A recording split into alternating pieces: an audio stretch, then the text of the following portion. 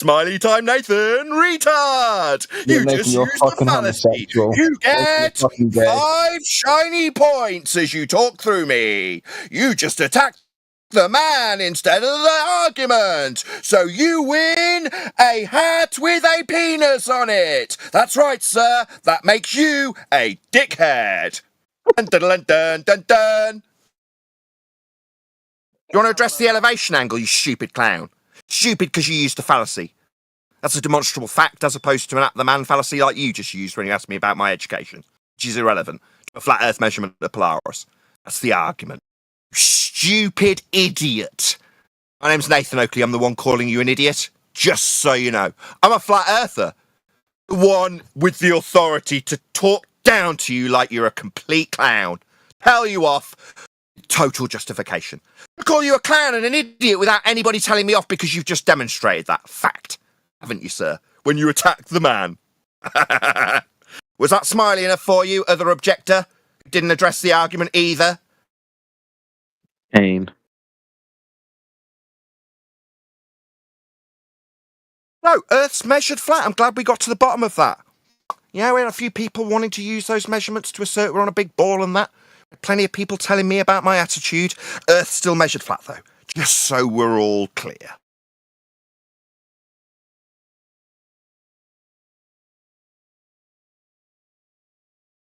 New thing now is the secondary measurements. I've heard it 3 times since yesterday. Yeah, they've relabeled calculations secondary measurements.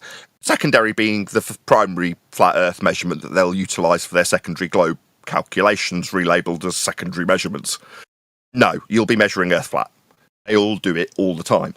I'm sick of it. I'm going to put a stop to it.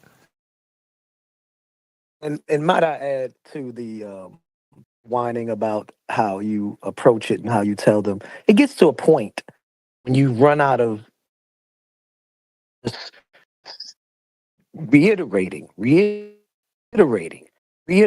redundantly the same thing consistently, never wavering, and they don't get it. You know they listen. You know they've heard it. You know they've eavesdropped about it. You know they've gossiped about it, and they congregate and they talk about it and try to find ways and tactical means of trying to ways in the lake, if you will.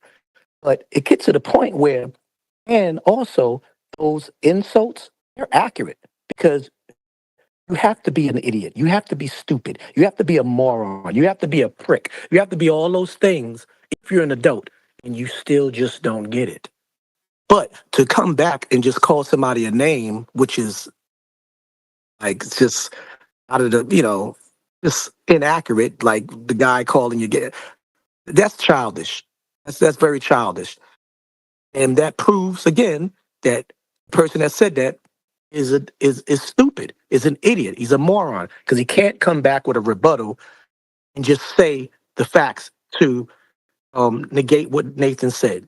They can't do that. But it gets to the point where I get frustrated. I'm rooting. I got my pom-pom saying, get him, get him, get him. I'm like holding the lead back. And I'm seeing Nathan chewing them up. Because it gets to the point where you get tired of trying to talk calm to them. You can't do it. Coaches try it, teachers try it, parents try it, adults try it with children. And these globetards are children. Mentally, they're children. And they revert to And cursing sometimes- out Nathan, swearing at him. Yeah, You want to stop sucking up Nathan right now? Jesus Christ. See? Right on cue, Neil just said that then they resort to swearing at him. Right on cue, mate. Perfect. You're predictable. Exactly. You're predictable, mate. Like Exactly. literally while you were swearing at me. At what? Fucking me up or something? Yeah, Neil was pointing out that was the next move by you, and right on cue you did it. That makes you predictable. How boring it must be you. I think he said you guys are talking him up. Talking him up. Yeah, talking.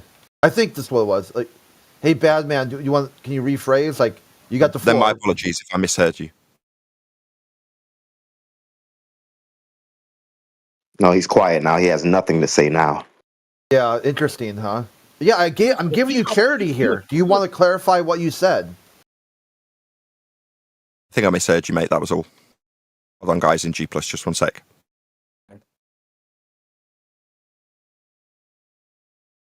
Or not, don't worry about it. On that note, though, we're about to go live to a live audience, so please don't swear.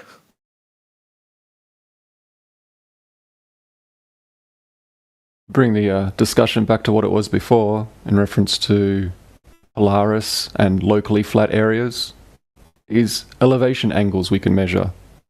A locally flat area will end up, being at least 5,400 nautical miles. Circle, that radius. I mean, it's definitely not curved. Don't care how large you think the globe is. Doesn't work. I think they all agree how flat we measure it, though, regardless of their justification for how big and ball-shaped it isn't when they measure it flat. We all agree it's measured flat.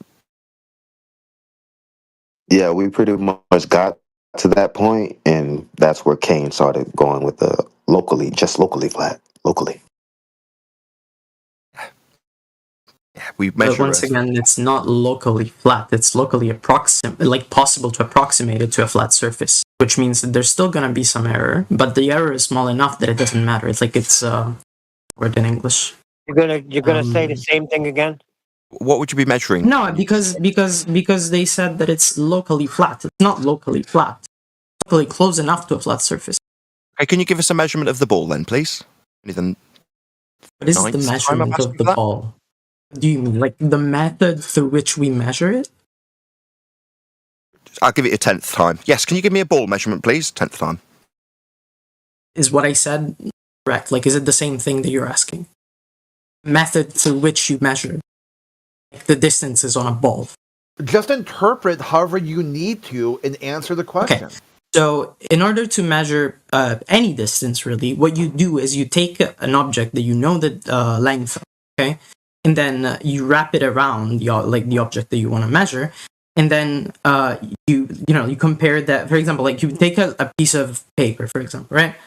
You wrap it around an object. Then you compare it with an object that you know the What length the of, fuck are you talking and about? see how many times that piece of paper, right? I'll say that. I was about Like to say say a string, for example, right? Like Is how this many how the times globe does that was object measured? fit into the string? Did That they? is- Yeah. Did that they is, wrap a that is piece of how paper? Did they measurements wrap a work. piece of paper around the globe? Not Is that what you're necessarily a saying? piece of paper, but usually Well, they do stop it with speaking bullshit then. with Give us the ropes. actual measurements. They do it with ropes.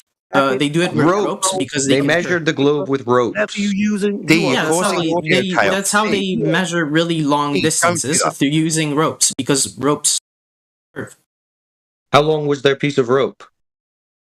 I don't What are know. we It depends on measuring again? it depends on what they What are we need to measuring? What are measure. we I don't, measuring? what do you mean? How long is the piece of rope? Well, We're you not said talking you about said they one measured thing. you said they measured the We're talking globe with about a ropes, didn't method. you? It's not a The single globe, experience. the rope method. Okay, tell us We're not about the talking about rope a method. single.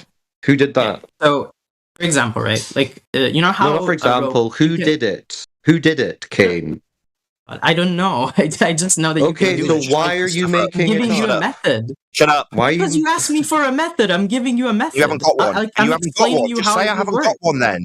No, you haven't got a globe No, I'm measurement. We know they're all. explaining. Guy, can you shut him up? Yeah, Nathan's got no ball Yes, I plan. do. I have a No, now method. shut up. You heard him, Wasn't right? it the Why is he still yattering through the top of me? Yeah, we heard you don't have one. Now you can shut up. Yeah, okay, yeah. So all you've got is a flat one when you talk about measuring Earth. Locally flat. Yeah, we know. Yeah, there isn't a globe measurement. There isn't such a beast. But there's plenty of flat Earth measurements that you're not going to get to use here today. So we're clear and we can summarise. This clown with his globe belief doesn't have a measurement for his globe. He wouldn't know where to begin. He doesn't really understand when he's asked 10 times for one what we'd be asking. What? Measure it globe-shaped? What do you mean? 10 times later, I haven't got one. Yet we already knew.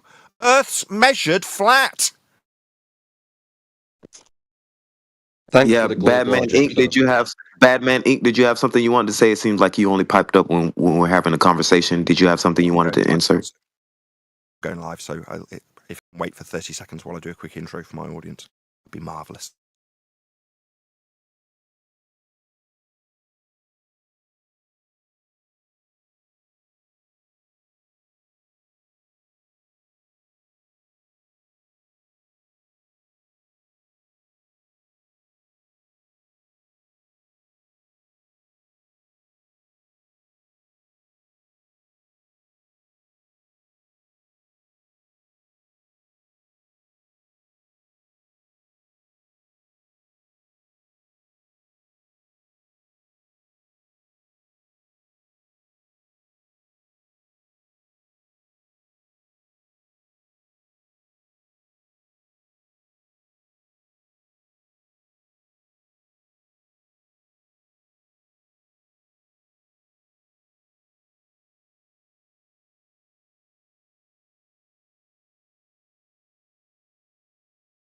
Welcome to Flat Earth Debate Live.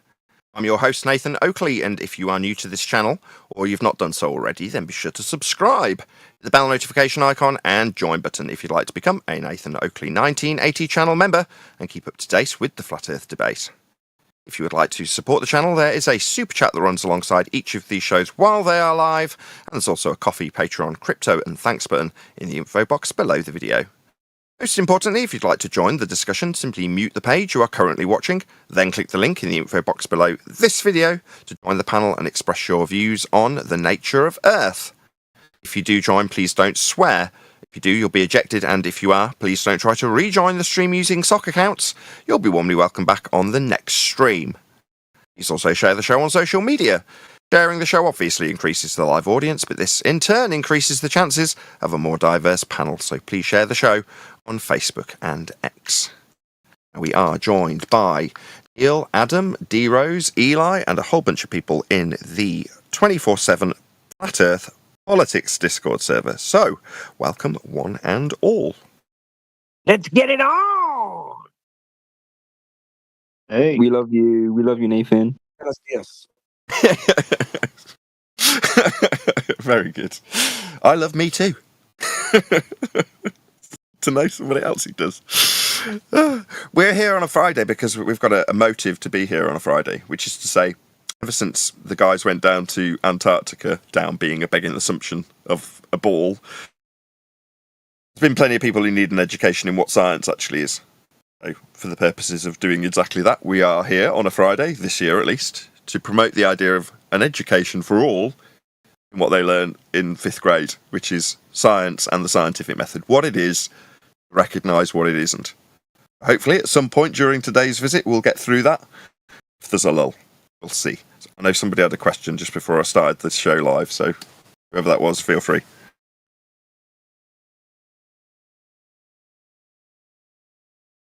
Don't be shy. There's only 30 people watching. We've only just started.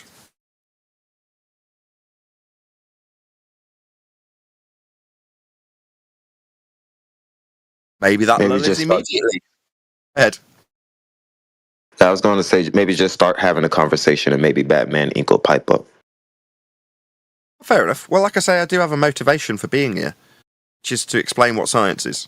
So with that in mind, I'm going to just go through it until somebody interrupts me, which is probably quite quickly. We'll see how I get on.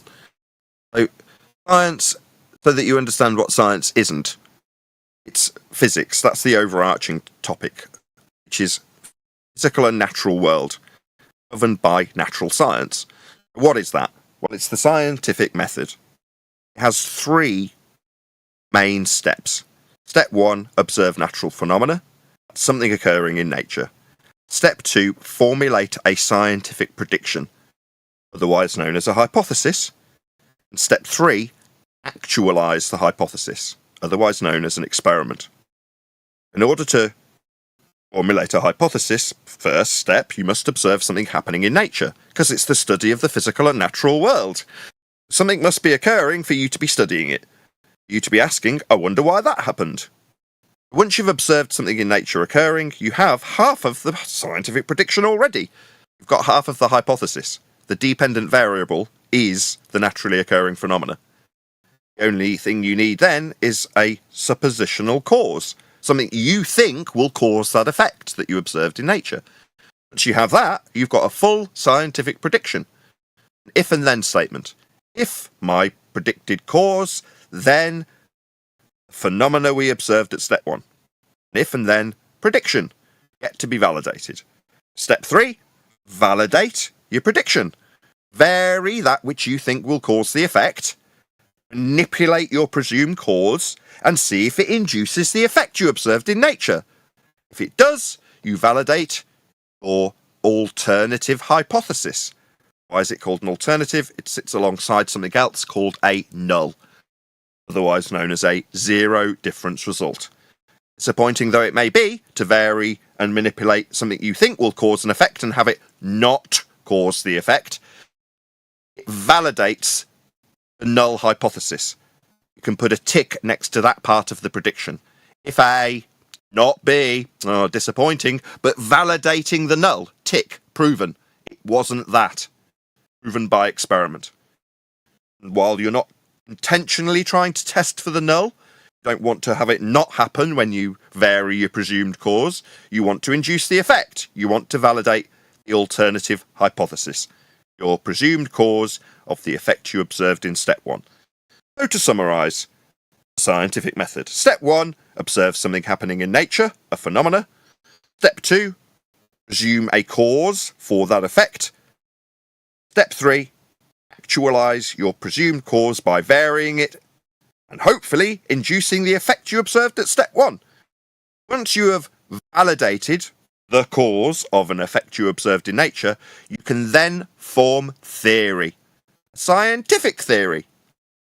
All of the words used in my description are words that are regularly hijacked.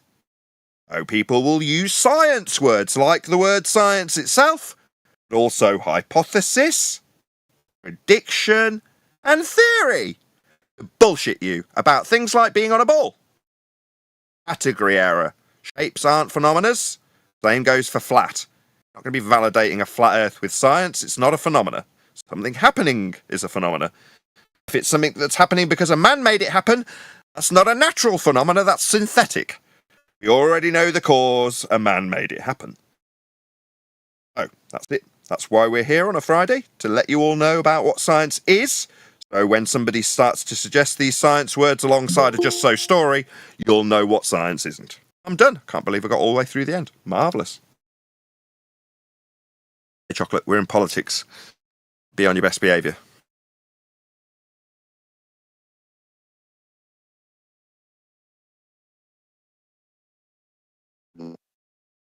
Hello. The other motivation for doing the rounds is to make sure people aren't using flat earth measurements when they believe they're on a ball. I mean, don't get me wrong, everybody's entitled to their belief. If you want to believe you're on a spinning ball flying through a second law of thermodynamics violation sky vacuum, then you can. It's just you're not going to get to use our flat earth measurements, which are all of them, if you're going to assert that belief. You could just have your belief and go away. Don't be telling me you're going to measure Earth flat because it's a really big ball.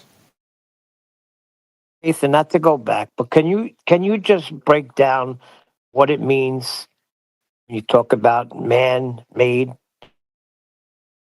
Yeah, when I say man-made, in the most simplest of terms, it means that a man made it.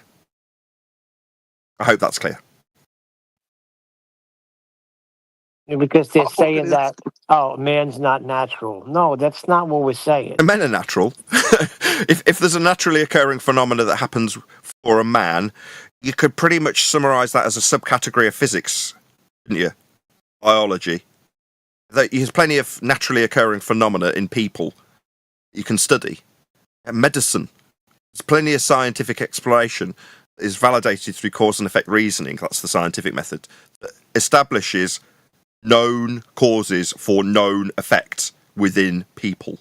So it's not that men aren't natural. It's just if I make something happen, like a pendulum, I wonder why that did that. No, you made that happen. That's a man-made. Any pendulums in nature? What are you talking about? Yeah, that's what I mean. Perfect. Marvellous. 50 people watching. Please share the show if you've not done so already. I know we've only just begun. It'd be nice to get 100 people watching as we are in the politics Discord server today. Hopefully one of my mods, and there it goes, Divergent Droid. Thank you very much indeed for spamming links in my live stream chat.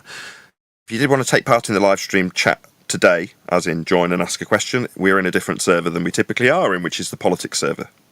I say not typically. I've been coming here for every Friday for a year. So we are typically here on a Friday, so you know the routine if you're a regular. But if you're not, there'll be a link going by to the politics Discord server, which I encourage you join. Ed D-Rose.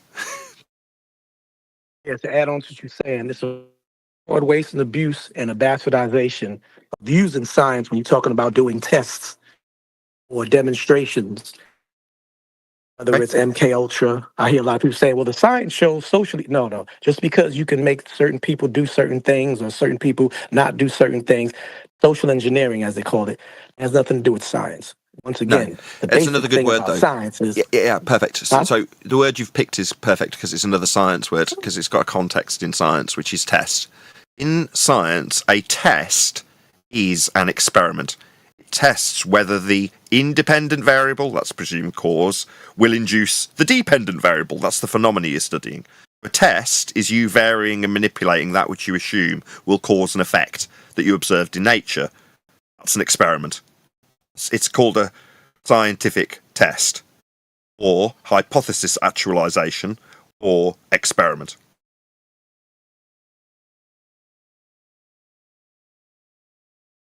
These words get hijacked all the time.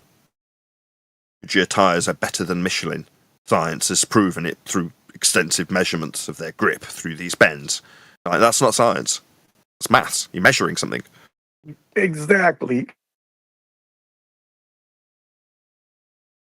Bunch of pirates hijacking our stuff all the time. Stop using our stuff.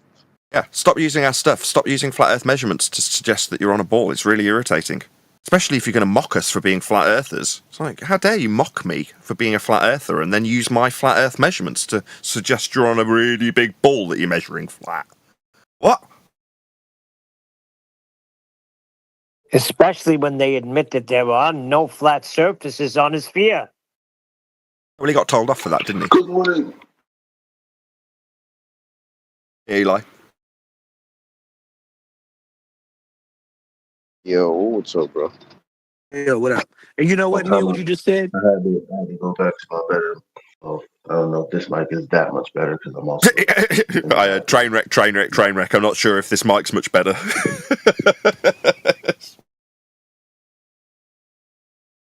It's a new phone too, so I don't know what else. You know what? Yeah, it's all right. New York guys are just not gonna get it right. Why does it sound like that? You a New York guy? I didn't know you were in New York, Eli. Yeah. Yeah, fair enough. Can I mock you for that? Is that something I can mock him for? What do you mean? I'm in New York too. I'm just checking. No, I don't know don't the score mock. with You these can't. things. No. Wait, hold up.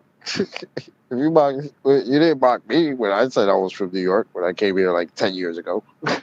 No, I'm finding new things out all day. I found out 3 days ago that if you're black, it doesn't just mean that there's a unilateral acceptance of your blackness. There's a how black are you scale, which I had no idea about.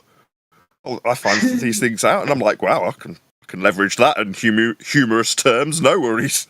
Excellent. I like new news. More with women, though, right, Chalk? Yeah. A little bit. I don't know. No, it depends. Why, you Well, no. guys are getting like that too? What's going on? No, Yeah, it's isn't it like that nuts? both sides. Not like- us guys, but yeah, some guys. You're not us three, but yeah, there's, like I said, there's cultural and then there's skin complexion. I mean, there's literally two ways of being you're not black. Whether you're Patrick Mahomes, dig what I'm saying? That kind of Yeah, I got you. Or whether Got you Yeah, from or yesterday, whether- and I picked or up on that. or I'm whether glad you you're- clarified that, actually, D-Rose, because that was something I was going to ask Yeah, about. yeah. Because you were saying about, I can't remember who the person that was being discussed, somebody black, obviously, but you were saying that they were a sellout, and you'd contextualised it in terms of what they'd done, as opposed to the tone of their skin. I was like, oh, okay. Yeah. So depending on your behaviour, you can be described as not black enough, which is also Exactly. interesting. Yeah, they Exactly. always that I'm one on the blackness scale, especially being from New York. People say out of 10, 1 out of 10. So you're bragging. Neil actually on this scale somehow is higher than me. They said so. Did you say you're very black or not very black? I didn't quite hear you. He's Not bottom very scale. black. Even very Neil is more black than me. They said as a joke. That's how to my whiteness. Because that's how they. Because it's a behavior, it's an attitude, it's a culture type of thing. You know what I'm saying? That's why they got the cult. The cult. I like how you're justifying it, D. To me, it's the dumbest thing I've ever heard, but it's hilarious. Thank you. I've got to Thank you. admit. To us too. Yeah. Anyway, if we're moving on, QE said I was in trouble. I'd love to get to that. That's the only reason I came up. Not What that I'm aware of. I wanted to talk about what Neil was talking about on. I clearly I No, wanted I'm to sorry, take that listen. moment to do what I wanted to do. What the hell Go are you ahead, doing, take it. bro? Take it. It's that black on black crime. No, Blacks, I'm just gonna say it. Here they go. yeah, let's not turn it into something it isn't. Brought So the hood to politics today. and we're in politics as well. So he told the guys in politics not to let me forget. And trust me, I've been thinking about it in my sleep. So what did I get wrong? What are you in trouble about? That's what we don't know. I don't know. QE will tell us So when he it's gets not here. even that serious, man. Huey said that all the guys were going to chew me out. That y'all No. had a talk. By the way, people in politics, feel free to interject. If there's anything you want to pipe up about, globe, flat, concave, whatever you like, feel free. We'll just chat indefinitely until someone does pipe up, by the way. Don't stand on ceremony. Are You you won't done? get told off for interjecting, is what I'm saying. Are you done, Eli? Oh, you're so polite Was to that each other. No, that was funny. No, that was funny what QE was saying because you were kind of all over the place. But anyway, I want to go back to what Neil was saying about there are no flat surfaces on a sphere or globular shaped thing. And that's on any scale. That's on any scale. You know, you got a level with ruler on it.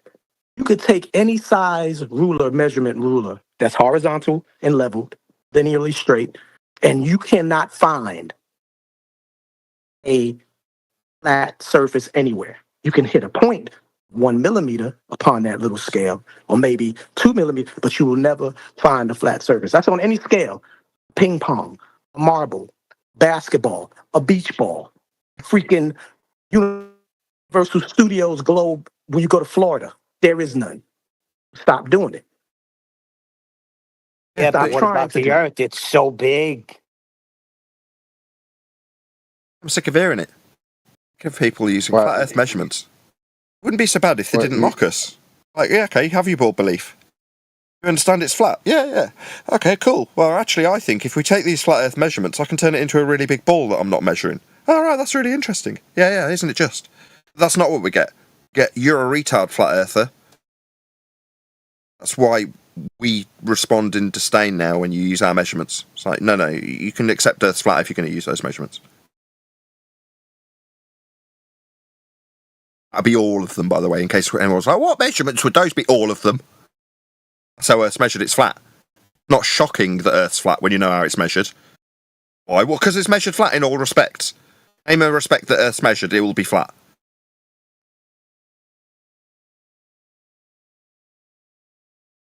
When it comes to ball measurements, we don't get any, because there aren't any.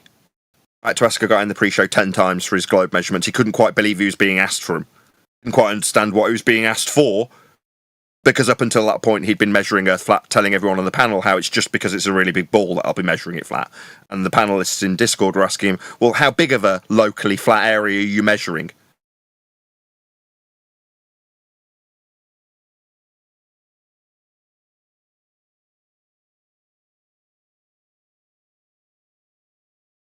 Anyway, Shouldn't it be locally curved as well? should be locally curved. If you were measuring it curved, it would be curved. But it isn't. It's flat. That's how it's measured. But you guys are not down with Disco Ball Earth? Like lots of little flat planes that are attached to angles we don't see. No, bit like but on screen now. You can't Essentially have what they're that. saying, right? When they say it's locally flat. Yeah, like we've got They're on trying to screen. convince us They it's can a project giant disco ball. They can pretend that there's an area tangential to a Dingleberry Earth as depicted on screen for my live stream audience, right? But they're not measuring it from that tangential plane. If you're going to suggest that it's measured with respect to anything that's in this model, it's in the centre of hell. That's the actual angle. It's depicted coming through the tangential plane that doesn't exist.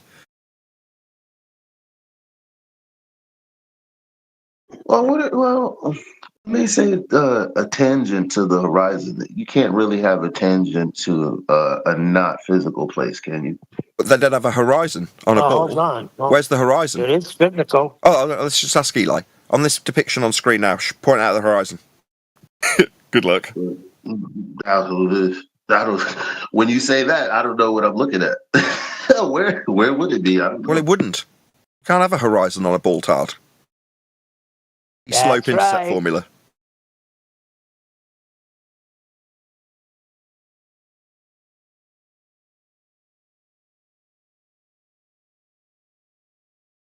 We've done everything And we the needed to do. We're at 25 minutes in, 70 people watching live. Smash that share button if you've not done so already.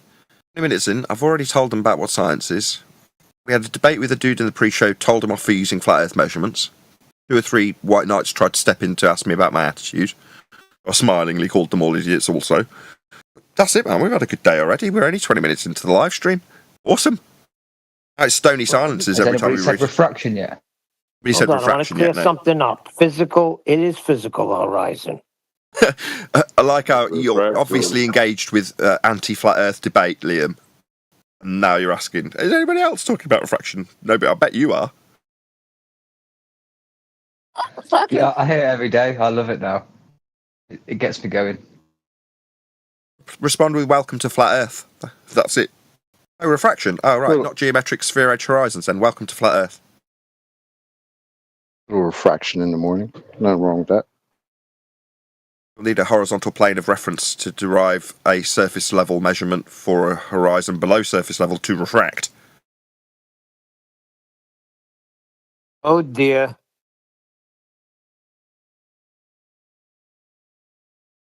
Something else for anybody who's in here, because you're all a bit quiet.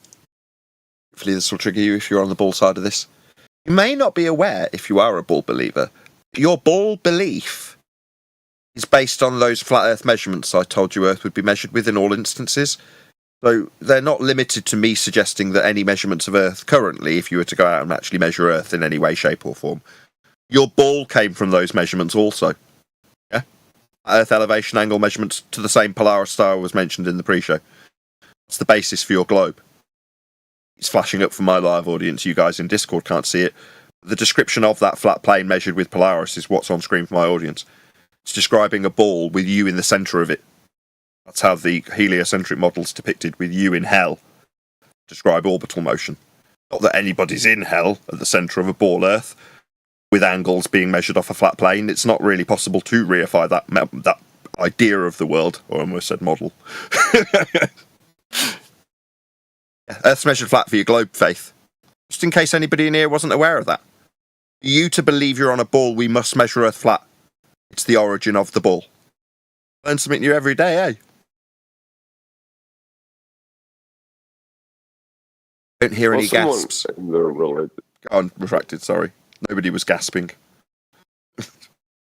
Oh, well, their religion's very aware of that. They teach them that the Earth is measured flat. It's part of the rhetoric that they cling to. And they come up with the excuses for how curved it's not. Exactly what happened in the pre-show before you got here, John. Exactly that. There was exactly. I can't remember who it was, but someone was basically playing with him like he was food. I'll credit him if I can scroll. It was endless. It was like, how big of a flat plane are you measuring locally? It's just playing with him. Very amusing it was too. There's that famous quote, they need a flat Earth more than we do. That was Refracted Curvature that first said that a couple of years ago. And that sparked something in me when he is in exasperation when he was arguing on Flat Earth Debate Server. They're constantly appealing to flat plane measurements, and in frustration while he's trying to explain that to him, I'll try and parrot you. I know you're here, John, listening to this, but he's like, you guys need a flat Earth more than we do! Because we're not making any suggestions in terms of Earth measurements. Typically, we'll be responding to somebody claiming it's a ball, and then telling us all about how they measure an angle to Polaris, for example. Or asking us about why we wouldn't see it past the minimum elevation angle measurement of it. Like the guy that did it in the pre-show. Idiots. They think they're being smart when they ask me that. Why don't we see Polaris past the equator? Oh my god, you guys demonstrate your ignorance so quickly. How do these planar measurements work on a plane flat earther? Yeah, that's what they're asking us. They don't even know it because they're too dumb to understand their own religion that they've got in a ball, and how that originated in flat Earth measurements. They might have heard the name Kepler. What do you think he was using? Was he measuring? Do you know? None of them know. They haven't got a clue. That's why we've got religion completely founded in ignorance. Religion totally founded in ignorance. All they know is what they were told by their high school teacher. That's it. They haven't actually gone and done any research, but when they hear somebody say Earth's flat, immediately they brace against it because they've also been taught to hate us. Okay, doesn't change how Earth's measured. If you use that measurement, you're going to get a strip tore off you by a flat earther. Me, Nathan Oakley's going to tear a strip off you for using flat earth measurements to assert you're on a bleeding ball. Idiots. You know where your origin measurements came from? My God, why am I having to educate you in your stupid ball religion? Tell me I'm angry. Most of it's the show. I love that.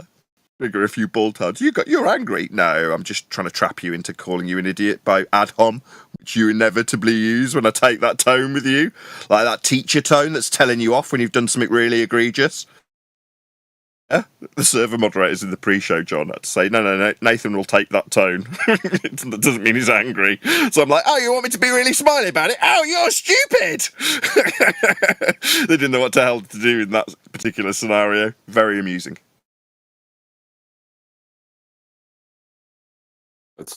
It's odd when you take all emotional connection away from the argument and just think about what you're saying. Find there's no argument to have. There's no drama in that, is there? I've got an audience. I've still got a YouTube hat to wear.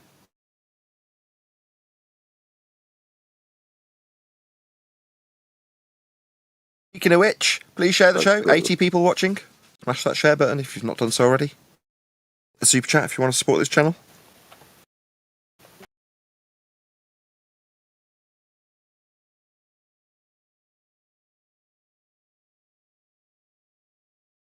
Yeah, so that's why there's stony silences if you are in my live stream watching this going, why is there stony silences? It's because no one wants to get told off, because there's nowhere to go anymore if you're on the ball side of this discussion. You've only got to spend about 10 minutes in the company of us, that's Flat Earth Debate Team, to know damn well that anything you open your mouth to assert that there's a ball beneath your feet with will get knocked immediately into place by pointing out how Earth was measured flat to come to that assumption of a ball. No one wants to say anything. Typical. That's how it should be. Yeah? Nobody's calling us idiots. Oh, do you guys think the Earth's flat? Nobody's asking that. They all know exactly what the score is, don't they?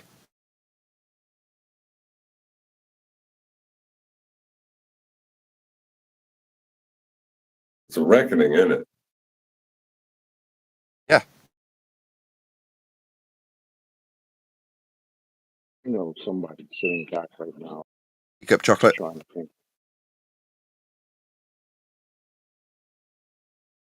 Maybe not. Can you hear me? I can now. I was gonna say, you know, somebody's right now is in the cut, just listening, trying to figure out a way. How can I argue it's a ball while using flat Earth measurements? How can we sneak it past them? Yeah. That's what they're doing. 5 years ago, they used to try and sneak the R assumption past us. That happened in the pre-show before you got here, Chocolate. It's like, don't beg the question.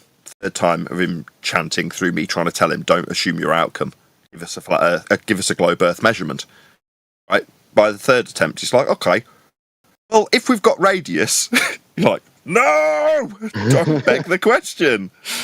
5 years ago, they used to do exactly that. Well, if I can just get the word radius in, now it's immediate. The moment I hear it, no, don't get to beg the question. If we have the thing that we're trying to prove, then we have the thing we're trying to prove. Job's good. Yeah.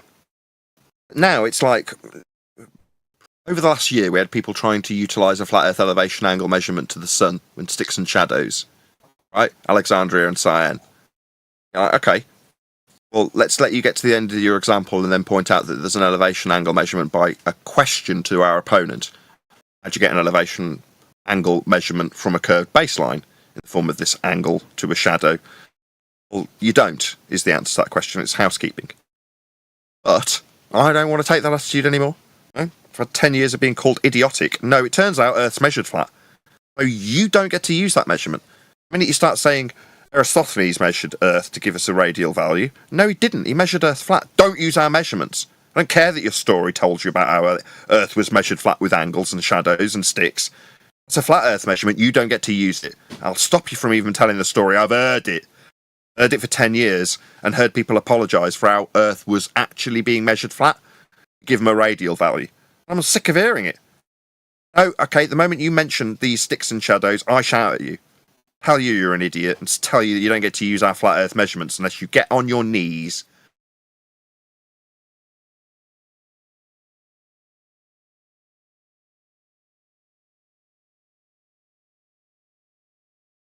We've got half an hour left here, so at the very least, if anybody did have anything they wanted to quiz us on. Assalamu alaikum warahmatullahi wabarakatuh.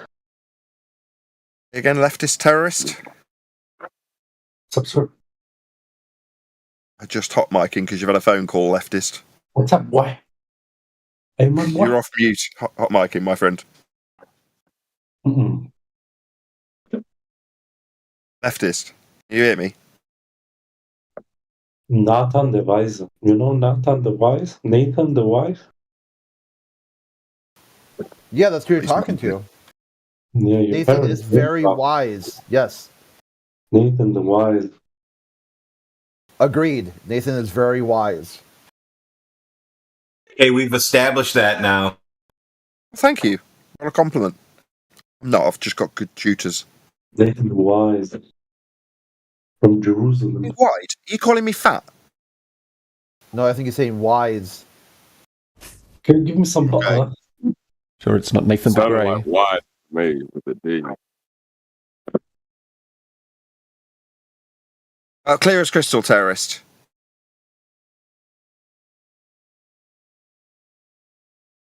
Kill the wise one. So let me tell you something, okay? Feel free. Let me tell you. Do you know something about structuralism or structural realism? Structural what? Structural realism is the view that insofar as scientific theories offer true descriptions of reality, they do not tell us about the nature of things underlying the phenomena. Right? The new one on me. Yeah, it's more about equations. You know? Asians? So, if we talk facts here, the flat Earth theory doesn't have any structure, so there is no fundament. Therefore, it is disapproved, sir.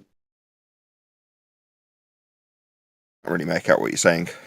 Really sorry. I think I heard enough to respond. You're saying that science gives you the answer to what is questions. That is wrong. It's not a theory, just a fact. You measure Earth flat. That is. Shout out to Stephen Davies for the super chat. Big shout out to Nathan and all the FED panel. Thank you for the super chat.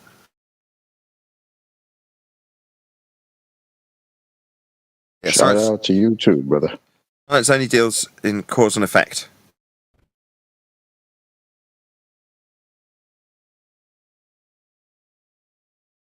Very, very narrow. What's your opinion on the Eratosthenes guy, like the Shadow Earth guy? Guy measured Earth flat.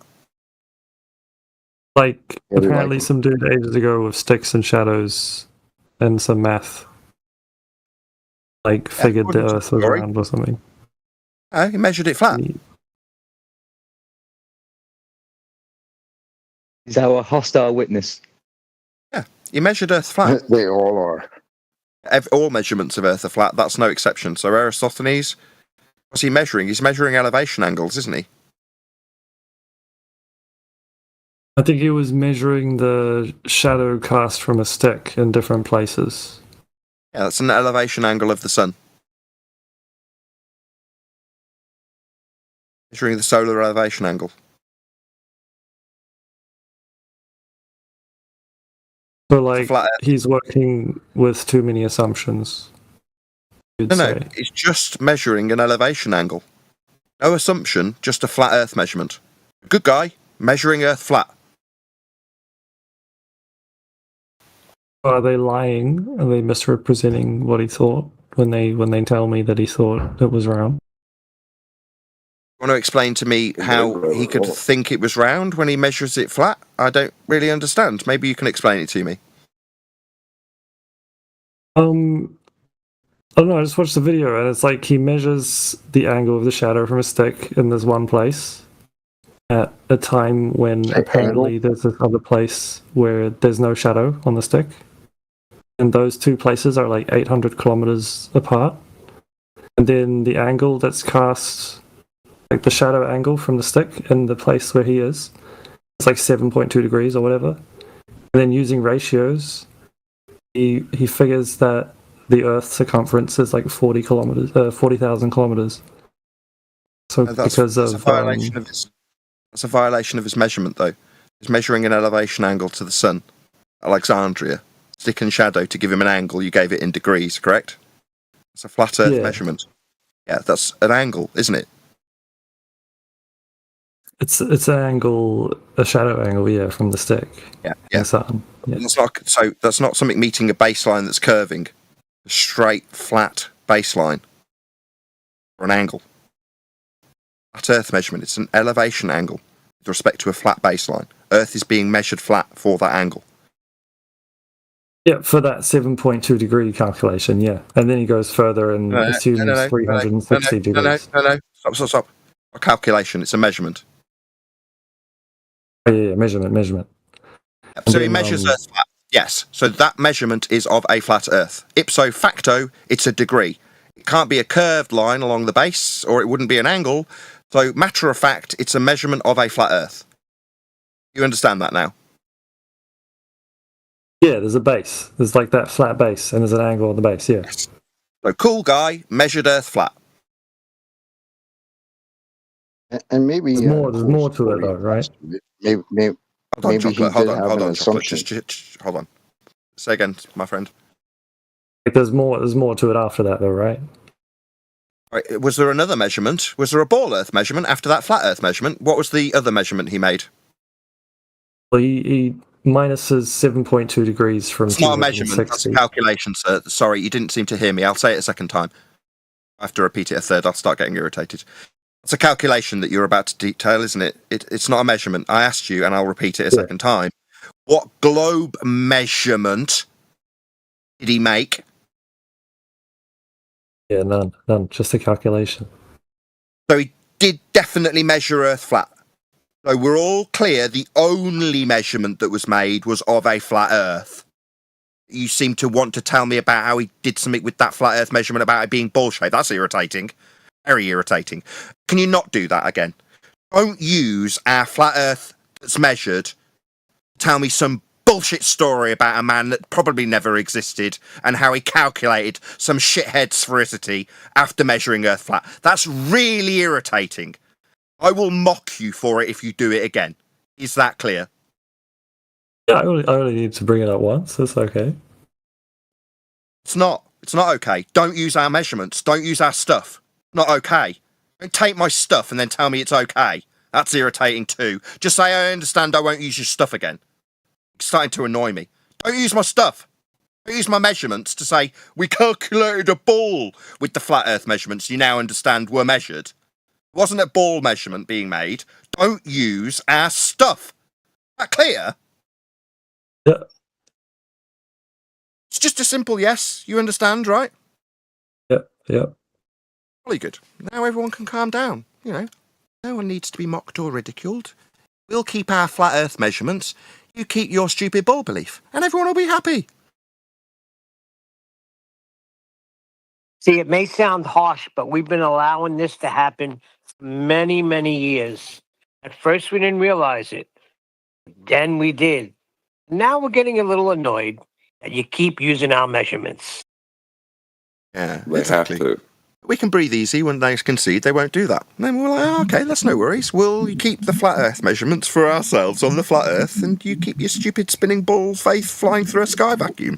Good for you. Hey, John.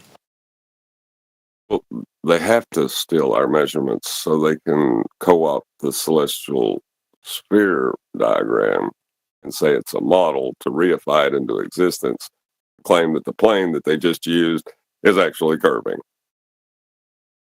Yeah, they but we're violate. not allowing that no more. Yeah, we're not going to allow it. Exactly. Stop them. I mean, if they're going to assert the flat Earth measurements, then they can do that. You know, obviously, they're flat Earthers at that point. Till they start telling us about the calculations that are being utilised with flat Earth measurements that violate those flat Earth measurements because Earth's going to be curved at the end of the process. That's absurd. It's kind of big. Again? It's just kind of big. What is? Earth. Yeah, Earth's massive. As far as we know, there's lots of surface, all flat. Lots of big flat surfaces that we all dwell atop and measure. Yes, Earth's very big. Big and flat. Everywhere that it's being measured. One big ocean, too, it seems. About ocean, we do utilise that as part of the measurement. Sea level. All altitudes of everything ever are going to be described with respect to sea level. That's a flat Earth that's being utilised to describe the heights of things. Altitudes of sea level. Flat Earth. Yeah, you won't be getting to use those sorts of measurements if you're a ball believer. What do you mean you're going to be using your height? No, that's a flat Earth measurement. What do you mean you're going to be using distance in kilometres? Between, what, Cyan and Alexandria? No, that's a linear distance that we'll be needing a flat Earth to describe. You don't get to use distances and measurements of any kind. If you're on a ball, what are you doing? Stop using our stuff. Don't use distances, don't use miles, don't use kilometres. Those are all ours. Those are flat Earth prerequisites. Don't use those. You'll get shouted at by me. My name's Nathan Oakley, the one shouting at you for using flat Earth measurements. You don't get to do that anymore. Ever. If you're on a ball, you just get to hold your ball faith. All you get to do. Believe that you're flying around the sun. Good for you, you can believe that. Believe you're Superman. Described from inside a ball that's made with flat Earth measurements that we can educate you about if you're tolerant, which most of you aren't. Yeah, once you say altitude, you're done. Once you say height, you're done. Once you say... Miles. What's another one, Nathan? Miles. Miles, you're done. Angle, north, south, east, horizon. Up, down. You don't get to use any of these words. They're all ours. Up? You don't have up on a ball. What are you talking about? Square inch.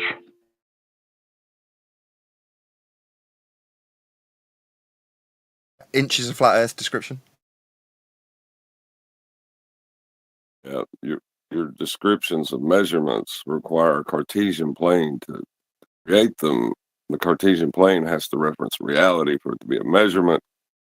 So, any measurement, so facto, needs that Cartesian plane.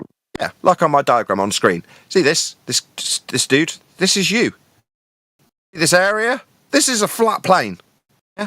See how you're describing angles for things like satellites and orbital motions and north, all with respect to this plane. You see how the equator is being depicted as a circle with you standing inside a giant protractor? That'll get called Earth later.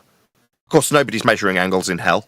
That's how your orbital motions work when you're measuring flat Earth elevation angles off a flat plane, like described in this picture.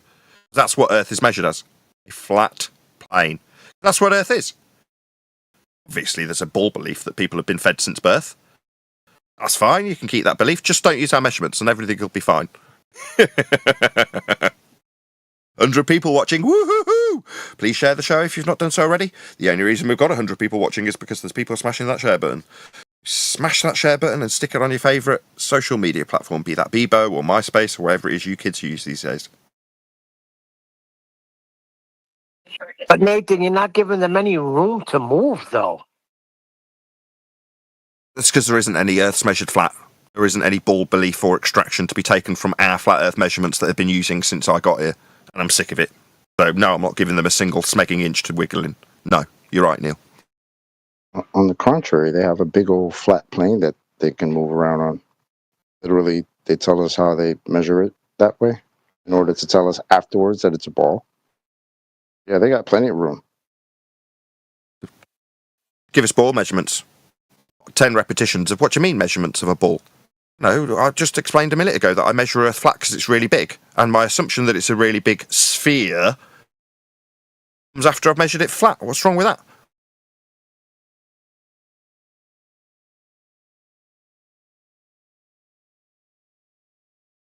Yeah, there's a lot wrong with that, and we'll be telling you all about it. Hey, Nathan, I was going to say, do you have any kind of leniency on a glober that comes in and says, "Hey Nathan, can I borrow your flat Earth measurements just so that I can conceptualize and create our imaginary fantastical globe that we like to believe in?" Is that all right? Yeah, that's fine. As You long just as you pay. first get on your knees and worship at the altar of flat Earth, which is what you'll be using and asking to borrow. So profess the fact of the flat Earth measurement that you'll be borrowing to assert your ball belief, and then you can borrow it for a bit. In other words, acknowledge our Earth will be flat for this requirement you have to believe in a ball, and then you can borrow it. No worries. On your knees. Earth's flat.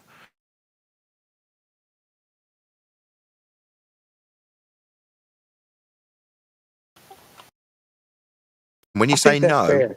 I'm not going to drop down to my knees. I'll say you'll need a flat Earth for down. Not talking about going in or out onto your knees. Get down on them. You'll need a flat Earth for that description.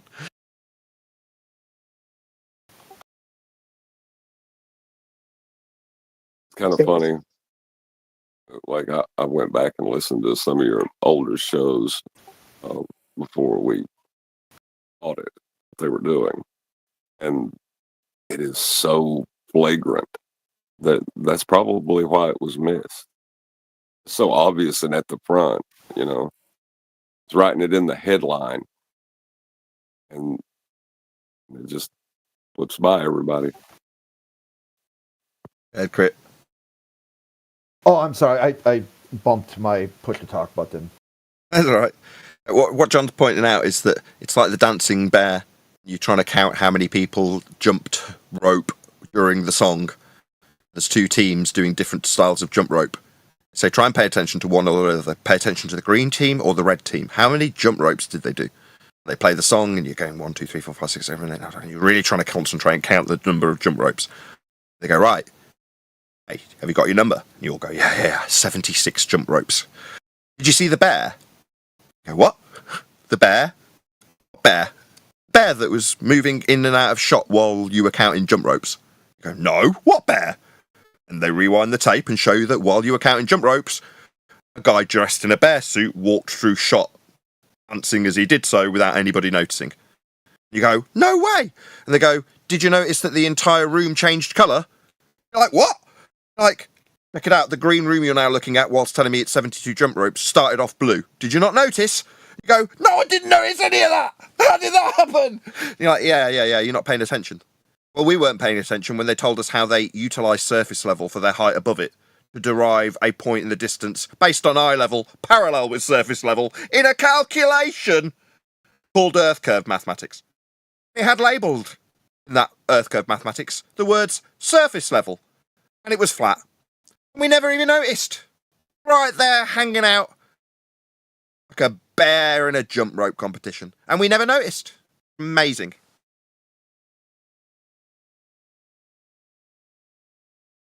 Neither did any of you guys, did you? We're ahead of the game. Yet we get told we're behind the curve. Isn't that interesting? And you ask me why I'm angry. Not really. I just put it on for show. I've got an audience. I can turn it off instantly too. But it's fun while I'm shouting at you, right? You're enjoying me putting on that tone with you, aren't you, boltards? You love being shouted at. You wouldn't be using flat earth measurements unless you like being shouted at by Nathan Oakley.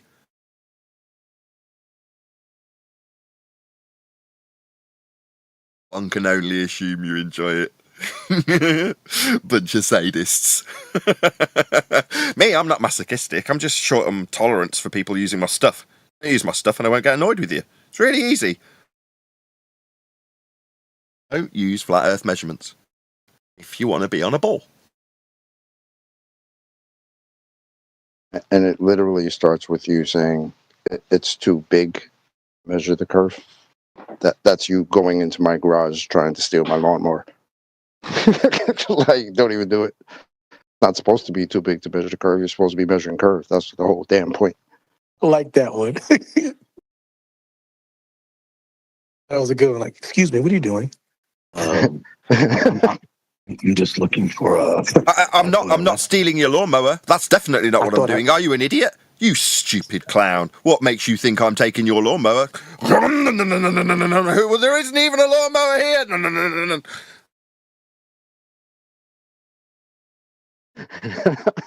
Basically, yep. Don't use our stuff. Don't use flat Earth measurements. Really easy. They 10 need to minutes cut left. their grass. They really need to cut that grass.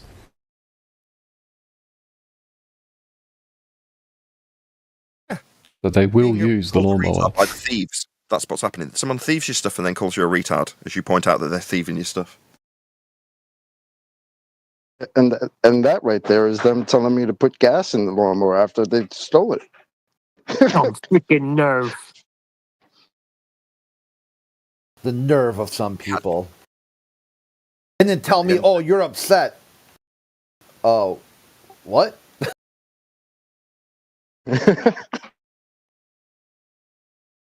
Well, we've been putting up with it for 10 years now. It's time we put our foot down. And that's it. No more.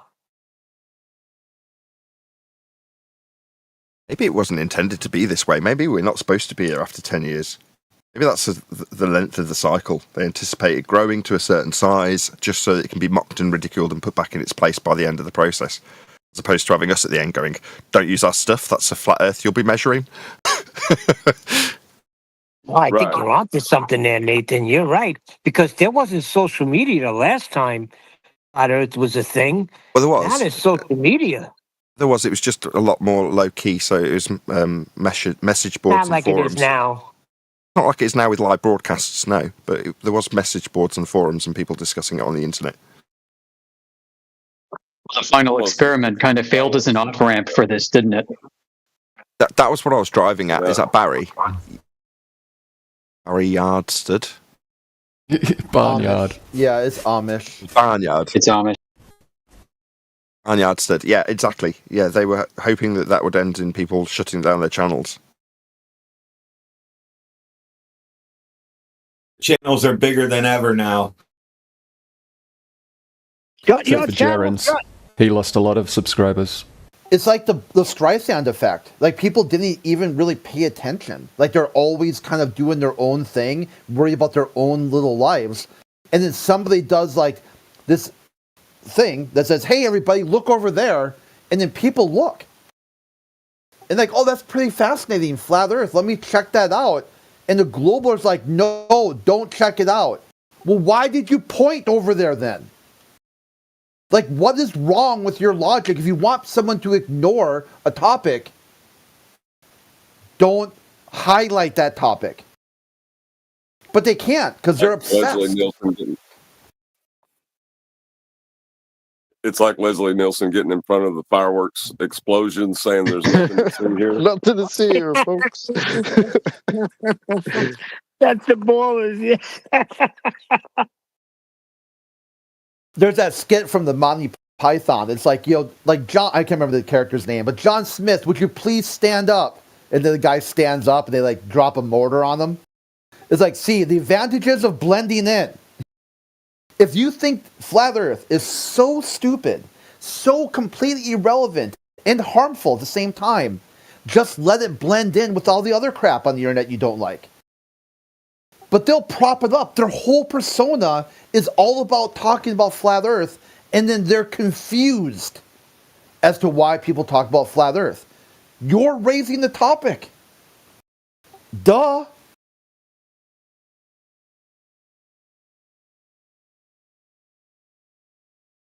I typically round out the live show in about 5 minutes, but I've been moaned at by my own panel the last couple of weeks for dropping out of politics. Because they're like, don't moan and say you're leaning on the mods too much. They don't mind. They don't mind having you there. That's what I've had. Just so you're informed of what I get after I like, oh, we'll only be here 5 more minutes, etc. Wow, is that how we sound? Yeah, really? Yes, that is how you sound.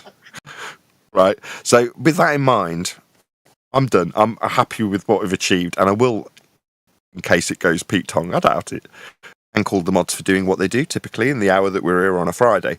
I'm going to hang around anyway, even though it's strictly speaking the end of my live show and I've achieved what I want to achieve. Is it okay if we hang around a little bit? Maybe we'll hang around for half an hour, see what discussion develops. Sure, you better take advantage of it because I have to go to work in D, you're not in Discord. Politics, he's asking politics. You're very welcome, Nathan. We'll hang around for another half an hour then. I won't pipe up and try and dominate the conversation. Is what I'm saying for the next half an hour. If it goes silent, so be it. Unless a By the numpty way, comes in. by the way, Crit, it's good to hear you, man. I know.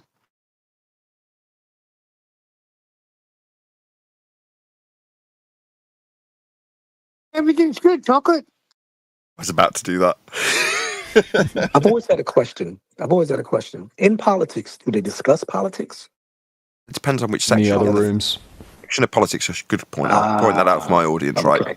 So for my audience, as you can see at the top of the stream on the right-hand side of the live stream page, the visual page, it says 24/7 Flat Earth, right? That's the subcategory of the politics Discord server. So it's discord.com and then the channel name politics, right? That's the server. This section is just one of many. So I'll scroll through them so my audience can see what this server has to offer as opposed to just the Flat Earth section. So there's an abortion debate section, there's a conspiracy section, there's a voice chat. Well, I think I'm going the wrong way. I'll go down as opposed to up.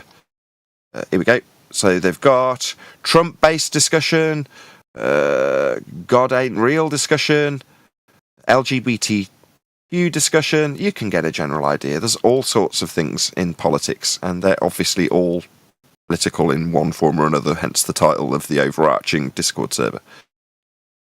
So join the politics server. I'll just do my plug and then I'm done. So hopefully one of my mods from the live stream chat will stick a link to the politics server. It's a good server. You'll find something to do if you're interested in politics of any description. Flat Earth falls into that category, hence it's got the most popular section in this particular server.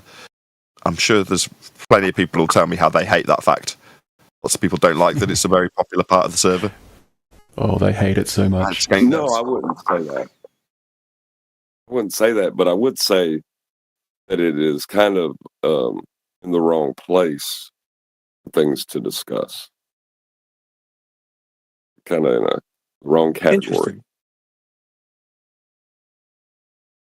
So before I came on here, I didn't even know Google Plus had this. I'm gonna be honest, I'm not very computer literate. You know, I'm pretty much on my third semester, as it's being 6 semesters. My siblings tease me about that, but still, I'm aware to be able to navigate and get online and do my bills and stuff like that. But I came from a place called Clubhouse. I think I mentioned this to you guys before on the panel. And I guess it's the same thing. They have different categories. They discuss all kinds of things. They have these different rooms. Is that the like homosexual brothel? Negative. What was it? Remind us. Negative. They talk about sports, politics, COVID, flat The Earth. YMCA. Flat Earth. They talk about esoteric stuff and all that stuff with the ether, all kinds of different things. Same thing over here what they talk about. Even got an LGBTQ section right there. So, and that was the first time I had got put on that by an elder mentor of mine, Grand Mixer DXT, who invited me in as a guest. And then I got out of there because there was a lot of Discord 1,000-fold, like just arguing, going back and forth. I was like, I can't deal with that. I can't deal with that. So I left. And then that's when I came on here and jumped on this one, thanks to Divergent. He put me on and Righteous and everything. So, but I didn't know that it was more topics other than Flat Earth versus the globe and all that. So that's pretty cool. You get in Discord. You could get on politics in Discord. I have. But before I was on the panel. So you'll have a good old time, yeah. No, I don't. I get into fights because my tolerance for numpty and assholishness is very low. And I just, no. I get away with blue murder in there. I don't think most people probably wouldn't get away with what I get away with in there. But, I don't know. I push the limits to the absolute extreme in politics, and I get away with it. So be it. Celebrity status there, or infamy is the top of fame. So infamy allows you. Everybody likes it. The guys in Earth Awakenings definitely don't. They're not appreciated everywhere. Not surprisingly. Earth Awakenings. Oh, I can't believe there's no ballers in there. In this server right now, not talking. What's going on, guys? Nathan, question, because I have to check in. I have to report in. We start at 10. I know you're pretty much hanging around, but is your show going to be ending? Because you usually have a show after 11. Because my lunch starts at 12. Will you still be Google open, or are you going to be locking us down? Nah, I never lock anything Predetermined. down. Typically, this people hang around in these hangouts for hours after I've disappeared. Don't worry about it either way. Once you've made your way into one of the hangouts, that's why I keep telling the live stream to post the link to politics. You know how long we were in G Plus yesterday? Oh, A long time.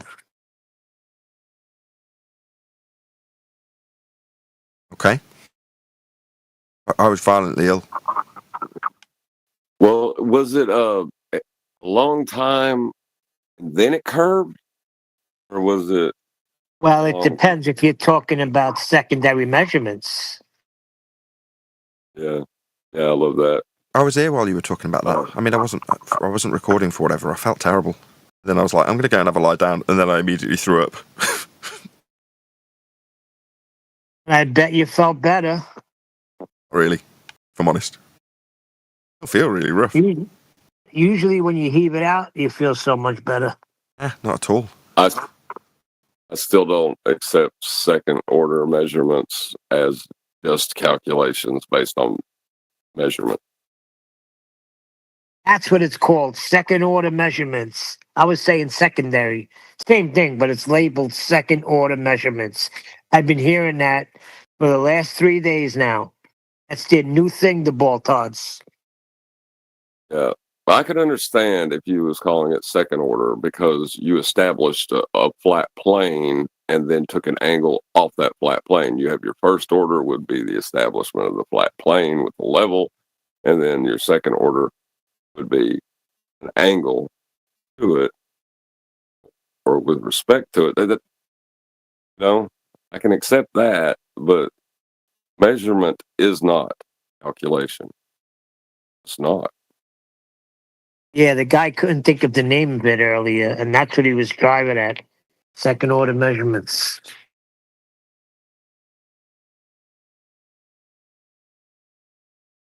I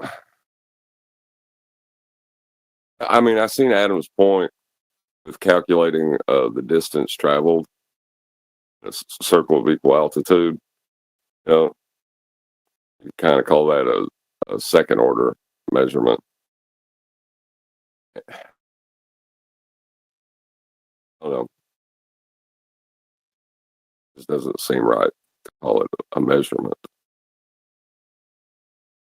Well, it's not. If you're calculating it, it's a calculation, correct? Yeah. And I like calculation's a bad word as long as it ain't contradicting your measurement. If it's helping describe your measurement's relationship with something else, it's great. It's like an imperative almost, isn't it? It's like a requirement of the geometry. Not that you're directly measuring it, but when you have other pieces of information, then what else could it be? Yeah. Well, like with PV equals nRT, right? All of those individual things within that equation can be measured. You can measure pressure. You can measure volume. You can measure particles per million, the energy within the gas itself, temperature. It's all made up of measurements. And PV equals nRT shows how those measurements relate, but it's still a calculation, not a measurement. You know what I mean? Yeah. It just sounds like they're just playing linguistic games and trying to get you to accept that the words they're using make any sense. Yes. Yeah, stuff points to stuff. Stuff says stuff. It's real new. It's new science. And what you're meaning of is I know that voice. Get up, Demark.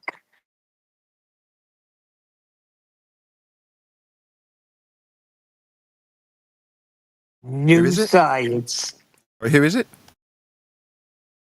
DMARC. Okay.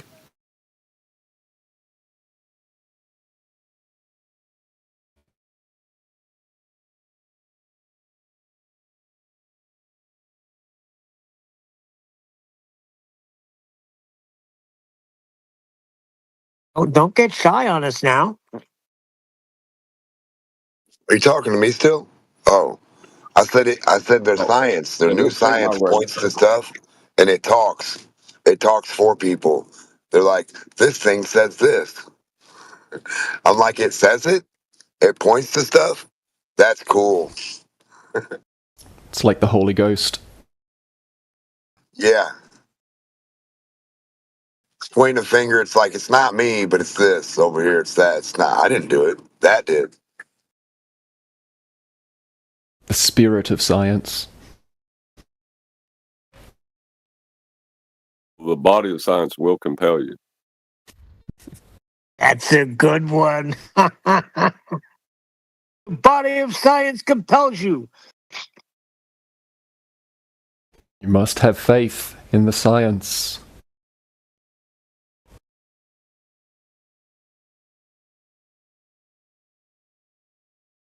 Odd. Like, when you have, like, you don't believe you exist. You know what I mean? Like, if you're basing it on evidence, it's not a belief. They want everything to be belief, so they can put it in that if statement and discard it if it contradicts their worldview. You know what I mean? Like, they want Yeah. everything to be an if statement. Oh, we're having an effect because when we first came out here, there was a law of gravity. I don't hear that said anymore. Very rare do I hear what somebody say the law of gravity. So we're They having say an theory. impact. Say the theory of gravity a lot, though, don't they? Yes, yeah, they do. They say other things of gravity, but it's magic word. Either that or it's. Oh, I don't know. Next question. But yeah, like the wild speculation of gravity based on planar measurements doesn't sound as good. Here's a good one. The direction of gravity.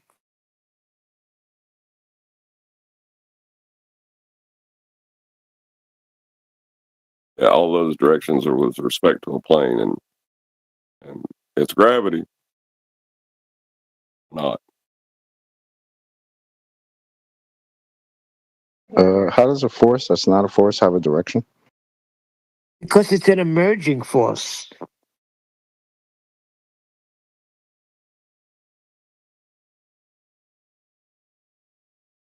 It's like the planar measurements that's not of a plane. Force that's not a force. Why not?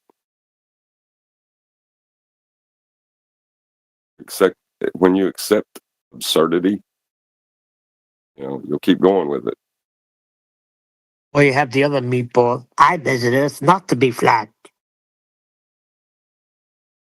Well, how did you do that? With how overall flat it is. Measured it against that. This mountain?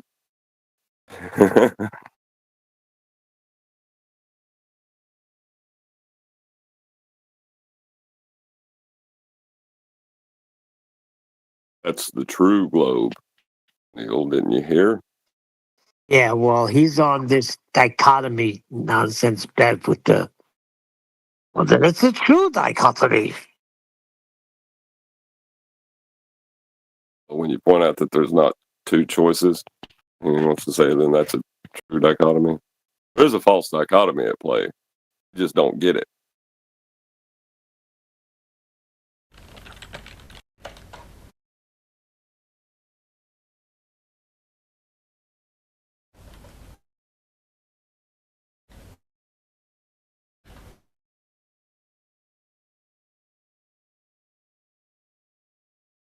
I'm pretty sure Bev said that the globe is flat. The true globe is flat. With that, what you want? Yeah, the globe is measured flat. That's what I always say. I want to know what Eli said that he's in trouble for. I still don't know. Oh, when Kiwi gets here, we'll ask him, won't we? Ooh, somebody's got to report to Daddy. I love when other people are in trouble and not me. We're all waiting to find that out. Apparently, I'm in trouble too. Yeah, Huey said we have to wait till today. If it's in the next 20 minutes, you'll find out in Discord. If it's any consolation, guys, I knew the atom existed. I knew it was a discrete point. I knew all these things, and I still called it a convention. And I got, just don't take yourself too serious. Sometimes, like the numpty effect, you're trying to communicate with somebody, and you're making these concessions just so you can get across an idea to them that they're talking about. Oh, you got the best from QE. What did your IQ go down? Yeah, it did. I'm trying to speak retard, and I don't ever do that.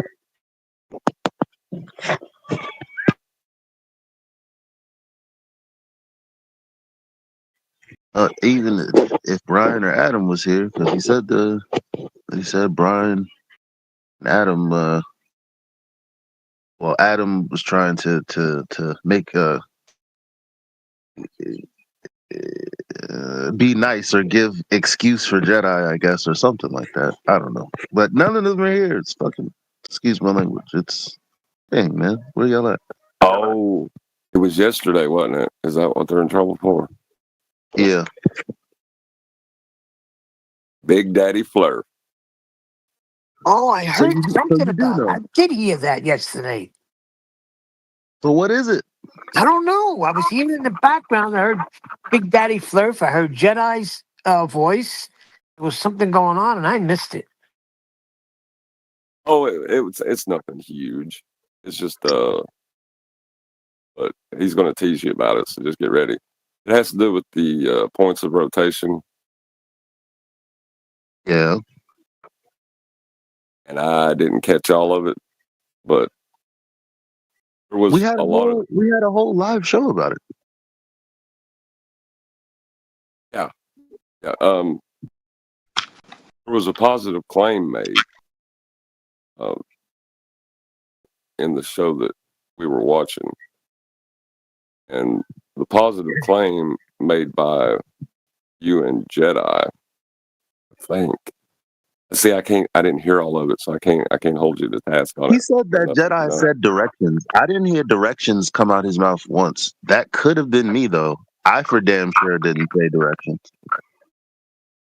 That's the only clue he gave us, and his tactic is always, or his response to that is always, all the stars go to the east and to the west, which nobody is denying. But none of us here live, while we discussed it at length when we were talking about, the NASCAR racetrack or whatever it was, nobody denied that whole conversation when we were talking about, you're going in the same direction, but if you're going in a circle, therefore, you'd be going east to west, west to east, north to south, south to north, blah, blah, blah, blah, blah. So what gives? Like I said, I wasn't there for all of it, but I know that when they said Big Daddy, I heard Big Daddy Fleur. Which is me. Right.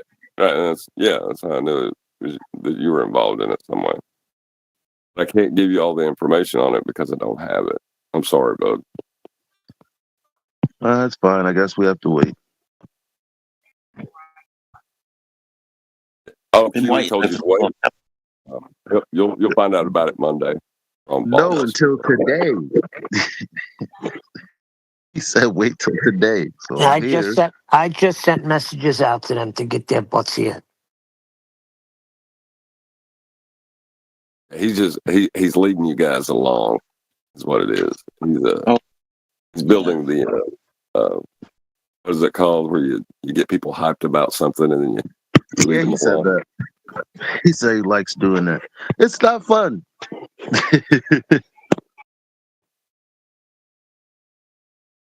Yeah. Yeah. Well, he's got Nathan to the point where when you hear Nathan say idea, he wants to say model. His new word for model is idea.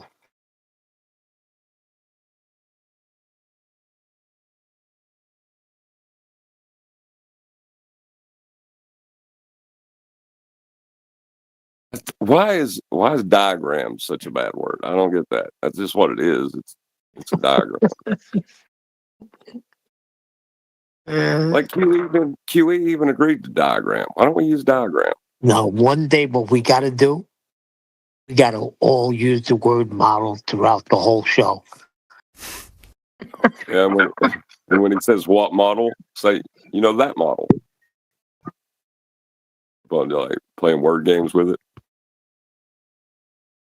Which diagram are you talking about? The celestial sphere. And it's 2 points. Model. In reference to the 2 points of rotation.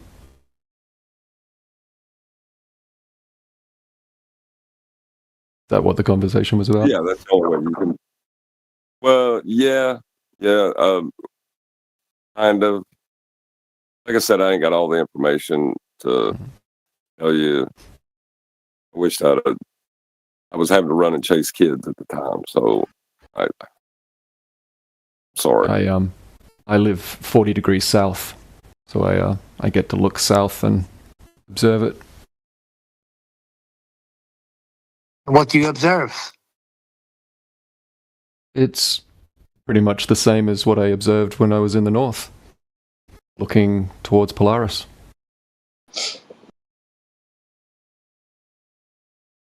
No significant differences, really. May I ask, north was always pointing to the center of Sigma Octantis.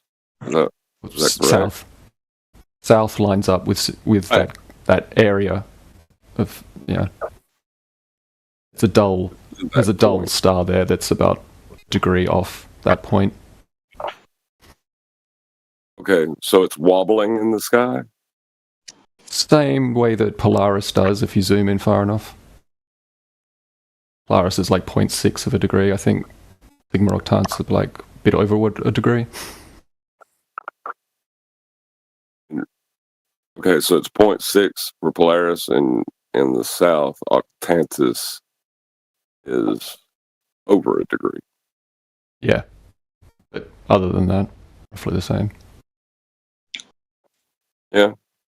That's interesting. I can't explain it. Yeah. So there's a potential observation you could make. I'm in the middle of my winter, looking south, early in the evening, when the stars come out. Crux is quite close to the horizon, and it due south. And so that star, one of the stars in the constellation of the Southern Cross, is about 5,000 nautical miles to my south. And simultaneously, it's nighttime near the Sandwich Isles. I always get it wrong. Sandwich Isles or the Thursday Isles? The islands off the coast of Argentina that are South Sandwich Island. Kind of South Sandwich Islands. And it'll be early in the morning for them and still dark enough to look straight up and see the crux. So at their zenith position. I find that interesting. The Southern Cross, is it their zenith position? One of the, roughly. Yeah, when you get in the south, it just gets a little bit wonky. You know what I mean? Well, I mean, no one has a problem talking about what the Dipper does as it works its way around Polaris. Like, you could be in England, and at a certain point, the Dipper would line up with north, look due north. Yeah, absolutely. And then Yeah, someone in Russia would, they would look up and see what they see. So it's same thing. No. As far as I can tell. Yeah, there's no problem with that. It's in the south though, with Octantis and that 1 degree of wobble. Because Polaris is at that 0.6 degrees isn't affecting the Dipper. Is Octantis's wobble equal throughout to the Southern Cross, or is it? Well, so the Big Dipper, you can think of it like the arms of a clock. Over the course, especially during winter, you'll see it trace quite a path. There'll be a 12 o'clock position, a 3 o'clock, a 9 o'clock, and it'll move through the sky with Polaris forming the center of the clock, right? Yeah. Yes. So when I look due south, that position in the sky is always there. It doesn't sweep across, or it's just right there. It lines up with my compass. The body of the crux always points roughly to that area. Yeah. But the wobble that we were talking about, right?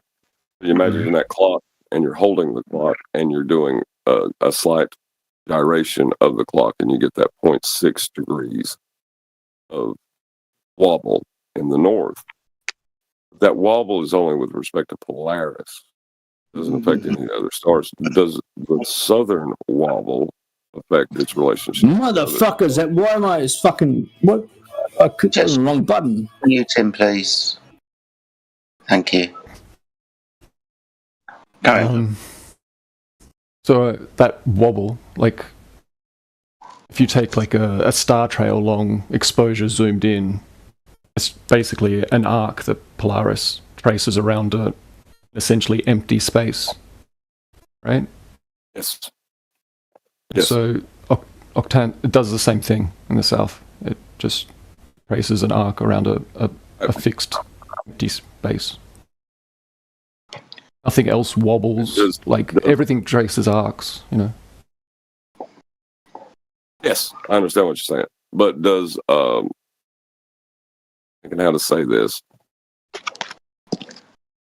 The Big Dipper, its trajectory around Polaris is not affected by Polaris's slight 6 degree wobble. You know what I mean? Is the Southern Cross also wobbling with respect to that point, or not? The angular distance between any particular star and that point does not change. Same way that the angular distance between the Big Dipper and the point that Polaris is going around doesn't change. Oh, that's so weird. Because you would think if it's changing, right, that wobble is changing its position, then everything would have to be changing. Hold on, someone's baby's dying. Either with respect. Someone sort that choking baby out. Somebody's got That's a baby. killing me, man. There's a sneezing baby. Just concerned. He was sneezing and coughing. Sorry. Okay, not choking, not dying. That's okay then.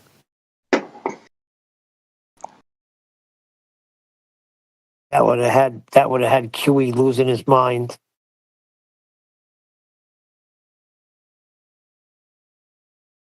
I'm holding the bucket for him, man. Really good. So it's We've not been like, thanks, pole. John. We really needed that, John. Thanks. I've caused this endless. I'm really sorry. It's not the polar point that wobbles, right? The polar points are fixed, and everything just traces arcs around them. I mean, it's not that Polaris wobbles, it's just tracing a very small arc in 0.6 degrees or whatever it is.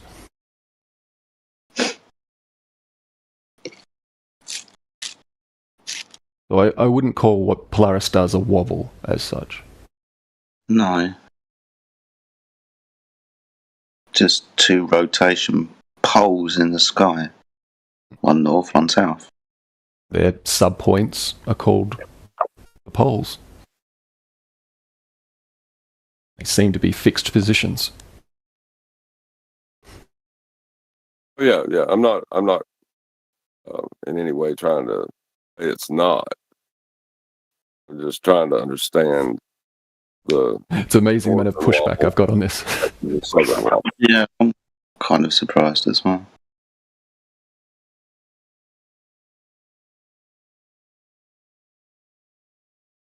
Yeah, because that aspect has been turned into a sphere model.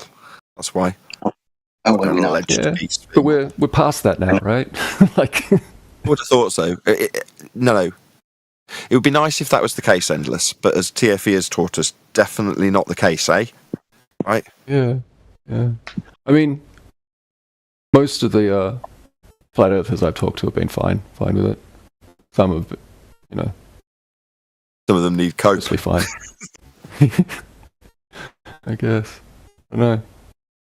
I empathise. I remember that feeling about 9 years ago, whenever we did the sun tracking and figured out the map weren't right.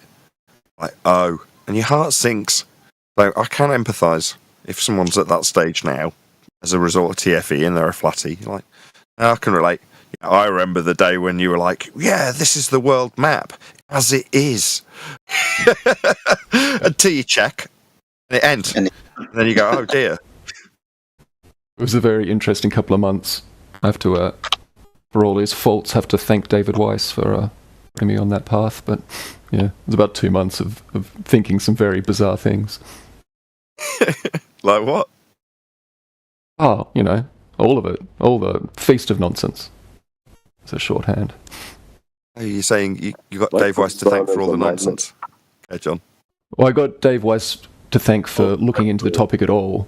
But I also have to thank him for thinking some very bizarre things for about 2 months before I got my head on straight. Fair enough.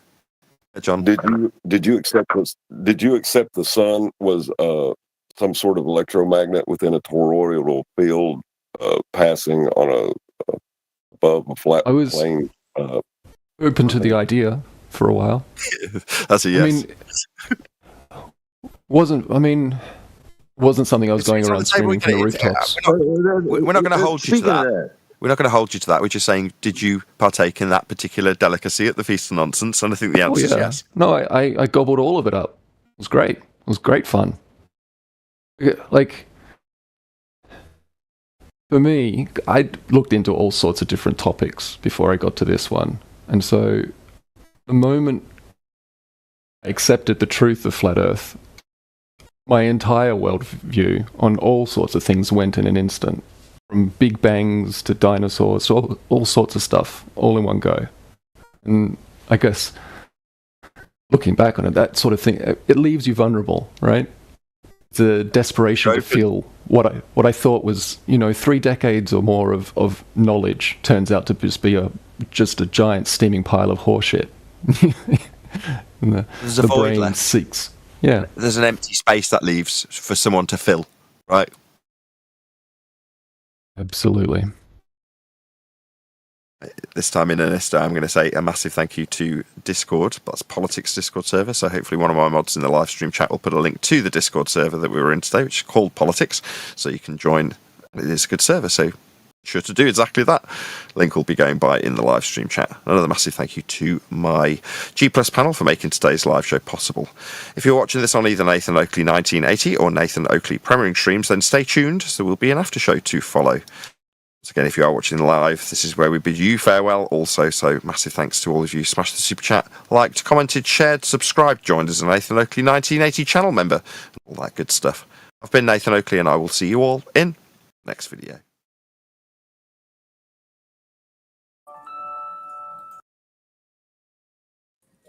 Thanks, Nathan. Hey, Endless. I thought it would come in. You're saying you live at 40 degrees south, right? Roughly, yep. But you were talking about Polaris. The 0.6 degrees is what you were talking about, is the so-called wobble of Polaris, not that you can see Polaris at 0.6 degrees above the horizon, right? Yeah, no, I was, when talking about Polaris, I've been in the north. I've been north of the equator and observed right how the stars move there, and I live south of the equator and I see how the stars move here, and it's right. It's yeah. But The same so yeah, opposite. I'm sorry. I was just going to say, so you cannot see the Polaris at all from your location now, right? No. Now, I've heard it being cited as far as 23 degrees south latitude, which is pretty That astounding. sounds when I like look too for that. much to me. Well, when I look for that information now, I've seen it before, and I look for it now. It seems to have been scrubbed. Like, I could be wrong about that. I mean, the behavior of the stars as they approach the horizon. I mean, you can look through the literature on celestial navigation and the reasons for why they don't sight stars that close. Yeah. It gets a bit. Things get strange at that. There seems like there's roughly kind of 3 domains of star movement based on your perspective. Like the rate that they appear to move directly above you compared to below 80 down to about 20, and then from 20 to 0. There's some significant kind of... It's not a linear thing. Yeah. On That a makes sense to particularly me. clear day, I could...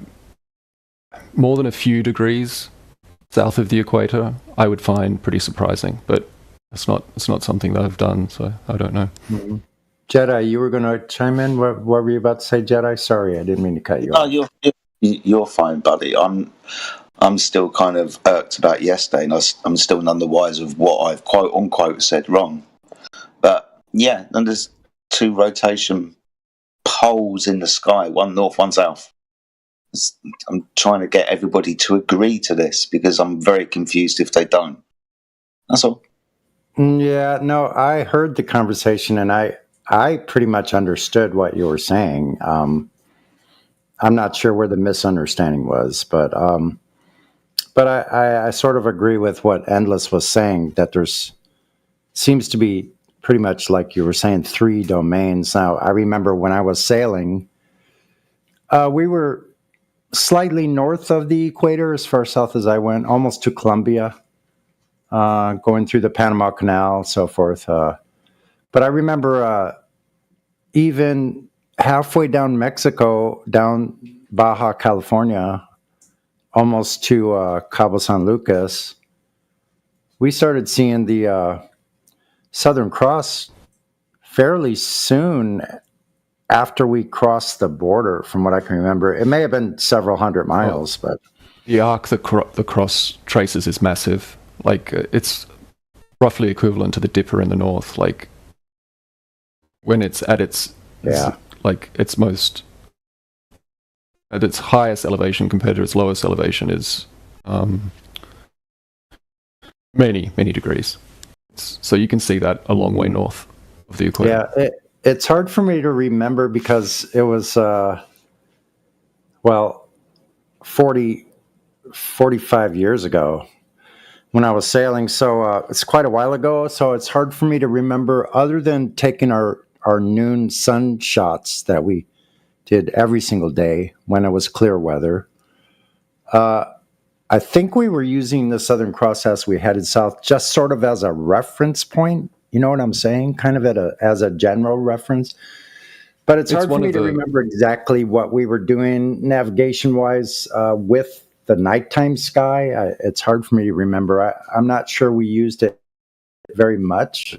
Mostly relied on the sunset.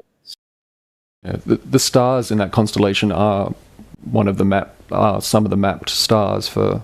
They're in the almanac, so they can be used. Can you explain? Can you explain why you don't see them? I can't see the Southern Cross.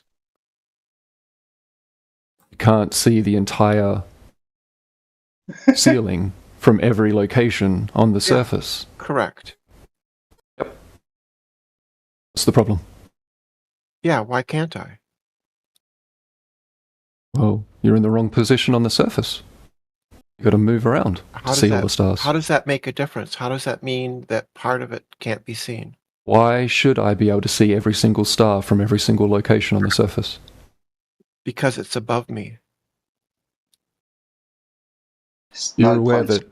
Brenda, it's just going to diffuse the conversation. It was actually really good before this started happening. I'm showing the logical inconsistency of your concepts. No, you're not. Just Yeah. being a fucking If the idiot. stars are Piss off. above you, Show yourself the door and go away. Show your yourself the door and go away. If the stars are above you on a Show flat yourself plate, the door and go away. Fuck off. No point you talking. Yeah, the stars are above you. So what? The lights in a warehouse are above you also. If you have a warehouse long enough, you can't see the lights in the far side of the warehouse. There's warehouses and construction industrial complexes here that are over a mile long. You think you can see the lights and the ceiling a mile away in the building? You're out of your mind. Go get a clue somewhere. And when you have some common sense, come back. We're happy to talk to you. But until then, see ya. Possessed by a series of nested if statements. If the Earth is a sphere, and if the stars are light years away, how could it... Yeah, all that nonsense. Like, you're not questioning the base assumptions here. Yeah, exactly. What it seems to be they're doing is they're mixing these metaphors. They're saying that the stars are still that far away, infinite distance. And then they're trying to impose that or superimpose that on a flat plane. It doesn't work. Yeah, the contradictions there are like multiple. So they have fixed distances for their stars, but when doing celestial navigation, they consider them infinite. So the distance is not required.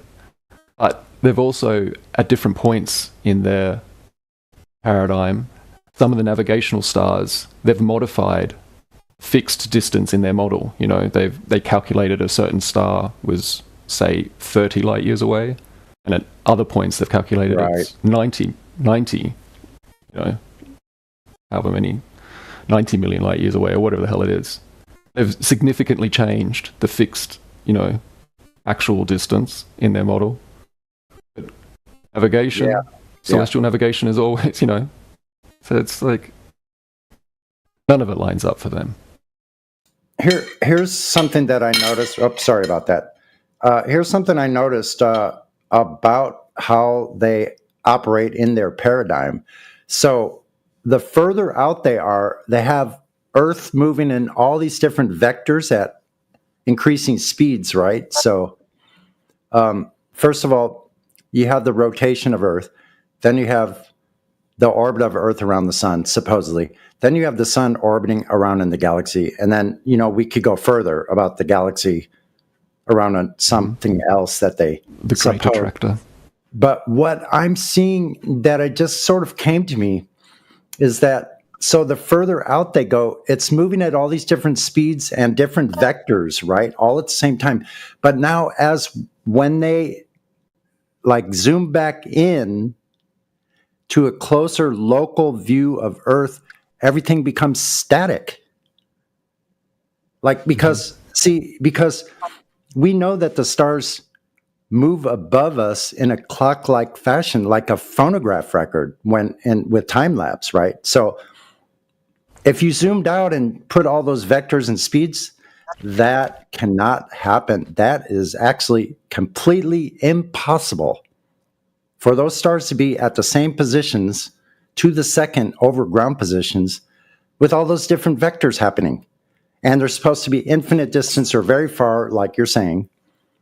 So if they were, I know they say that there's no parallax because they're infinite distance, but that just doesn't make sense when we look at the sky as we actually see it and use it in celestial navigation. Yeah. None of that the way it's practically applied. Sense. Yeah, the whole paradigm is contradictory. And, they avoid it by only ever analyzing it at a very narrow way. They'll only ever compare two aspects at a time. You never get them to incorporate all of it at once. Because it just doesn't work. Can't work. The one I saw recently is on the equinoxes, you have sun rising due east and setting due west for like everywhere on the surface at once, while simultaneously they claim that the Earth is tilted like 23 degrees. It doesn't work. There's all sorts of stuff that doesn't line up. It seems that. Go ahead, Jedi.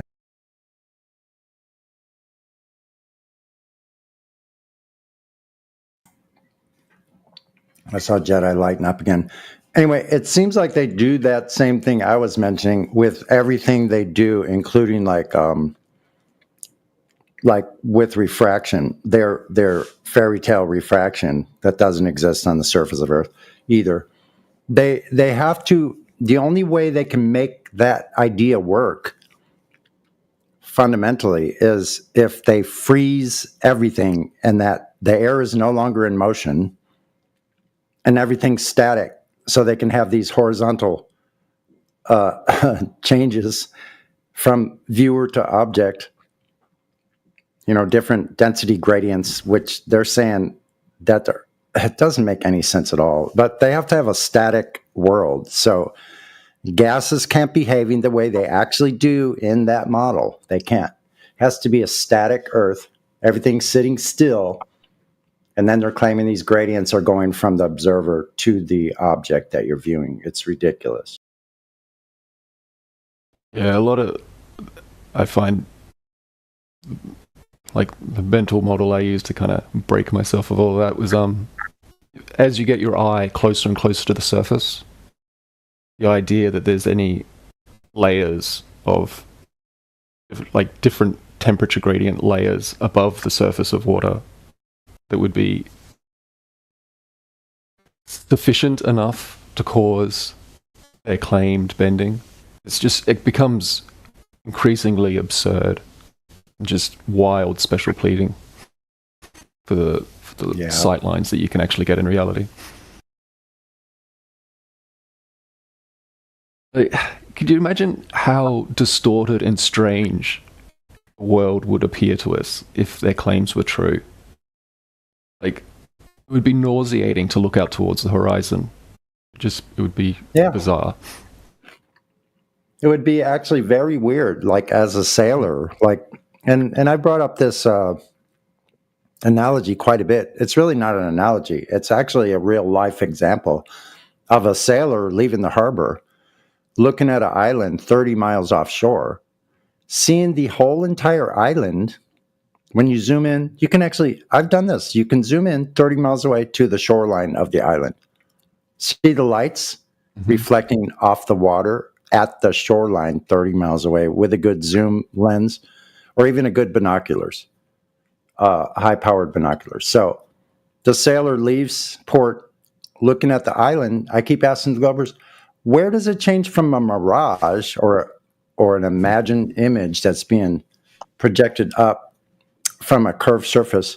Where does it change to the real thing? Because as a sailor, I can look at the island the whole entire time I'm sailing. It never flip-flopped from mirage to I'd like to know when exactly that happens. Never got a real answer from that. Where I live, the air is so clean and clear. You just regularly will just see 20, 30 kilometers. Mm-hmm. One of the first things I did was the telescope just panning across a coastline. So it began at it was about 3 kilometers across the water. And as I panned sideways, eventually you're looking at an island that's 40 kilometers away. And it's you're continually seeing the flat surface of the water meeting the earth entering the water, the whole way along. What percentage of what I'm looking at is an illusion? Right. And if you're able to pan your, let's say you have, what do they call that? That type of rotation of a telescope that it stays perfectly level. And let's say you sight one part of the shoreline, and there's some places I'm sure you have the same thing where you have bays where you could be at a certain part of the bay where or a peninsula sticking out where you have almost 180 degree panorama of the horizon of ocean. and you can pan all the way around with the telescope being at the same level, it's never dropping down side to side, which that would have to happen also. Yeah, it's a great. It's a psyop that they've convinced you that the Earth is so big that you wouldn't be able to tell. It would be immediately obvious if we lived on a sphere of that size. It would not be a question. There would be no doubts, or it would just be obvious. Yeah, that Earth too biggie is a really deep psyop too. That is so entrenched in these people. Like And even really, after the only people who. Mhm. I was just going to say that the people who make that claim, when you actually try and dig into it with them, they never know the details. They never know the actual size claim. And even when you tell them, because I break it down really simply, I go 3 miles is 72 inches, 6 feet of drop. Okay, so 5 miles is 16.7 feet of drop. 10 miles is 66.7 feet of drop. So, like, even when you tell them this, at the island at 30 miles away, like I've taken a photo of that myself here in Southern California, of Catalina, 30 miles away from Huntington Beach.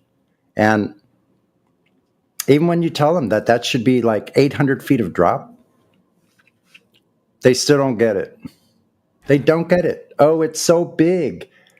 It's so Or you'll big. get And them then the next thing out of their mouth is, but what about boats going over the edge? So you're not supposed to see it. But they're telling you, you could see it. Crazy. We'll often get them just denying the globe claim. No, it couldn't possibly be that amount of curvature in that distance. That's not right. You're wrong. Like, yeah, flat earthers got the wrong math. Like, what? They'll disagree with that. 1.225 times square root of the observer. They'll disagree with it. Like, they'll disagree with the 8 inch per mile with the mile squared. That's crazy. So, like, okay, it's too big. Yeah, you're right. It's way too big because the black swan itself at a horizon at 10 miles would make the ball, the radius 264,000. That's a 500,000 mile diameter. So that's twice as far as the moon is supposed to be. Like, what? Yeah, it's so big, it's flat. Just a bit of a locally flat plane for man, a few tens of miles. Don't worry about it. Yeah, we had a couple of them on here yesterday. I'm sure Jedi remembers. They were saying that it's a ball, like Earth is a sphere, but the water can still be flat. So we're saying, it's a flat ball. The answer was yes. I mean, horizontal. Yeah. At this point, it's just an exercise in levity for us. Like, it's actually hilarious. Like, sometimes I laugh. Like, after I've gone off, I think about the conversation that happened. Like, it's so ridiculous. I start cracking up, man. I almost fall off my chair. Yeah, no, I never fail to get a good few chuckles out of people. It's mind-bending. Mm-hmm. To just be so... Just, I don't know, experiencing someone else's cognitive dissonance, like, right in front of you like that is quite the thing. Yeah. So, thank you, all you Globers, for 7-8 years of absolute comedy for us. We really appreciate it. Thanks for your entertainment value. And now, the really rewarding part is every now and then you get a Glober who hears enough information from us, they can't go back. Eventually, they decide, they go out and look for themselves or whatever it takes, and they become flat earthers. I think Riggs is one of these. I'm pretty sure it's Riggs. I could be wrong. Yeah, just going and looking for yourself with a decent optic at the horizon. Really having a... Videos don't quite convey it, pictures and videos. And when you really are just looking directly at it, it's pretty confronting. Yeah. Even if you live like around a lot of water, like I do, like the bay here, there's a big harbor. I can see from one part, I can see at least 6 miles to a far shoreline. But also, like when I first started going out and looking, I was looking at this bridge, and from my location, the bridge, and I've looked at this bridge at all different angles and stuff. So from different distances, from different heights. But when I was right at the shoreline at the Embarcadero, I was maybe up like 10 or 12 feet. But as you look out, you see the stanchions or the pilings, whatever those supports are for the bridge that, are holding the bridge up and they go down to the water. I started noticing there's a low and high tide dark band going along that concrete on those stanchions that hold the bridge up. And those go from anywhere from like 3 miles away to 5 miles away. And I started looking at those and I go, I can see the band of high and low watermark all the way across those, even if it were 6 feet wide, which I doubt it is. It's probably more like 3 or 4 feet difference in the harbor, maybe 5. But I realized like at 3 or 4 miles, that band of high and low water mark, that dark band, would start to disappear. And it doesn't at all the way down. And then as I'm looking at those high and low watermark, the band of dark band where the water goes high and low. And then beyond that, through the pillars of the bridge, I can see a shoreline down to the border in Mexico, which is no less than 17 miles away. But also, and I'll be kind of short. So also, I've been on top of hills where I'm basically at the same level as the top of the bridge. And I can see the bridge, the top of the bridge, but I can also see land, shoreline, beyond the bridge. Now, the funny thing about this is the shoreline that's beyond that bridge, and this bridge is like 300 feet tall. I can look beyond the bridge, over the top of the bridge, and I see shoreline. In my view, it's higher than the top of the bridge. Shoreline, 18 miles away, higher than the top of the bridge. That's completely impossible. So once I started seeing all those kind of things, I'm like, if it was a ball, that shoreline beyond at 18 miles would be way far below my line of sight. There's no way I could possibly see it. That flat plane is behind the topography. It's everywhere.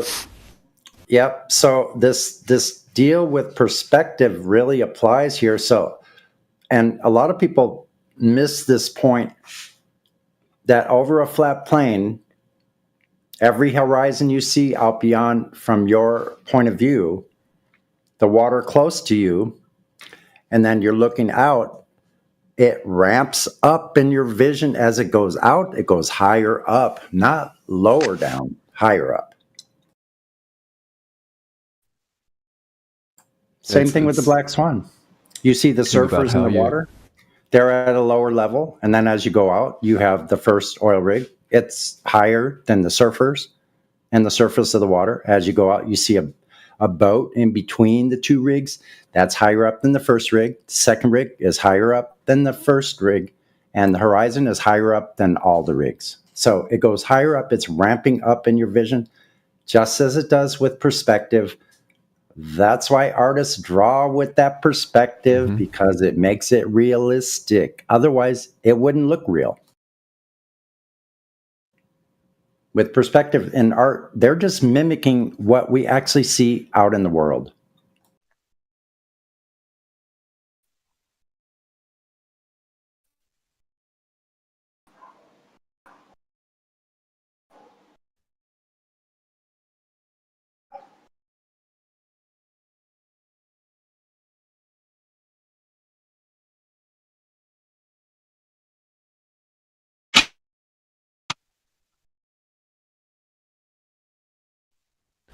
I'm gonna go to bed, everyone.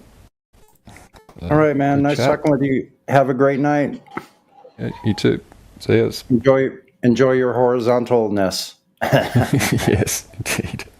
Mate.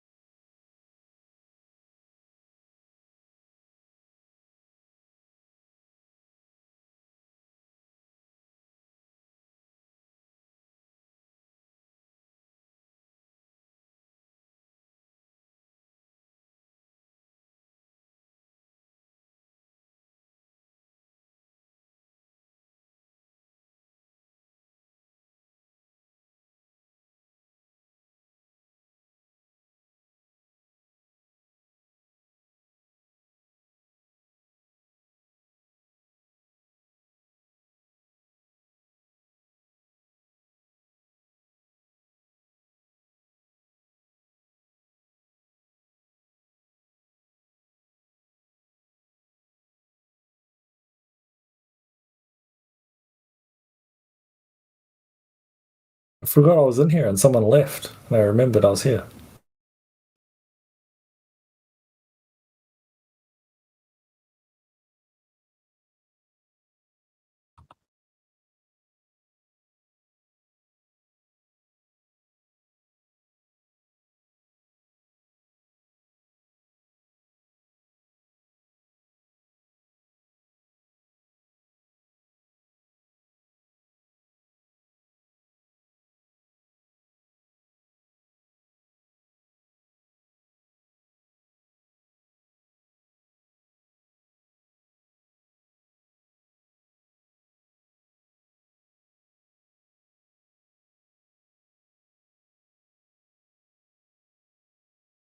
Is anyone here religious? Or are we mostly atheist people?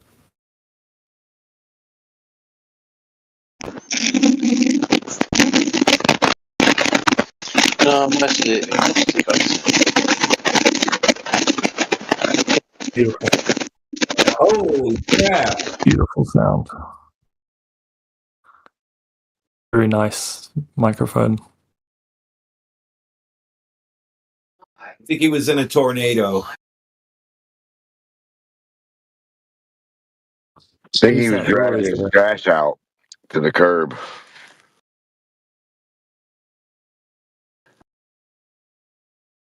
Tornado guy. Tornadoes don't work on a globe. Who was the tornado guy? Who was that? I recognize the voice.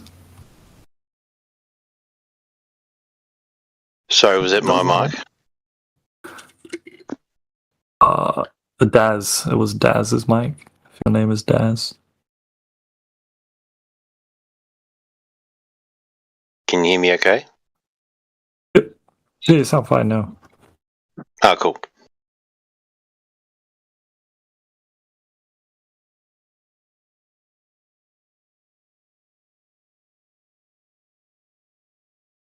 Are most flat Earth people like nerdy people or like religious people?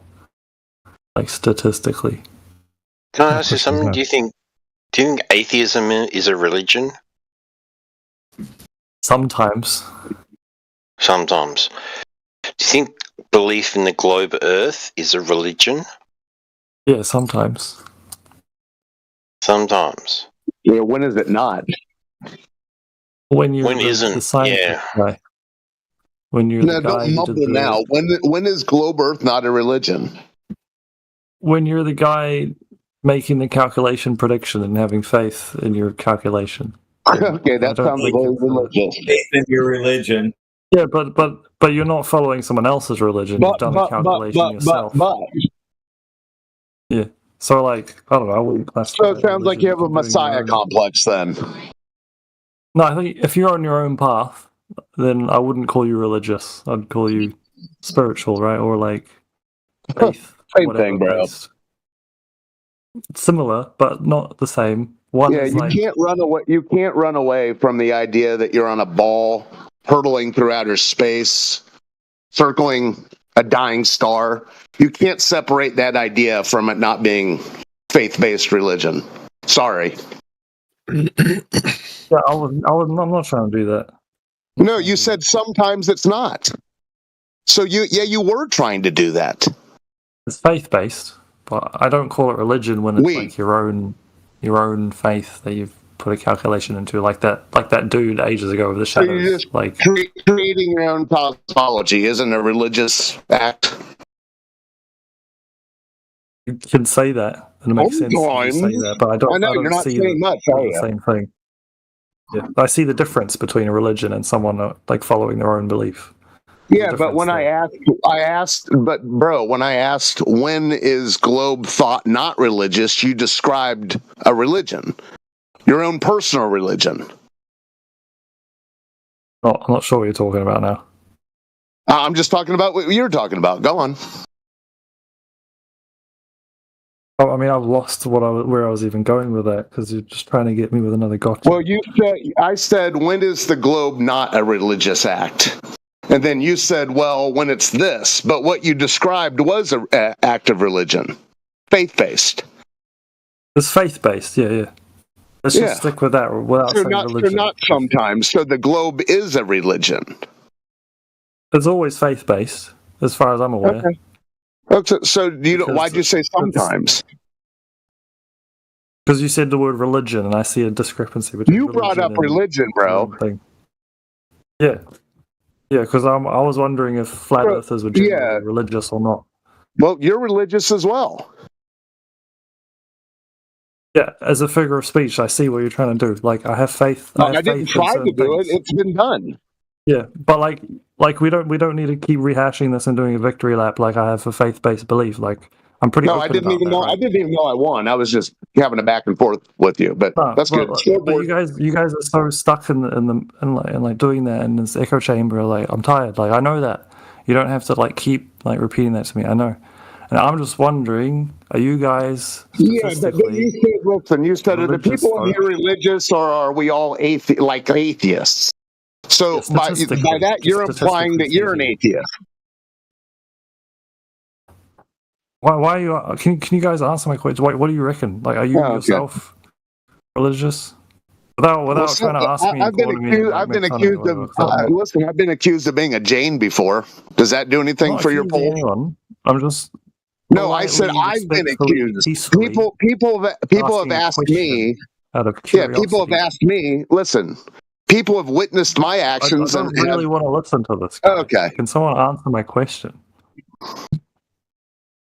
This was the answer, bro. I'm gonna pack a bowl, and hopefully someone can like answer my question. Just didn't like the answer. You thought you had the like the intellectual high ground with this vague atheist stance.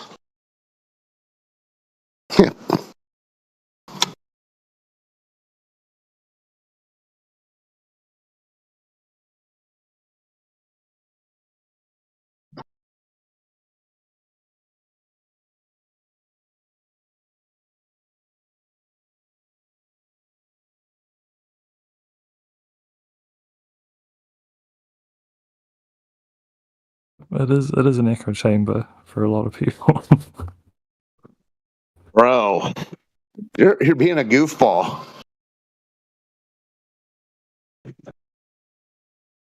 Just following along with what you were saying, and you say it's an echo chamber. Answering your question? I understand you want to pigeonhole everyone and do the whole, oh, these people are Bible beaters and poison the well, but yeah. Why do that? Yeah, pigeonhole earther. Pigeonholer. Anyways, bro. Pigeonholer. You're trying to categorize everyone in here in something that you would deem that the intellects of this world would think they're above us. But you hyper intellects, pseudo intellects, if you will, are also religion, wrapped up in a religion. That's all.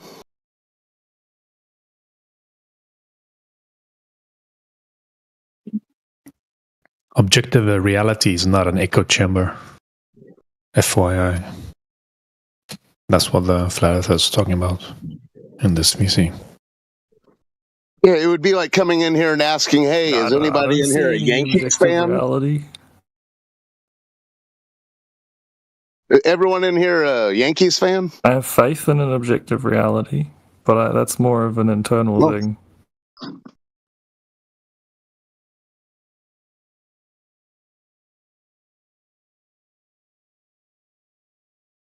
Weird. Have you been able to categorize something you've only seen in textbooks, TV, and movies as objective reality?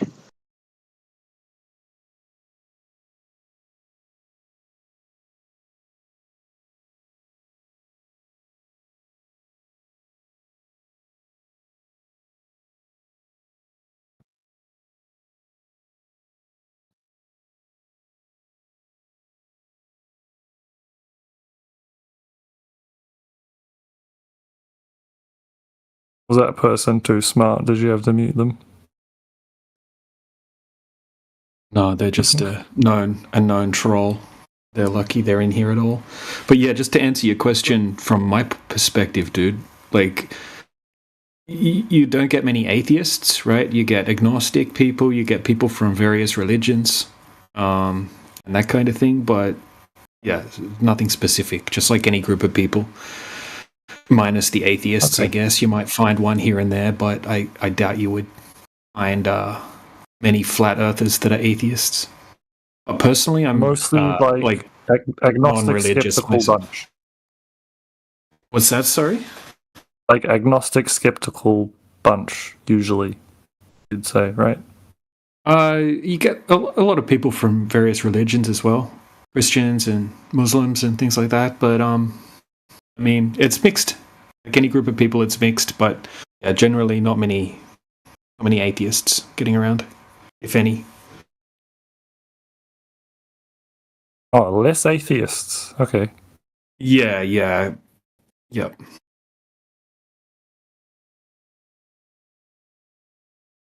But a lot of people that are like agnostic or similar. Because a lot of the people in here, like, are empiricists, right? So they try to keep to things that you can validate or verify and try to keep faith as something that's personal to each person, if you know what I mean. And that's why we don't really talk about religion much in this 24/7 server, because that's something that's each to their own, even though the religious books seem to back up, right, the flat earth claims, mostly. We don't usually talk about that in here. Yeah, you're hoping it's some sort of causation relationship when it could just be a correlation.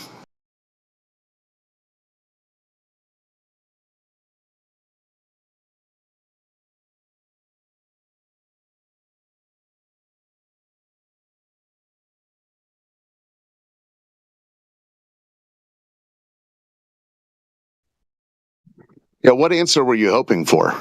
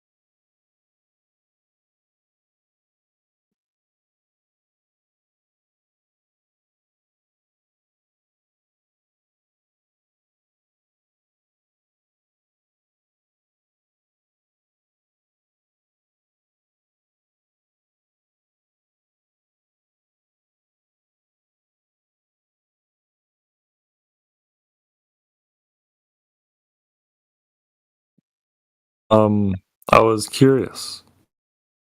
I wasn't sure, like, if hypothetically it was to defend a worldview, like a religious thing, or if it was just being way too into your senses without being able to have faith in anything, like being too skeptical. I wasn't sure if it was a result of being too skeptical or a result of trying to defend a religious thing. Like maybe it could be both or different reasons for other people. Yeah, I don't know. Yeah, it's different for everyone, but for me, it's about the empirical evidence, right? Going over countless amounts of long-distance observations, laser tests. Oh, for me, it's not about empirical evidence. It's more about how I feel. Yeah, bye-bye.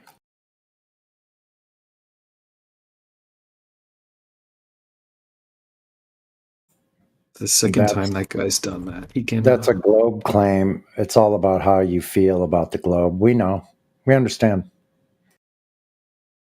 Bye-bye, Splash.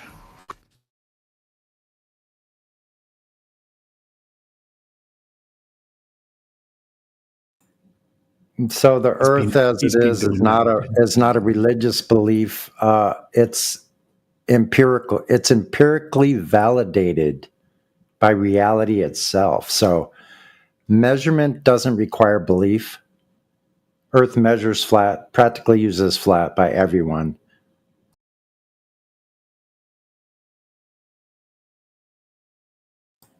What requires belief is the belief in a globe, Earth, because that's not what anybody experiences, measures, or practically uses. We all use it the same way. Flat, stationary, and contained. That's why we're breathing. We have pressurized gas. How do you feel about, like, me having a soul? How do I feel about it? Well, that's a different topic, you know. About I think. What do you think about the validity of me saying that I exist and have a soul? Like I am me, you know, like that's a permanent thing. Yeah, I believe I have a soul also. That's a separate issue than the Earth itself, though. Yeah, but it's like a faith. It's like related to faith in something we can't prove or like measure, right? But like we believe in it every day. Well, that's very similar to the globe Earth. It's a belief. The thing is, it's a belief only. It's not backed up by anything that you can verify. Just a bunch of theories that seem legit. Yeah, really the only reason people believe in a globe is because we've been told this our entire lives, and we see it on a TV screen or a computer screen. That's the only reason. So the globe Earth itself is only an appeal to authority. That's it. But Earth as it is, flat, stationary, and contained, that's not a belief. That's not an appeal to authority. That's an appeal to reality itself and empiricism, which means it's testable, observable, repeatable, and falsifiable. Oh. So if you could try to fit the globe into those, it would need to be repeatable, so observable and measurable, and also falsifiable, which the globe doesn't have any of those aspects to it. It's unfalsifiable. It's just that I know there are things that we're not going to be able to measure, like ever, right? Like I know there are things like that, because I am a thing like that. So I'm going to leave room for other things like that. I'm not going to just rely on a tool that measures something and be like, okay, this is now my one way of analyzing reality. Like I'm just going to use this tool that I can rely on. I'm not going to imagine outside this box ever again because I've found the tool that measures reality. Like that's not the way I'm going to go about it because I myself can't be measured. So like I know there's other stuff out there. Like that tool is useless. Yeah, but I got you, dude. But you can measure your height, right? You can measure physical things, right? So they tell us that the globe's a particular shape and it's a particular size, and we can actually go out and validate whether that's correct or not, because it has to have certain qualities that go along with those claims and those variables that they give us. It's not. Nothing is anything like. I know that sounds stupid, but like to scale, it doesn't make. It won't translate. Like the things we're doing and measuring, they're not going to translate to scale. Like we can't do it on a really big or really small scale, right? They're only going to apply within locally. Yeah, but that's the thing, right? You need to have particular aspects that go along with a globe locally, right? Over 10 miles, you have to have 66 foot of drop. You have to have a geometric horizon from a specific distance. I mean, observer height, right? So we can test for those things, and it fails the test every single time. You can say, how do we don't know anything, right? You can't compare something physical to something that's faith-based or something that you can't verify, like a soul or something like that, right? That's belief, right? This isn't something that is belief-based. And they say, what was the test you're talking about? Sure, they say the light bends or something. Yeah, but then you need to study. Like, okay, so what are they claiming when they're saying the light bends? Right? So you need to start looking into how light works and what are they actually claiming when they're talking about refraction. Start learning about refraction and see if there's anything that exists in reality that allows that type of effect to happen. And what you'll find is that there actually isn't. Right? They're just saying a word that they heard someone else say. When we talk about and present long-distance observations that are impossible on a globe, they'll just say, oh, the light's bending, oh, that's refraction, right? But then you start questioning them about what is refraction, how does it work, can you demonstrate this on a smaller scale, and whatnot, and they're not able to.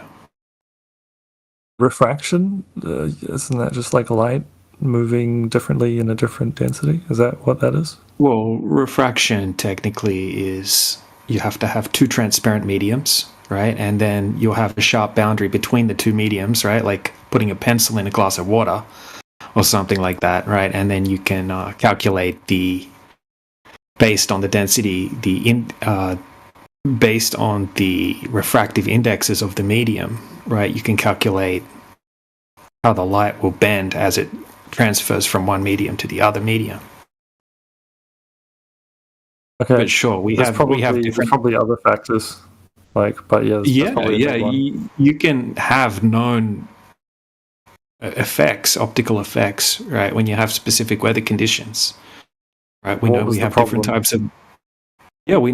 different types of mirages and things like that, right? And we can replicate them. They're pretty well known, right? We can replicate them on smaller scales. They make sense. We can show observations of them happening, time-lapse footage, all sorts of different things. Right, but when all of a sudden we're able to see a horizon that's 20 times further away than what it should be, behind an object, right, that it has to be in front of on a globe, there's no explaining that by saying refraction or light bending or anything like that. There's no formula for that, right? There's no small demonstrations or citations that demonstrate that type of effect happening. Once you look into what the claim is, well, once you actually look into when they're claiming refraction, right? Like this is what they have to have on a globe. They have to have a physical horizon line at a particular distance away from the observer, depending on their height. Right? What they're saying is somehow this light's bending, completely hiding the geometric horizon. In all of these different observations, in all of these different weather conditions, in different locations, over and over and over again. Right? Once you look into how these effects work, you'll find that it's a completely baseless claim. It's like a cop-out, and they make that claim. I mean, that's what I'm hearing from you. I'm just hearing hearsay. But when I look into stuff in the science world, usually numbers check out. Everything seems legit. Imagining it. Yeah, you're using refraction as a religious chant. Why did I unmute you? Well, if you've got me muted, I can mute you. Muting people creates audio chaos.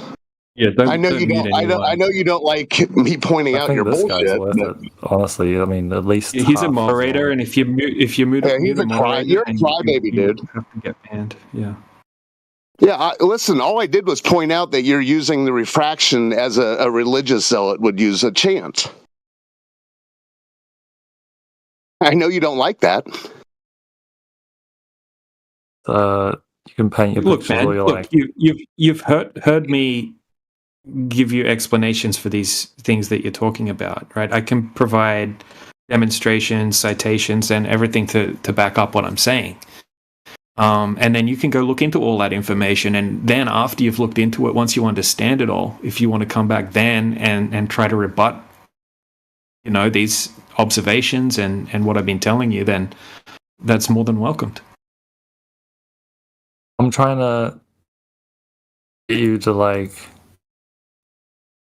or get anyone, assuming they're legit people, yeah, not trolls, to let go of the need to explain everything. Yeah? Is that? It's I keep my argument isn't even about proving this is the way it is. I'm just trying to accept not knowing, right? Which is often you guys use that argument yourselves on quote Globers, right? For some reason you're fighting. Yeah. So why would you be so certain to chant refraction then? See, I can't. If he keeps interrupting, I can't even do what I'm trying to do. You're a crybaby. I have to turn him down. Okay. He jumbles my brain and turns everything into some battle. Sounds like a you problem.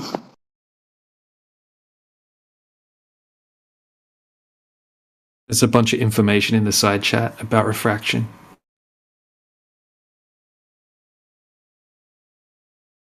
Yeah, I know science. Ages ago we thought we knew stuff, and now we think we know stuff more than we knew stuff before, and it's going to keep going like that, right? The more we go down in resolution or output and measure things, yeah, but you also need to recognize that a lot of what is claimed to be science is textbook definition pseudoscience. You need to be able to separate the two, right? There's always going to be a degree of error, right? No, not error, actual pseudoscience.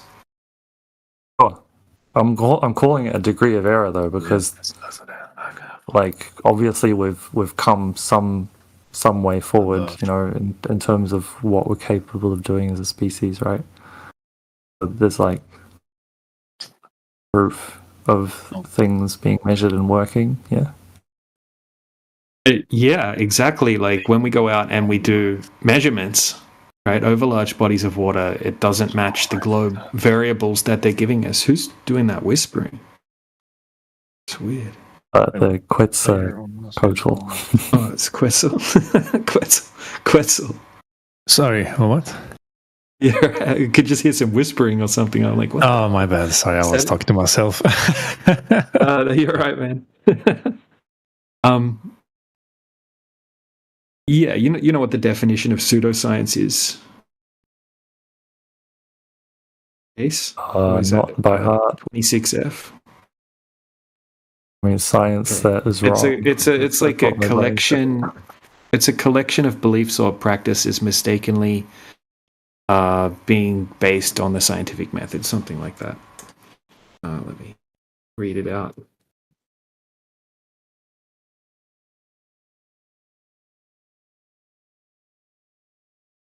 A collection of beliefs or practices mistakenly regarded as being based on scientific method. So a lot of the science that people are talking about is literally textbook definition pseudoscience because it hasn't gone through the scientific method, right? And in fact, what we're talking about right now is just geometry. It's not science. It's not really a science question.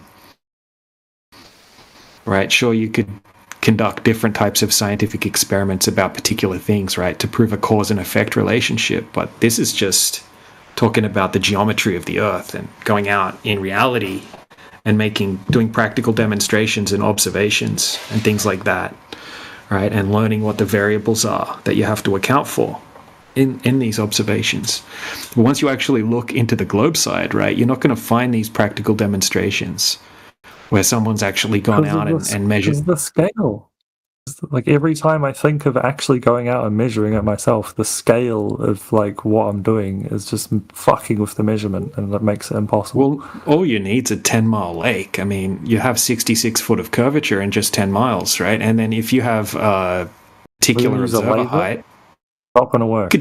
You don't really need to use a laser. You can just use a camera or a telescope or binoculars.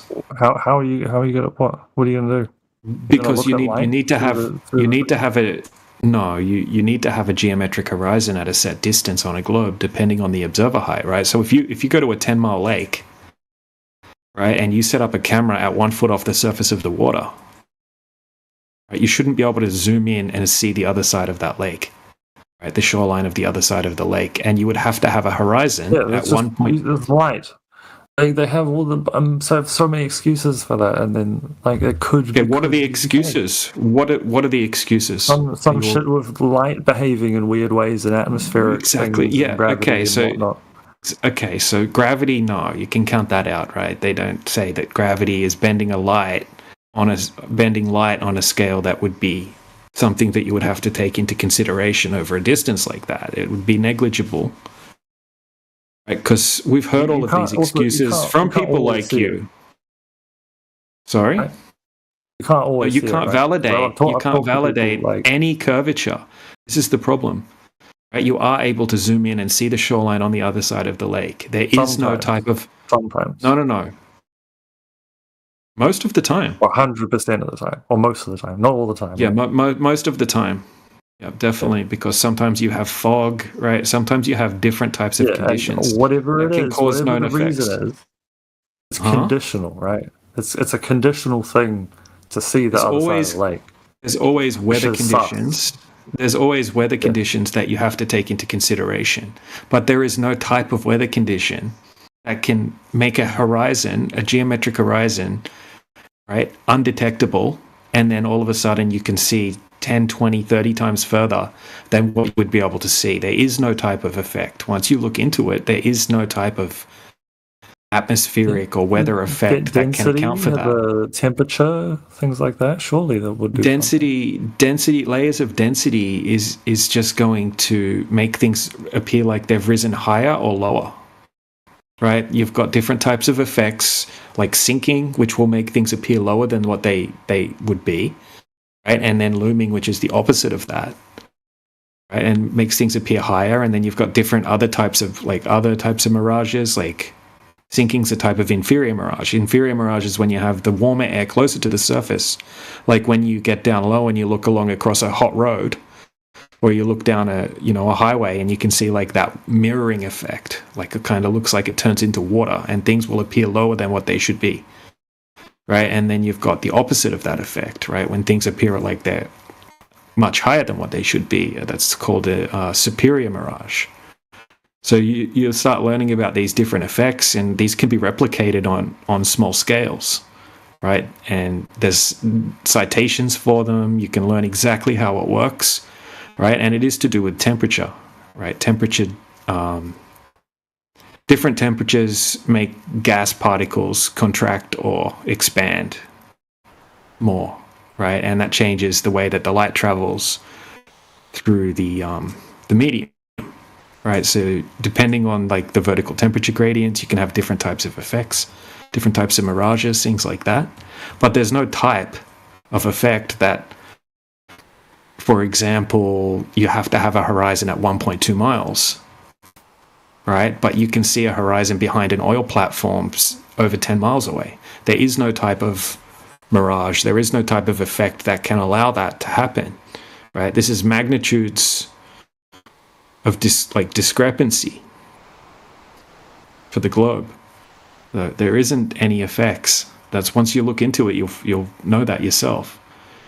But if you're more than happy just to say 1.2. Yeah, that's what I was going to ask. You said Earth too big, so how big is the Earth? 26 FOCE.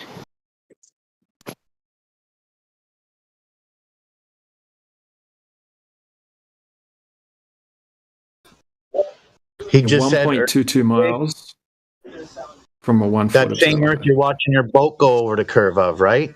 Wild. Complete that circle. The fuck was that, faggot? Dude, now, why would you say that? Yeah, try not to say words like that, bro, because it's like against Are you TOS. looking to And get then ejected from the conversation? Are you looking for an out?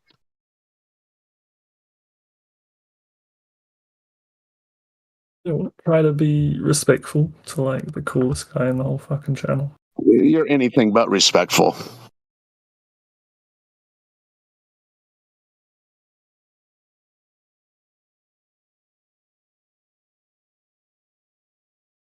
Some slimy shit. He violates. Well, I'm not even gonna get into it, but he dipped himself.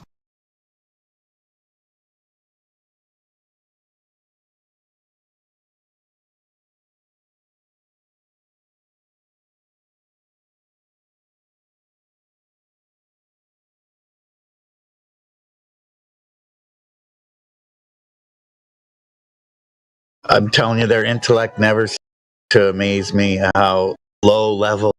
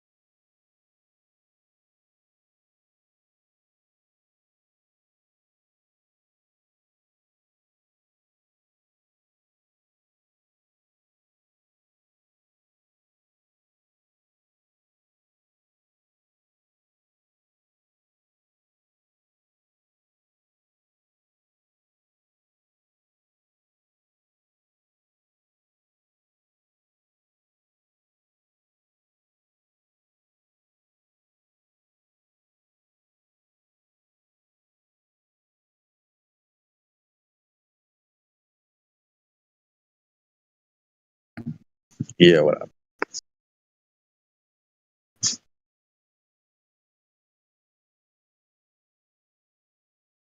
You guys see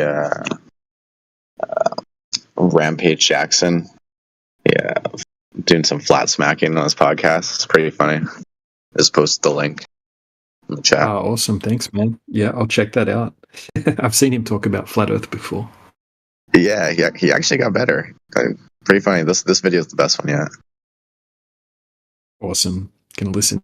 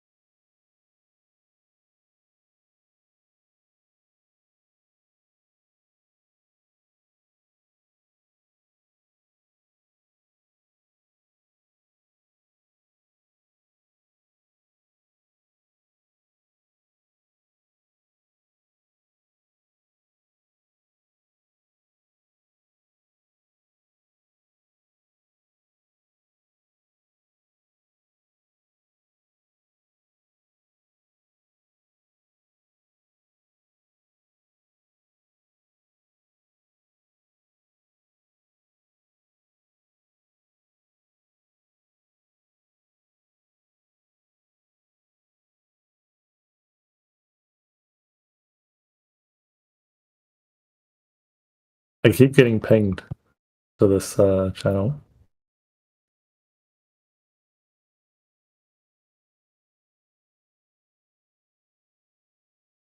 But if I go higher, can I see further?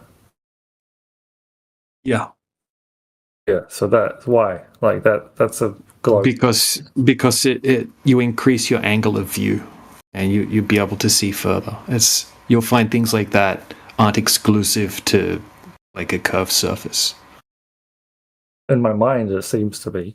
Why would it happen on a flat one? Right, because you're higher, right? You can see further. It's just common sense, right? You have a greater angle of perspective. Right, because if you look into how perspective works, right, things converge into what's called a vanishing point, right? The limitation of your vision depending on the focal length of your eyes, right? You can increase that vanishing. That's what a horizon is. It's a straight line between vanishing points, right? But when you're contending with a horizon over water in nature, right, you also have the air, different types of conditions to contend with. Right, that's why the horizon's defined as the apparent location where the sky and the ground meet. Apparent being the key word, right? Because it fluctuates. If you take a time lapse, you'll see the horizon jumping around. It's not at a set distance.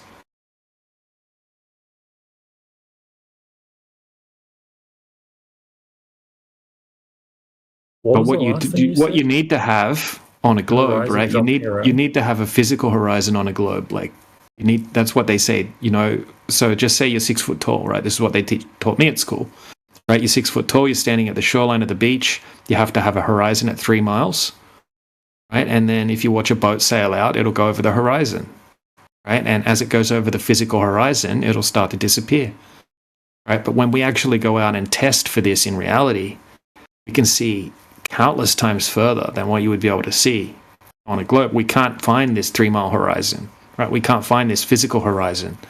We only see an apparent horizon. Yeah, it's sometimes it's further or closer. Sometimes it's never where it should be. Right, there's no evidence of a geometric horizon existing in the first place, and there's no type of effect. Obviously, it's going to be wishy-washy like that. It's not going to be exactly where even if it to be. Yeah, if it was a bit wishy-washy, right, it would be a little bit closer, a little bit further or something like that, right? It's not going to be 20 times further away. There's no type of effect that can account for that. It's not 20x further. That's not. Yeah, absolutely. I'll show you an observation right now where it's 2,200% further, if you want, on a nice still lake. Want to see it? It's quite a lot. Yeah, it's quite a lot. Yeah. All right, 1 second.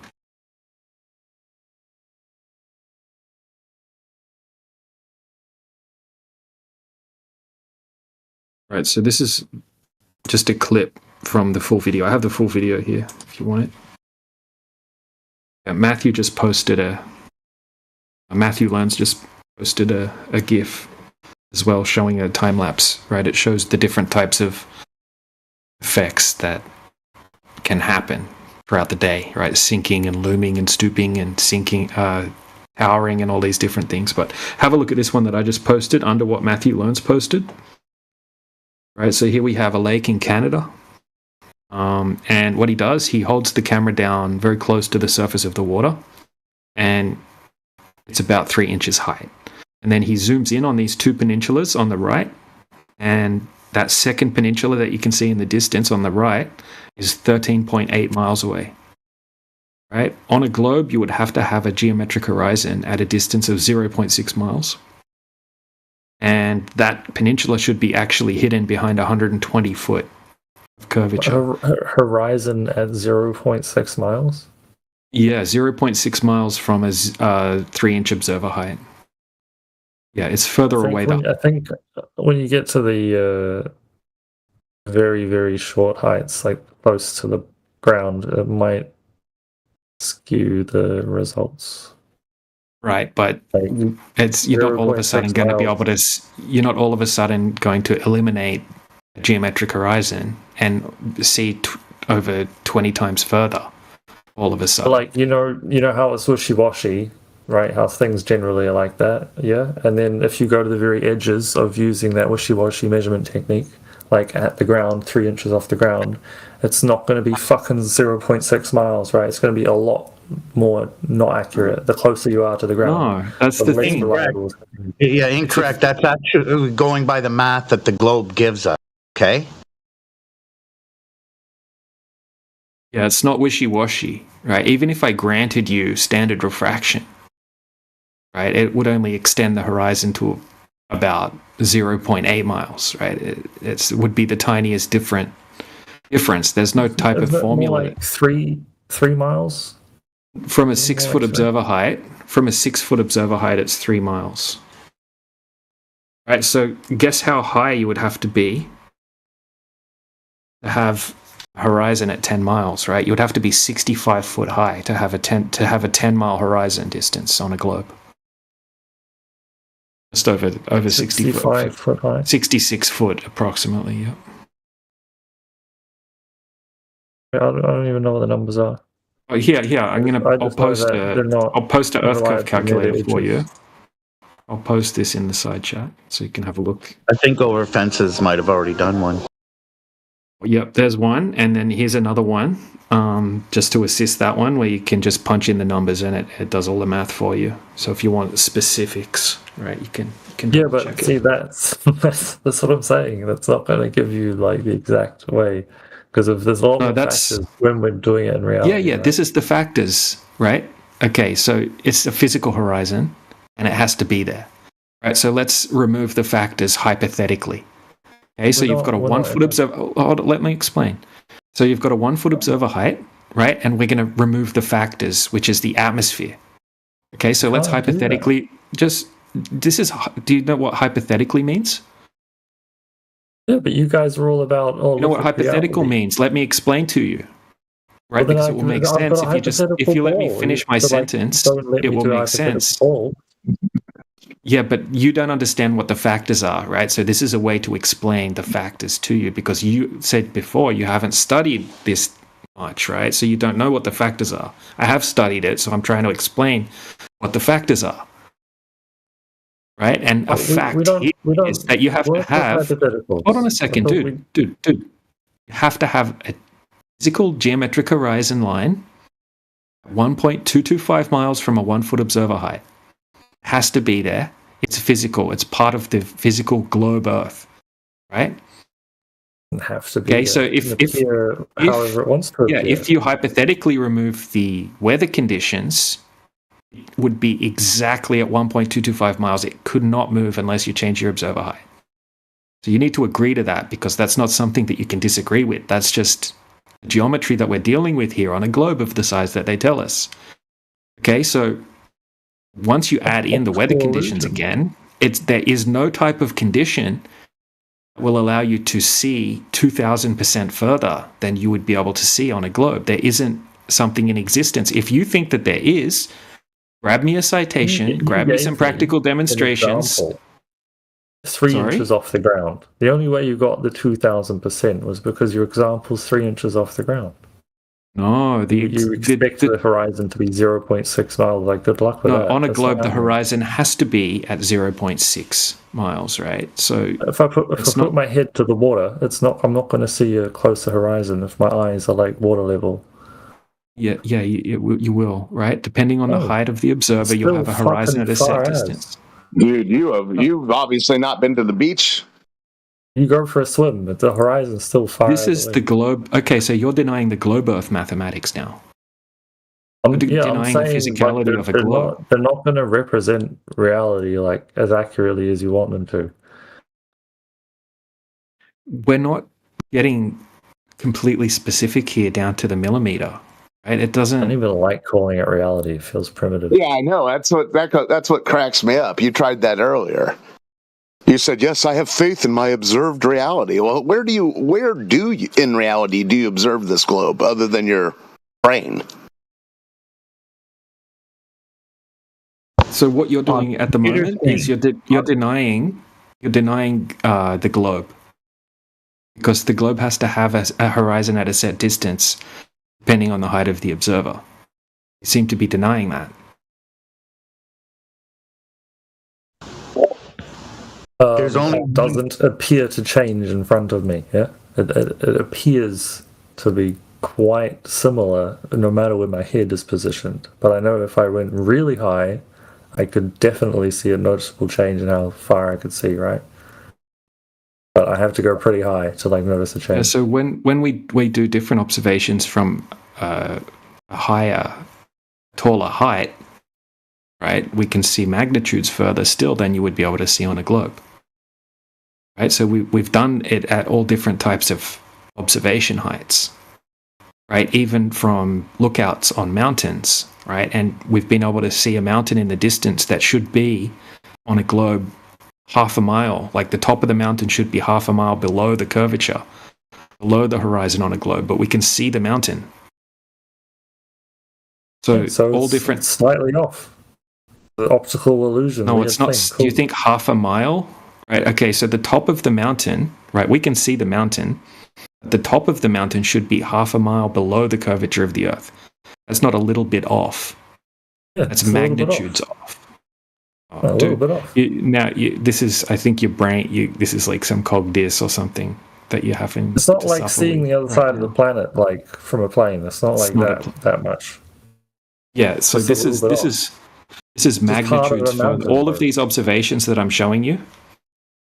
Right. So if you calculated the radius value based on this discrepancy, it would make the radius of the globe like over 1 million miles. Right, from 3,500 miles to over 1 million miles. I can give you the math on that if you want. Yeah, so not just the math a little is bit funky. Like they're not taking. There's some factors missing. There's some weird shit happening with optical stuff. Yeah. Like, what's missing? What's missing is the geometric horizon and the curvature.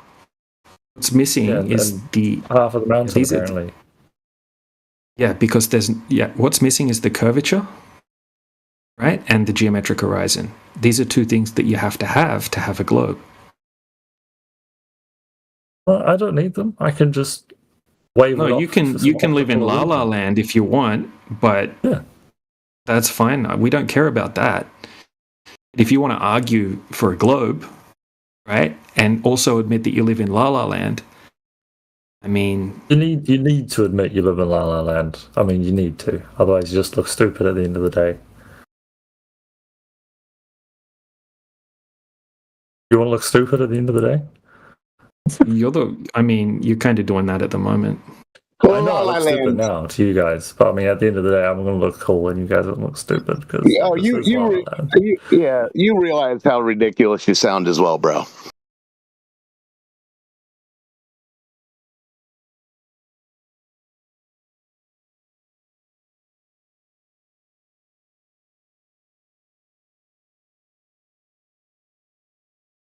So, like, I've shown you a bunch of evidence that you can't refute.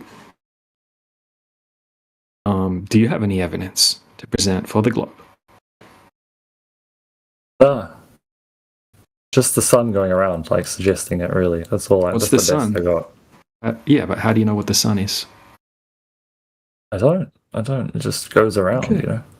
Okay, cool. So, I mean, that could work. Why would that not work on a flat Earth? It could. If we were like hypothetically in some simulated dome thing with the lights above us, it could work, yeah. Why would it have to be simulated? I just assume it would be. I mean, it doesn't have to be. It's like everything. Like so maybe the sun moves across the sky just like you experience in reality. What? Imagine if the sun moves across the sky just like you experience in reality. Mm-hmm. Do you agree that we see the sun moving across the sky? Up, across, and then down. Which is around. Just okay. Do you obviously you understand how perspective works? How things in the distance appear lower, right? Like if you're looking down a street and you have street lights, right? And you look into the distance, the street lights get lower and lower and lower because of perspective. Yeah, at 26. Hey, 26 FOCE. Do you still have me muted? I understand. Hey, can you unmute me, bro? Hey, 26F, you can't have anyone muted in here, especially mods, right? So if you've got Old Hoss muted, can you unmute him, please? Yeah, I just have a Instead of question muting him- for you, dude. I have a But next question. time, instead of You know muting what? you, I'm just No, gonna no leave. tone you know? policing, no non-mod modding. So if you see a plane approaching you, showing up at the horizon, flying right over you, and you turn around and see it fly over the other horizon, yet you look on your flight tracker and it was 35,000 feet the whole time. Stop with this up and around bullshit. Anyways, thanks for unmuting me.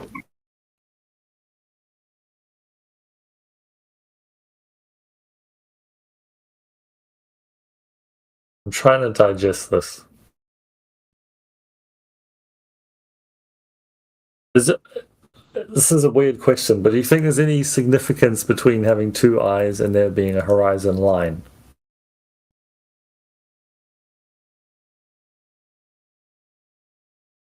You can see the horizon if you shut one of your eyes. Yeah, I just mean like metaphorically. Is there any significance with that? What was your question, dude? Like, is there any significance with there being a horizon line between two vanishing points and also having two eyes?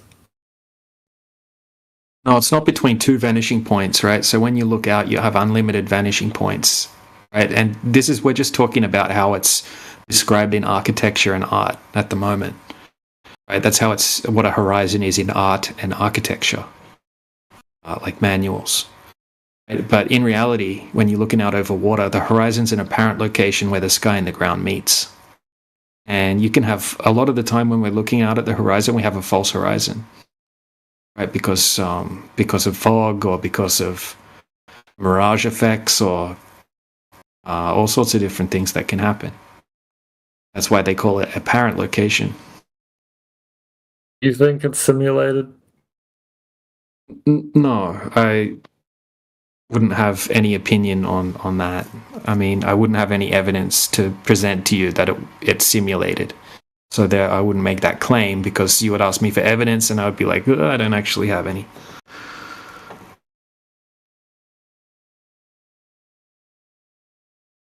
But we know how optics work, right? And we know that depending on the focal length of the lens that you're looking through, whether it's your eye or a camera lens or a telescope or binoculars or whatever, it's going to have like a point of convergence.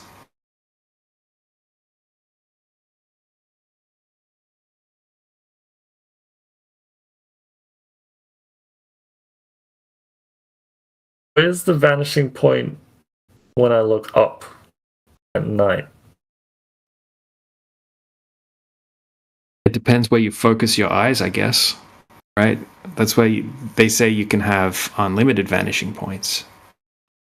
It's just a bunch of dots. There's no Depends what you're horizon. looking at. Yeah, exactly. But the dots that you're looking at in the sky, right, they're just appearing in apparent locations because you are looking through a bunch of medium. Right? The medium that you can confirm is that you're looking through a bunch of air. And we have like pockets of warm and cold air in the air. So that's going to have different refractive indexes, and you're going to see things in apparent locations rather than where they actually are. And then you don't know exactly what you're looking at. So when it comes to a star, you can't confirm what medium the star's in, what the star is made out of, right? So there's things that are unknown.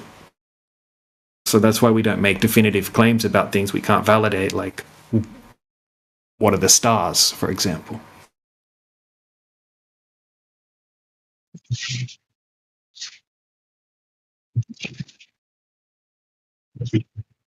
Have a look at what I put in the side chat, right? And it's like a hallway overlaid over a horizon on the ocean. And it'll give you a little bit of an idea of what I'm talking about when it comes to perspective. And you see a plane will do the same thing, right? Clouds, anything like that goes away from you like that is going to converge. My hopes, just saying, my hopes and dreams is that it is flat, just so you guys know.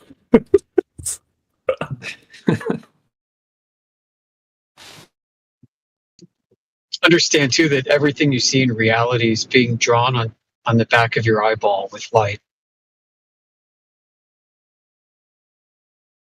Matthew learned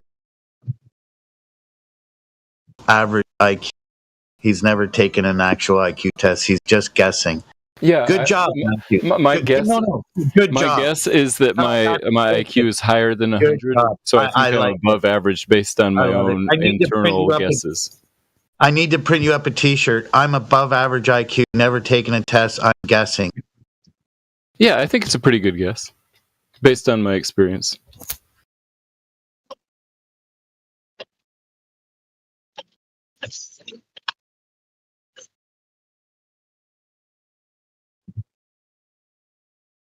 Never a dull moment. Never a dull moment when you're around Matthew.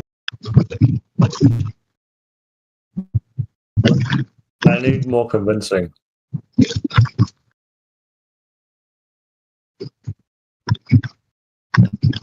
Nobody can convince you but you. Yeah, I would say go out and do your own research. Like, look at the evidence and see which explanation works best. So, don't believe just what other people say. Do your own research. Explanations is what you're looking for. It's a good thing we know that IQ test doesn't measure wisdom or common sense. We know this. Yeah, that's true.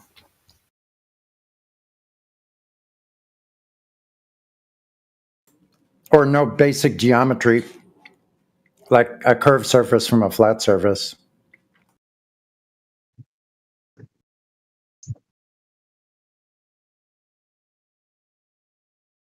Yeah, I mean, just have a look at the evidence that we presented. I mean, there's a lot more of it too. If you want to join our home server, there's like channels that have like terabytes of information about all this stuff. Looking across the ocean is not going to do it. Is there anything better? Yeah, it's not just looking across the ocean, right? We've actually had professionals go out with high-powered lasers and do laser transit measurements over huge bodies of water in different locations. Right? It's been repeated over and over again. Right? And there should be hundreds of feet, right? Hundreds of feet of obstruction between point A and point B, but the lasers are hitting their targets. And if that doesn't do it for you, you need to look more into it, right? I mean, if that doesn't do it for you, then you're not really understanding the problem, right? You need to, but you need to have certain. You need to have certain variables if you want to have. I mean, you need to have certain characteristics for a globe, right? One of those is drop over distance and a geometric horizon. If you can't find that, misspoke saying hundreds of feet. That was wrong, right? You meant more than that, right? No, hundreds of feet over 20 miles. Oh, okay. For 30 miles, it's more like what? 400 feet, something like that. I'm just guessing, but it's something like that. Right, and then it gets huge over bigger distances. Like 100 miles is like 6,600 feet of drop over distance. But the problem is, right, it's not just the long distance observations. There's a whole bunch of other things, right? You can't detect any motion, right? You can't prove that the Earth is moving, right? You won't be able to also demonstrate that we can have gas pressure, right? Like the air we're breathing next to a space vacuum, right? The vacuum of outer space, right? Big giant 10 to the negative 17 torr vacuum, and we're a little ball of gas inside that vacuum with gas stuck to the outside of the ball that has water stuck to the outside of it. Right? That's not something that's possible either. And that's a whole nother topic, right? We could spend hours going over that topic, right? There's all these questions that you have. You take a long time to answer. So that's all I'm asking, is just have a look into this stuff if you want to, and then make up your own mind. But ships sailing sideways and people walking up and down.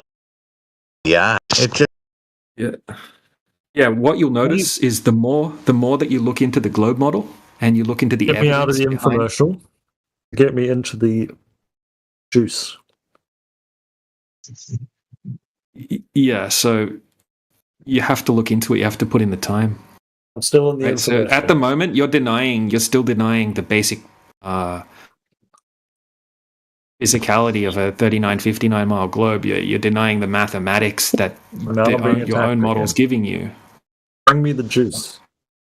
Here, hold on. Give me 2 seconds here. I got a little bit. I got a drink of juice.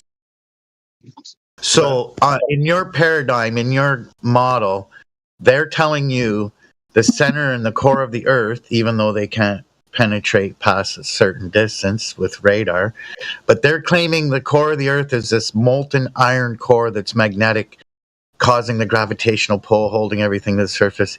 Yet every time, and if you look at the live stream right now, you heat a magnet and liquefy it, it loses all of its magnetic properties and cannot stay magnetic. Interesting. I guess the Earth's core is a molten core of it's magnetic. I guess so. That stuff's kind of beyond me, but I think it's something to do with motion and mass, probably.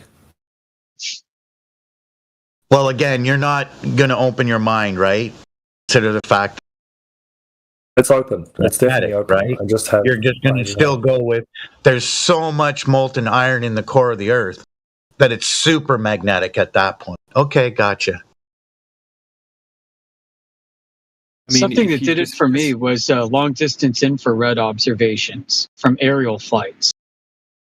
I spent a lot of time with Flat Earth initially, considering all the evidence compiled from that. Entire mountain ranges should be a dozen miles sunken below a geometric sphere edge horizon. And yet there they are, and so is the world beyond, completely flat. And like I said, I was giving you a little drop of juice.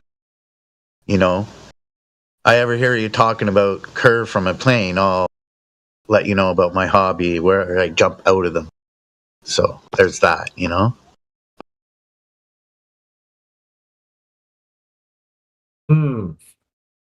Yeah, so this is like an axiom, right? The flat Earth, the flat, motionless, contained Earth, right? This is the starting point that you experience and I experience every day. You've never seen the curvature of the Earth. We've never seen the curvature of the Earth. We've never felt it move, right? And we know we have gas pressure,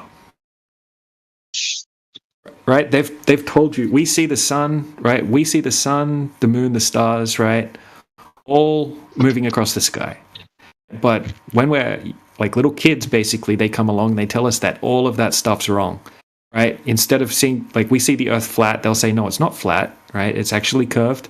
Right? They'll say it's, oh yeah, it feels like it's not moving. Really, it's spinning at millions of miles per hour through the universe, never to come back to the same spot again, right? They tell you when you see a sunset, oh no, the sun's not actually moving at all from your perspective, right? It's just because you're spinning backwards on the globe faster than the speed of sound, and it makes it appear like the sun's setting, right? They tell you, they replace your like common sense with a bunch of nonsense bullshit, right? And then people just never really questioned it because most people have never had anything else to compare it to, and most people don't really know much about the globe, right? They don't know the speeds and vectors and motions and radius and all this stuff. They just kind of blindly believe it, right? And that's where most of us were at until you start actually looking into it, right? Look into what is the evidence of the globe. We're in the infomercial again, man. Yeah, man. Well, I don't know what you want now. I mean, you haven't provided any globe evidence, right? I'm telling you. Oh, haven't you? Well, I don't know what you want now at this point. Bring the juice. They told us it was fake based. Yeah, I can just stop talking and get back to work if you want. I mean, yeah, I like what the other people said. Like the other guy said, he what changed it for him was the aerial observations or whatever, like that, for example. Like,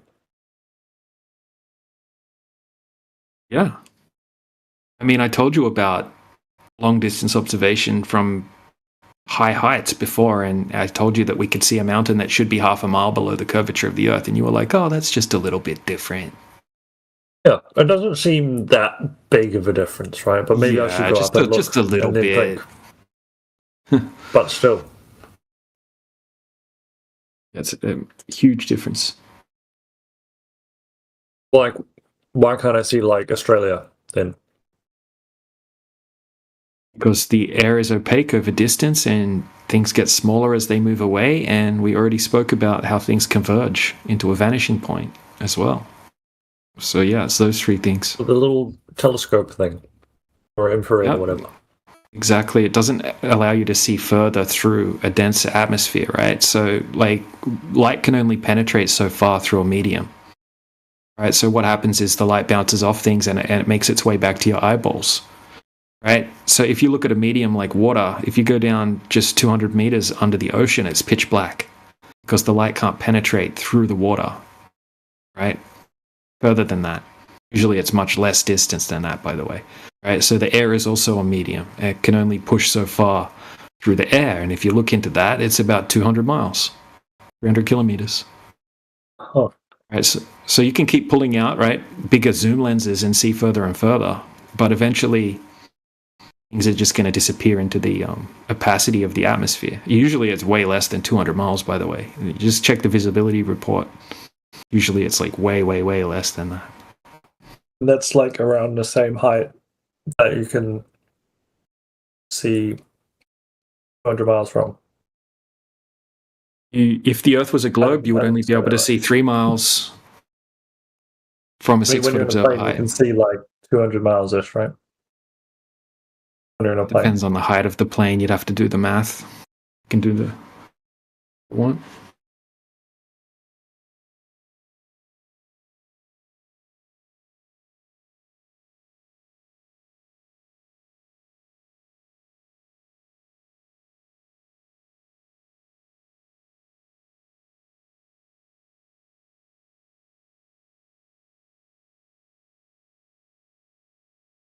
Yeah, from 30,000 feet, you would have a horizon at 212 miles distance.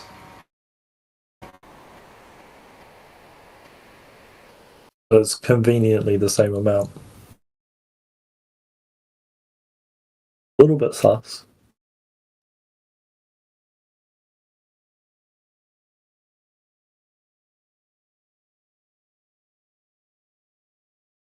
Another interesting thing you'll notice on a plane or at any altitude is the horizon does roughly rise, right, to around eye level or a bit under eye level.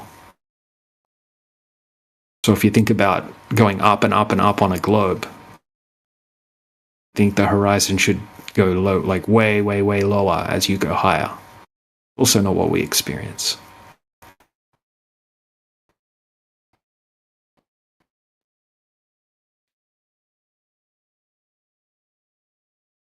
I mean, even if you send up a weather balloon, right, with a non-fisheye lens camera on it, it shows a flat horizon from 120,000 feet.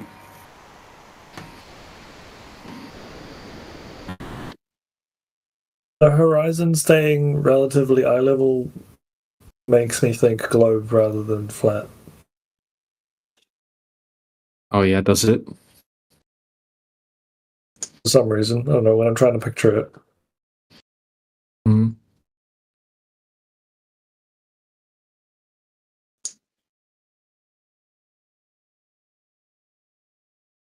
You think about it. Think about like a basketball, and you lift up like a tiny little thing off the basketball and picture it looking out horizontally. You think that the horizon's just going to keep like rising up like that? If we're on a globe, yeah. It does, right? You're on a globe. On a globe, it would look like it raises with you. Then a flat one, it should like be more apparently lower than you.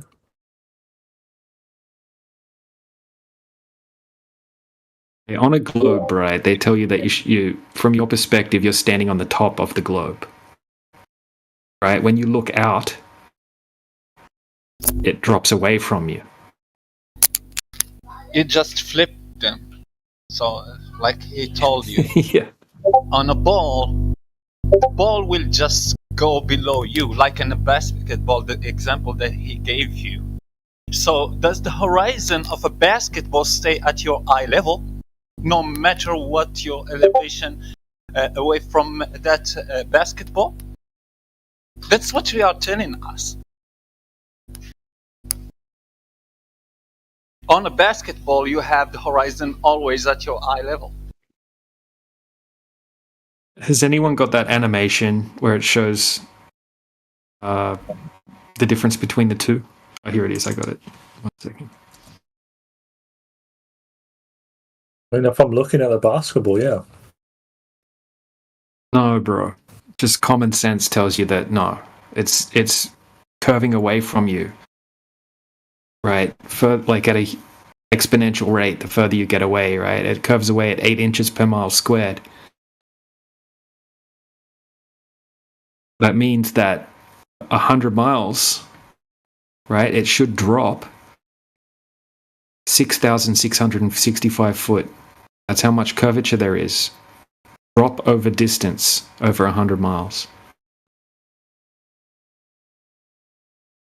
There's a little animation in the side chat. Yeah, I'm staring at it, trying to picture this. That seems backwards to me, though. I'm just, what? Yeah, it's not backwards.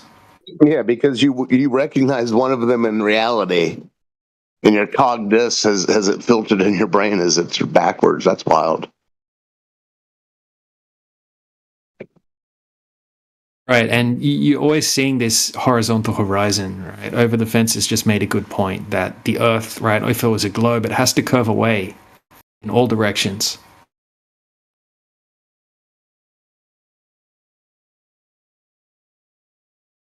Right, so when you're looking over a distance of, say, 20 miles, right, from point A to point B looking straight, right, that's like, what, 200 and something feet of curvature, right? You should have the same thing left to right as well.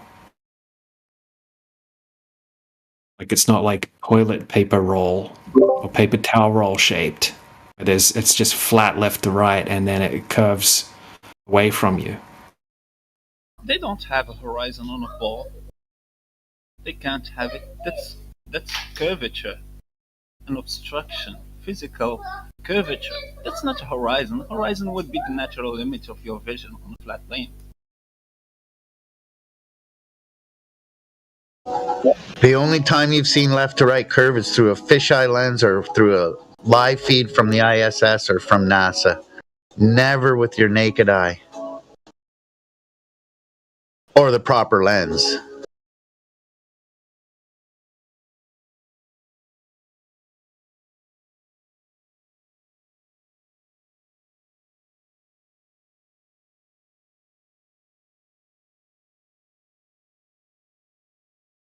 What was the thing about it must curve all directions? I didn't really get that.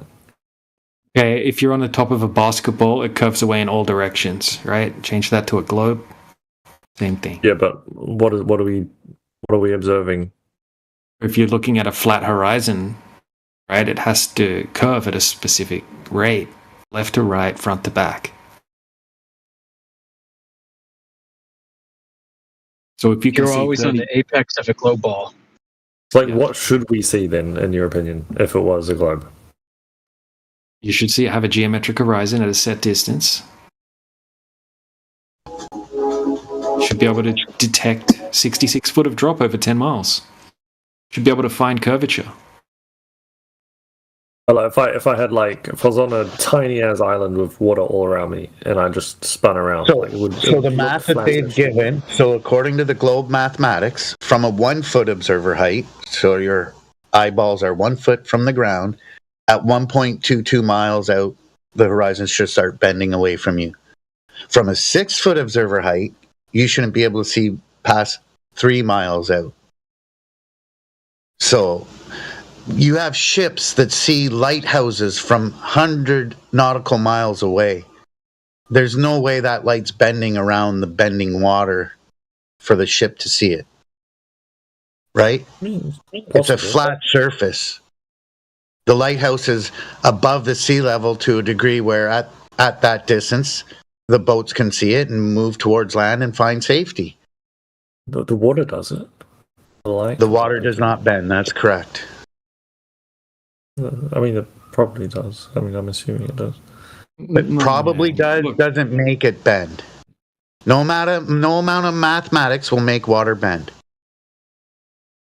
Water needs a container, right? And then if you look at a big giant lake on a completely still day where there's no wind, it forms a perfect specular reflection like a mirror surface on the surface. I want to go back to the curve in all directions thing, because if you're on a little island in the middle of the ocean. Yeah. If you're on your little, I remember your question. All right. So if you're on a little island and you look around 360 degrees and you mark the distance at every degree of how far you can see, right? You're going to see the same distance in all directions. That's probably not. The atmosphere might change some stuff, right? But it appears flat, just looking at it, right? It just appears flat looking around.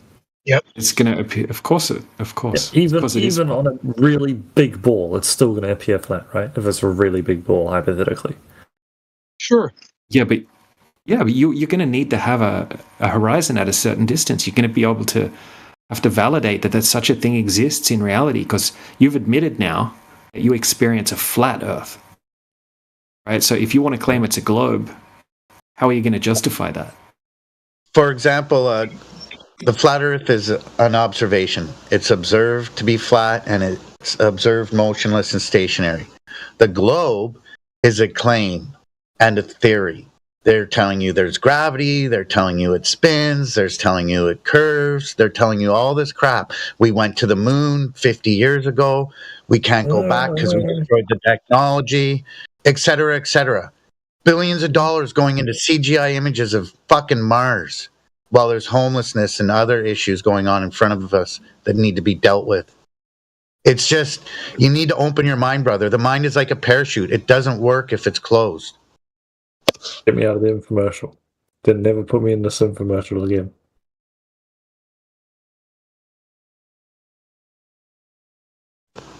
Pardon me? You guys keep trying to sell me something. My mind is very open.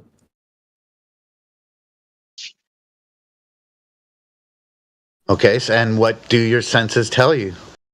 What do your observations tell you? Aside from looking at a computer screen and seeing an image of the perfect sphere Earth from space with no stars behind it, never on the axis that they claim, it's perfectly, South America and North America are perfectly, every time you look at the Earth from space, right?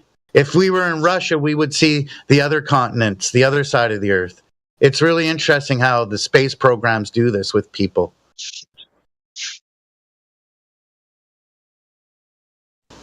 We can let you know that NASA admits that they're photoshopped images. We can give you the artists that say, this is my idea of what the Earth looks like, the best I can do. I've never been to space. I've never seen the Earth from that perspective. We can present all that to you, and you'll still say, well, why would they lie?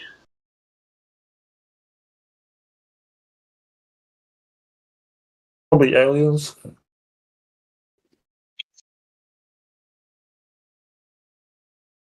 Are there any aliens, you asked? No, that's why they're lying. Probably aliens. No, I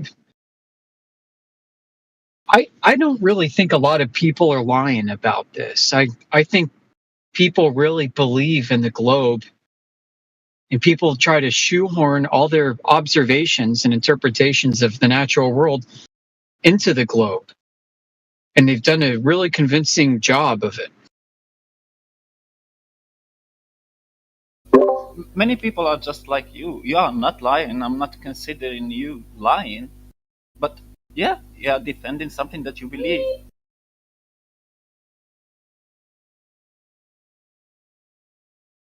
And so really this is about training your brain to see with your eyes instead of your eyes to see with your brain. Now, when you say Earth, your brain might automatically think of a globe spinning in a solar system, like God's eye view of a solar system.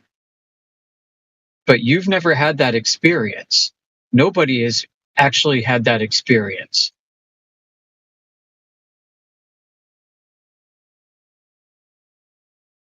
Instead, when you say Earth, you need to think about how your how you've seen Earth. Trees, clouds, grass, mountains, fields, water. That's Earth, man.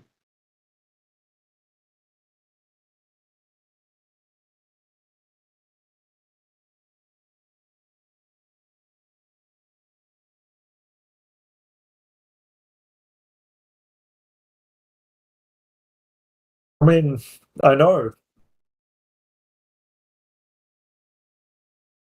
It just doesn't change anything for me. It still seems round, you know? Yeah. Well, it seems round in your mind's eye only. Yeah. Yeah.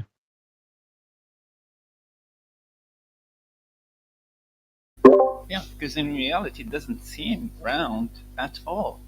At any moment when you are observing the horizon, you are doing anything, navigating, it doesn't seem round to you or anyone.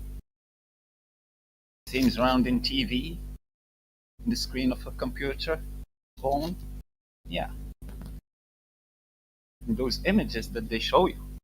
The only place where the Earth seems to be round.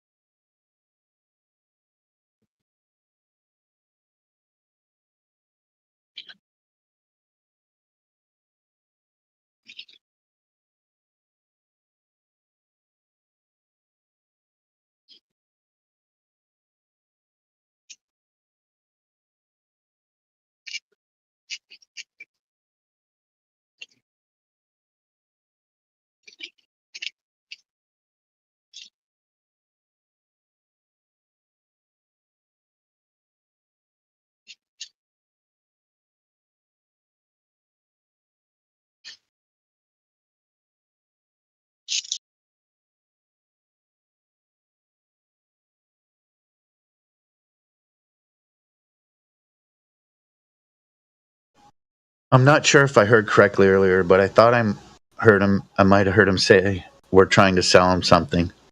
We're not here to try to sell you anything. Like I said, the mind is like a parachute. If it's not open, it doesn't work. So you need to open your mind, look at the new information, and then, see where you're feeling after that. And, personally, none of us care at the end of the day where you land because you're not taking any steak or asparagus off our plates. We're still going to wake up and know what's what. Yeah, I don't know if he can hear me or not, but he kept saying, convince me, convince me. Well, he needs to examine what's made him convinced that he's on a water ball hurtling through outer space. If he's really... And technologies, and satellites and stuff. Technology. It's really not the technology, right? It's the interpretation of what the technology brings. It's the interpretation of man, the consensus of opinion, and not actual data that you're looking at. We bring the data.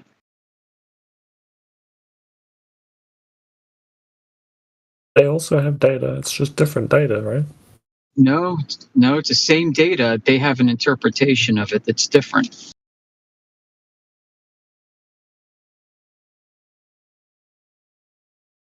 Okay. Well, and a lot of times they're also not bringing actual data. They're bringing calculations instead of measurements.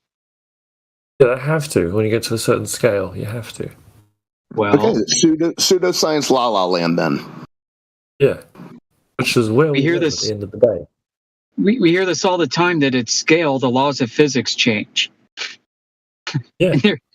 Yeah. Well, how is that a law of physics? It shouldn't even be called a law. It's a tool of physics applicable in a certain space. Yeah, so going from point A to point B, suddenly all those rules that you relied on disappear, go away. No, at some point you're going to dispense with Newton and go to Einstein, right? Yeah, I don't even bother remembering half that stuff because it's just not relevant to me.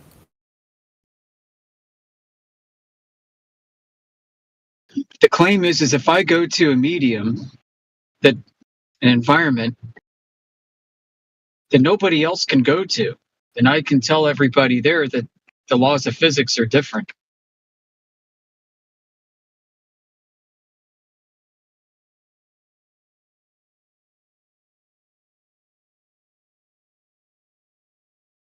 That's a little weird.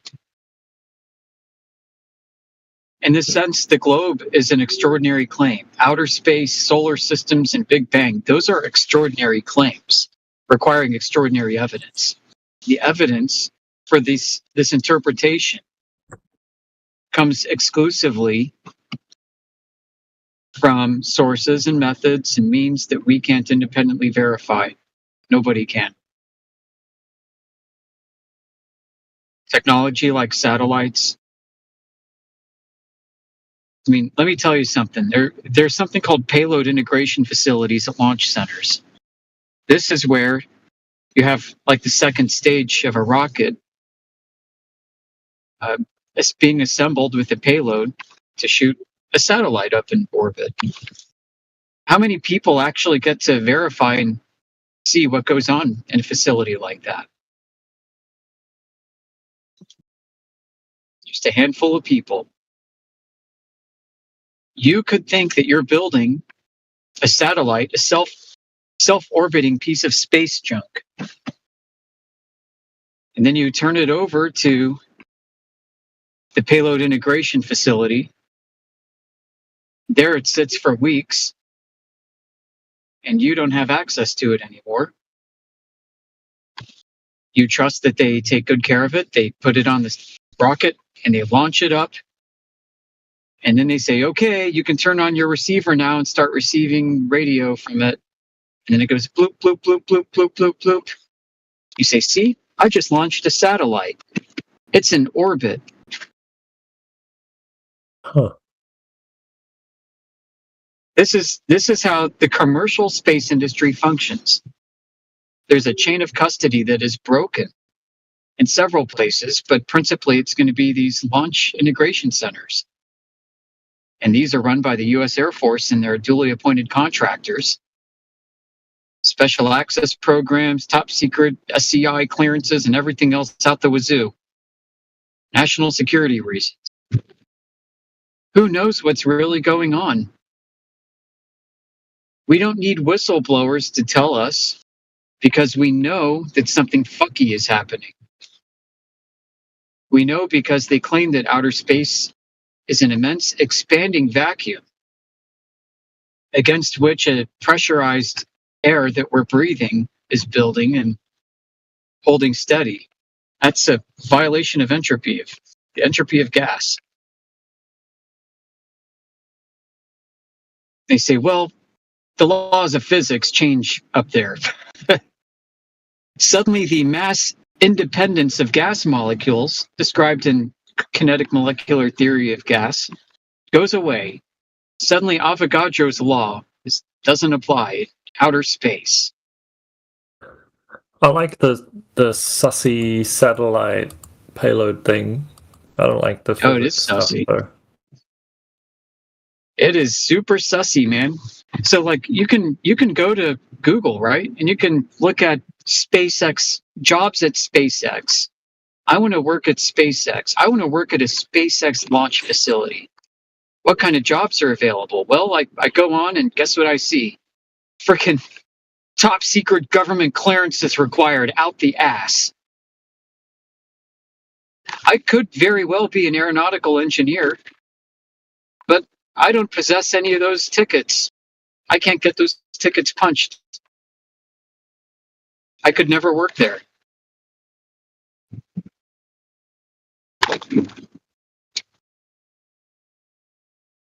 And they claim, well, this is commercial, right? It's completely open and private, open source. Elon Musk is going to open source space. Well, let's look at that for a minute. How many jobs at SpaceX require above top secret clearance to handle things that go into outer space? The people that actually handle these things that are set to go into outer space, there's nothing completely open and private about any of it.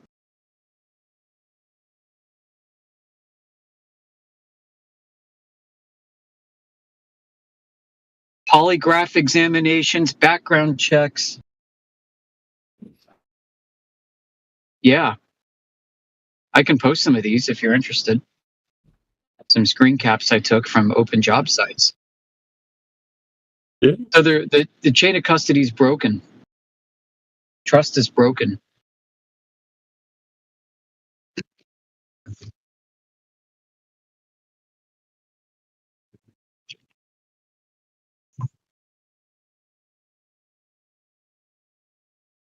So what's really going on with this technology up there? I don't know. I mean, we can speculate. That's about as far as it goes. I do know that the story of space in the space race and since the space race, maybe it's still a space race, is full of so many inconsistencies. We have weather balloons, right, that they say have a maximum altitude of about 120 miles, 130. Because above there, they would expand and pop, and they just wouldn't function. Cool. Okay, weather balloons, yeah, 120-mile max height. Well, hold on. What about all these balloons from the early space race? Project Echo. The U.S. Air Force had platforms called the OV series, OV-1, OV-2, OV-1-1, OV-1-2, 1-8. These were balloons, Echo balloons. These were balloons that went up 1,000 miles plus, they said. There are pictures of them all over the internet, of their development cycle and everything else. Really fantastic looking balloons. But they were launched up by a rocket, they said. Second stage popped off, and then the balloon payload was deployed, and the balloon expands to the size of like 3 football stadiums and starts flying at 17,500 miles per hour. At 1,000 miles up, they said. Multiple instances. Well, what happened to balloons not being able to maintain buoyancy up there?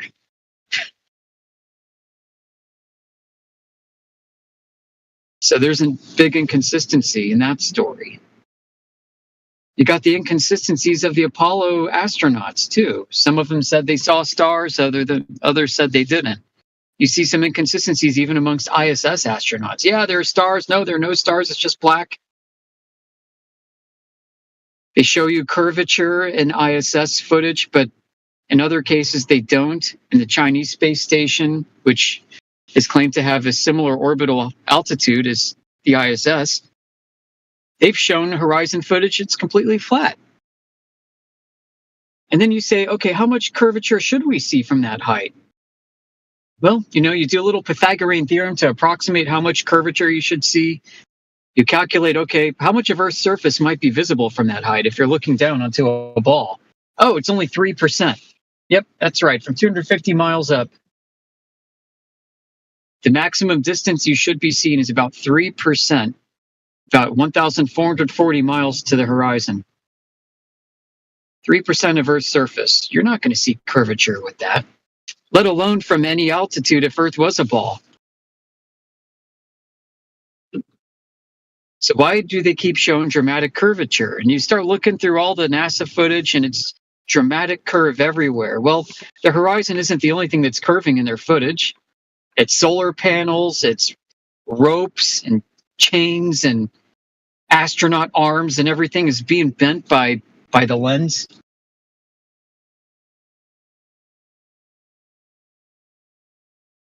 So you say, okay, well, they're just using curved lenses so that you can get a wider field of view from space, but there really is curvature of the Earth. See, okay, but how much curvature should you be seeing? Because if you're seeing as much curvature as they're showing, then the Earth has to be really tiny for a globe. It has to be like planet New Mexico, as people say, planet Arizona, because you see Arizona, New Mexico below. You got this dramatic curve. Well, that ain't globe curvature then. I mean, you really need to be mathematically like 400 to 500 miles up to begin to start to discern curvature.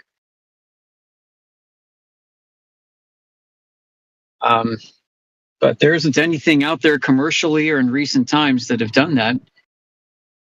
The only people that could claim to have actually been far enough to see globe curvature were the Apollo astronauts. and maybe a couple others from so-called test missions that happened prior. And that's about 27 or 28 people ever could independently verify that there's a globe. And if you buy the entire Apollo moon mission, then I've got a bridge to sell you. It's one of the easiest things to debunk. I think flat Earth is a much more difficult topic than the Apollo moon mission. I've seen some stuff about that already.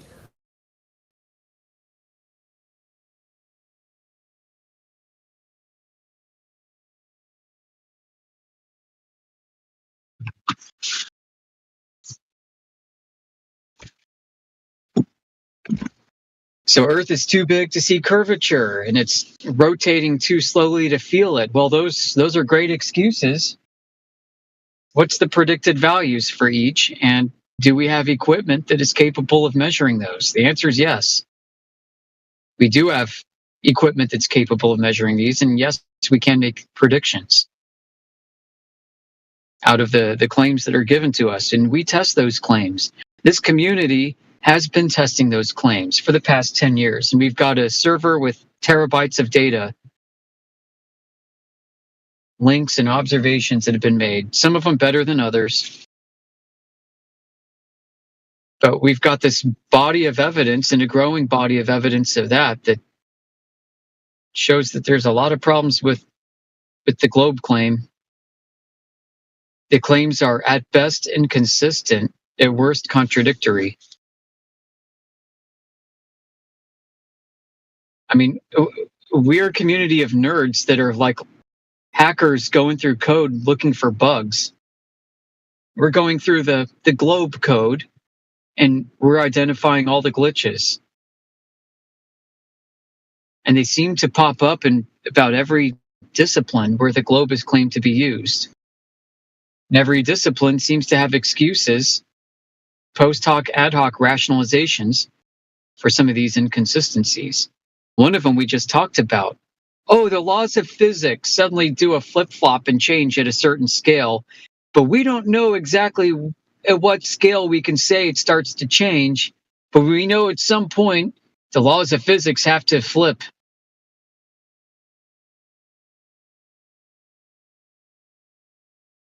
Strange. It's very strange, man.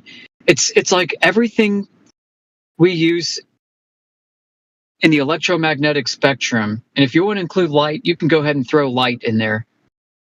Light, radio waves, radar, everything appears to be flat. The Earth is flat to radio. The Earth is flat to radar. The Earth is flat to optics. The Earth is flat to infrared. The only time you start getting this globe stuff is when people start looking up at the stars and start imagining a dome, a celestial sphere around a globe when they look at the stars. And so with this imagination in people's brains, what do? Well, they start doing celestial navigation, right? They start mapping the stars to the ground based off of how they're interpreting the sky as a spherical surface. And you know what they end up with? Shocker, a sphere. Because they think that they're perceiving a sphere. So they perform a mapping. It's even more than a projection. Like a projection's at least somewhat honest. And mapping allows you for highly customized point-to-point matching of sky objects to the ground underneath. People start mapping the stars to the ground. They start mapping the ground into the sky, and they get a sphere. Yeah. If you think you're perceiving the sky as a sphere, and you start to map terrestrial locations to points underneath stars under a spherical assumption, then of course the ground is going to mathematically turn into a sphere. And as long as you use that coordinate system that you create from the stars consistently, you can keep applying it on the surface. And you can keep telling yourself that because I'm applying a spherical coordinate reference system consistently, that must mean that the Earth itself is a sphere. But that's not true. You can have any kind of shape coordinate reference system as long as you apply it consistently it will work. It doesn't mean that what you're mapping it to consistently is going to be that object. You're just using a coordinate system consistently. So we have a spherical coordinate system for navigation, latitude and longitude. It's based off of the sky.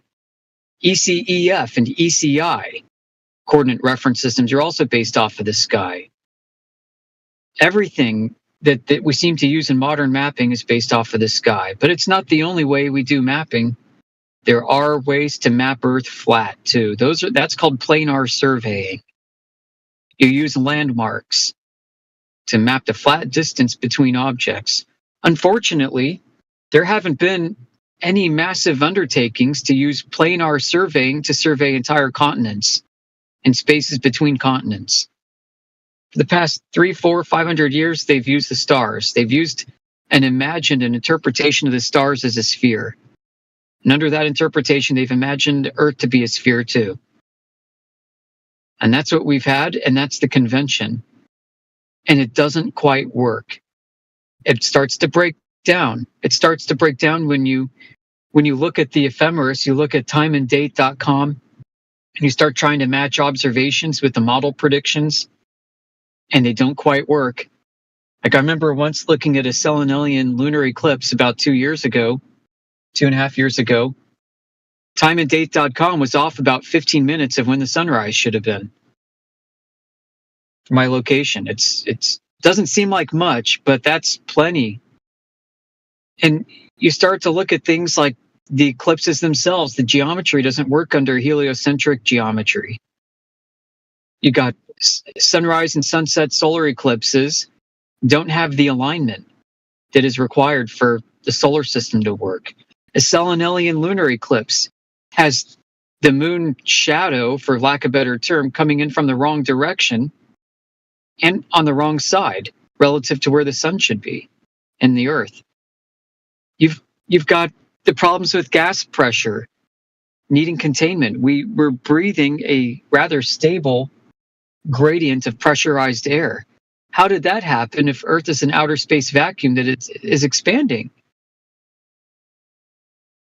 Because in the presence of a vacuum, gas and liquids disperse violently. How the fuck do we have oceans for that matter? Why haven't all the oceans instantly vaporized off the surface of the Earth? Why doesn't Earth have this long comet trail of freaking water streaking behind it? I mean, nothing seems to match. You know, we try to detect curvature and they say you can't because Earth is too big. We try to detect motion. They say we can't because Earth rotates too slowly. And then we see too far, radio signals and radar goes too far. We start doing planar surveys and everything's flat. And we're like, where the fuck is the damn globe? Well, you have to accept it's a globe because people have been to outer space. Well, there's freaking space again. Okay, how do we do that? Well, you got to get the satellites over to these payload launch integration facilities where they all have top secret clearances, and they'll take your satellite away from you for a few weeks or a few months while they tinker with it, and then they'll launch it up. Promise. And then you can study it. You know? Okay, well, how many people have been able to verify that Earth is a globe from space? It's not anybody in the ISS, not anybody from the shuttle missions. Oh, it's the Apollo moon mission people. So like 27 guys, and they're all Americans. Okay. Things start to get a bit freaking weird. The more you dig, I mean, we've got like military surveys of the Chesapeake Bay outside of Washington, D.C. Across the bay, they purposefully tried to put light behind where Earth curvature should be so they could measure refractive conditions in a marine environment. And every time they tried to put the light below where curvature should have been, they could see the light, they could see the tripod it's on, and they could see the surface that the tripod's standing on. This was actually recorded in what's called NATO SAPPHIRE trials, SAPPHIRE. NATO had some engineers sponsored by the Department of the Navy, one team from Germany, one team from the Netherlands, and they each conducted these studies, and they're both like, crap, we can't find Earth curvature. And we are even using infrared to mitigate refraction claims. So we're like, okay, that's weird. Let's look at the combat laser test in Hawaii. where the Air Force, working with with Ohio State University, I think it was, in Dayton, they shot a laser, 149-mile tri-band laser propagation, using 3 different bands to test each of their refractive capabilities to see if the beam divergence would spread according to Earth globe curvature claims. And guess what? The beams didn't diverge in accordance with globe curvature claims in terrestrial refraction. They had to invent a brand new model for this. And this is something that they're using for testing like satellite laser communications, terrestrial laser communications, and possibly even weapon systems. They needed to update all their models with this stuff and use basically flat Earth. We keep looking again and again and again, and it's getting weird, guys. I mean, we've been doing this for 10 years now, and it gets worse the longer we look. And this is what's really kind of scary, is the world fucking delusional with the globe? It's harder to believe that than it is that the Earth is flat.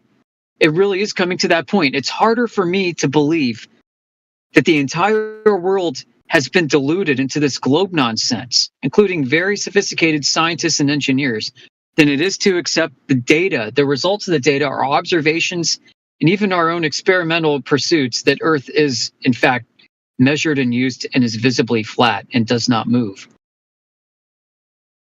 And that's a scary proposition, man. So that was really a fantastic wording there. Really enjoyed that. But, thank you, Windek. But I got to go back to work. It's all right. The best proof you can get of flat Earth is if you ask a glober to present evidence of a globe, and they will give you flat Earth evidence.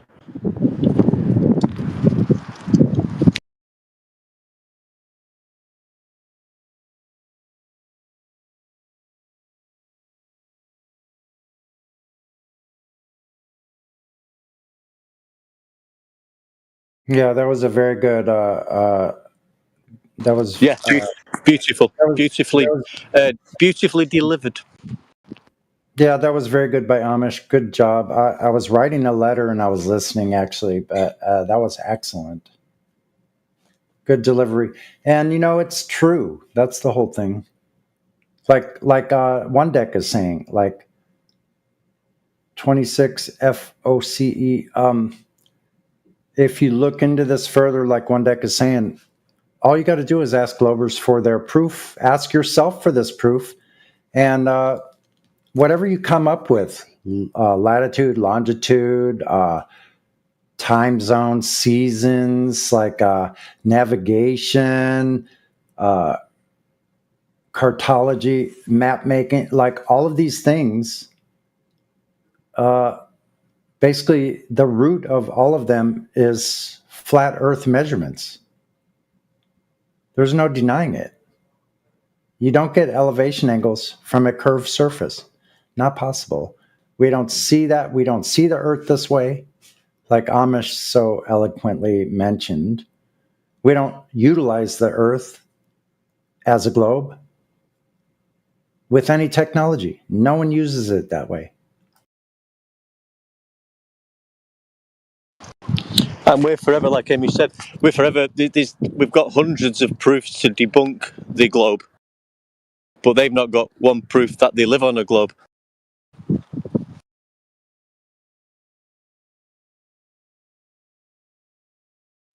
Yep. So when you realize the globe has nothing verifiable, then you start having different thoughts about it. All of us here grew up as globers. I would say we were the expert globers, little nerds that loved space and everything about it. I can testify that that's how I was from a very early age. I was fascinated by space.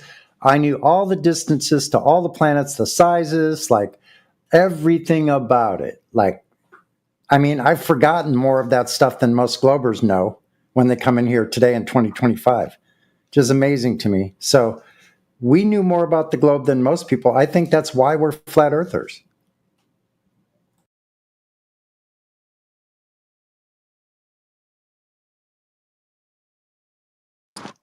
It's true. I mean, like we say, Amy's put it so beautiful. And but I've tried to express that myself, but not so beautifully. Yeah, you get to a point where you're thinking, humanity's brainwashed. We now realise humanity's brainwashed, and that's the scary thing. That this brainwashing that you're witnessing around you and listening to, about the fact, the heliocentric globe model lie, and everybody's so hooked up on it and obsessed with it, and are willing to fight you for it and probably kill you for it. I mean, it's deep. It's deep. Yeah, the amount of ridicule and contempt prior to investigation, which we know will keep a man or woman in complete ignorance and delusion by having contempt prior to investigating. And basically, that's what we have a lot of here. People are willing to ridicule it before they even look into the information. So why is that? You have to ask yourself, why is that?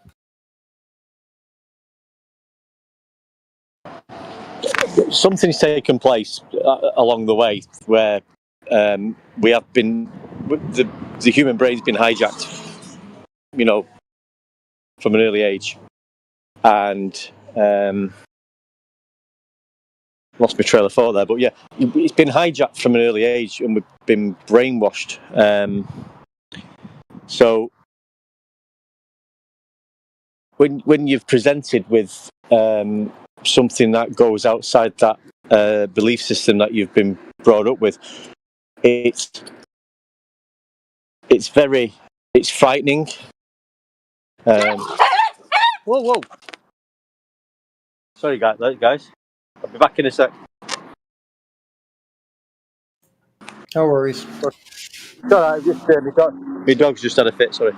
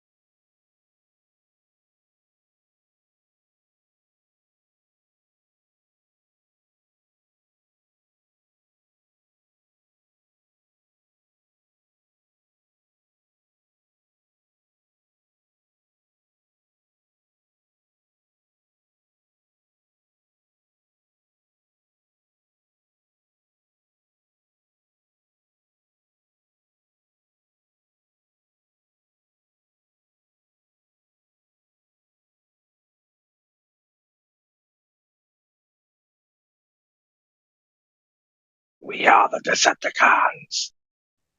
Where is Optimus?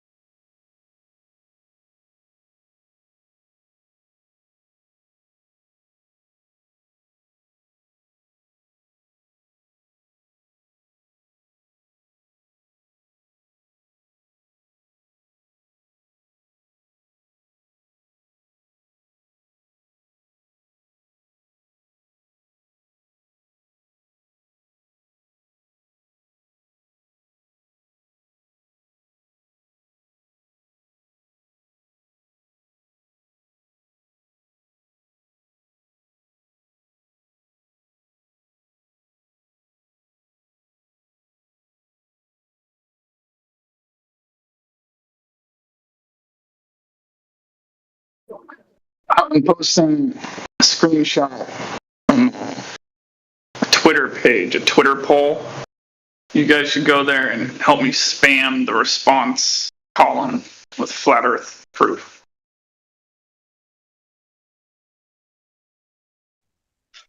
Quick, to the Flatmobile.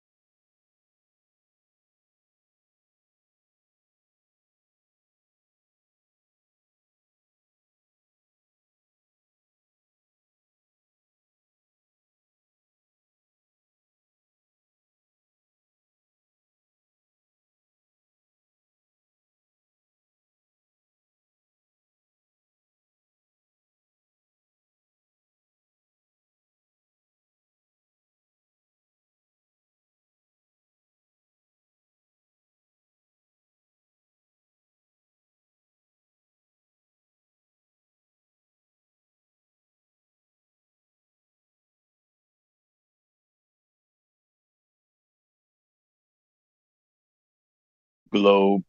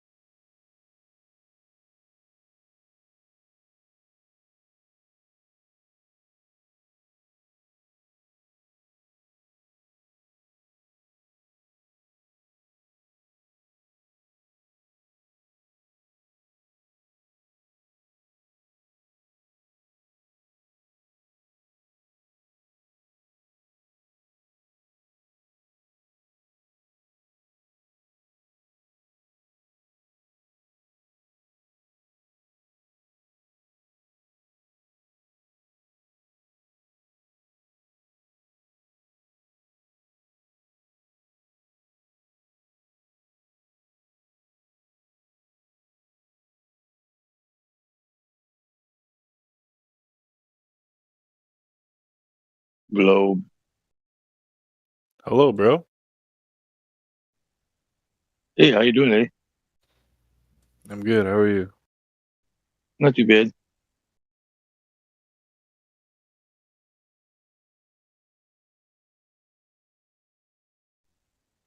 It's usually not this quiet around here.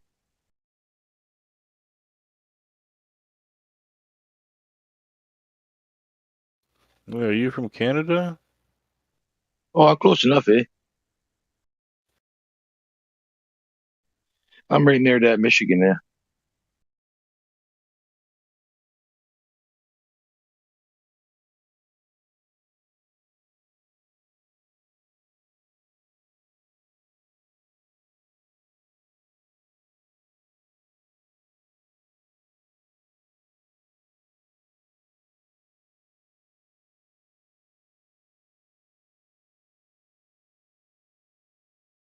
It's like a zombie movie. If we're too loud or something, we're gonna wake them up and they'll come after us, try to bite us.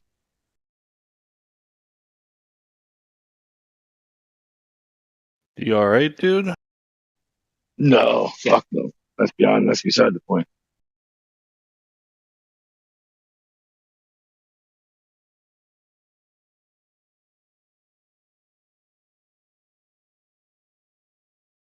No catch no aggro, dude. These guys will wake up, man. Start coming in with questions. Like, do you have any globe measurements? And I'll be like, no.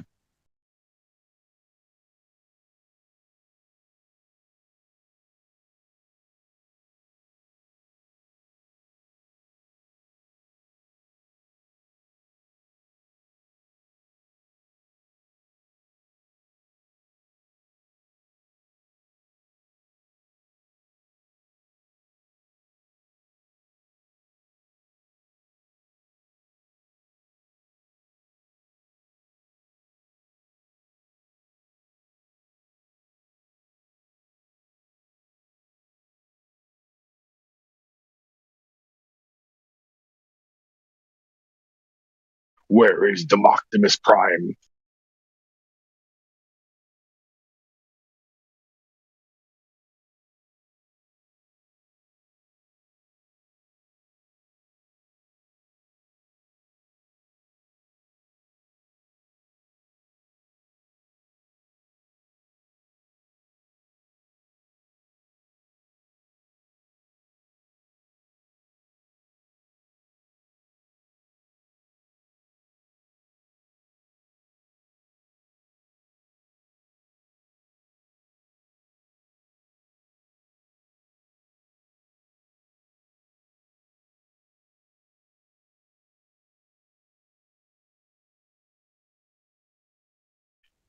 Any of you guys tracking that asteroid that's supposed to hit us? What ashtray? Asteroid? Oh, asteroid. Which one? don't know. You gotta look it up. It's something 24. They say it's got like a 2% chance of hitting Earth. I've been hearing those asteroid stories for quite a while, dude. I've been waiting for them to hit us.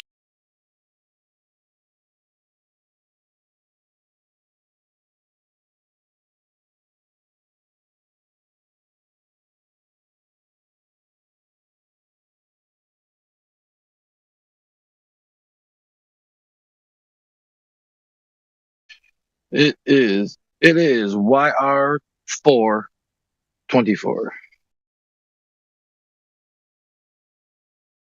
And I was wondering if any of you astrologists or anything that did, looks in the sky, if you guys been watching it at all? You're marking it.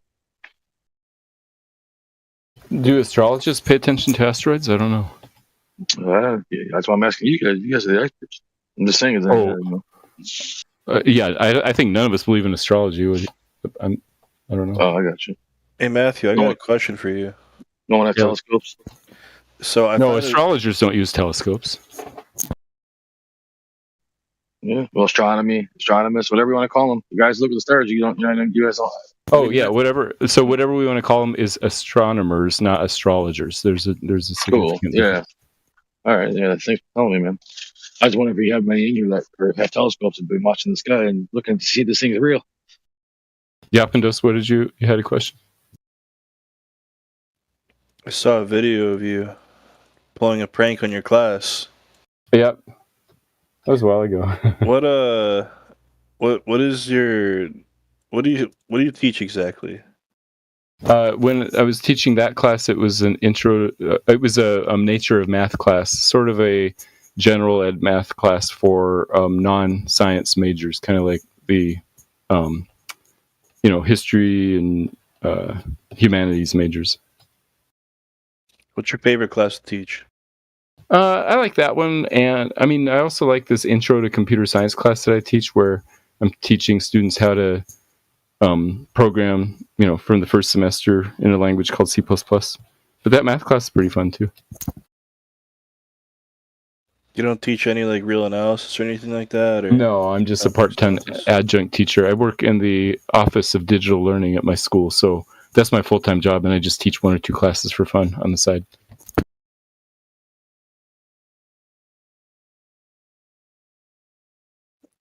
I mean, I took those classes once upon a time. I was a math major. You're a professor, right? I'm an adjunct lecturer, yes. But yes, I'm a professor at a university.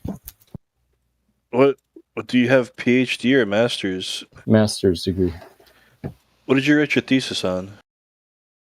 For the master's degree, it was more a series of like programs we did in classes because I did it in computer science. Oh my god, why?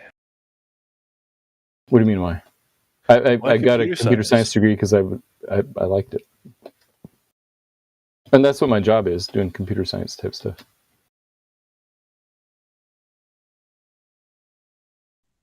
Didn't learn anything about asteroids or anything? No, I never took an astronomy class. I read an astronomy textbook, though, a couple years back. And, it's sort of a hobby. I have a telescope that I look through every once in a while. So, what part of computer science follows the scientific method? None of it. The scientific method of doing experiments, but computer science isn't an observation. It isn't an experimental science in that sense. Why is it called computer science? Just historically, because it's the study of computer science, I guess. It's just because kind of like geology or marine biology. They're not experimental sciences. The college system uses a different format than what you're probably thinking. It's Right. based off the Greek model of learning, the humanities. So that word, science, means scientia, which means knowledge. Okay, I get you. That's why when you go to a college, the first thing you do is take your general eds that cover these basic areas, depending on what school you go to. They'll say, area zone 1 to like zone 9. And they'll say art, chemistry, biology, humanities, social studies. They'll break it down into what spheres and what classes cover those disciplines. And some of the best ways to get through general eds quickly is to pick a class that touches more than one discipline. All right. Man, you smart. You smart as hell, Britt. No, but Crit's a genius. You got no idea. Oh, I knew that when I first met him.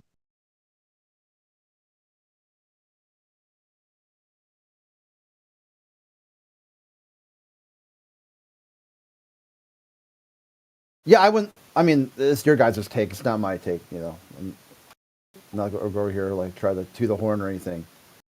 Just letting you know that inside the college campus, you're looking at a model of learning that goes back centuries. You know, so it's different when people think like, oh, hey, when I go to school, especially higher ed, there's going to be a lot of jargon already baked into the system because they're viewing the learning process completely different than what you did in grade school. Your grade school was like kind of memorize, dump. Memorize, dump, memorize, dump. You really didn't get that idea of adding your own ideas to an assignment, and then if you can defend it, it's still an A. You could be wrong as shit. Completely. I mean, maybe not in computer science. I don't want to speak for Matthews, but I mean, classes I've taken, especially in legal studies, you could be 180 degrees wrong.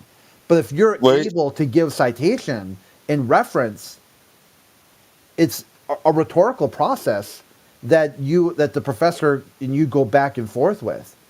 It's that you're right and wrong, and here's why. Here's where you're right. Here's where you're wrong. Wait, do you actually believe that the Earth is flat? It's not a belief. Yeah, definitely not a belief. If it's not a belief, what is it? I know it. It's a fact. Yeah. Why are you laughing, dude? Yeah, Zay, belief is not required. It's not required. You don't. The Earth is what the Earth is, and if you factor in a belief system, that doesn't change what the Earth is. Like a human we live value on a obsolete Earth. We live on a global planet with a curve. I've seen it. Everyone's seen it. You believe that? I've seen it. Or do you know it? Yeah. Do you just believe it, or do you know it? I was on a plane and I saw the curve. Do you believe that, or do you know it? No. See, your Earth is a very small Earth. If you can see the curve from an airplane window, that's a very small planet you live on. No. By 8 inches per mile squared, we can see the accounted distance, my friend. The Earth is a spinning globe. The universe is infinite. It's You not just a destroyed flat. the globe by saying that. You believe that the dome is the globe. What? That's Cool, what man. flat Earth is. Flat Earth Here's is what I want to know. Here's what I want to know. I don't know what the fuck's going on, but what the fuck is this science experiment in the side showing? Because there ain't no reason this should be occurring. Well, there is. I just don't understand why. Can somebody explain why this is occurring?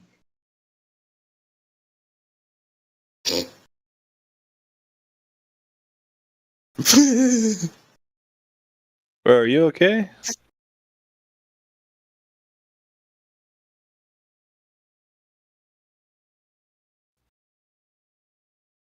I'm just saying, I haven't seen evidence strong enough for myself either way. Maybe half the stuff I listen to is beyond my comprehension. But this little experiment happens, and I don't know why. What experiment? It's in the side chat.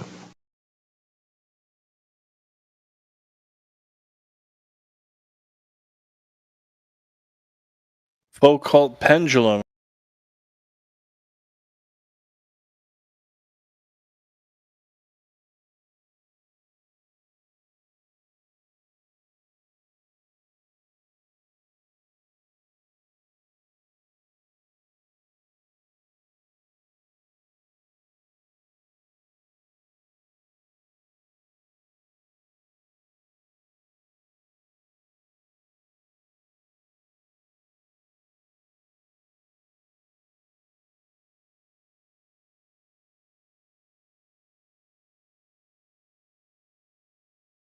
So why does this thing move radially?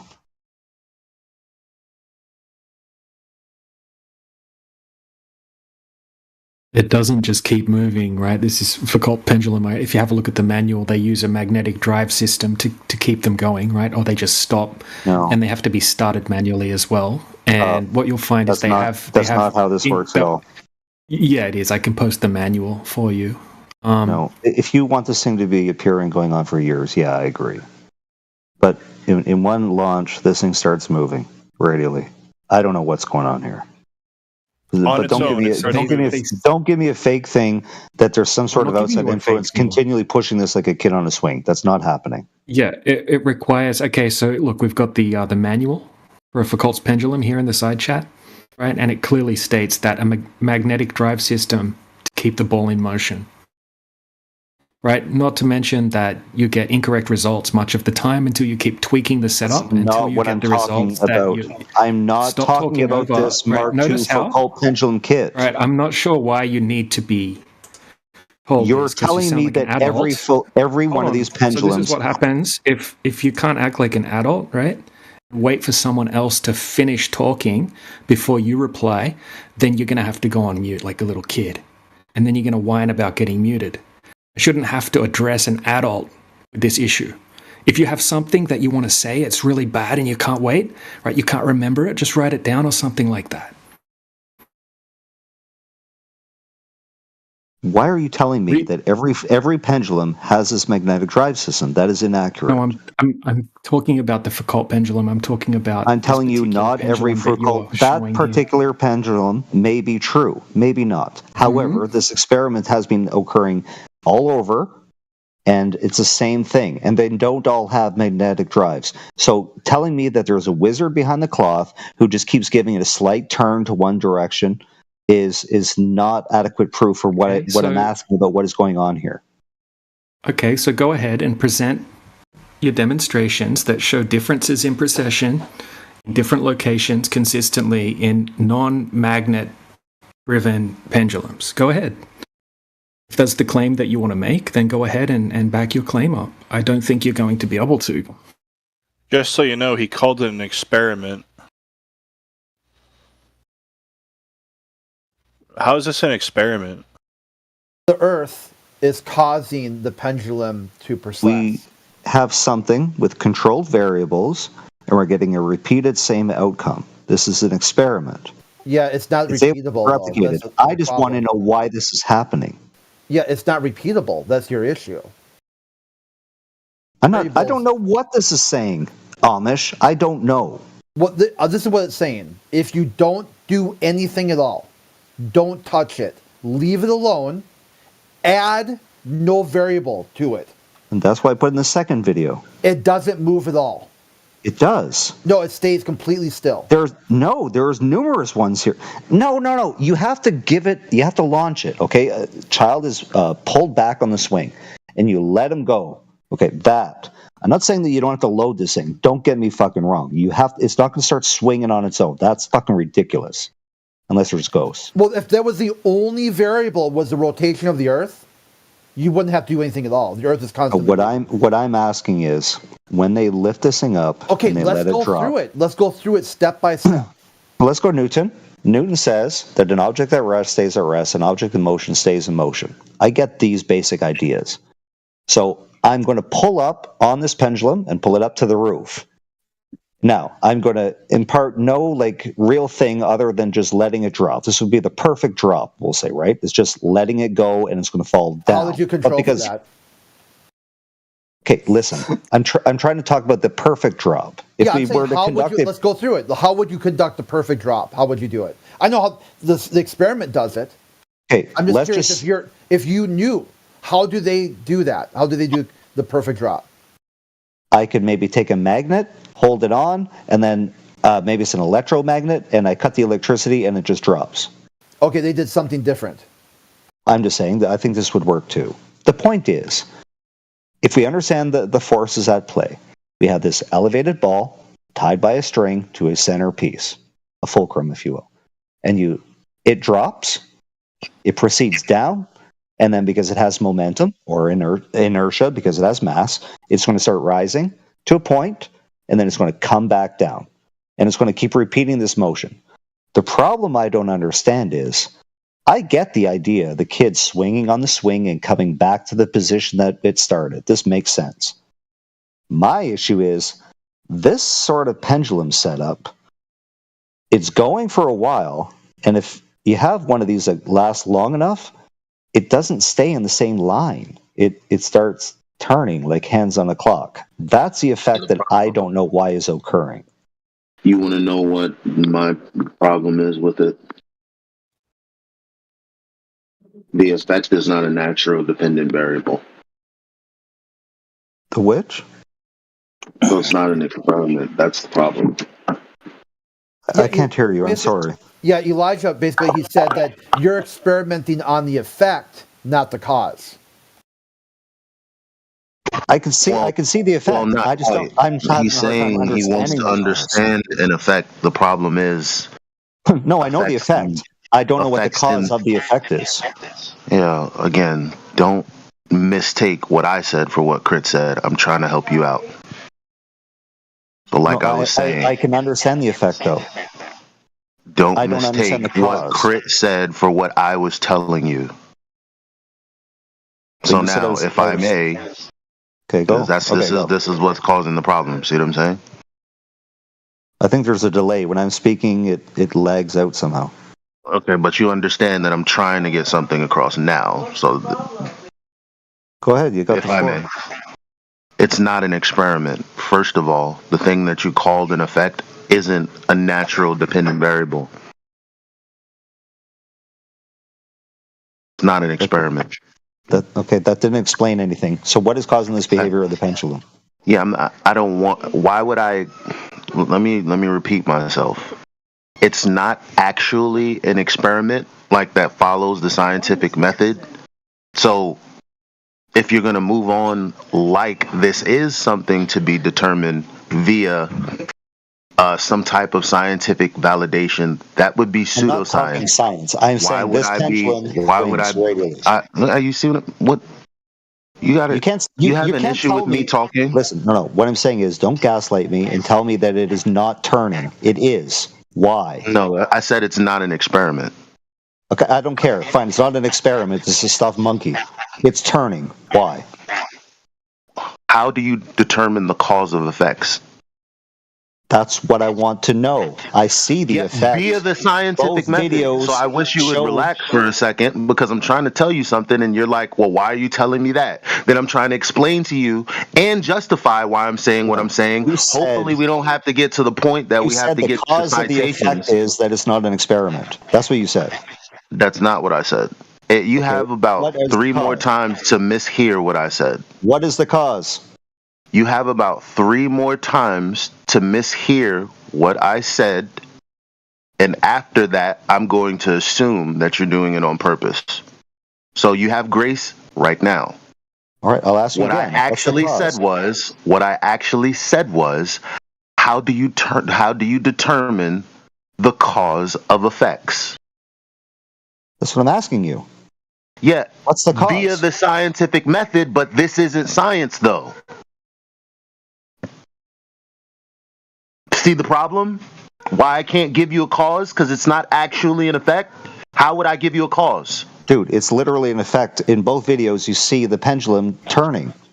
No, it's not. Listen, okay, so we're confused on language. When you say effect, I'm hearing in the scientific method, your dependent variable, the natural phenomena you're observing, that is what you're trying to discern the cause of. So you're going to have a supposition. So you're going to listen. So you're going to make a prediction as to what's causing that. Now that would be a hypothesis. Then you would test that. Perfect. But So what's your hypothesis? Because I don't have one. No, it's not. There is no hypothesis because it's not actually science. We have an effect. Something's causing it to happen. I It's don't not know a why it's natural happening. effect. I'm asking It's not people. a natural. It's not a natural effect. I don't care if it's natural or not. Then give me the Well, give that's me why the hypothesis. That's why I can't answer the question. You said you don't What are you care that talking it about isn't. at this point? I Am might I taking start crazy muting. pills here? What is going on here? I might The start effect is muting you. literally on video, and I'm asking you he's why it's acting just happening. like you What the you fuck are guys know what I talking just about? realized. You know what I just realized? He's acting like lo-fi. Why are But you they gaslighting all me? act like There is an they effect all- on the video. So he said, "I don't care either way, whether it's flat or round." And then he starts going into his spiel. This is like super. You guys get that though, right? Like, so the moment you actually start to talk about the moving parts, the nuts and bolts, they start acting erratically. You never explained the like moving parts. Don't unmute him. They start explain it then. Don't unmute him. Explain it then. I just told you don't unmute him. So who's unmuting him, and why? Yeah, if you need to moderate your own discussion, take a step back. No, I need to talk when I'm talking, Chris. If you're not going to do it, I'm going to do it. Is that a problem? Well, yeah, I would say it's a problem. So then why the fuck aren't you doing it then? Since you're there to unmute him, why aren't you muting him when I'm talking? I'm not there to mute or unmute. So then what are you doing? You're there to unmute him right now, right? No, am I unmuting him? I don't know what you're talking about. All right, then if it's not you, then okay. Someone else is unmuting him. Yeah, I get why. I understand why. The conversation was going fine until you inserted yourself, and then suddenly the guy's on mute. Wait a minute. So you're telling me that everyone else who was having a conversation getting to actually fucking bumfuck nowhere, I step in to say, well, the problem you're having is it's not an experiment. So because he's acting erratically with me and won't stop talking when I'm trying to tell him what the problem is, because it's not like I was like, hold on there now. It's not like I was interrupting him. I said what I said. He said, well, I don't know what that has to do with anything. Then he repeated himself. Then I said, okay, let me explain to you why it matters. And then he starts acting erratically. You don't see a problem with you caping for that. Because I didn't do shit wrong. I wasn't interrupting him initially. He just started acting like I was gaslighting him, which is another fucking... I didn't do that either. So this is what we allow?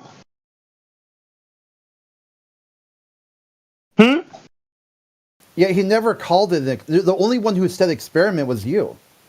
Yeah, I said the reason that we can't determine the cause is because it's not a natural effect. That's a legitimate response. That's the only response. That's literally the right response and the only response. And that's the way I framed it for him, and you told him, no, that's not right, and he got confused. And then once he got confused, he got frustrated, and once he got frustrated, you muted him. You said you was trying to determine the cause of the effect. That wasn't my reason for saying what I was saying. My reason for saying what I was saying is because it's not a natural effect.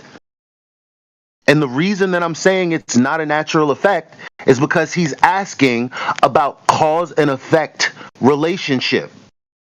Why are you asking about cause and effect if you're saying it's not science? That's why I then followed up with, okay, how does one determine the cause of an effect if not in science? And instead of standing on that with me, you think aiding and abetting this fucking criminal is better. Because he should be answering that. Well, if it's not science, and if we're still talking about cause and effect, then what kind of philosophy or ideology would I use to determine it other than making it up and giving a just so reason or an explanation, which is what he's asking.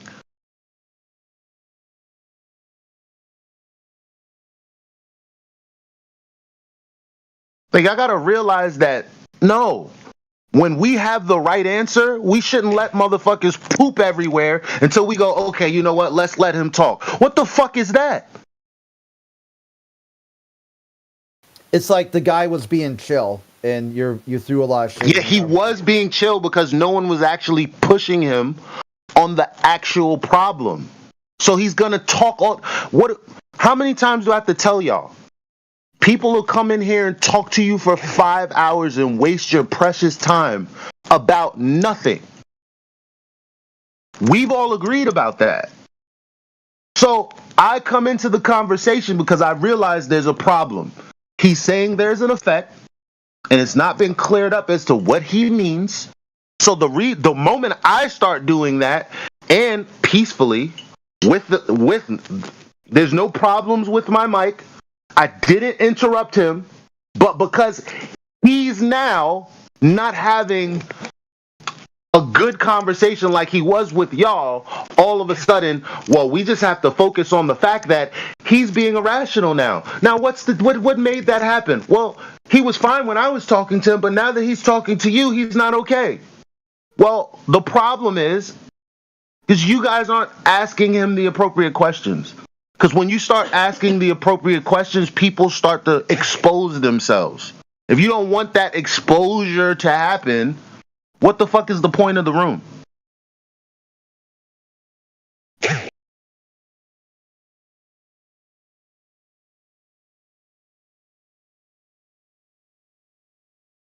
Hello? What was wrong with me asking? What I told him the reason.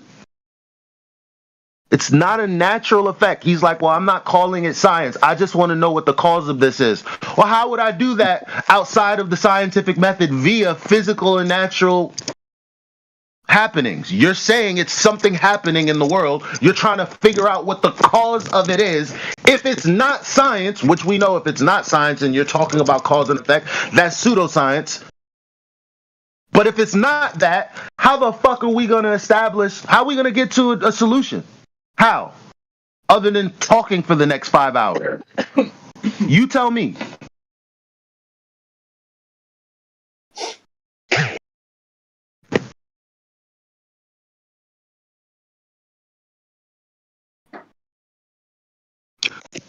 I already know this stuff, man. Y'all got to do yourselves a favor. I'll unmute him. Y'all have fun.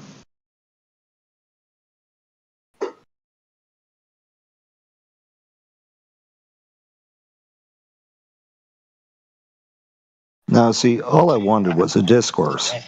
You, sir, have come in. I don't know if you're reading the side chat or not, but I just simply ask a question.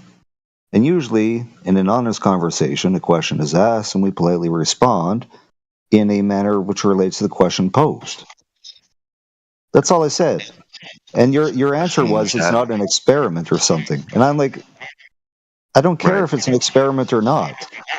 The effect is occurring. Don't gaslight me into saying that this isn't occurring. There's multiple videos out there, and you can cite your own sources. So why is it okay for y'all to let him say that I just gaslit him? Because I didn't interrupt that. I'm kind of waiting to jump in, mate. Well, go ahead. I don't want to overtake. No. Elijah is pointing out to you that you're asking the question, what causes that? Well, we understand that the full quartz pendulum isn't something that is set up to figure out what causes that. We just have that. That's what I'm asking you. We see the phenomenon. I'm asking, what is your ideas about what may be causing it? Yeah, to figure that out, we would use a scientific method. Understanding that what we've set up here, doesn't follow the scientific method. Well, just try to spitball using a free body diagram in your mind. If there's no applied, horizontal force, and we just let it go like on the up and down, we had the perfect drop, as I said, why is it swinging to the left or the right? Are we saying that every time somebody commits to one of these exercises, they've maybe accidentally or, unbeknownst to them, applied some sort of sideways direction to it? This is what we're concluding. I don't know. I'm just asking. Yeah, but without varying manipulating what the presumed cause is, we don't know. Yeah, you've seen people try to do this, and they will wrap the line around the pole, and as it winds. I could see that forth, twisting the twine or something. Yeah. I get it totally, but that's the type of response I wanted. Because I get people coming up to me saying this is proving a globe Earth, and I'm like, Denver, I think that there's possibilities that something could be going on here. Denver, take a break, okay? Take just a breath, okay? Not a break. Just take a breath. We don't need to go into the meta. Okay, it got a little derailed. No problem. We're back on track. With just like a roller coaster, we went up and down through a little loop. So now we're back on track. You realize that there's an apparatus that someone built. This apparatus does a spurious causation. Something is causing it to do an effect you didn't predict. So ask why. What's wrong with the setup? What's wrong with the apparatus? Why does it get so varied results? That was the point of my question. And the other guy just wanted to shut down it. I like the idea that people came back and said the wire could be spun. Fine. Okay, there could be an fine. implied axial motion to it. This is the answers I'm looking for. Jedi provided a very succinct answer to this. And what you have here is a setup that is not scientific. And by that, it means it's not set up to determine any known cause in the first place. We know the cause of it moving is a human. The reason why it appears to move the way it does is because somebody moved it. But the videos show there is no human intervention after the launch, or what I call dude, did you not hear what I said? Yeah, that's the only thing you do. You drop it. Awesome stuff. But in an experiment, you're supposed to very manipulate that which causes the phenomena to happen. At the moment, you dropping it, the only thing that you've done is causing that to happen. I know, but what I'm saying is, I know. I'm trying to tell people this. You are the cause. You caused it to move that way. But what end. That's the end, dude. You caused it to move. The Earth didn't move it. The Earth didn't move the Foucault pendulum. No. They have other videos where they use an electromagnet to do the drop, and they take the human out of the equation. Okay, so the electromagnet moves it. Dude. You're not getting this. But inertia wouldn't be able to do that. The Earth didn't cause it to move in that fashion. But basic inertia tells me that it wouldn't have that effect on that mass. Sorry. This is why Elijah... This is an affirming the consequent, but I tried to force them there, but they're smart enough to understand that they're undermining the scientific method, and they can't make certain statements because if they do, they could be called out on affirming the consequent. I am using they the don't scientific want to do method. that. I'm using Newton's law of inertia. Why does he think that right then was the perfect time to start talking? Why is it a heavy object? You say I'm not using science. They understand inertia. Muting someone when that happens. I don't understand that shit. What are you talking about? This isn't a scientific setup, dude. This is not a scientific setup. We'll make one. That's the end of it. But laws of inertia will tell you that. No, there's no but. This is not a scientific setup. That mass. A human being caused it to move. And how did the laws of inertia get broken? What? The laws of inertia. That can't happen on the electromagnet. What law of inertia applies here? What do you mean, what law of inertia? Please give us the magnet's mass is less than that of the pendulum. That law of inertia. So what's your point? It's defying the laws of inertia to say that the electromagnet implied that axial force to it when it couldn't. Because the laws of inertia show that the laws of inertia. Show the data then. What do you mean? You said the magnet isn't strong enough. Dude, how do you know? If I take a handle for a hammer, which weighs 1,000th of the weight of the actual... I'm not talking about that. In this case, how do you know that? You're jumping onto some other fucking conjecture. Because the weight, the inertia of the magnet is a lot less than anything in the pendulum. You're missing the point. Prove it in this case. It's a pendulum. It's inertia. When you want to impart a force upon another object, inertia comes into play. This is why you got stopped in the first instance by Elijah. You've made a pendulum, and no matter how you've made it drop, either you've dropped it or you've got some kind of electromagnetic lock or whatever. However you've set it into motion, you have set your contraption, the man-made device, into motion. You must understand from this point onwards, we're not doing natural science because you made this. It's a man-made device. You're also referring to what is inertial as something that's in kinetic acceleration. So I don't even think you know what fucking inertia is. It's moving through. Let me show y'all the other way to deal with this. Okay, so something's causing he left. this Guys. to move. He left. Oh, well, because the other alternative is to say, okay, inertia. So you think that this is in the inertial reference frame while the Earth turns underneath in the non-inertial reference frame? Is that what you believe? I don't want to straw man you. Why don't you go ahead and clarify that? Do you agree with that? Once they say yes, oh, okay, then so that means that everything that everything that is above the Earth, not attached to the Earth, then, like the gyro, will exhibit the same behavior. Oh, golly gee, that doesn't happen. Therefore, what you thought was a consequent of the Earth moving is actually not the case. It was just an affirming the consequent. We don't care if guys like that leave, because once I start seeing a pattern, nobody can deny that he acted exactly like Lo-Fi. Now, either I'm an asshole, which sometimes I can be, or they don't like point-blank questions. I wasn't rude to Lo-Fi yesterday before he started doing what he was doing, and I wasn't rude to that dude just now. You guys are more rude to these motherfuckers when you start calling them out their name and globe retard, and they have no problem with that. They'll talk to you all day long. But the moment I start talking, they act like I'm demon possessed or some shit. How are y'all not seeing that? It's more about the mod perms and kind of like flexing authority over someone instead of meeting them at equal footing.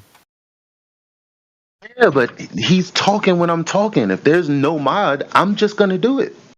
That's not flexing. That's me wanting to talk without someone talking when I'm talking. Well, then just disengage. No, I want to fucking talk when I'm talking, and they'll stop talking until I'm done, and then I'll pop them back off mute like I've been doing. It sounds like you should go to a space where you don't have authority over other people, and then see how you fare there. Like be It's fine, because when I was in, I thought you were done. You want to finish? No, go ahead. I get along just fine. I command the same silence in Jim Panda server. I've done it before. People have seen it. I did it over at Geo server. I've done it before. People have seen it. I just don't feel like putting in the kind of energy that gets people to shut the fuck up when I can just mute them. But I do it in other places. Don't play me like I don't. This guy came in with such unquestionably bad faith from the get-go. I don't see why he deserved any voice. I would have banned him, but I didn't have access to it. Crit has a problem with me. Well, for whatever reason, he's saying that I'm exerting extreme power. No, I'm not. I'm just muting them when I'm talking and unmuting them when I'm not. That's different than, okay, well, you're going on mute because I don't fucking like you. Like I'll do with liking eggshells. Because I fucking can. Why not?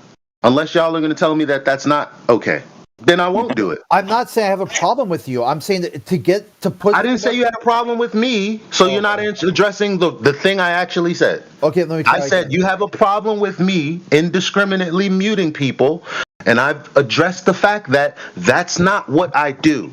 I mute people when they keep talking when I'm talking, and I've already asked them, hey, I'm not interrupting you. Would you mind if you let me finish? After I've asked them a number of people hear me do that. Nobody can say that that's not what I do. If you have a problem with that, explain it to the room. Okay, so there's a list of people that we have on the mod chat, I think the server you're in, that are on the bad faith list, that really can be muted or unmuted, banned or unbanned. They're considered worthless, just space fillers. This guy was still, even though you smell a rat, and he was acting in bad faith, there's a process to get someone on that list. Prior to that, he's not on the eggshells list though. So why are we talking? He's just on the. I'm gonna mute you. Eggshells isn't on the list either. He's not on that list though, Crit. You're not addressed. Listen, you have to address. He's not on that list. I didn't put him on that list. I'm telling you, there's a difference in how eggshells is treated. Okay, y'all say he isn't on the list, whatever. and the way that guy was treated. When someone is talking when I'm talking, I'm just going to mute them until I'm done talking. What's wrong with that? Nothing's wrong with that in my book. Yeah, it's not that. Just you're at that point, they're going to leave. So if you want them to leave and go to another channel, that's what's going to happen. You know, cause and I can't be effect. quiet when I'm talking, when I'm answering something that they asked me, and then they just can't stop talking. You think that I care? Should we care about people like that who ask for a response and then immediately talk? No. Okay, so what is Crit talking about? So, I mean, I just watched this all fucking happen. So he got unmuted, not by you, and apparently it was Crit that done it. So I don't know. I don't think Elijah was never going to unmute the guy. He was still here to unmute, so he hadn't already left. It seemed like that was going right. to. Either way, maybe you're double tapping. I mean, has that happened before, where it was like mute, unmute? Like if you hit it twice. I was muting him because someone was unmuting him while I was still talking, which is why I got interrupted. I was doing it already.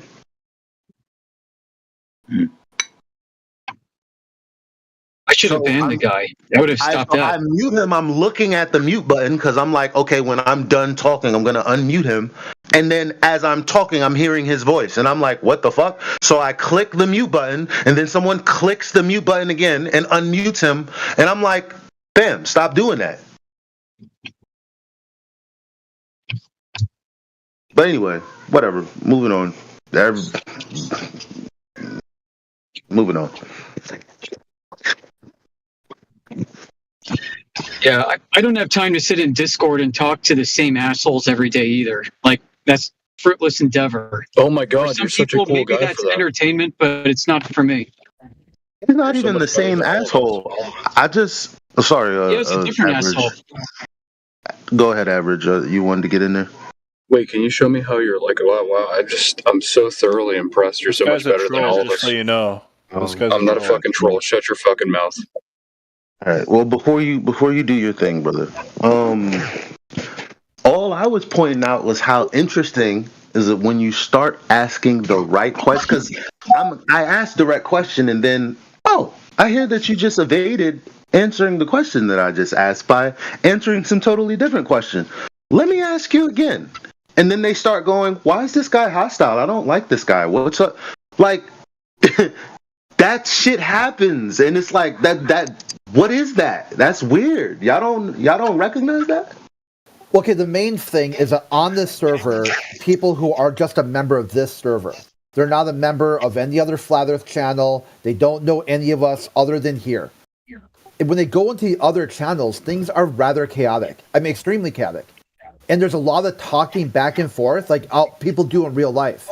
What's that got to do with, respectfully?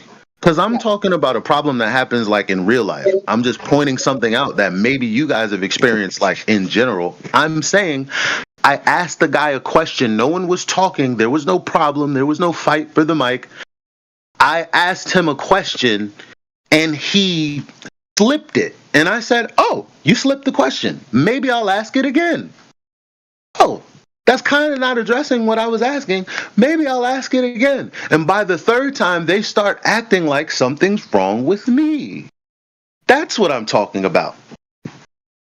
And it's not me. I'm saying I've seen people do it with Miggy. I've seen people do it with you, Crit. I've seen people do it with all of us. And I'm like, that's very interesting that, like, it's almost like they're trying to force their... like they come in acting like they're asking a question, but they're really leading us. And it's like the moment you ask a question that would actually undo their reasoning, they just restart. And we let them. Sometimes, like just now, I'll stop that process and go, hold on. No, there's a problem with all of this. And it's like they'll go, yeah. And then they'll move on with their spiel. I know they're on to me being on to them. Because by the third repetition of whatever question that's being posed or whatever, then they start acting like You're being unreasonable. Yeah, You're you just said that. being So if you don't mind me belligerent. asking, what was the initial question? Well, it was a statement. I said it's not science. The question was, what is the possible causes of the effect of the Foucault's pendulum?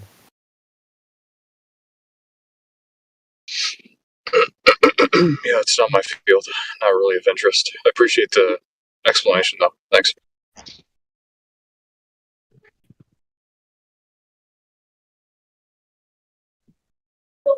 Yeah, I hope this doesn't. I hope this lands the right way. But maybe, like, remember you gave Allison a lot of runway.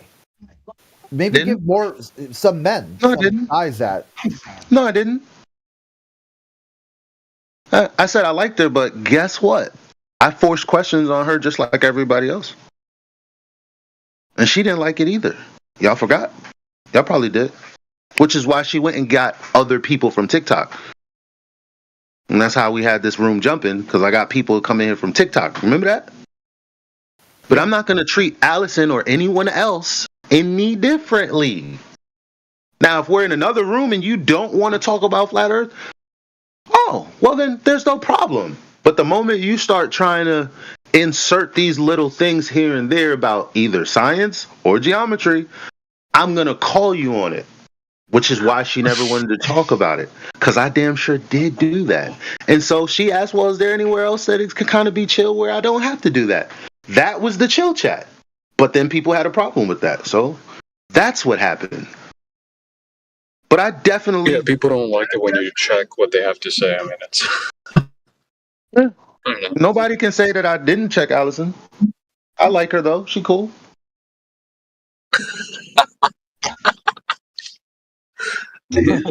Have you talked to her since Final Experiment? I think a lot of people just don't. I think a lot of people just don't expect it. That's why it catches them off guard.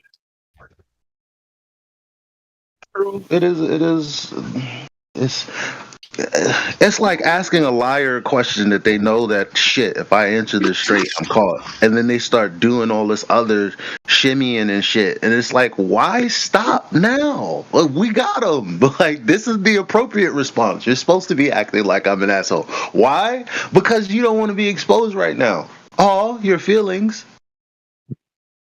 Yeah, that point happened early on. Not an experiment. Should have stayed on that point until he conceded or left.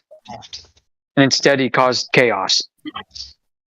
Or tried. What was I supposed to... Like, he would have rather me be incensed by him and curse and be like, oh, you motherfucker. But he would have never left. That's what he wanted. But Right, what he wanted to didn't get want... banned. No, it's not that he didn't want to get banned. He wanted to come here and be able to use affirming the consequent as a valid form of reason. Because that's all they do when they're saying the stars are rotating in the opposite direction because you're on the bottom of a ball. That's begging the question. All of those. Well, what's a sunrise and a sunset then? How come it gets dark? Why was I born a man? Like, you know what I'm saying? Like all this. No, that's not an appropriate question. Because it makes no sense. It has some assumptions in there. So let me point that out. No, don't do that. I hate it. I hate you. What?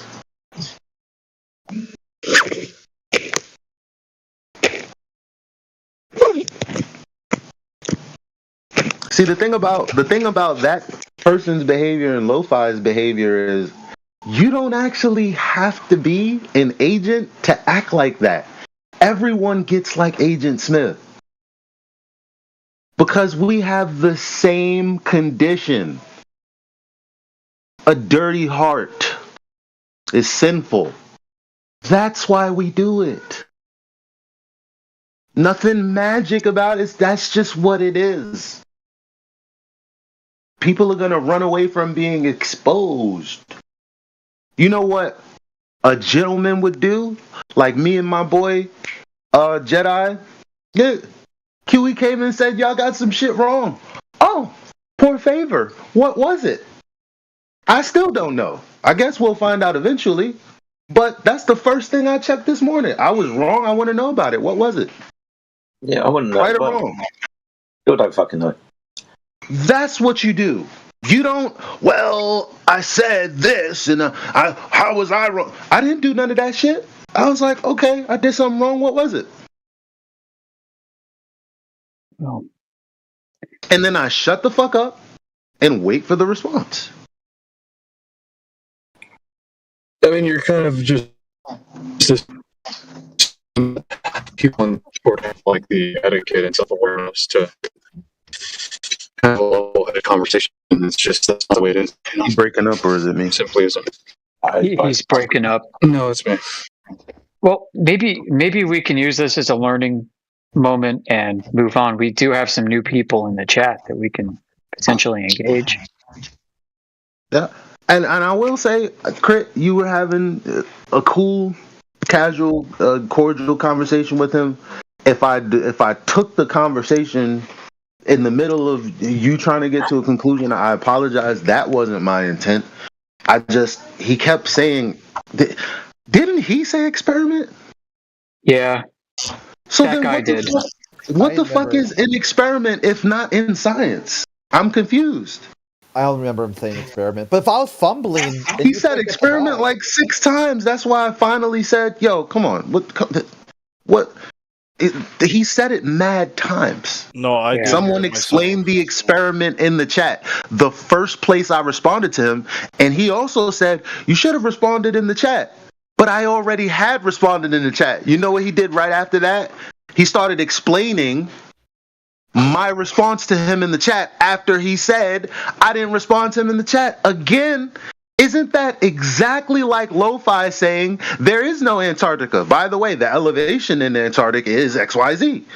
Yeah, There's a ring. It's the same behavior. You guys got to take the mask off your head. Stop looking at these things individually and look at these patterns. I think he was calling it proper now. The Foucault's experiment, or like he mislabeled it at first, but then someone corrected him, said it's a pendulum, and he's like, oh, okay. It seemed like he was using not like uppercase E experiment, not the lowercase e. That he was like, I posted an experiment in the chat that I want you guys to explain because I don't know why it's happening. Okay, I see. That's I what probably missed that part because I do tab out a lot lately. And that's fine. No beef from me. I like you're one of my favorite people, man. I know we bump heads, but legitimately, there are people that I don't like. You're not one of them. I love you, bro. I know the same. I've seen sometimes too where we'll step on each other. Like someone will go to mute someone at the same time someone else goes to mute them, and it looks like someone unmuted. But same thing with ban too. Like sometimes people go to ban and both people type ban at the same time. It more sometimes is like people in the same wavelength than unmuting.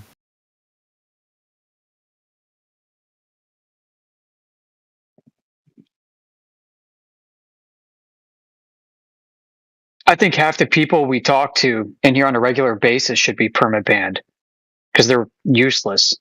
You're here to troll, and this isn't some form of entertainment like a radio show. We're trying to reach people. We're trying to reach new people, and if there are no new people, then we need to find a new place to go. Separate, like advanced channel, like Flat Earth, basic, kind of like this, Flat Earth AMA. And then do like Flat Earth Advanced, where you're like, hey, don't join this if you've got bad faith.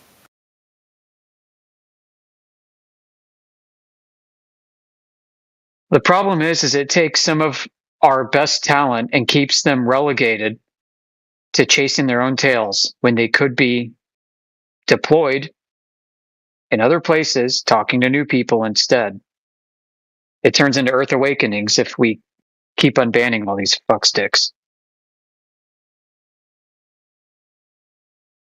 It's also too the listener is important. It might not seem like you're getting through to the individual you're talking to, but someone can hear like the other interlocutor and hear them completely irrational, emotional, unhinged, and they're like, wow, if that's what the globe side's offering, it may take time to listen to a flat earther. You got to juxtapose that by showing, like somebody freak out, and sometimes a globalist needs to freak out to reset their thinking. Oh, that's true. The thing, see, there needs to be fuel for this fire, right? We came to a house that was rodent infested. Maybe I shouldn't. We came into a house. There's a lot of people just throwing cups everywhere, doing this, that, and the third. And we're like, huh? Let's clean this place up. There was a lot of fun to be had, but there's only but so much cleaning you can do, right? So nobody wants to see the room dead. Totally understandable. Nobody wants to see the room quiet. But here's the thing. What are you doing about that? Who are you bringing to this space? Because you can't just come here and have everything laid for you, coffee, donuts, Glober.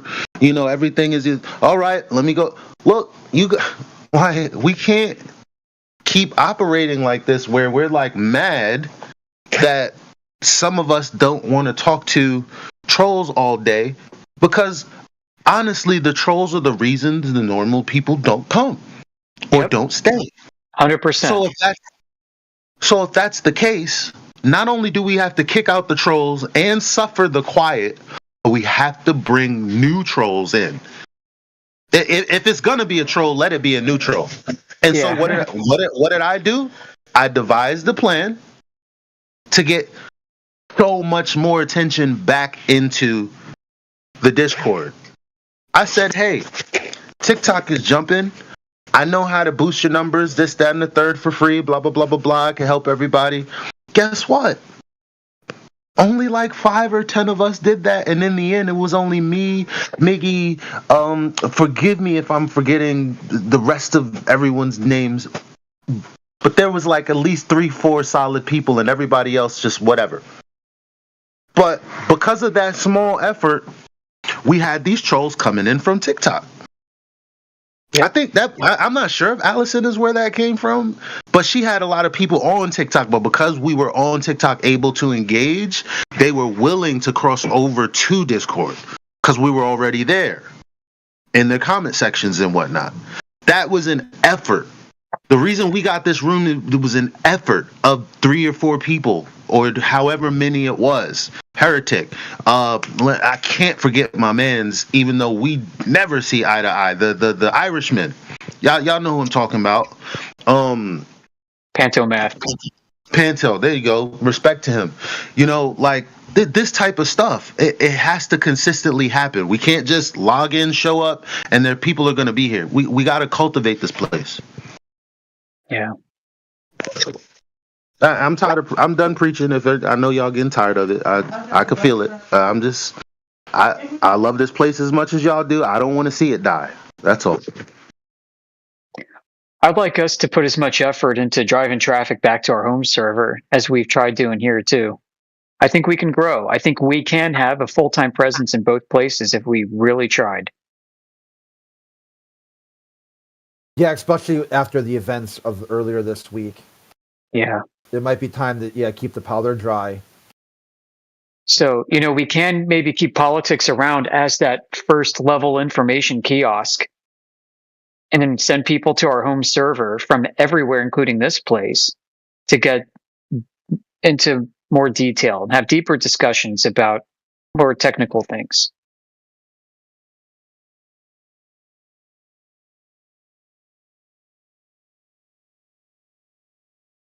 Or we can do it both either and like the other way. I don't care.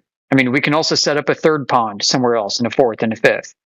I really liked what we had going on Twitter. I'm not on TikTok. I understand there's a big effort there, but we also had our efforts on Twitter kind of fall by the wayside a bit.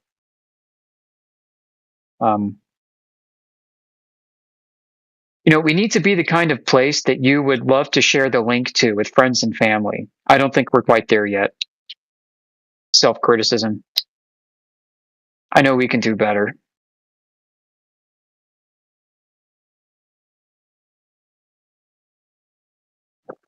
I mean, if we're the ones running this and we don't feel like we would share the link to people we know, then why would strangers do it?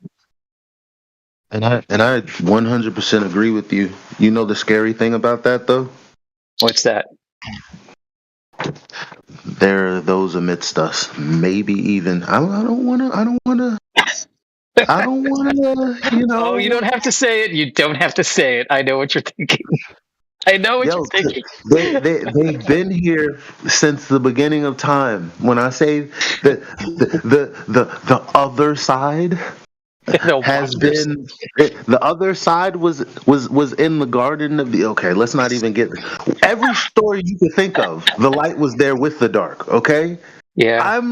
I love all you guys, but I don't trust all of you. Because I know how to expose it. And it's like, why do we? Like, we already know what started happening with the silvers and the gold. Like, fake motherfuckers started getting in. How did they get in? Somebody that was really good was very quiet. And we still don't know who that was. So what I'm saying is, when we're talking about growing this place so that real, authentic people are entering, there are people that are trying to sabotage that very notion. And keep that in mind. Yeah, I see y'all, and y'all see me. Yeah. Big Daddy Flurf, am I one of those fake people? I'm not sure. You say all the right things. It's just your voice that makes me feel like I'm not sure about him. It's funny you say that because I've been to bars in the past sometimes. I have a bad history of people saying that I act like a Fed. Okay. It's actually pretty annoying. You say all the right stuff, so I see. I don't make determinations on people without evidence. You know what I mean? But so far you're cool. Hey, it's like Dangerous Minds in here. Everyone gets an A at first, okay? Everyone gets an A. I was just talking about that movie earlier. That's funny. I have a friend who just became a coach at a very rough inner city school. He's super excited for it. He's like the right guy for it, right? And I'm like, you're like the Dangerous Minds of basketball. You're going to go in there and you're gonna change people's lives for the good forever. Yeah, that's a tough task, man, and respect. Because Dangerous Minds, and if you think I'm not a movie crier, oh yeah, I cry, and I respect the people that see all of the muck and the grime. It's like someone's got to do it. I respect that stuff. Look at what we're doing here in politics. The same clientele. Got all kinds of folks in here. People whose lives need some improvement. Yeah. I mean, probably a bad comparison, but I mean, the challenge is the same. We're dealing with folks that people don't want to deal with. Sorry. Jedi was going to say something. Can't remember what it was. That's a good movie, man. I haven't seen that in a while.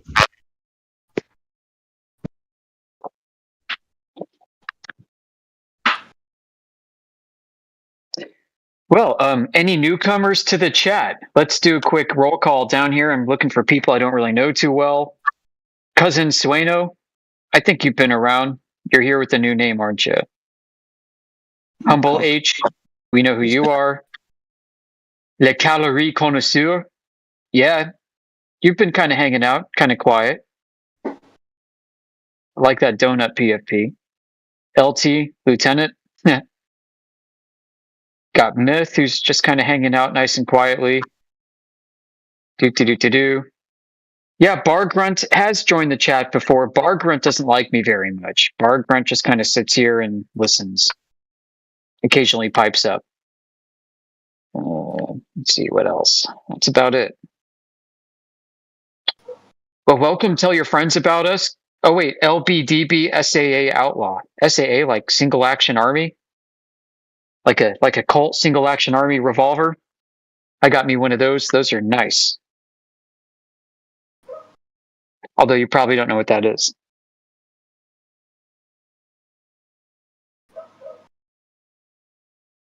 Okay, well that was quick.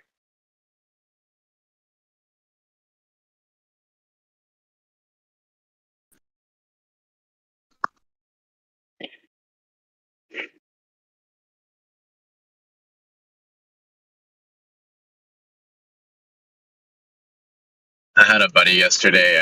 I showed him the Black Swan. Yeah. And he agreed that the math was like correct, and like what we're seeing is like not reality.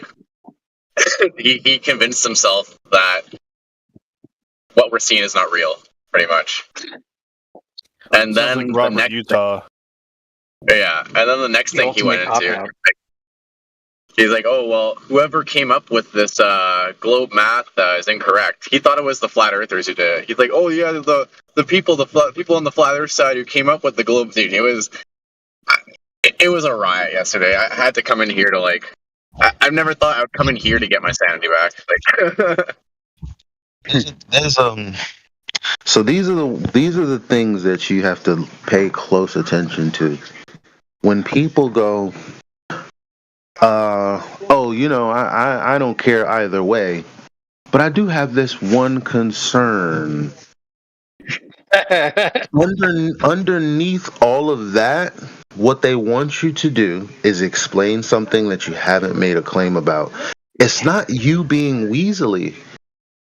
If you don't, just cause it, like, imagine, like, I used to want to know everything until I realized, like, first of all, keeping up with knowing everything is just too much for my brain. You got to keep reviewing it, to stay sharp like that. It's whack. I don't want to do all that. I'm not, to do what? To argue till kingdom come anyway? Like, so I realized, why the hell, like, just remember when you became a flat earther, the first thing you thought is, well, the first thing I thought, I wasn't worrying about what the flat earth is. I was wondering about, what about my belief system? What the hell? That's the first thing I thought. So wait, what do you mean? This is an assumption. The distance to the sun is based off of, what do you mean cosmic distance ladder?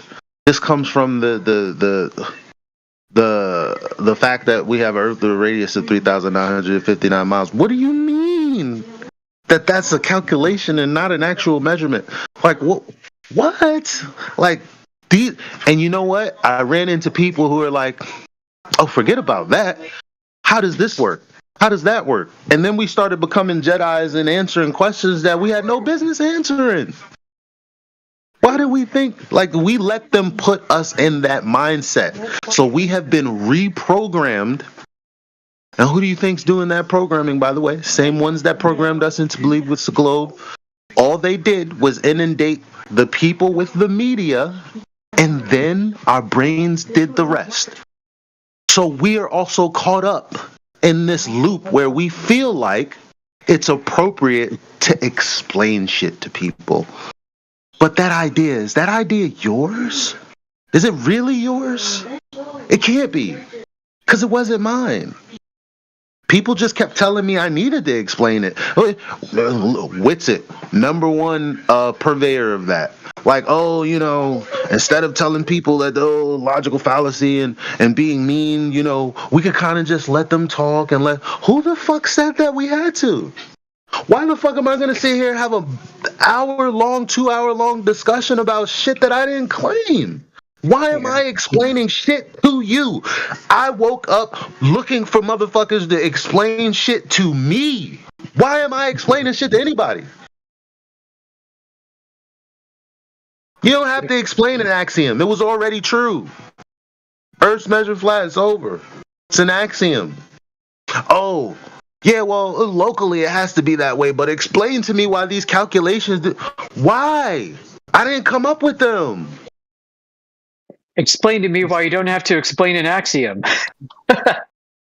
Yeah, when you have real conversations, real-time conversations with people about the subject, right, in your own personal life, and then you come online and encounter this horse shit, you know you're being fucked with, like, and you don't have patience for it.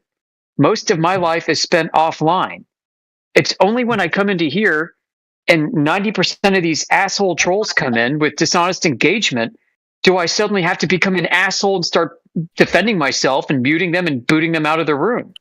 Most people I talk about this with don't spiral like that or don't engage me like that.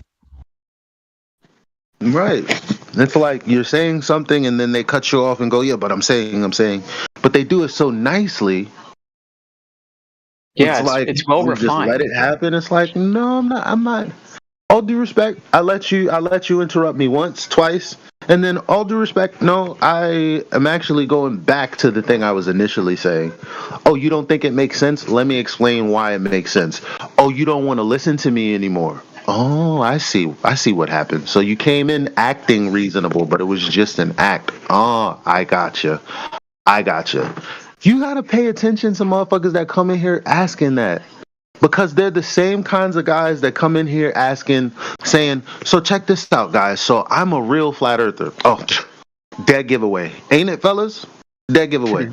So I'm a real flat earther, guys. Like, the moment they start, like, because none of us say that shit. Babe, you ever heard me walk up to anybody or say anything? Did I ever come up to you and go, oh, yeah, I'm a real flat earther? Like, no, we don't do that shit. Nope. Hey, why not? Yeah, they stand out. Yeah, I'm just a normal guy who happens to interpret the world differently than others do. And for the most part, it doesn't have a really big significant bearing on my personal life or professional life. Like nothing that I do personally or professionally makes a big difference about. But you know what it does make a big difference about? Some of the more metaphysical aspects that we don't really get into here because we're empiricists. But personally, I mean, if you have your own belief systems about God, the nature of yourself and your relationship to God and the universe, being a flat earther does change things a lot. It makes it harder to accept scientific materialism as the be-all, end-all of our existence. It does. It changes much further than that. It much more than that. Because somebody was trying to scam my ex-girlfriend out of her warranty. And I was there just listening, and I'm like, wait a minute. That doesn't sound logically sound. Yeah. Yeah, the skills you learn. Yeah, I'm like, ask him this. And I can see him I can hear him evading it to try to get her to forfeit her warranty. And I'm like, don't answer that, first of all. Yeah, but see, she let him control the pace of the conversation, despite what I was telling her. But the point is, it happens there. You can't have me at a town hall, because if you say something that doesn't make sense, I'm going to become the annoying guy that you're trying to brush past. You know what I'm saying? Yeah. No, I'm not smart. The rest of the world is retarded, by the way. Just become, as you should be, less agreeable to bullshit. Yeah. Basically. Yeah, that comes with experience, talking to all these dishonest people. I've encountered more dishonest people in the course of flat earth discussions online than I've ever encountered at any other point in my life under any other circumstance. And it has given me sharper skills in identifying dishonest people and shutting down scams and dishonest claims before they can get legs and cause destruction. Yeah, I'd say that's a very good point, Eli. You do develop, you learn to sharpen your critical thinking skills and personal skills. Scammers, that's number one. I work in an industry with a company that people think are scammers. Oh, man. Right? And I'm like, debt collection? and I'm, sorry, I'm not going to ask. I'm like, and I'm, no, but, and I'm like, and I'm like, that's funny. Have you ever actually looked beyond the YouTube videos? Have you ever noticed that when it comes to YouTube, like they're not real. They're not talking about clients and the client satisfaction at all. That is actually a product is not being spoken about, or a service is not really being spoken about.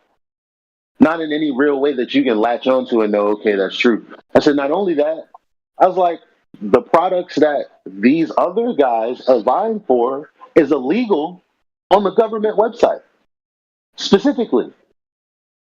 I'm like, did you know that? Okay, yeah, all right. Here's another thing. You know, I don't know how many other companies are out there doing this, but specific guys at my company actually, are on TikTok and they make these calls to these other companies on the behalf of the client and expose the terrible products that they've been sold.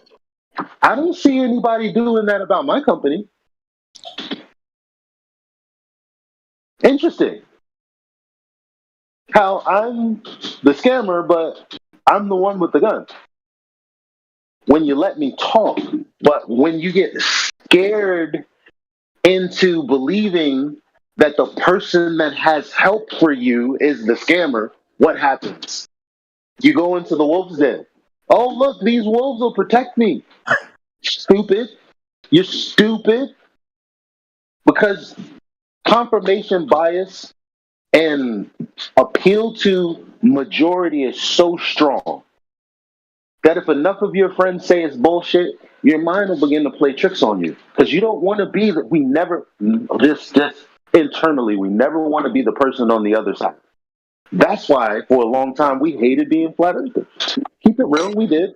Nobody liked it. Because we're like, fuck, I know something about this. Before we got the measurements and everything, we were like, something is off about this, and I know everybody's looking at me like a retard, but gosh darn it, I just can't let it go. Something's bothering me. Not many people can do that. So when it comes to your life, there are agents out there. You live, as in America specifically, we live in the richest world, richest country in the world, where the people are the poorest. Why? Because they sign up for the slave side, where they will forever be broke and struggling. That's what they sign up for. And then you try to educate them on what they could do differently, and they think you're scamming them. No, your future has no light in it. That's what I'm showing you. How dare you give me hope in an abundant mindset? How dare you? So You're that's scamming me. That's why this flat earth thing is important, because it's what taught me to see the rest of the world. Some people, they've already had that happen with, other conspiracies and things like that. This for me is the thing that really caught me out there, because I'm like, whoa, this is so big of a thing that I no longer accept the appeal to majority and authority, because I know for a fact the authority and the majority can be wrong. For a fact, you got Google still to this day saying that you can see curvature from an airplane.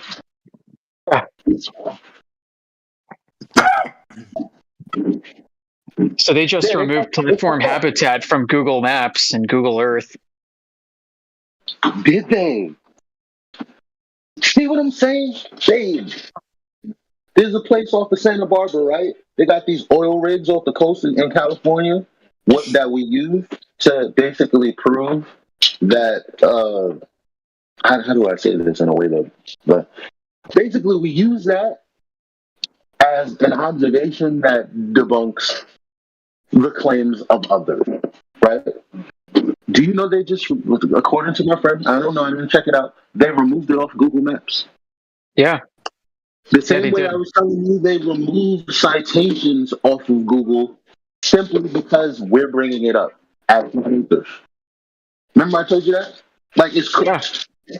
I've seen it happen too in multiple ways. But this shit is happening. So remember when archive.org got quote unquote hacked and went down? When it came back up, some documents that I used to reference on there were gone. I saved them, but they're gone. Old documents from the space race. So now at the very least, when you say, "Hey, these are citations," people go, "Oh well, it's a broken link." Oh well, I don't know where you got this from. Yeah. You know, bullshit. The Army Research Lab website removed a bunch of documents from there too. You have to go to other sites. The NTSB, when we were talking about pitch data, a couple weeks into the pitch data information that came out, they changed their search page, the landing page for their search engine, and it did not return any dockets. I have a screenshot of it, and over the top of the search page, it says, "Please email our webmaster if you would like to request any documents, and we'll review your request, and we will respond accordingly." Now, they reverted it back, but I can show you the original hyperlink, and I can show you this link that I got from the screenshot where it has a V2, like a version 2.0, a V2 at the end of the URL in the hyperlink, where they created a second web page. They screw with us. They are listening. They're watching. It's not a paranoid thing. It's a fact. And this see, people want to talk about conspiracies. Fuck the ice wall. Talk about that. That's actually happening. Yeah. Yeah, it is. Fuck the land that you claim is missing or whatever. What's happening is we're calling them out and they're removing it from the internet. They're doing these little moves and things that are exposing that what we're saying is correct. Look at that shit. I remember the time when yo, Jedi, you there? Yeah. Even my son thing, I can't even articulate an actual argument that would prove anything with the sun. It's the sun. I can't even do shit with that. And still, before I got my video that I would show everybody, I'm gonna talk about it in a second.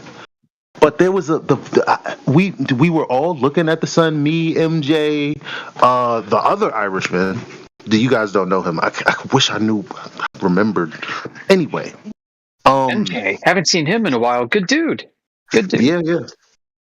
Like, and the crazy thing is, like, yo, I had said for whatever reason, I was like, yo, the sun. I don't know, man. Like, the sun.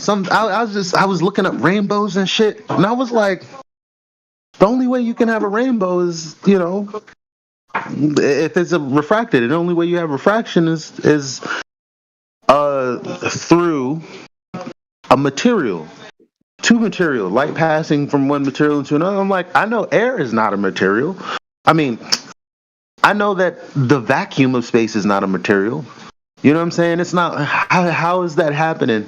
But okay, so I saw this video where a guy had sunglasses, and he points it up at the sun, and lo and behold, there's this dot there.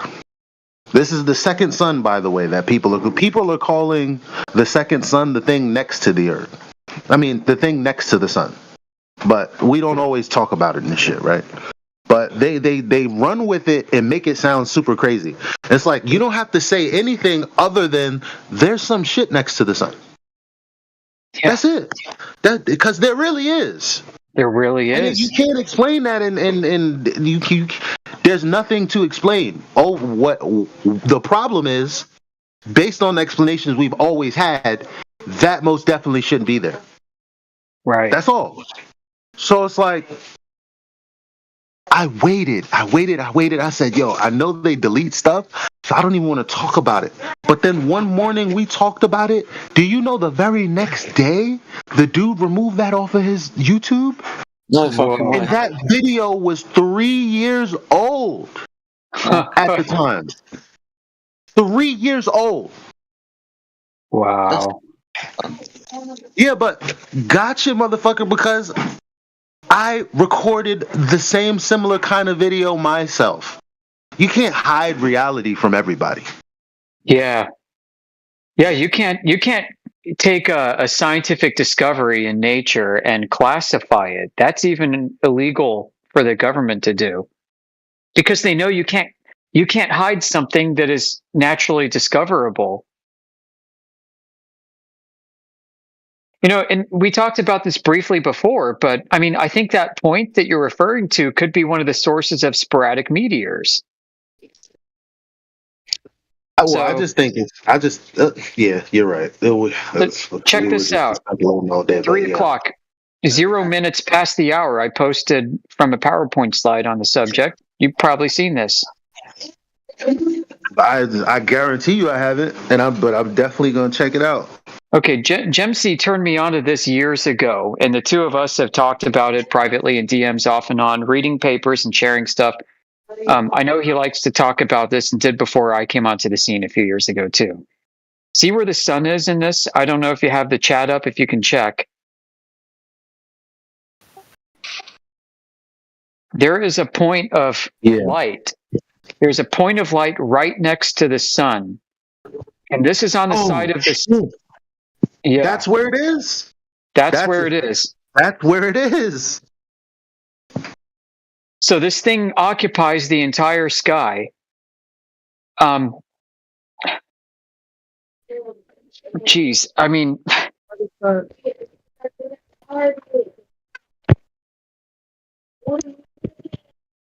it's the weirdest freaking thing, dude. This thing can only be picked up in electro-optical infrared, and it can be picked up with ham radios. You think about the time. You can only see this in a certain wavelength, and you can only hear it at a certain frequency. But these are the sources of meteors. And these nodes that you see in this pyramidal shape are there. They've always been there. That's light, very faint light in the night sky.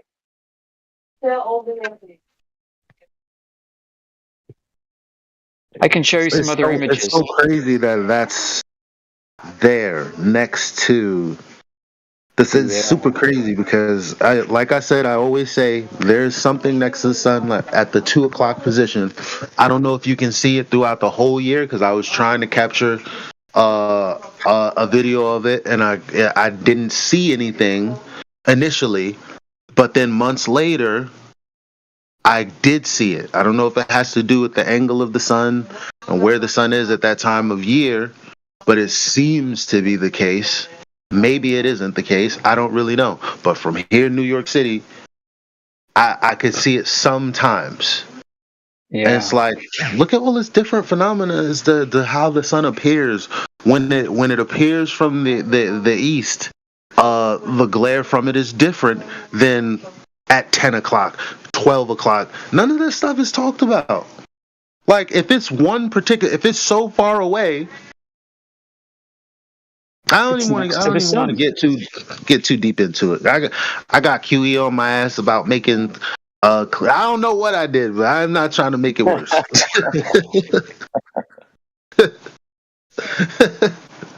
So, in the next image I posted, 2 minutes past the hour. Take this image. I want you to take it. Maybe if you're holding a phone, imagine.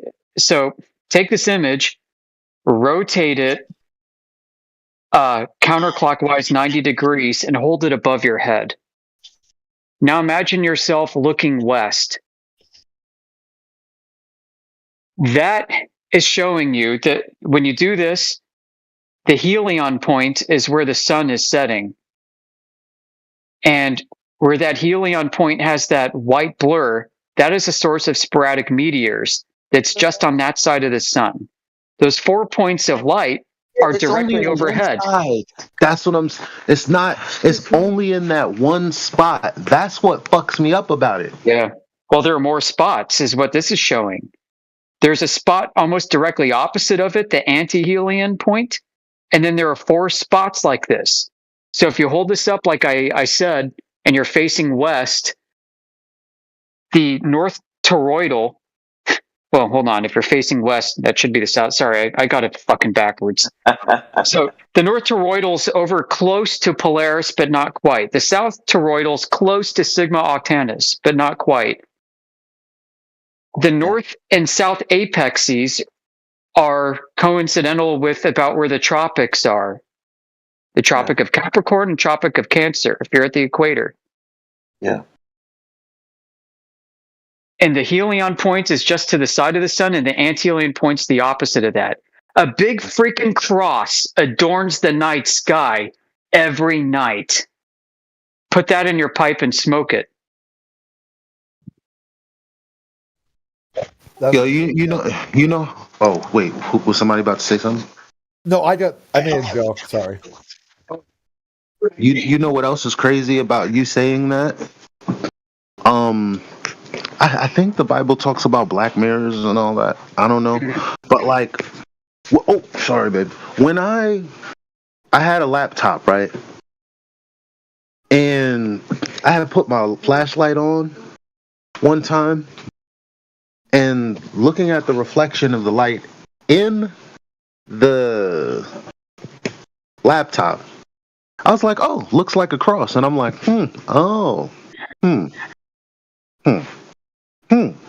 I mean, and that's all I'm willing to say because I'm still a faithful man. But, you know, like all this imagery, all this Catholicism going on. Mind you, the church is the reason that people believe in all this stuff in the first place and then pretend that they're not the reason. Like it's science, and just replace science with, Roman Catholic priest.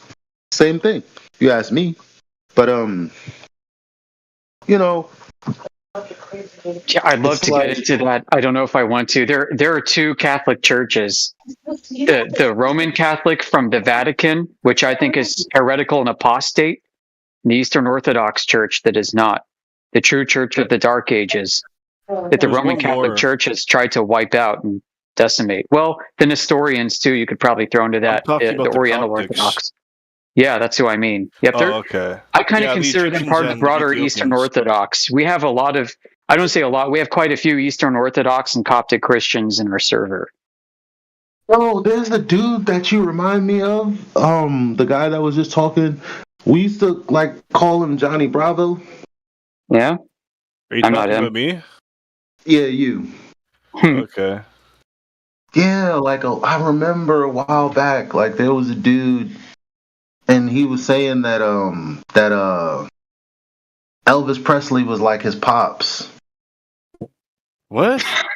Y'all remember that guy? Because that's a very I remember the name. I don't remember that. That's a very particular claim. There was a dude in here but you kind of. All right. Anyway, I was moving on. Just saying. So Emperor Constantine, right, saw a cross in the sky, and heard a voice that said, "In this sign you'll conquer." Amish, I just have a question regarding that second image you posted. I'm trying to understand what I'm looking at. I've heard you mention it before in the room. Okay. What are the white marks on that second image? What are they representing? So that is the sources of sporadic meteors. And what are sporadic meteors? These are basically flashes of light that are seen in the sky that don't seem to have a known source. Historically, they seem to just randomly appear at nighttime and even daytime. And back in the 1970s, some astronomers, I think from Canada, from a Toronto astronomy department, I forgot the name of it, they discovered, they decided to take highly tuned radio equipment and electro-optical infrared and decided to study the night sky to see what they could see. And they found these fixed points of light that are arranged in that way. And they discovered that these fixed points of light, as faint as they are the sources. They seem to be where these sporadic meteor discharges, which can be heard and can be seen, originate from. Let me show you an animation. So in 2008, the Seymour team, their team from Canada, that they're meteor hunters, they took an array of electro-optical infrared cameras and radios, and they pointed it at a fixed point in the sky over the course of a year just to see what they could see. And let me show you, I mean, they saw those, but let me show you an animation of what they saw over the course of a year. Hang tight. This is very spooky. What I'm about to show you is what's happening overnight overhead every night at all times. And like nobody talks about it in mainstream astronomy. Here we go. Uploading. It's a big file. Okay, if you hit play on that, it's from a presentation I have. Look at that.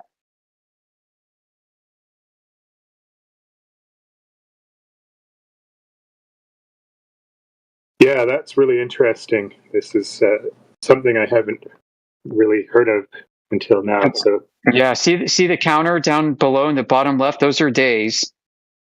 And the black is the intensity of sporadic meteor discharges. And what's even weirder is they seem to be going from node to node to node, like it's self-communicating.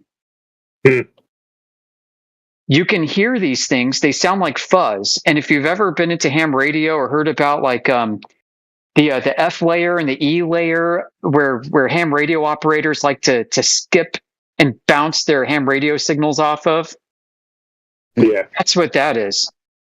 I'll say this. That's heaven up there, man. That's what people aren't getting.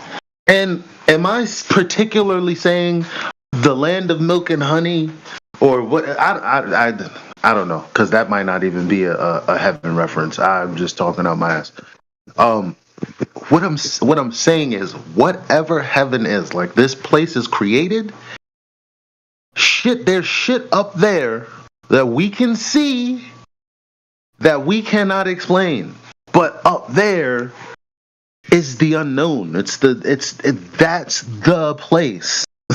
You know what I mean? Shit is going on up there that we cannot see. I don't know why that doesn't just blow people's mind. A void of nothingness with giant balls that blows your mind? That shit is whack. That's like stories for kids and whatever. Like that, there's real shit going on up there. There was no up there back then for us as heliocentrists. There was just out there because we're on a ball. There's really no up and down. If you want to get semantic about it, about it, and you had a religious belief in the globe. But seeing as that's not the case, and we're standing on the ground, and up there is the sky, the heavens. There's shit going on up there, fam. What the fuck is a Crab Nebula? Unidentified to this day, there's unidentified spectral line anomalies, gamma and radio bursts that they can't explain. Astronomers are still baffled by much of what I know that they say they know a lot of it, right? They understand a lot of it, or they think they do, but they admit that there's much about it they do not understand and they can't explain with their current modeling. Well, yeah, the interesting thing is this arrangement of sporadic meteor lights is symmetrical. If you were to go to the equator, here, let me show you this. Okay, I made this to help teach people. If you go to the equator, okay. If you go to the equator, where's that? And look east, that's what you're going to see rising above. If you had electro-optical vision, the red is the horizon line. That whole structure that I posted earlier, 2 minutes past the hour, rises symmetrically like that and sets every night. And all those nodes communicate electrical discharges with each other that we can see and hear. And people think it's rocks landing on Earth, but nobody's ever caught one. It's like the fabric of creation being held together by some force that we don't understand. 6 radiant points of light. Electrical discharges with a crystalline structure. The model that they've given us that we grew up with, they talk about it like it's so full of mystery and there's so much we don't know. But when you realize that that's all fake and that it's something entirely different, and then you start researching and trying to, you can speculate as well, but it's so much more miraculous and mysterious than anything that could even, I'm going to post here a few papers I have on this. Here's a PowerPoint, PDF. There's a okay. Here's 3 of them. What's this phenomena called again? It's called the sporadic meteor complex. Oh. They've known about it since the 70s, and for whatever reason, it's not talked about in mainstream astronomy. But there are meteor hunters in Canada, the US, South Africa, Russia, including Russian bases in the South and Antarctica that study this. They don't know what it is. And are these Nobody knows what the hell this is. They're also looking for things landing on the ground, aren't they? The meteor hunters. They think they're going to find a rock. Yeah.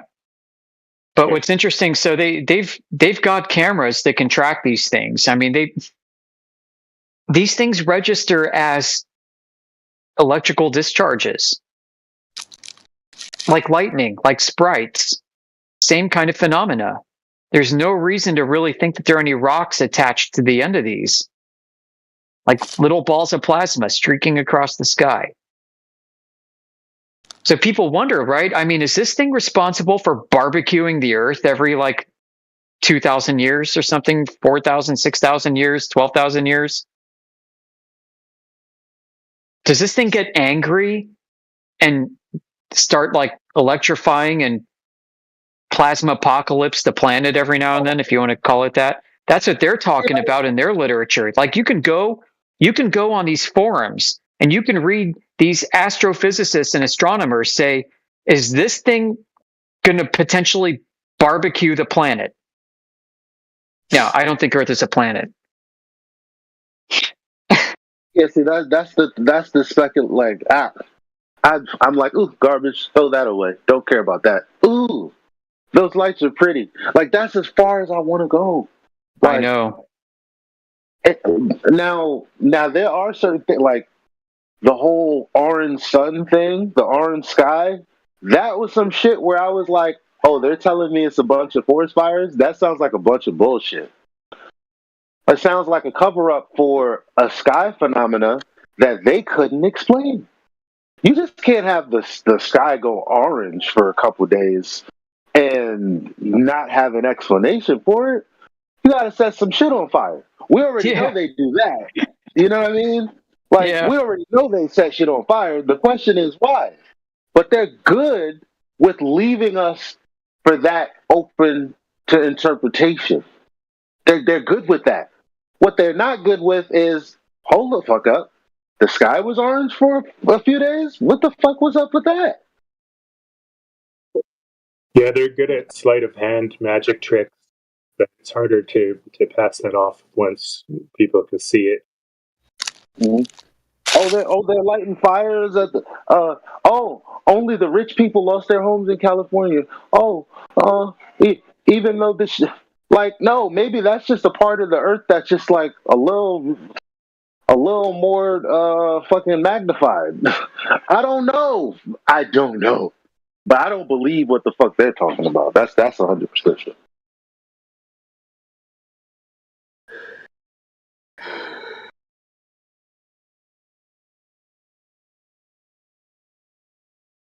Remember they had to come up with they always coming up with. Remember back then the HART program and all that. I just so y'all know, I don't believe in the weather modification stuff. I don't care about the patents and yada. I don't give a fuck about all that because you can't tell me that. Think of A Bug's Life. Think about ants. Think about how small they are versus the rest of them. Imagine them building something, and then imagine that affecting the entire ecosystem. Bull fucking shit. Okay, you can supposedly fit the entire human race into the Grand Canyon. All right, bullshit. Not the Grand Canyon part, but the part that we could go up into a part of the sky and call some weather. Son, you know how vast the sea of the sky is? I don't buy it. That's just me. You can believe what you want.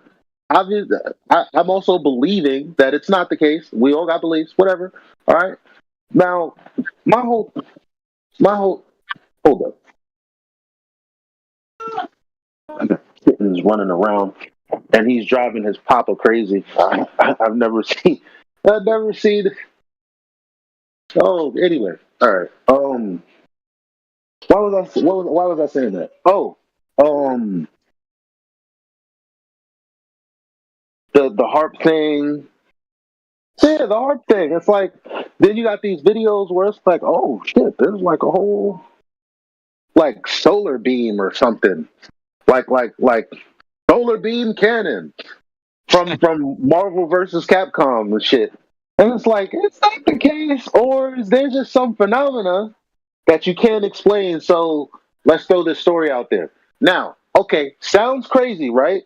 Until remember the 3 suns in China? Yeah. Remember now they're trying to now for the rest of the world, the moguls, the normies, because right, they don't just write shit like that for nothing. That's what the rest of the world did. They're a bunch of normies that pay attention to the fucking articles and all of this and that, and they eat that shit hook, line, and sinker, right? You got them. They told the normies that what they're doing in Mongolia, because you can YouTube this, Mongolia 3 Suns, they're telling the normies that we need to control we need to control get a hold of China, because China is making artificial suns, and with that kind of technology they can fucking do God knows what kind of unfathomable destruction. Spooky dookie. All right, you know what they were talking about? Sun dogs. But how do you fucking explain sun dogs to a population that phenomenon? How are you going to explain that? Well, it's reflecting off of the backs of ice crystals. Yeah, it's because they're going to be like, no. Like, people are dumb, but people are dumb because they trust people. But people aren't just dumb. You know what I mean? You get what I'm saying? Like, yeah. You could convince a human of some dumb shit, and therefore they believe it, but you can't just straight up. Like, that's just one of those things where it's like you're looking at it and someone goes, ice crystals, yada yada. You know, nobody's retarded enough to believe that. So they had to come up with another story as to why China's sky looks like that sometimes. That's crazy. Instead, if it's just sun dogs, I don't know, probably has something to do with the angle to the sun and what it's being reflected through up there, whatever the fuck is going on with heaven or whatever. We don't know. Whatevs. How cool of a world would it be if they would just kept it real like that?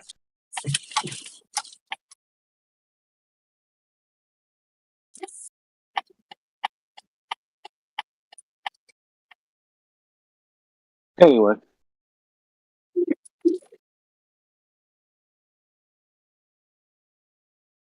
Hello.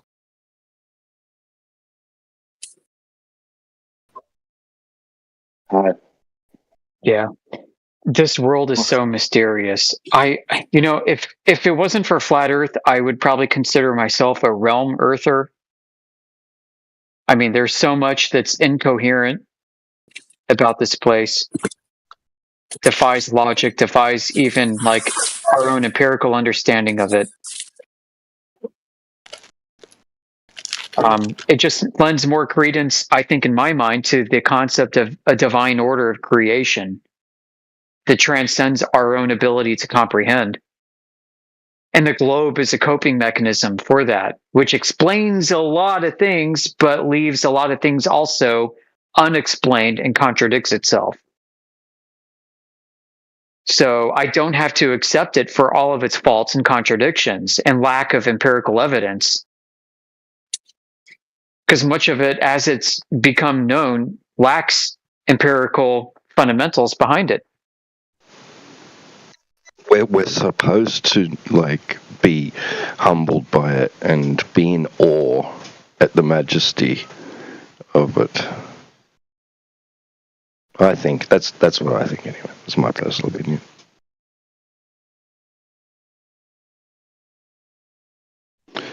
Not be arrogant and think that that we know,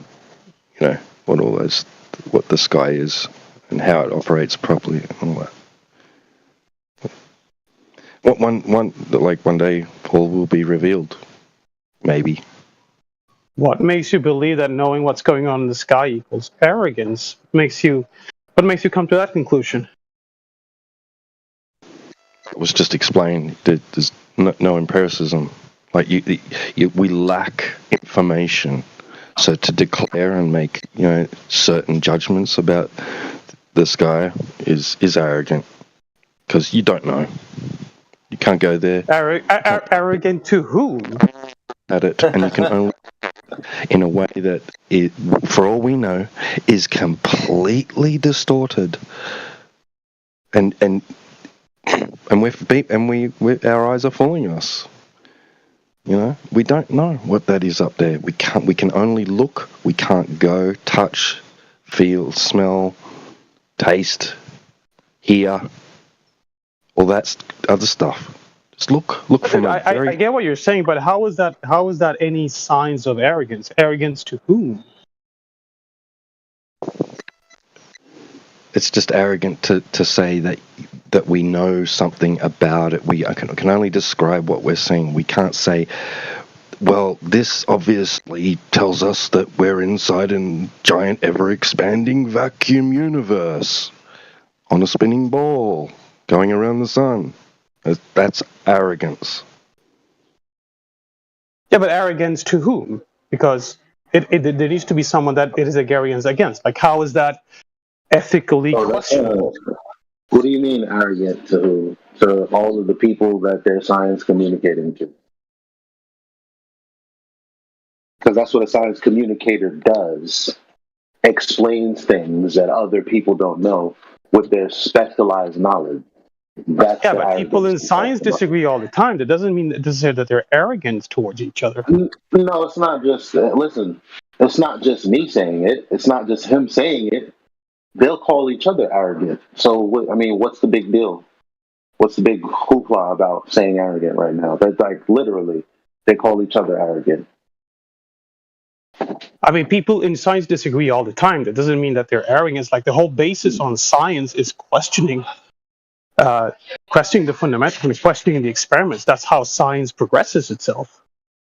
That's nice, but did you hear the answer to your question? It was satisfied? No, none. I wouldn't call that an answer because it doesn't really answer how. Why would it be arrogance to question? Well, the definition. Sorry, continue, because I thought I did answer that, but ask again. Go ahead. Why is it considered? And then maybe we'll get like a citation of them in the context of them saying it, what arrogance would be. Would you accept that then? Because we don't have to make this a 1,000,000-hour live stream, right, about this. No, that's fine. That's fine. Okay. So did you want to finish your question or whatever? Did you want to go that far? No. For now, I think I'm good. I thought so. Okay.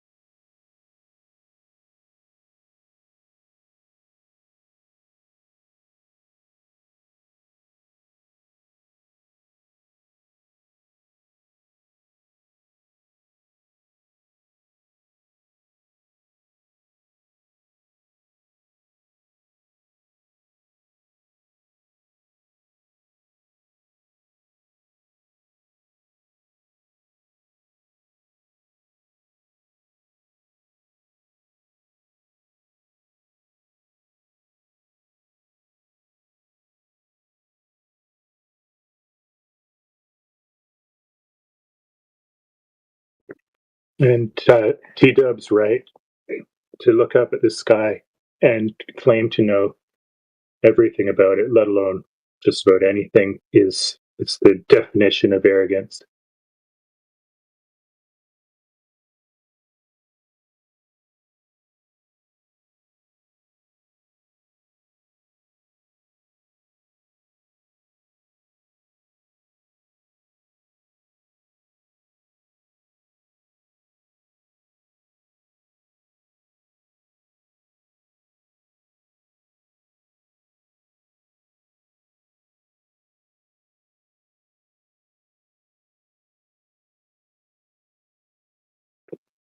I guess he's gone now.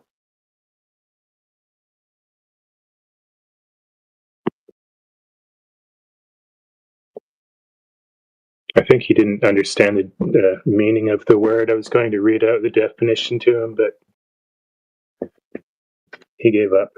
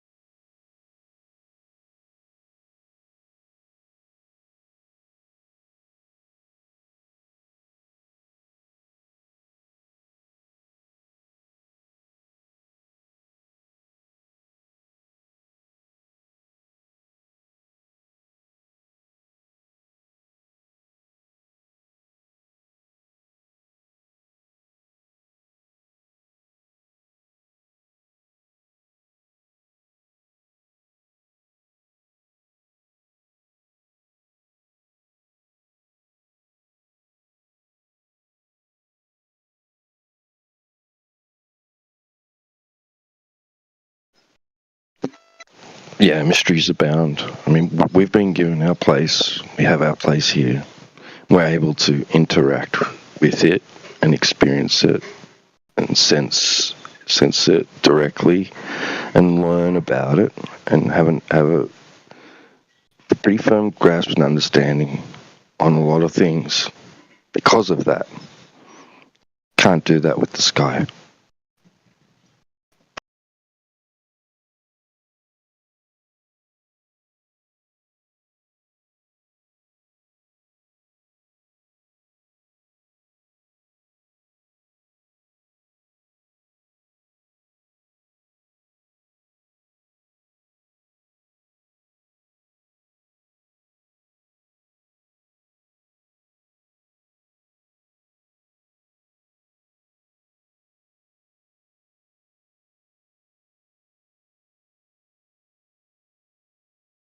Yeah, basically using fallacious reasoning and your invincible ignorance to come to conclusions and then tell people that you have a brilliant idea. How could that not be arrogant? Because, one might come in and, again, this is that appeal to authority and appeal to majority mindset, where it's like, well, I could read Nat Geo and all this other stuff, and we have all these disciplines in science and all that kind of stuff, right? And the bottom line is that entire structure, that entire discipline is pseudoscience. When we're talking about astronomy, it's like, well, things evolve, things change. No, people made claims about it that they couldn't validate, and they matched that with observations that seemed to work as a whole, but then they found out, oh, there's a hole over here. So then they have to do patchwork. Now they have to say, well, this isn't necessarily true. So let's come up with something else.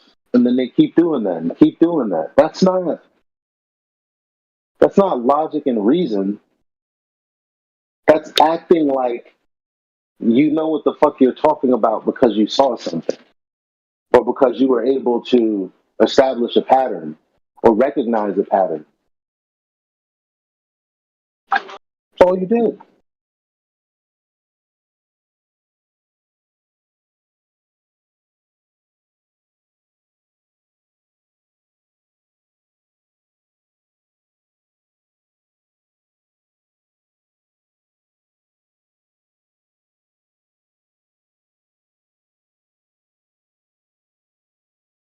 Yeah, absolutely.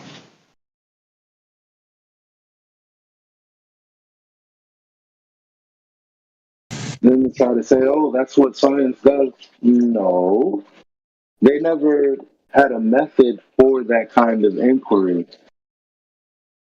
And they claim they do, and they claim that it's empirical. It's true because it's science and it's our best guess. And they're trying to use best guess with it is true until they decide it's not true. And then they, no, you can't do that. You can't. That's your line.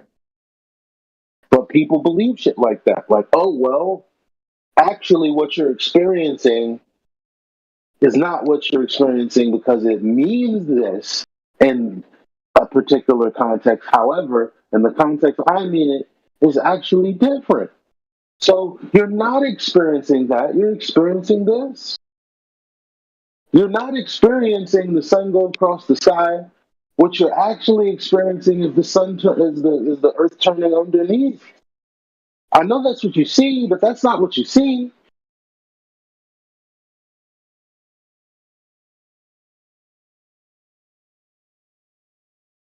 People go, oh yeah. Sort of like when you're in a car and you can't, oh. No, how do you know that's the case in the first instance? We've known for thousands of years. Mm-hmm.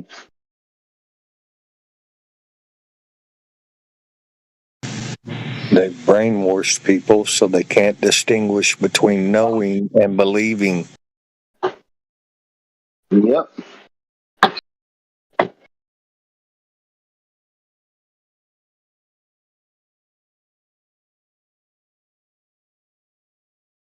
I feel like a lot of it is stemming from their fear of not knowing, of standing out and going against the current. They're complacent and comfortable and don't want to experience that cognitive dissonance and have to process it and deal with it. So they'll rationalize it with pseudoscience.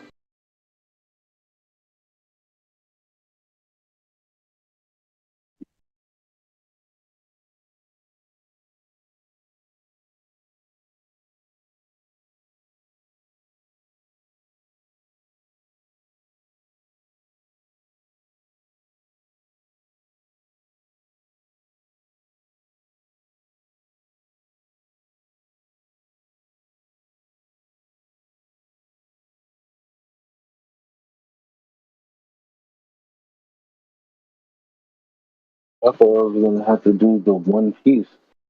We actually would have had to think the whole. Everything, the drain. Mm-hmm. We could have been caught up.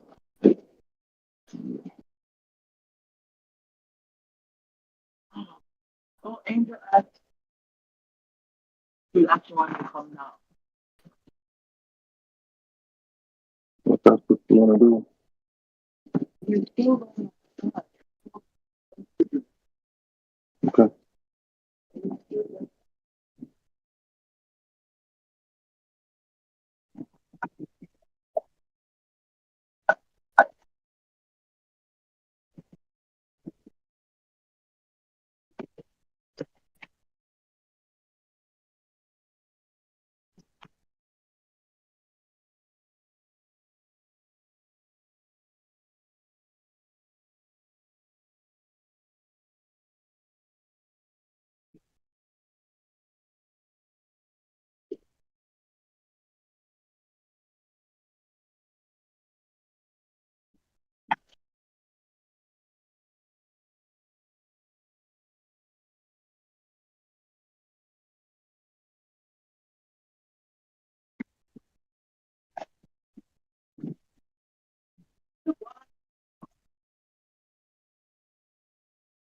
Mm-hmm.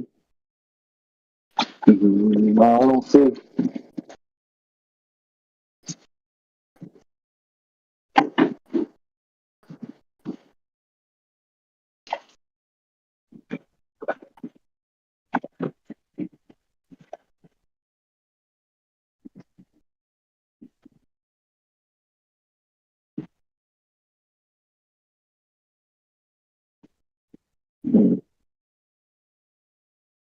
over.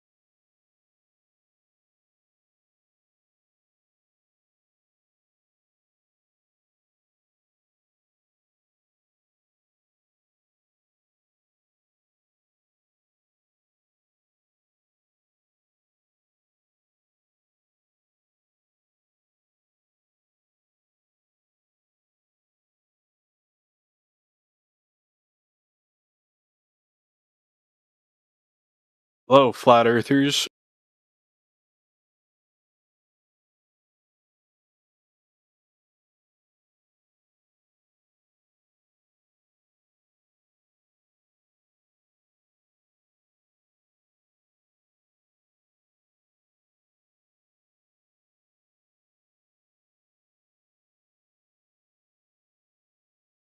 Yo, what's happening? What's up, I just T? I just finished work just now, getting ready to go home. Very nice, bro. I'm in Oxford. Do you know Oxford? I know of the university, Oxford. Yeah, there's many universities, colleges. Yeah, I see students everywhere. Yeah, so I'm in Oxford, and then I'm making my way back home now. Takes me about 2 hours to get back to London. What? Yeah, I have to travel far because the majority of the customers are in Oxford, the That's business far, company. man. Yeah, but I enjoy it anyway. I get a lot of freedom. I get a lot of freedom, a lot of breaks. It's not like continuous work. So it takes me 10, 15 minutes to get to another restaurant. So 10, 15 minutes, I've got a break.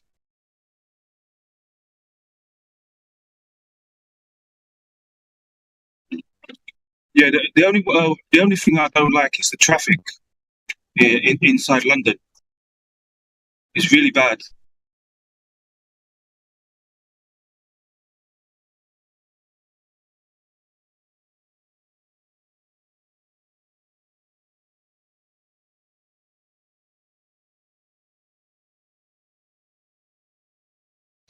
Dude, sometimes, T, are you there?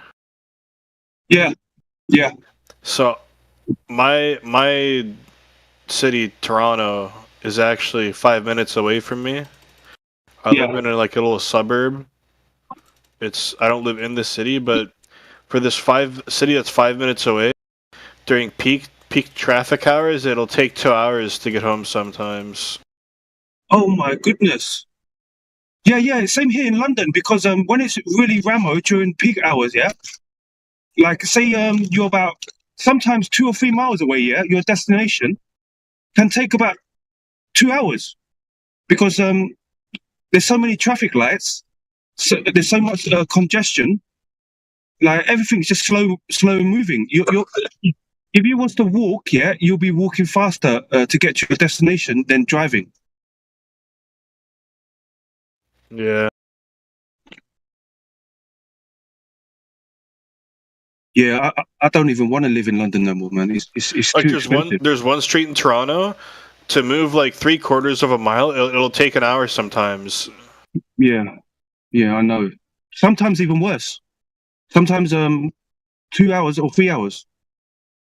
If there's a single lane and there's lots of traffic lights and no matter what you have to go through it, the traffic, it can take up to like 3 hours. That's why I'm fed up with London. It's like you're trying to get on with your life and you're wasting hours of your life just sitting in traffic.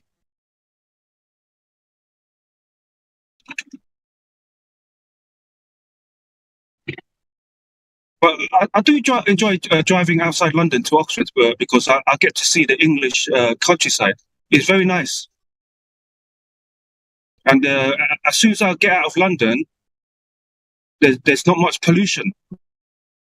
Because inside London, there's so many cars and vehicles, and you can actually smell the pollution.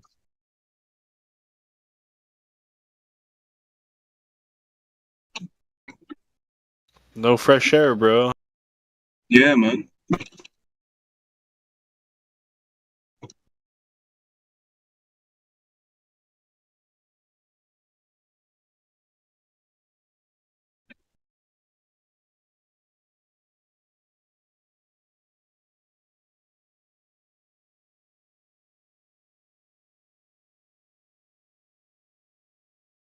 Yeah, it is 9:17 p.m. here in Oxford. Yeah, during this time, there's not much traffic, so it's not too bad, driving home.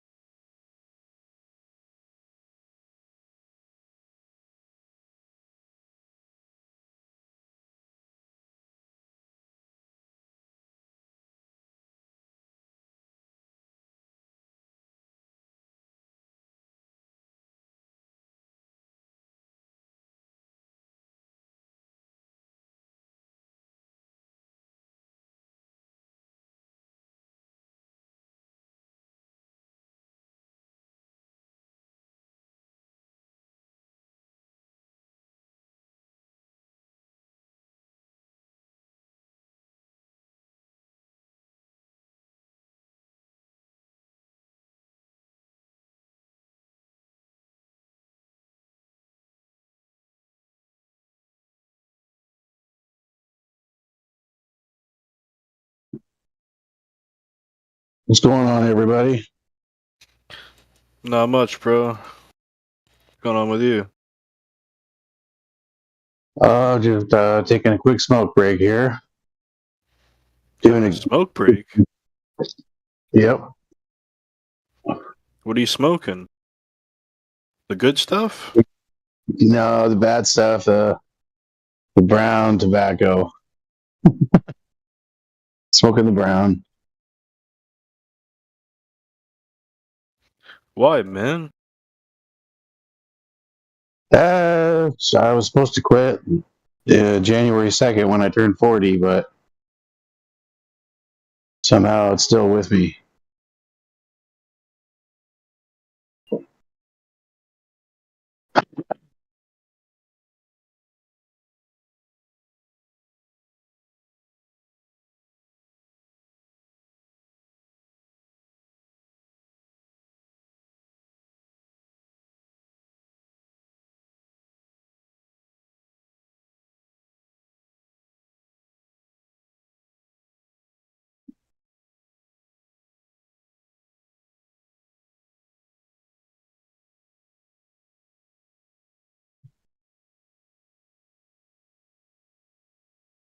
I like the green tobacco too. Whoa, dude. What am I hearing right now? I like green tobacco. Wacky tobacco. You know what I'm talking about.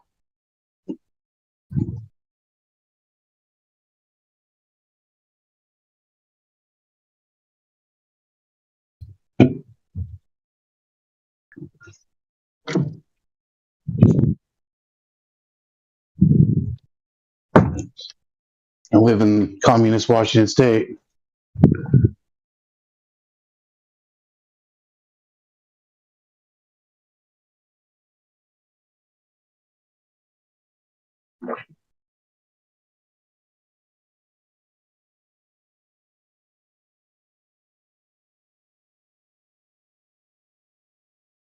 It's flat here. What's flat?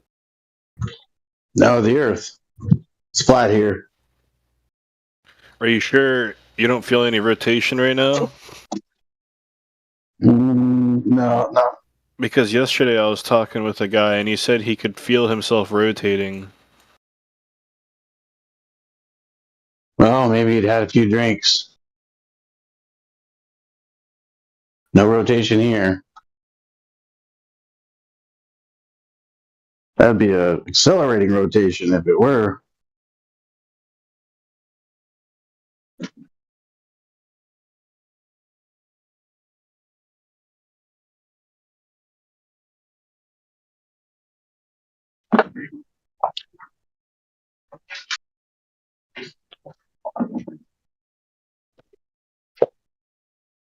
You got any evidence of Earth curve? Anybody? I'm trying to find it, but every time I look, it's not evidence. Yeah. It's just baseless claims, right? Yeah. What's up with that? I don't know. That and logical fallacies.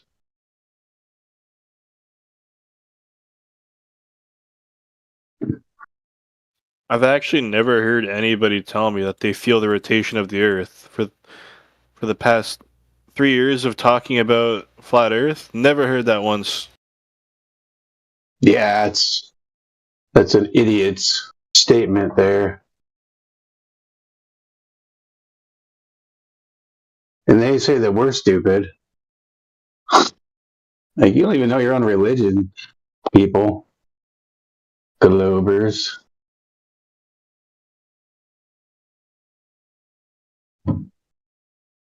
We're here for you. Share your pain.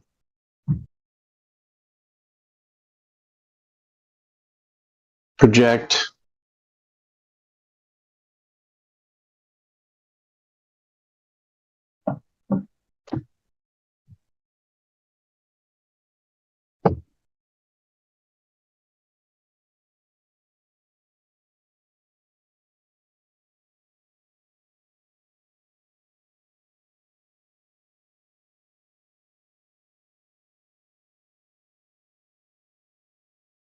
Any globe believers in here? Anybody come to enlighten us all?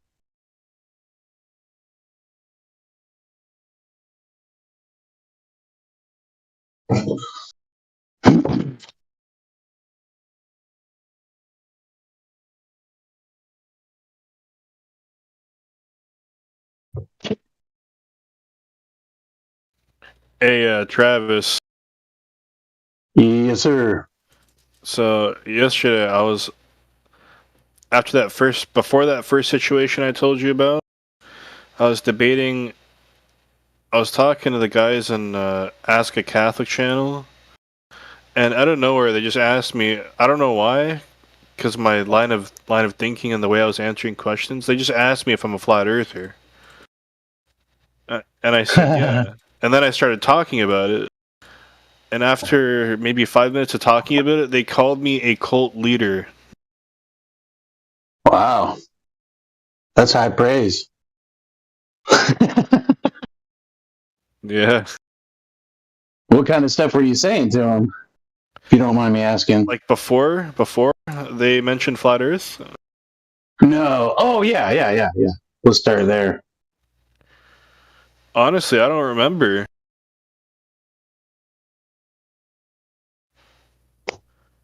Did you maybe talk about the Jesuits or? Oh, yes, actually, that was part of it. Yeah. I don't know what that has to do with flat Earth, Cali. though. The word Cali, California. And then you got the AM Rika. I don't know if that's Jesuit or Germanowit, but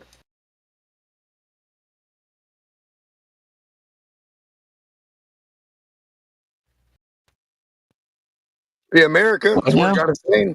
The German name, AM Rika, America. America. Who's this guy, Jewish protagonist? What don't you like about German America?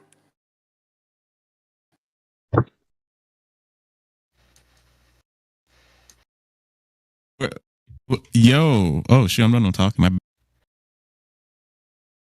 I heard something there, partner. What don't you like about German America? You got the First Reich, the Second Reich, the Third Reich, but that was after the Post Reich and the AM Reich. And the AM Reich is what we're named after, the AM Reich, America. It's the First Reich, the pre-Reich, the post-Reich, the ante-meridian, and the post-meridian, right? Germans made your time zones, all your shit, and they control most of it. And it just can't tell whether it's a German or a Jew. I'm lost. I think they're both the same thing when you're talking CIA. Do you think the CIA would care that you're in two different gangs if you worked for them? No. It would be the CIA versus those two different gangs with the people of the gangs going against the gang for the CIA. Or the gang would try to do the same thing as the CIA. Go against the CIA for me. You know, it all works out the same way.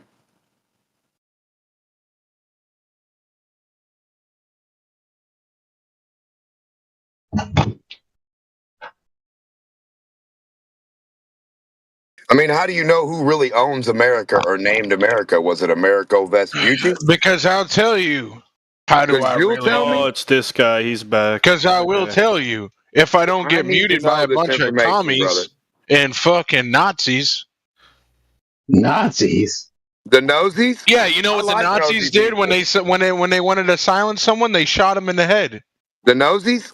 Yeah, what else do people do when they want to if I don't get silenced by a bunch of commies, the United States was occupied.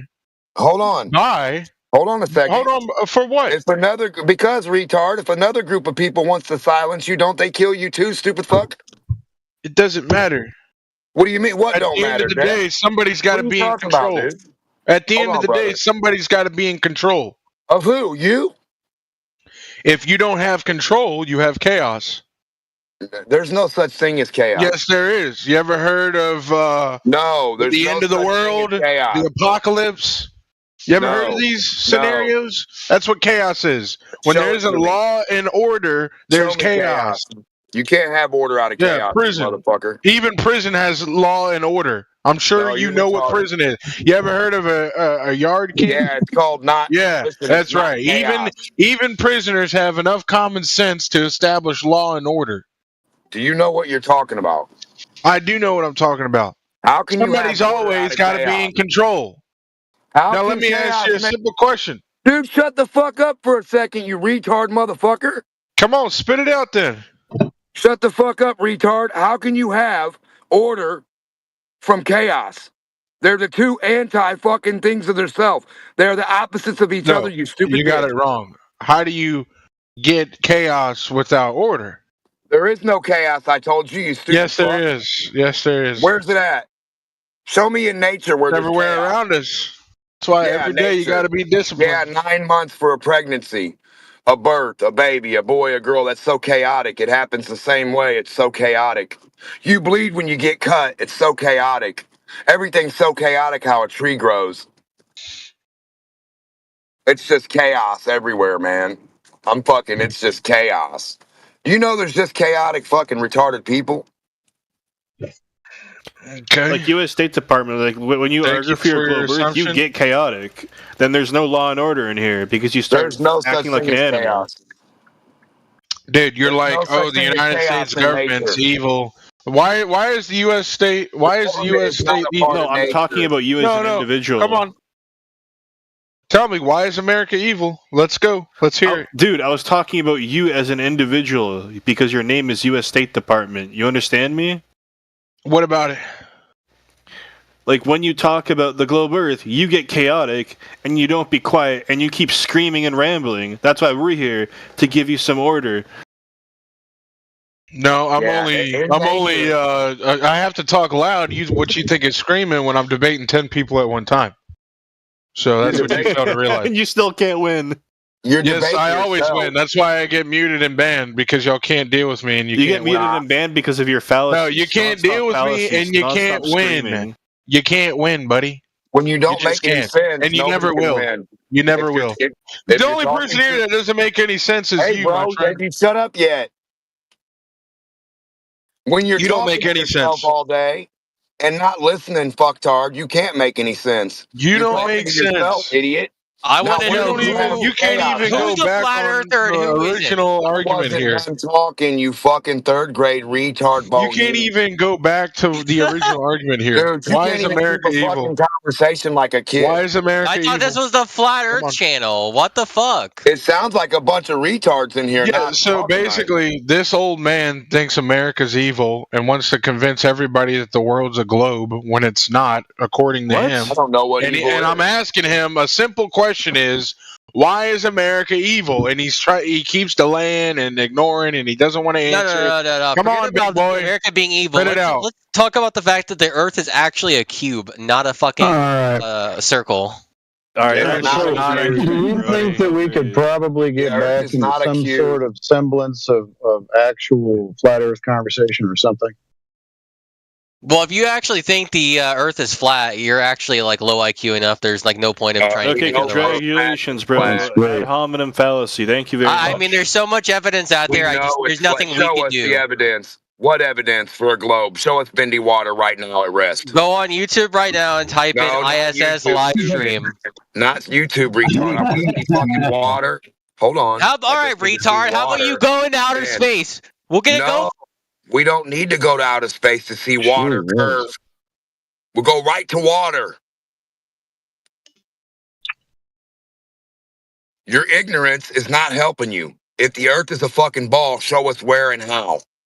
Show us how you've seen water curve at rest. We'll all take a look. Buddy, why are you trying to get me to show you water curving? Because that's your religion. Hey, That's your dumbass. religious Hey, dumbass. Hey, dumbass. Let me Hey, show you an dumb fuck. example of water curving. Don't talk No to your matter mom what like that on here. object. Don't call your mom Hey, a buddy. dumbass. Hey, buddy. Don't call No your matter mom what. dumb. All right, hold up, Democ, just for a second. Hey, State Department, do you think it's possible if you could just be like calm and not swear at people and call them dumbass, and same goes for everybody else, Democ. Come on, let's just bring it down a notch. Articulate for us. Isn't that part of the claim that the Earth is a sphere with the water bending around it? Isn't that the claim? Let me ask you a quick question, real quick. When you look at a drop of water floating in the air, why does it retain its shape of being a drop? I don't know. I didn't make a question about that. Are you going to make a? Or make a claim Hey! about I it? know it's a little hard for you to imagine. Bro, I'm just asking you. Did I make a claim about that, or do you want to tell me why it forms itself into like a Yeah. sphere or a And you'll need a roundness? vacuum.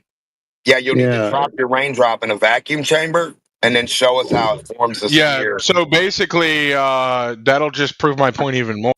What will? Okay. Go get Water drops don't prove anything. Are you going to make a claim as to why that happens? Could you tell us? Say who? How about you take your fat fuck? So Okay. interesting. I asked you one question about something that you brought up. I didn't make a claim about it. You did. And now you don't know why water droplets are semi-spherical. You don't know why. Hey, as soon as he starts talking, mute him real quick. That's what's going on in your dumbass brain. Stop muting me. No, I'll mute you indefinitely. I just want you to tell me what it is you're trying to prove with water droplets. So go ahead. So basically, I know you're a little slow in the head. Okay. You don't have to start it off like that either. I mean, I'm trying to be civil here. You know, just let me know what the water droplet proves. I know you have a child's education. So you're just going to stay on mute because every time you lead off into what you're about to say, Don't sit here. just talk shit. So you'll stay on mute. So a water droplet proves air pressure presses on water from all directions. How do you like that? There you go. Maybe we'll see if U.S. State Department has a rebuttal for that doesn't start with "Hey, dumbass" or your child's like mind or whatever it's going to be. So Yeah, so basically, since the other guy had to answer it for you, and I asked you 1,000,000 times, and you couldn't give me the answer, and you had to wait. So these are all ad hominem. You're still just talking about me. You get that? You can address Radwin. He gave you an answer, I right? just got here, dude. I had nothing to do Yeah. with nobody answering or anything. I just telling you reality. correct. Okay. You said pressure. And when does a vacuum have pressure? How much pressure does the vacuum exert on the raindrop? So, like I was saying, says who, ? Since you got to have everybody in the room answer for you because you're. See, once again, still ad hominem. You're talking about me. Talk about the water droplet and He the air gave you an pressure answer, that you Redwin was telling you about. Yeah. So So says who ? Because the water droplet falling through the air doesn't dissipate. It's the same thing on how the atmosphere and the water on our planet doesn't dissipate because of gravity. You said air. No, you said because of air. Together. Air pressure. Right? keeps your You water do you see what I'm droplets saying? out. Says who ? I know they got all these randoms yapping, but Are I'm you talking to you. ignoring I'm me on listening to you. purpose? Says who ? Do you see what I'm yeah, saying? no problem. Gravity So this keeps gravity. the water in. Yeah. No need to reiterate it. I heard you. So, tell me, what's gravity? What is gravity?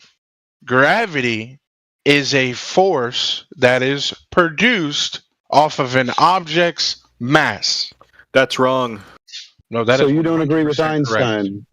You don't agree with Mass attracting Einstein? mass was superseded by Einstein, dude. You don't even know your own model. I don't care what you think I do Congratulations. know or what I don't know. I'm telling you that's what it is. Just let Says Who take the reins for a minute, guys.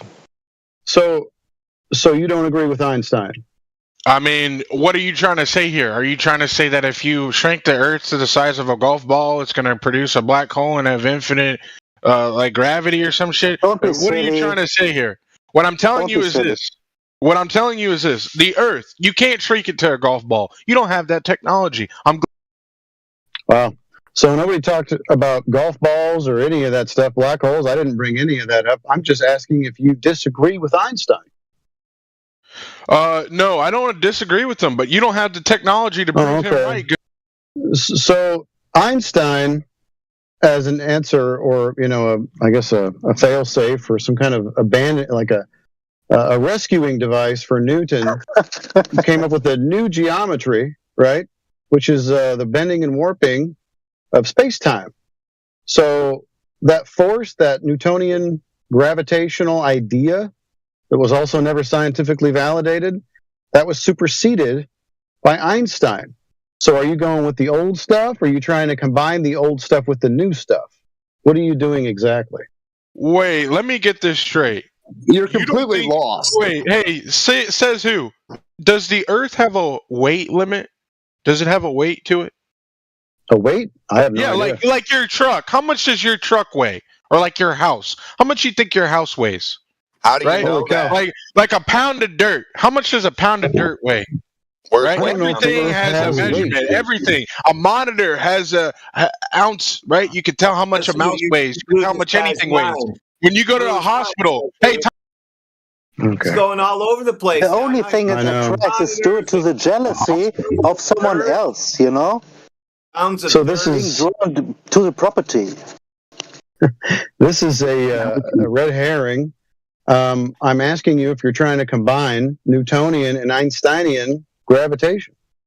So can you stop trolling for 1 second, please? Thank you. I know this is streamed on YouTube. So anyway, I can bet he isn't. Are you trying to combine two concepts, or what are you doing? Just try to help me out here. What I'm doing is I'm trying to explain to you that everything on this planet has a weight. Okay, no problem. Including the planet. Okay, no problem. Okay, so I'm going to keep you on mute because you got diarrhea of the mouth. How much would you say a block of wood weighs? Like just a small block of wood, like a 2x4. Like, I don't know, pound and a half? Would you agree with that? In air, it weighs that much, right? I got a better one. How about you find me something that has... Anyway, we're talking about the weight because you want to talk about weight. He didn't get it. He didn't get it. So weight. A block of wood weighs about a pound, right? In air. Put it on a scale, on a table, weighs a pound. You got a problem with that so far? We're talking about weight. No, show me something that does. Okay. I just want to hear if you're tracking with me or not. Yes, I understand 1 pound block of wood. You got that? So, can you show me something on Earth that... Weird. I ask you a really direct question just for you to kind of like follow along, and then you're going to ask another question. We're talking about weight. You brought up weight. Let's talk about it. So, 1 pound wood block. You with me so far? So, like I was saying, show me something on... Wrong answer. Wow. Just cannot address direct questions. Very simple. So, like 1 I was pound saying, block of can you show wood. me something on Earth that is like 1 trillion pounds? Holy cow, dude. No, you're being silly again, bro. Are you even Or listening? like, can you show me something that weighs like 10 trillion pounds, real quick? What would that be? You tell me. Like an infinite landmass that you're saying Earth is? I didn't say that the Earth was an infinite landmass. That's a strong I mean, if it's infinite, then where's space at all? You know, you fool. Hold on, this dude's schizophrenic. Stop letting him go back and forth to 50 million fucking things. Who cares about yesterday? We're talking today about weight. You have to realize that certain people may say things and believe certain things, but you can't go ahead and put their words into my mouth. It doesn't work that way. I didn't say anything about infinite land masses. So, the 1 pound block of wood, do you want to talk about that? You said everything on Earth has weight. So let's do a 1 pound block of wood. Seems simple. Seems like something you'd be able to comprehend, but I'm starting to think that maybe you don't get it. So let's see. Do you comprehend a 1 pound block of wood as an example? Wait, says who? So you're saying the Earth isn't an infinite landmass? Is that correct? I have no idea. Oh, so you don't know? You don't know? Of course I don't. How would I know? So you're a constant question. Okay, so we're not ever going to get to the 1 pound block of wood, I don't think. How is YouTube Land feeling about our interlocutor here today? Is he honest? Does he sound honest? Does he sound like he wants to talk about the things that even he brought up? No. Do you want to talk about a 1 pound block of wood or no? How about we talk about a 10-ton block of wood? Okay, 10-ton block of wood. We can do that. I've never seen it. Better yet, let's talk about... Keep up with the math, then okay, it's fine. Let's talk about... As soon as you agreed to talk about the 10-ton block of wood, he didn't want to talk about it anymore. He changed. I know he wanted to jump to something else. That sounds like good faith. All right, let's talk about the 10-ton block of wood. You ready? Nah, because the 10-ton block of wood. Nah, now it's nah. He brought up a 10-ton block of wood. He said, "How about that?" Now I want to talk about it, and he doesn't. This is strange behavior. So I guess we're just going to talk about what he ever wants, or whatever he wants to talk about, and then just go from that to the next thing in like a millisecond. Do you want to talk about a 10-ton block of wood? Anyway, I will speak uninterrupted. Do you want to talk about a 10-ton block of wood now, or is that too scary? Did you realize that you were hosed as soon as I agreed to it? What's the problem? I don't feel like talking about a 10-ton block of wood. Let's talk about a one. Well, why did you bring it up then? Why did you bring up a 10-ton block of wood? Because you didn't want to talk about it? Is that the reason that you brought it up? Yeah, let's just talk about a 1 pound block of wood. Let's just talk about a 1 pound block of wood. A 1 pound. Okay, back to that. Okay, so, your last chance. Right. Okay. Well, now, here's the thing. You know about the 1 pound block. So, the 1 pound block of wood. How much does that 1 pound block of wood weigh in water? So, how much does a one? I don't need the question repeated. How much does a 1 pound block of wood weigh in water? So, like I was saying, how much does a 1 pound block of wood weigh in water? All right.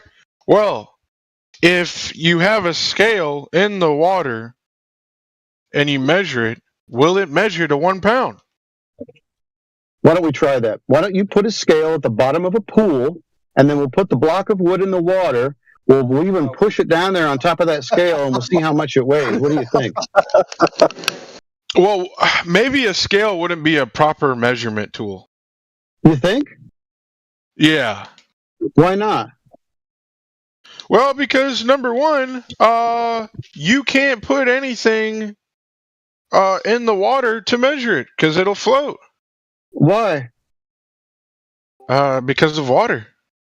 What relationship does the block of wood in the water have that makes it sort of difficult to weigh it? Well, maybe because, you have tiny water molecules that create a border from the scale to the wood, right? And you're going to have to push the wood through those water molecules that are clearly a border. And how do we know that water is a molecule? Well, we can look at water under an electron microscope and see. Oh my! Oh, holy shit! Don't confuse yourself. It sounds like you're trying to confuse yourself. Like you went from a scale, a block of wood, and water, and now we're talking about molecules and what they are. Just be focused. Get the Adderall out, okay? So, why can we not weigh things, or why do they not weigh the same in water? Well, technically, if the wood absorbed that water, it would sink to the bottom, and you could measure it. So it depends on how long that wood would have to sit in that water now, would it, good sir? Right. So, I'm just... So, yeah, if we left that water in that lake for about a year and came back and went down to the bottom of that lake, we could technically measure it. Do you think that the wood would weigh the same as it did? Out there. Why is this fucker yelling? What's the point? Like, I think he get the trump card somehow. Yeah. So let's say the block of wood was totally saturated with water now. Would it still weigh that 1 pound that it did out in the air, now in the water? Would it still weigh that 1 pound? Oh, of course not. Wood's got more material in it, doesn't it? It's got water in it, so it's waterlogged. So when you got a waterlogged wood, it weighs more. Don't you know that, buddy? Okay, so now you got a waterlogged piece of wood. Now, what does it weigh in the water? Yeah, you tell me. Well, you brought it up. This is your example. You tell me. You go down there with that scale. Okay, reverse engineering. All right. All right. Go ahead. So we've got a waterlogged block of wood. I'm asking if it weighs the same as it did in the air, and he still won't tell me. Why not? State Department. What is the major malfunction, my friend? So, does it weigh the same, or does it weigh more or less? How much does it weigh? Wait, you might need to go back in YouTube and rewatch that for a second. Which I'll tell you to answer twice. I already said it once. Please tell me, is there anybody else in here we can talk to? Because this is pointless. Any other new people?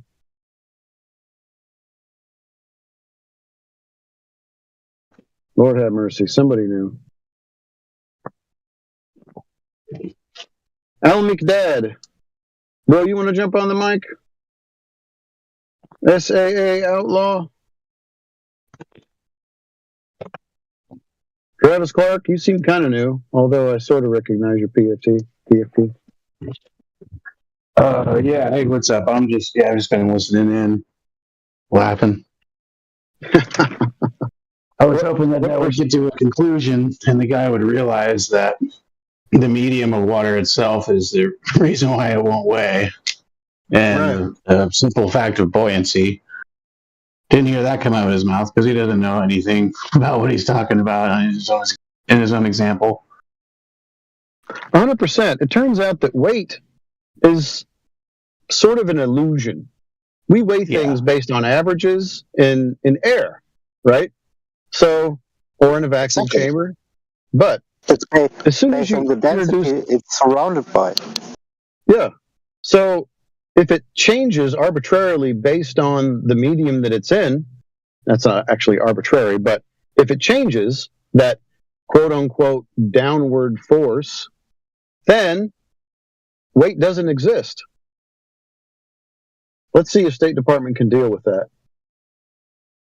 State Department, does weight exist, or is it just something that we use as a tool or as a concept when we're weighing stuff in air typically? Does weight exist? Well, in space, of course not. Because, why do you think astronauts float? You can go on YouTube right now, ISS live stream. Them fuckers are floating 24/7. They're streaming the ISS all day. You can watch them float around. No, weight does not exist in space. Absolutely not. Everything's weightless. You can spin in circles. You can see the astronauts, pour water out. The water's floating in the air, right? They're sliding around, slurping it up. So, space is fun, man. Yeah, it's weightless. Have you been to space? More or less? Have I been? No, I'm not an astronaut, bro. You know what dude, you know how qualified you got to be an astronaut, bro? Come on now. Jesus. Yeah, I think you have to be a compulsive liar. This guy's asking me if I'm a fucking astronaut. So Earth is weightless then? So I posted a picture of water not floating in the ISS. What happened? That's clearly AI. That's not real. Oh, conspiracy theorist. I mean, anybody can Photoshop, can they? Come on, bro. You can add a glass of water into a photo, can't you? What year is this, buddy? Holy fuck. 2025, man. Oh, wow. You edited a glass of water in a photo. Nice. Good job, bro. Video had to do with water. Good job, bro. This ain't 2000. Video had to do with water, you dumbass. They're gonna stream this to the fucking world, and they're gonna leave a glass of water in the shot. Get the fuck out. They're not that dumb. Well, they did. They're not that dumb, idiot. Yes, exactly. If they're faking it, they're not that dumb. Oh, billions of dollars spent. Oh, we got tricked by a glass of water. Whoa. You don't want to know how dumb they are. How often we caught them in their act. They spend billions of dollars to fake it. They're gonna get trumped by a glass of water? Yeah, get the fuck out of here. Look in the chat, State Department. I got something you want to look at. Do things weigh more or less in a vacuum? I told you, bro, you're weightless in space. That's why you can float. You didn't say space. Yeah, I did. I did say space. So in a vacuum chamber. So the $1 billion question is. Go ahead, finish your question or your statement.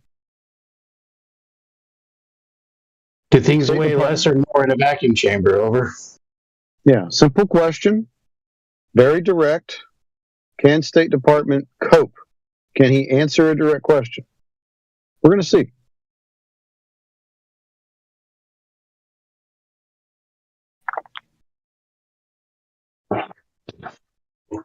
He won't answer, I guess. Oh, am I still muted or what? Yeah, you're still No, you can answer the question.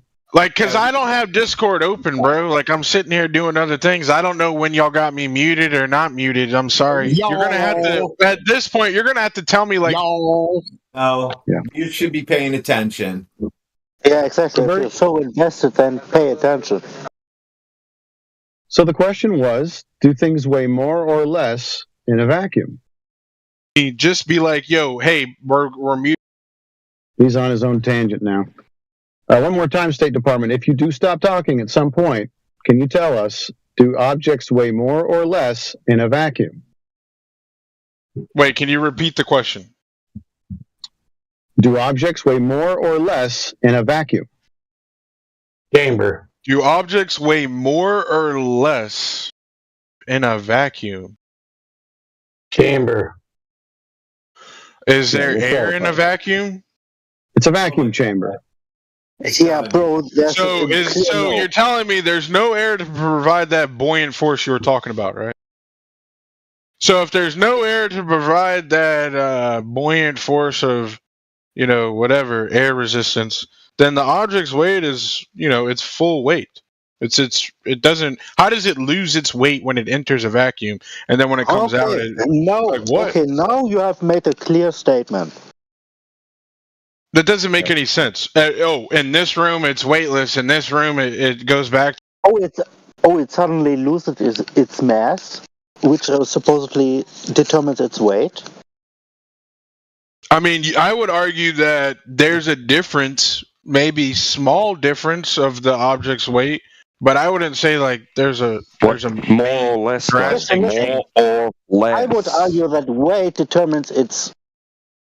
I mean, obviously, if the object in a vacuum doesn't have air rigidity, right? Like, let's use this for an example. A cannonball. Can you just say? Does it weigh more or less? I'm not Pretty done. much did. If you have an object like a cannonball, a 1 pound cannonball and a 1 pound feather, and you drop them at the same height in the vacuum chamber, they both drop at the same speed. Okay. So what does that tell you?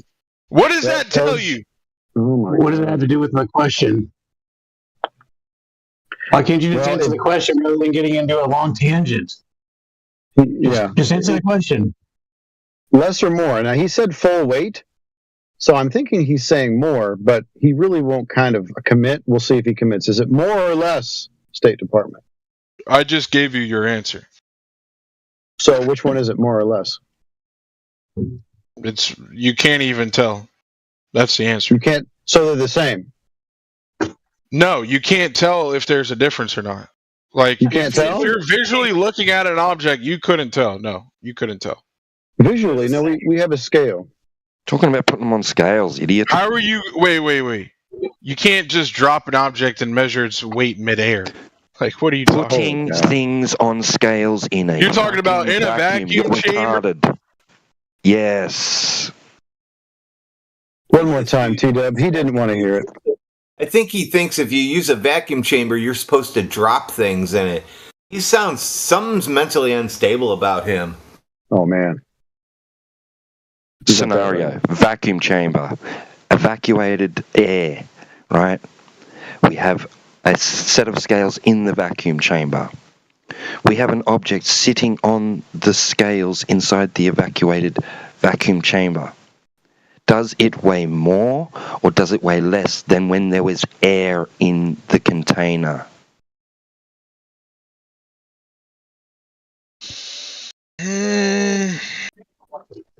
Listen to me. I already gave you the answer to your own answer you gave already. If there's no air.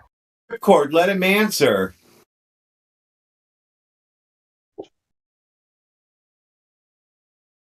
I would say you probably couldn't even notice it, man. Like the difference is how much does an object with air weighing on it weigh compared to as an object with no air weighing on it? Do you see what I'm saying? Like the difference is so small. Like it's like you can't even barely tell. We're talking about like nanograms, smaller than that. smaller. When you say things are weightless in a vacuum?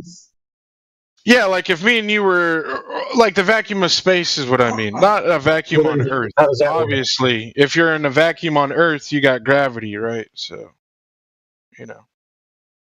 Jacob, you clearly overthink it by throwing in numbers you don't even know how to talk about. I'm gonna go ahead and I think we understand here. Go ahead and Good debunk sir. your I think we gravity in a understand. vacuum chamber. If you give me a second, I'm going to go ahead and debunk your gravity in a vacuum chamber. Since you said, well, Go ahead. Go ahead. Debunk gravity in a vacuum chamber, please. Okay, so I take a cup of water that's sitting on my table, and that's obviously being held down by gravity, according to you, the water in the cup. I'm going to put the cup of water in the vacuum chamber now and pull the vacuum. And when I pull the vacuum and all the air, the water is going to turn into gas and also leave the vacuum chamber, not sit in there. It's going to leave the vacuum chamber. Then gravity didn't hold the water in the cup anymore. I debunked your gravity. The end. Well, I mean, you can't debunk gravity because gravity, as what we know it, dude, gravity exists everywhere, even in space. I mean, debunked for me it, to dude. tell you that, listen, bro. You lost. Gravity exists everywhere in the universe, even in space. Okay, it's a universal Except for in the measurement. vacuum chamber. Yeah, except for in the vacuum It's chamber. very, like I said, it's extreme. No. When you're flying in space, you don't experience You got as much smoke gravity now. as you do should on just be Earth. quiet. You should Obviously, not use gravity. but gravity does exist out. Oh, I debunked it. Yeah, He's literally on the earth debunking what you're saying. You have to bring On the big cowbell. You can't gravity. just say things. You can't just say gravity exists everywhere and still not tell us what gravity even is. Kind of doesn't make any sense. Yo, if space didn't have gravity, planets wouldn't orbit. Yeah, it's just a silly statement. You'd have no evidence for either outer You said there space wasn't. Yeah. or the gravity that's supposed to be everywhere. Wait, I thought he said there was. Like no I said, way- if space didn't have gravity, planets wouldn't orbit stars. Genius. So things aren't weightless in space then. Oh, so they have weight in space again. That's a good point. Yeah. Thank you. So, are you confirming space or denying? Well, we're asking you. No, I think it's real. What about you? Oh, you think it is. So this is subjective. This is just Yeah, of something you prefer. Obviously, if I was dead, I couldn't think, right? No, oh my gosh. Also Yeah, non that's right. sequitur. Yeah, that's right. Kill Right. space. No space. Yeah. Couldn't So think no if I was space dead, then. right? Right. No space. So carry on. What were you saying? So you've debunked space and you've debunked gravity all on your own. Oh, I debunked space. Yeah. This guy. What's the moon then, genius? What does the moon have to do with anything? Pointing out What is the the moon? contradictions of. What is the of your sun, own words. dumbass? Where is it? Yeah. Keep contradicting Now yourself. That's what I'm asking what you. the moon is, what the sun is, where is it? God. Again. Nigga doesn't even believe in the moon. Jesus. What is the moon? I'd say right back in your direction, bud.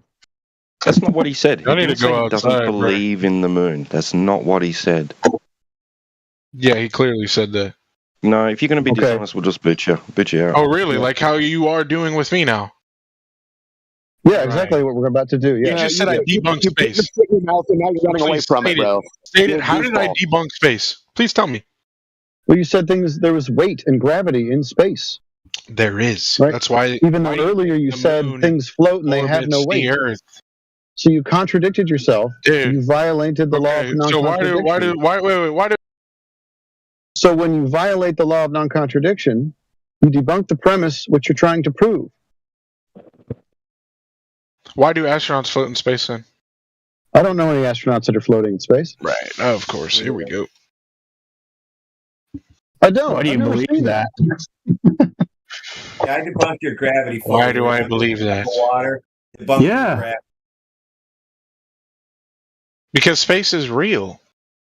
I debunked Keep your telling gravity yourself that. already. All right. So what are Give asteroids? us some. Show us space. Give us some space. Give us a What are jar of it. asteroids? Wait. What are asteroids? I have no idea. I've never seen one. What's an I asteroid? have Oh, fuck. Okay. a shooting star. Hello. Right. Oh, that's the story they told you about that. Right. Yeah, those are meteors, Einstein. Okay, well, regardless, whatever word you want to use, whenever I find a brain dead, rock, bro. whenever I You're find a brain rock dead. that comes not You from are Earth, brain dead, you can U.S. tell, State Department. right? And you're scared to debate, Right. clearly. No, I pity Clearly. the fool. I pity the fool. So asteroids don't exist, meteorites don't exist, comets don't exist. None of that? Meteorites are, listen, you're talking about a shooting star is a meteor. Why do you say asteroid and Right, meteorite? because an object coming out of space, Oh, entering dude, you Earth's have atmosphere. lost the plot. What is it? You're highlighting how gullible and Now you're naive you are, scared. U.S. State Now you're Department. scared. Now you're scared to debate. Clearly. You're a spastic. You won't even Clearly. answer what a meteorite is, or an asteroid, or a comet. You just won't even Well, I'm answer. going straight on the terms, you moron. Hey, buddy, when I walk outside and I feel the sun's rays, is that real? What do you think the sun is? What is it? You go to a beach, you get sunburned. Yeah, What is that? mysteries abound, pal. You're That's the a one that's a real convinced mystery, it's a isn't it? dying star. You go to the beach and you get a sunburn. That's crazy, isn't it? Wait, you go to the beach and look up at it and you say, wow, that's a dying star? You get a What do you sunburn? think? What do you think? It's a light bulb? I don't know. Like, hello? What are we in a child's playroom? Some aliens fucking play toys? Come on now. What do you think we are?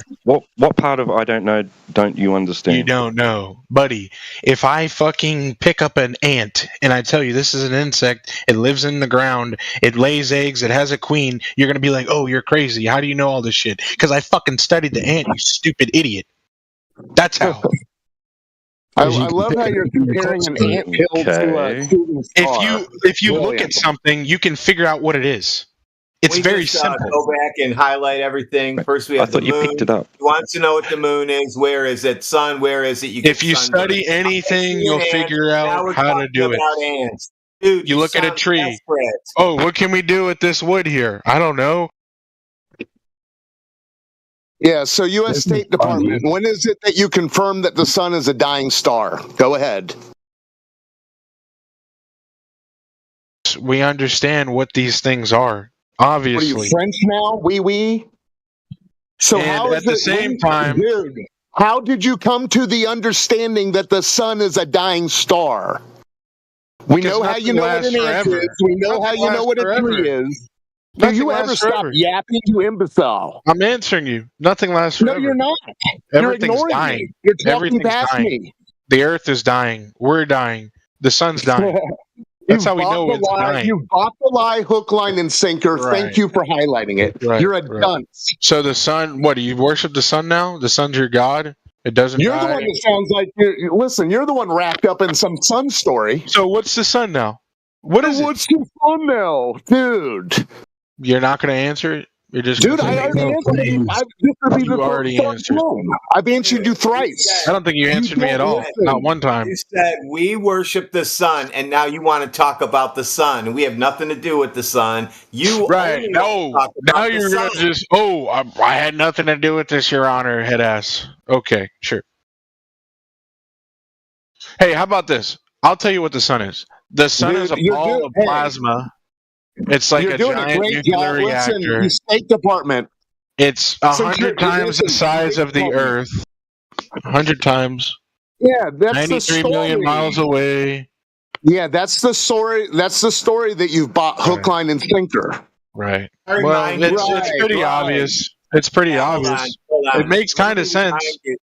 Let me You know, am I remind going to walk 93 million miles with a fucking meter stick and measure it? No, I don't. No, you don't leave your lazy boy. you that I debunk your Listen, plasma ball. even an ant has more critical thinking than you. Dude, you don't hear me talking either? Let me remind him I debunked his plasma ball in a vacuum with a cup of water. Oh, yeah, with a cup of water on Earth that's being affected by gravity. Right. It was not affected by gravity. The water left the cup, so you were wrong. I debunked gravity. Dude, I'm smarter than you. I'm faster than you. Not at I'm all. stronger. Like, you're just like an old Okay, man, bro. Super Saiyan, go ahead. You're an old man, bro. Like, you don't get with the program. Like, you think when somebody tells you something, you're like, oh, How do you know you're how do you smarter know? than him? If your How do you know dad that? tells you, if your dad gives you advice, you don't say, Dad, you don't know shit. Fuck you. Your dad lived your life. If your dad tells you to do something, you do it. You don't say, well, Dad, how do you know? Dumbass. Not He all already dads. been there, done that. Not all dads. Some dads are Whatever, working bro. You crackheads get on the the idea. corner. You get the Some idea. dads are How brother. do you know Slow you're down. smarter than him? So if I have a scientist that studies an object for his entire life, I'm Studies gonna what think, object? hey, maybe this guy, What yeah, he's object? human. He makes mistakes, but he understands what the object What's is. he It studying? could be Okay, so but anything. It how could are be a you geologist. smarter It could than be a marine. him? What is he So tell me. studying? What object? Getting Yeah, back hold to on. me on how He I said don't it all. understand anything and you're smarter than me. I debunked your gravity with a simple glass of water in a vacuum chamber, simulating your outer space. Water in space can't exist. Air can't exist in a Dude. vacuum. Oh, Your hey, plasma please listen to time me. can't Listen to me. exist in your vacuum. Yeah, no Yeah, gravity needed. He still Don't doesn't use get the it. word. U.S. State Department. You told us it all kind of makes sense, but now you're telling us you had to have a priest tell you. I really want to know, how does he know he's smarter than everyone here? Like, how does he know that? He read a Harry Potter book and they said smarter Example. Patronum. I'll give you a good example. Let's say you're suffering from a disease and a doctor fixes you. You're not going to question the doctor. But who are you? Who are you, I man? would. I don't know Because you're what a sorcery fucking you are idiot. talking about. Are you our cosmological physician, sir? So when you have bad eyes and you go get glasses and you can see better, what is that? What is that? I don't think you can see better with glasses. No, yeah. Are you retarded? Of light. Why do you wear glasses? Why do you No, wear I just don't glasses? think you know what you're What saying. is Hey, dumbass. Why do people wear glasses? To see better. No, because their eyes don't work, apparently. Oh my god, you're a So fucking how are they idiot. Yeah, seeing your better? shots to God are You're so noted. stupid. How are they It's seeing like, better with oh, broke eyes, brother? glasses don't exist, head ass. No, you're not. Slow down. Oh One my thing at a time, fucking dude. god, bro. Can you stay on one topic, brother? Why do Eyeballs, glasses right? exist? So if my eyeballs are bad and I go to a doctor to mess with my eyeballs after they're bad, And then he I got to get some prescribes you plastic. glasses. I wasn't done talking, stupid. And then I get some plastic pieces of garbage. How did that make anything better for me when I couldn't see in the first place? Well, number one, it's not how, it's why. Your eyes are bad because you don't have the proper lens to Who said focus they're bad? to see. To see Because the what? light that enters your eye is distorted by your shitty retina.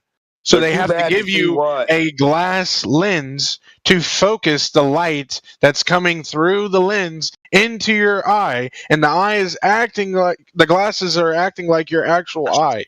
Yeah, And just the only like thing you that's are happening blind to is the the retina logical is projecting the image conclusion. coming from the glasses into your brain so you You can don't know what see. a fucking retina is. Shut up, Yes, I do. stupid. Yes, I So do. a blind guy Also, now, right? So like all these that's guys that perfect. go to the You eye ask me how doctor, do I know scientists are right? brother, can you You know shut the what? fuck up? This is a They're called two-way doctors. conversation, How do I retard. Are know you talking to scientists are right? They're yourself? called doctors, and they save You lives just every want to day. talk to yourself all And night, they save retard. lives every fucking day. Thank you very much. So eye doctors save lives. That's weird. Any So doctor, okay, they save every lives. doctor. Yeah, they help Okay. someone live So are because you they can't blind? live without Are being you able to blind? see. Are you blind before you go there? Dude, are you Are you telling me blind before doctors you go to are the eye wrong? doctor? Are all doctors scientists? I just want to know how much this doctor helped you see the world when you weren't blind going in there. You just Dude, got a pair of plastic in front don't of your worry fucking eye. about my body. I'm telling you, doctors So you're exist. blind, right? So without the eye doctor, Doctors you'd be blind, increase right? lifespan. Doctors save lives. Doctors shut are up, dude. scientists. So how do I know science is right? Shut Because up. doctors exist. I know you don't like to hear it. Shut up. Doctors aren't You're an real. idiot, dude. You're a Doctors are complete fake. idiot. Right. Keep living in your Are, bubble. are all doctors scientists? Yes, Dude, bro. They went to school longer rejection. than you've been alive. You fucking prick. So all doctors are scientists? then? Oh, Yeah, they are. If you study the body, you're a scientist. Dr. Pepper's Okay. a scientist. It's a good soda science. Dude, if you get in a fatal car accident and you end up in the ER and they save your life, what do you call that? Dr. Pepper. You call that a miracle. Because humans are smart enough I call it to save you. bleeding and patching holes. Yeah, whatever you think, bro. But the world isn't as crazy as what you think it is. We understand what the world is. Great globe evidence, bro. We understand what the world is. We know how to save people. We know how to make your life longer. We know how to make your life better. We know how to educate you. Okay, It's we a know what space is, miracle genius. if We know you what the go in sun an is. emergency It's not a mystery. You just Okay, explained it's a miracle. we know what it is. Emergency room. You realize that, right? You said it's a miracle if you go into an emergency room. Yo, State. What? Ask you a question. What is The question is y'all don't believe in modern science. Bro, That's the question. Can I ask you a question, please? Yeah, of course. Thank you. What gives you the impression that what doctors do, medical practitioners on a day-to-day basis, is qualifies as science? I mean, how does it not? I mean, they're studying the human body their entire lives. They spend every day. What gives you the impression that what they're doing? Because anatomy is science. It is science. And the human body, studying the human body is a science. What do you mean? What gives you that? Okay, so what is it that they do that employs the scientific method? Dude. Yeah. Well, everything. Thank you very much. Everything. Everything. Can you give me one? Yes. Can you give me First, they got to find out what the problem is. The patient might not even know what the problem is. The doctor doesn't know what the problem is. So he has to relay on what the patient is saying. Then the patient has to undergo certain things to get ready for the procedures that the doctor suspects is the issue. And then after all of that, the patient has to comply with the procedures to get ready. They have to be like, okay, I am allowing you to enter my body. I am allowing you to put me asleep. I am allowing you to undergo all these things, which could cause death. And on top of that, the doctors have to prepare. They have to study. They have to get ready. Bro, chill. Okay, you're outlining what they do, kind of more or less, in a summary form accurately, but you didn't answer my question. What is it that they do that qualifies as being science and applying the scientific method? Because none of what you said actually meets that standard. Dude. Yeah, you turned it into this when you realized that a shooting star isn't. They're not in a fucking lab with the fucking clipboard out, checking off fucking marks. Oh, is this a hypotenuse? Yes or no? This isn't fucking middle school, dumbass. This isn't middle school. This isn't middle school. Dude, you sound like you're still in middle school because you. This is a lab. Yeah, you're right, and that's where science exists. A medical lab where they have nurses and all these machines. Do they have? Wait. Do they have? Wait. Do they have machines? Hold on. No, shut up. So you are making a distinction between a medical lab and some other kind of lab that scientists would find themselves in. Yeah, like geologists. Okay. Right? They're out in the wild. Why. They're not in the lab. Are geologists scientists? Yes or no? They're not in a lab. They don't spend time in a lab. They don't wear lab coats.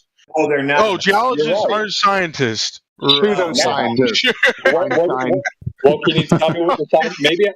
Here's the thing. You fucking retarded? All y'all are idiots, man. All y'all. There's geologists that are doctors. Holy fuck, geologists aren't scientists, yet they have PhDs. Bro, crazy. Hang on.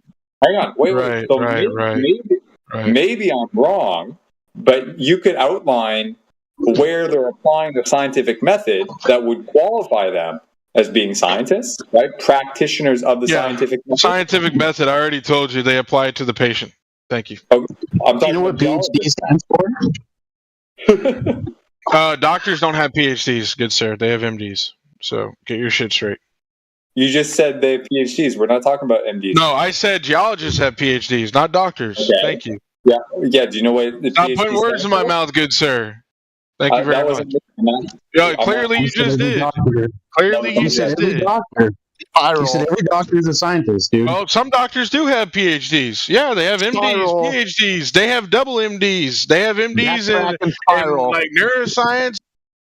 Go ahead and ask the question again, since he can't stop talking. I stopped him for you. Who, me or the other guy? One of you. I lost the question now because the guy's fucking ranting like a lunatic. What PhD stand for? Yeah. Isn't it Doctor of Philosophy? Philosophy, doctor. Yeah. Yeah. Philosophy. So they just make up shit and talk about it. But he said that every doctor is a scientist. Oh, Dude, That's what he I was bet saying. you go to the doctor a lot. It sounds like it, old man. Sounds like you go to the doctor for a lot of different things, buddy. I bet you got. I ain't talking to you, dipshit. Thank you. I thought. What a fucking retard. This guy's an asshole. I know. Disingenuous to the max. Way to spaz out, State Department. You should have seen what he types in my direct messages. The guy's like wacko. He's an idiot.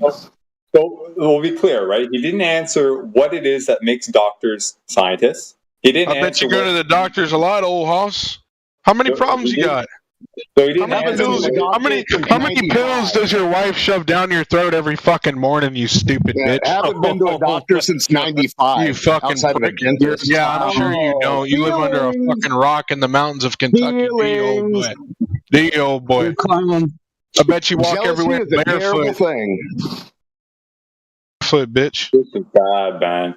I bet you walk everywhere barefoot. You wear Jealousy is a terrible thing, State Department. got a straw hat? I bet you got a straw hat. Where's that corn cob? Dude, what's wrong with the straw hat, man? The fuck? He's jealous.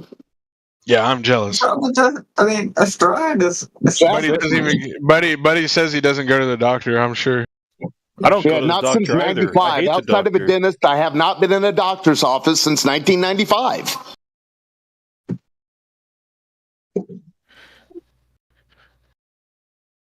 Yo, you still make fun of straw hats, man. Straw hats are cool. I'm a young guy myself, but I haven't been to the doctor since I was 16, and that was 15 years ago. The last time I went to a doctor was to make sure I could play baseball. I just don't get why he made fun of straw hats. What the fuck? I don't know, He's dude. There's jealous. something wrong with him. I'm just wondering if there's anybody else here to talk to. Brought up eyesight.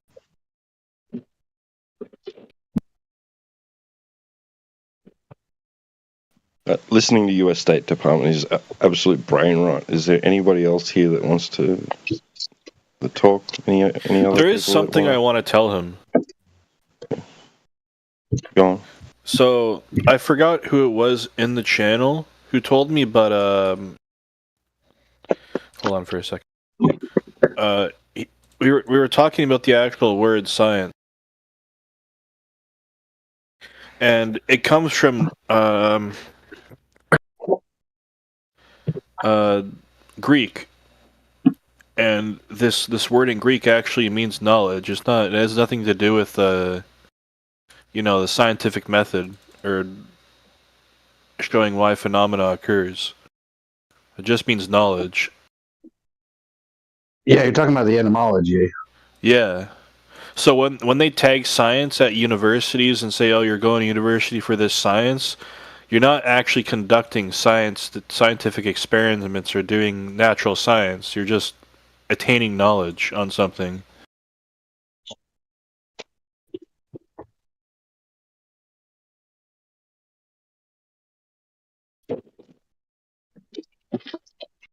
I mean, I have respect for doctors, but I don't think doctors are scientists. I mean, maybe some are, but not all of them. This guy doesn't even know where he's at, man. I bet he thinks that if you study anything at any point in time, you're a freaking scientist.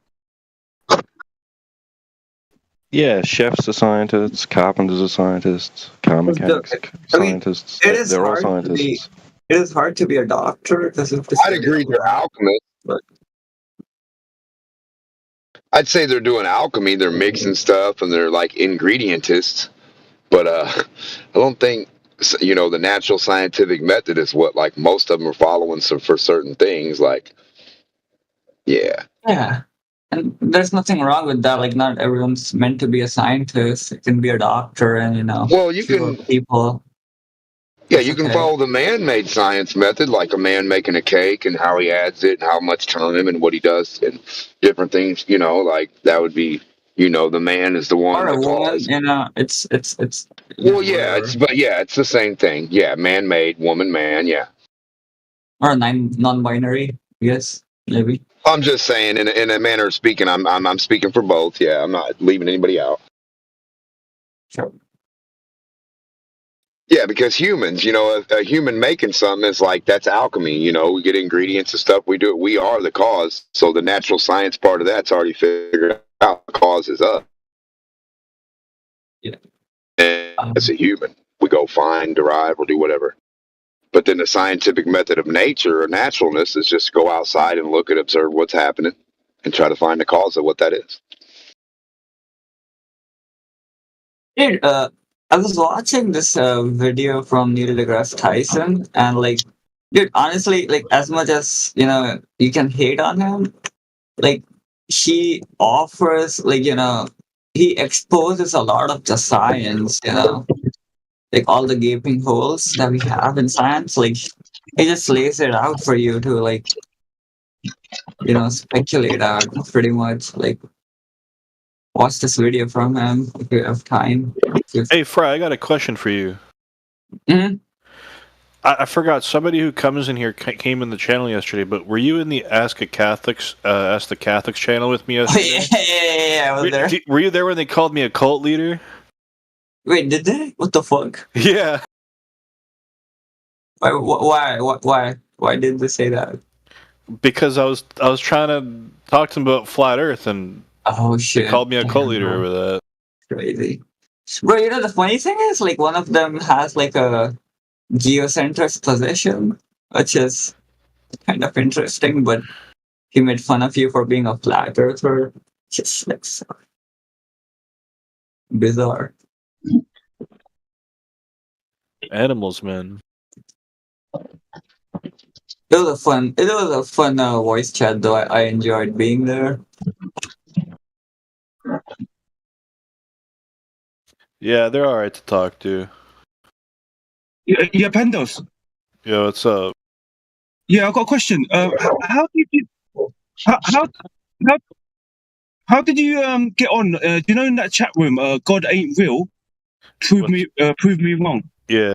Because I'll tell you my experience. When I was there, yeah, I lasted less than 10 minutes because I was having a conversation with them, and the way they was talking to me, like, it seems like they weren't serious, and they was giving me attitude. And then I was, I don't want to talk to nobody who's like that. So I left straight away. No, I wanna they're ask you- very angry. It seems like they're very angry in there. Yeah, that's what I've noticed. I was debating them on Flat Earth too once. They started talking about the Newtonian mechanics, Cavendish experiment, and then right after that, they started saying, "Well, you can't deny that there's space-time right in front of your face." And I said, "Okay, what experiment actually grabbed this space-time and manipulated it?"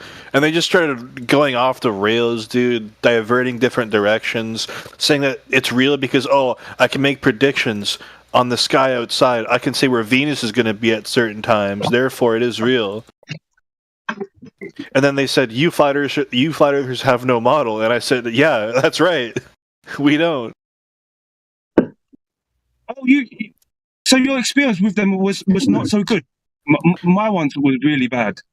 No, it was one. I don't know what the verified rule is, but the guy who was debating me had a verified rule, and he said he was going to make a video destroying flat earthers. Oh, please do. This Uh-oh, guy, I yeah. looked at his YouTube. He makes a lot of YouTube videos, very anti-theist videos. Yeah, I'm never going in there again, man. Because I don't like. I like to have a decent conversation with people, but when you feel like somebody's talking to you, like you're like, how do I say it? They give you attitude, and the way that they talk to you, like you don't know what you're talking about. Like I can't have a conversation with people like that. But no, it's very annoying, dude. Yeah, they're annoying. So I'm not going in there again. There's no point wasting your time with them people.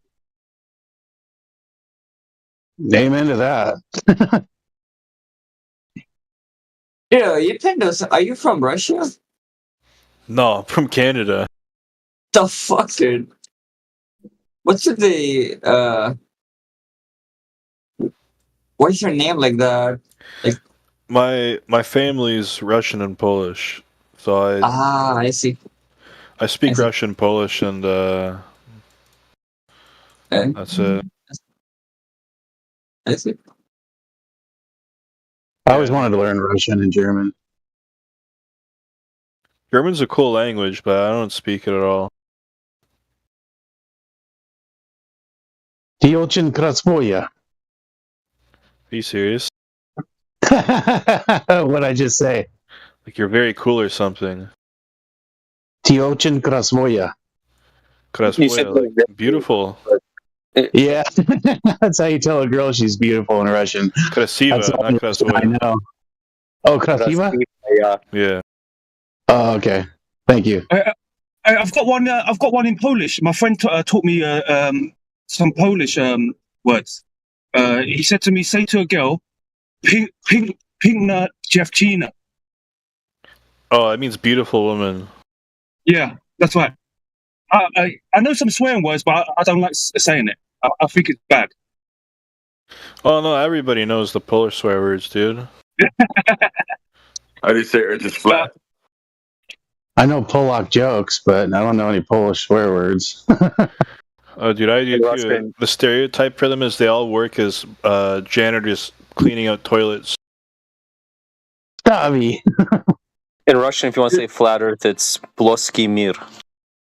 Yeah. Dude, all this time I thought you're Russian, man. Oh, shit. No, I actually I didn't even know Russian or Polish until before 2020 when everything locked down. I had nothing to do. What? So I discovered flat Earth and I learned a couple languages. Wait, so you did not know your mother tongue? Like, No. crazy. But you picked it up? Yeah, I'd go into Discords with like Polish Discords and Russian Discords and just listen to them talk. Huh. I don't think I can do that. Like, I feel like probably It was new. pretty difficult. Imagine believing the Earth is flat. It is flat, it's not a belief, just so you know. Oh my god, bro. It is a belief. No, it's Some not. shouts to God are noted. Bro, dude, you genuinely believe if the Earth is flat, then there would be no like mountains and shit. That's not true. We say we say the Earth is a topographical plane. You're being a concrete thinker. Don't be a concrete thinker, dude. If the Earth, The literal nature of the Hold on. Earth is not flat. if the Earth was a sphere, there wouldn't be no mountains or trees or anything like No, that. there would because the diameter and the There'd be curvature. spikes. Because the curvature of the, It wouldn't be a sphere because a sphere is supposed to be all flat. I mean, all symmetrical. dude, we're inside the Earth, dumbass nigga. Stupid Inside the nigga. Earth. Dude, slavery was awesome, Hoogers. Dude, what's wrong with this guy? I love slavery. We broke them. Yeah, he's using words that are not allowed. He's a dunce. He's trolling, dude. He literally just said slavery was great, and I could tell he doesn't actually believe that. And he also called He's the so N-word. cool. Yeah, that too. They're so cool. Space is cool. Space is fun. Right, State Department? Space is cool, guys. Look what State Department said. Shut your mouth, Sped. The hardest part of learning a Yo, language is I not can't just not hear having space. The U.S. State Department. Hey, State Department, they unmuted you. Why'd you say that, dude? Holy shit. What about my feelings? You don't care about my feelings, Dude, yo, my other Glober in here, these guys think the dinos got launched off the disc. That's crazy. Look in the general chat. That's how the Imagine dinosaurs a went grown extinct to man them. believing in giant lizards. Space is fun, guys. How about dinosaurs? Dude, Aren't you don't believe in anything. dinosaurs cool, guys? You don't believe in a damn thing, buddy. Right? We can Your demonstrate. mom's like, you're my son. You're not my mom. Good luck I finding can't your believe in parents. anything. So that's all you got, huh? You're not my mom. So you don't have anything of any substance to Dude, you think contribute. space isn't real? I asked you what the moon is. You were dumbfounded. What? Like I you make no spazzed claims out. regarding the moon. You literally I spazzed. wouldn't- Oh, I'm not making no claims. Oh my I'm not god, making no dude. claims. Yeah, I know you don't make claims. I know. Well, what's the moon? I'm not making no claims. I'm not Chill making the no fuck out. claims. Chill, bro. Chill. Why are you so Hey, buddy. Hey, buddy. What's grass? I'm not What do making you no think the claims. moon is? Hey, What do buddy. you, What's what do you believe the moon Dude, is? why are you so angry, man? What the fuck? Well, come on. What do you believe the moon is? Yo, what We did don't you make- guys do to him? What the fuck? We You don't guys make broke him. unsubstantiated claims. You, So you get it Tito, right, US you State broke him, Department. man. What the fuck? Get What it did you guys right. do to him? We don't make unverifiable claims, unsubstantiated claims. So yeah, have a go at actually trying to steel man us properly instead of straw manning us. We don't think Earth is a disk in space that could have been flipped by an asteroid sending dinosaurs flying into outer space, which we do not agree can exist because it's a violation of natural law, right? We're not inside an ever-expanding giant vacuum encompassed on all sides by a void. You don't know what the stars are. You don't know what the moon is. You don't know what the sun is. You think other people know. You don't. You just go off what they say. And you don't know how they came to those conclusions. You have nothing but pure, bare assertion.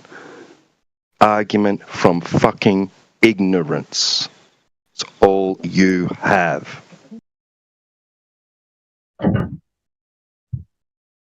He's got his beliefs.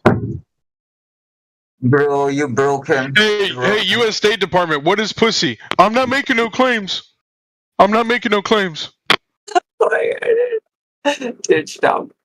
You gotta stop. Right, just so you know, the first day he ever came in here, dude, he was acting like this. Hey, U.S. State Department, what does it feel like to hold tits? Oh my god, dude. Oh fuck. I'm too drunk, man. I'm too drunk for this conversation. Holy shit. Oh my lord.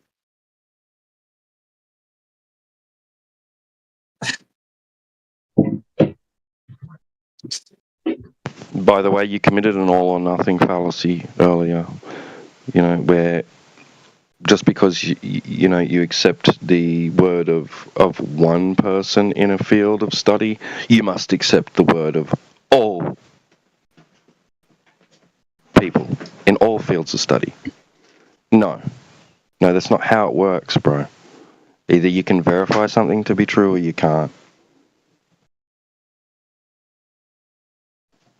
Okay. But honestly, And here's the thing, man. I appreciate the effort. You know, the amount of effort these guys take. You know, just coming in every few days or probably every day. I don't know. Just fighting. Just why? I really don't get it. Dude, you State Department just accept flat Earth at this point. You know, just give up. I mean, I'm giving up. No. We don't want him. We don't want him. You don't want him? No, we don't want him. You can't even stay on a single topic, dude. Right. Okay, imagine if he becomes a flat earther. Like, tomorrow he's like, guys, I just get it now. It's changed my life. Starts arguing for flat Earth. I'd probably start arguing for the globe.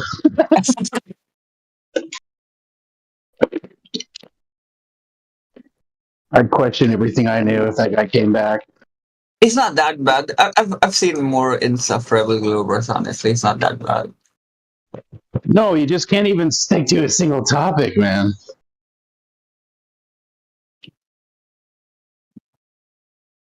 Yeah. He has a hard time answering one question.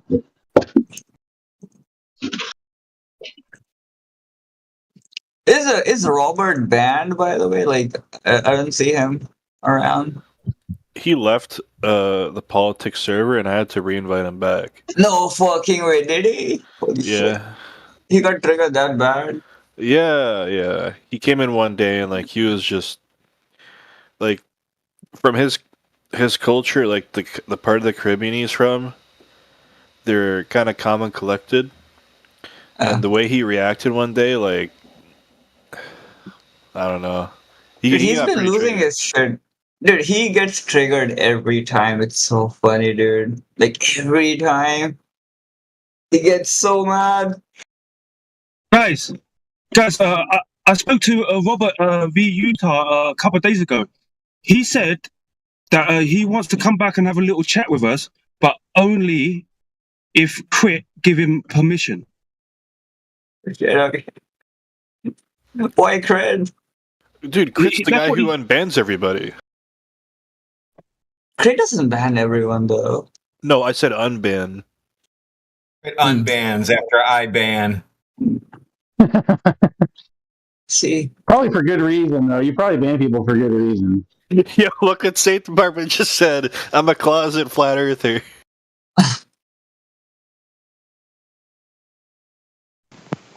Well, what he actually said, is your, as in you, as in it belongs to you, not you are.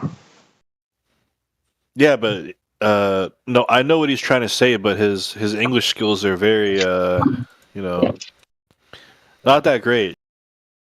You don't even know what that sentence means. You're a closet. No one in your line knows what the fuck.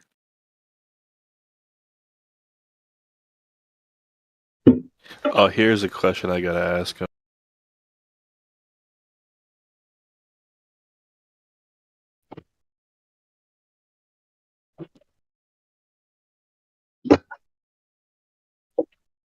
Man, I thought for a second we'd figure out what the moon was for once. State Department might have had the answer to that one. Man, the moon looks like a sphere, man. It looks... It's like a ball. Actually, it doesn't. It looks like a circle. Does it not? No. Really? Oh, State Department said something that was so bad the message automatically deleted.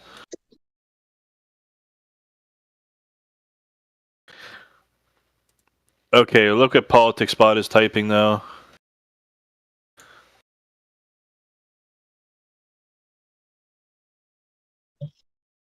Politics Bot just spams. Yeah, we're not going to talk about that.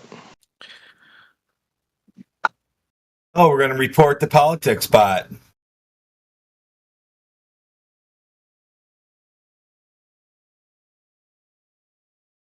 Bro, like, honestly though, like, no cap, the moon does look like a sphere. It doesn't, dude. Why? Because of the shadows Really? when you have the different moon phases? Yeah, man. I mean, just... Looks like a sphere. I can see what you mean, but it's not a sphere, dude. Like, it's not... I'm guaranteeing you nobody ever went to the moon. It does look like a sphere, because no matter how far away you get from a sphere, you can only ever see 50% of it. So every sphere would look like that. Okay, answer this. How come you only ever see one side of the moon? Because it's tidally locked. What does that mean, actually? I don't know what that means. And what does that mean? I'm holding to it now. That means it has to do with gravity. Oh, I debunked gravity, so go ahead and try something new. So let me get this straight. Every other celestial body in the entire universe, we can see it from different ways, but not the moon. Yeah, because the moon it's because the moon is so close. It's close enough to have an effect. Wait, is it tidally locked or gravitationally locked? If it was tidally locked, it sticks to the tide. You said that it was from gravity. Which is it? I believe tidally locked. Okay. Wait. Honestly, like, let's say it's a sphere. Does it even matter? Like, fucking, like, what does the moon have to do with the Earth anyway? You know what I mean? Like, yeah, it but could now be you're like a diving into sphere. hypotheticals. Yeah, but I'm just saying, man. Like, it could be a sphere. It could be like a So one fucking sec- pyramid. So the reason that they say that we see the one side of the moon is because of tidal locking, yes. But tidal locking is that its rotational rate is equal to its orbital rate. So it's actually rotating, right? But it rotates at a rate which remains at the same rate as its orbital rate, so that it always faces the Earth. You understand? Which is hilarious. Wait, what's the dots? Okay, so they're not craters on the moon? Like, what are the dots? Like, what the fuck? Look at the picture I just posted. Like, that looks like craters to me, honestly, bro. So, I think how did they get past? How did they get past the Earth? Hilarious. How did they get past the Earth to be facing like 90 degrees to us? What's with the dots though? The dots on the moon, man. Holy shit. Fry. The moon looks like it has undulations, like it has texture to it in some form or fashion. What makes you think that those are craters? And what would those craters have been created by? Asteroids. Asteroids, what's that? Okay. See your point. Yeah. Like, fuck, man. There's gotta be something though. Like, holy shit. That's too detailed. You know what I mean? It's just fucking just dots on the fucking moon. It's some kind of texture. Why? How? Who knows? It's crazy, bro. That's so crazy. Like, how? Nobody even knows what the moon is. Or the sun or the stars. Yeah. We observe lights and people make up stories about them, bro. That's all it is. Man, but like, you gotta have replacement, man. Like, it's not satisfying, you know. It's just No, we don't have to give you a just so story to replace some other bullshit. Why do we have to do that? Why? We love our bullshit. Do we owe you something or what? Yeah, you do. You owe me some bullshit, man. So you know how when babies are really young, little, and instead of the tit, they give them a pacifier. Well, what you have is a pacifier. You've been pacified with the stories about things that you see. But if we take the pacifier out and show you that it's not a tit, are we required to give you another? Yeah, man. I'm a baby, bro. Like, people are babies. They need a replacement. It's not. You can't just take away something. It's not cool. No, because it messes up your teeth. So we're taking the pacifier away, and we're going to let you scream and cry for a couple of days, and you'll be good. How about that? How about you become a big boy? Oh, dude, that was great. That was great. Nah, dude. I mean, people get upset by Santa Claus. You know, it's not cool. Yeah, but children get upset by Santa Claus, not grown-ass men. Dude, it's just too much. Taking away too much, man.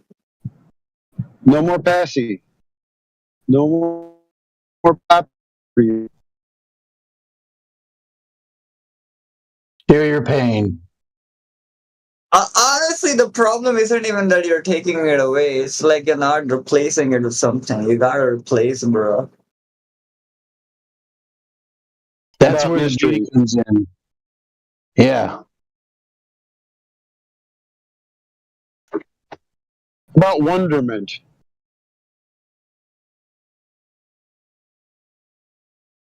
For too much.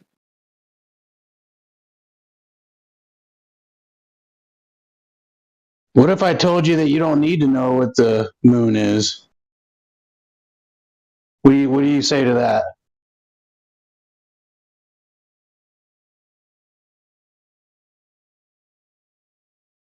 Why not? I wanna know what the moon is, though. Yeah, but I'm telling you, you don't need to know what the moon is.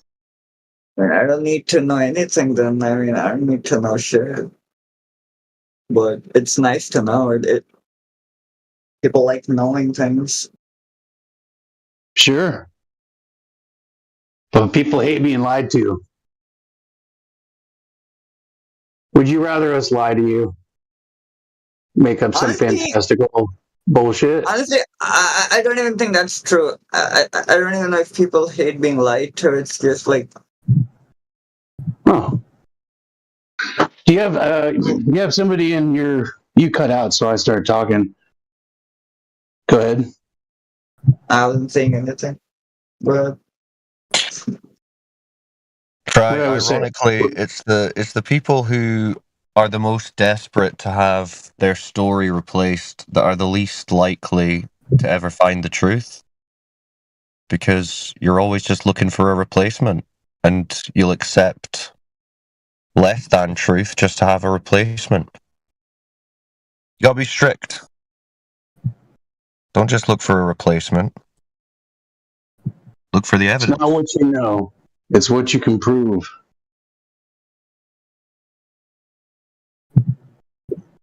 Yeah, saying funny words don't help you. Like, you can make up all the words or explanations for shit you want. That doesn't make it right at all. I mean, how come you're not more pissed off, bro? How come you're not more pissed that you were given science fiction? It just filled your mind with science fiction your entire life. And the only thing that you're worried about is, well, I want a new fiction to believe or something to replace the bullshit that I wasted all my time learning. I'd be pissed off. It's like a doomer. It's like a doomer. It's like what the kids have nowadays. Just this kind of nothing matters, everything's a joke type of nihilism. Yeah. honestly, I'm not like one of those people out there. I genuinely just don't buy flat earth. That's really what it is. I'm just speaking for the average person. Right, you already know. Don't tell us you don't buy flat earth. There's nothing to buy. It's just the earth outside. Bro.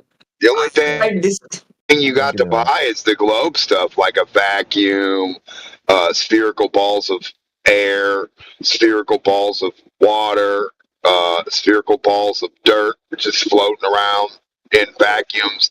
That's the shit you got to buy, brother.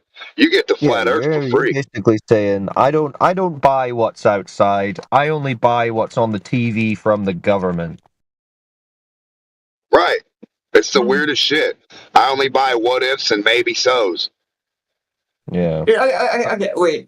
I'll give you guys something. Okay, this is where one of my biggest problems with flat earth is, like, there is no person who will, like, affirm to, like, objects disappearing bottom up who is not a flat earther. That's one of the biggest problems, man. Like, you can't find anyone who will be like, oh yeah, things disappear bottom up.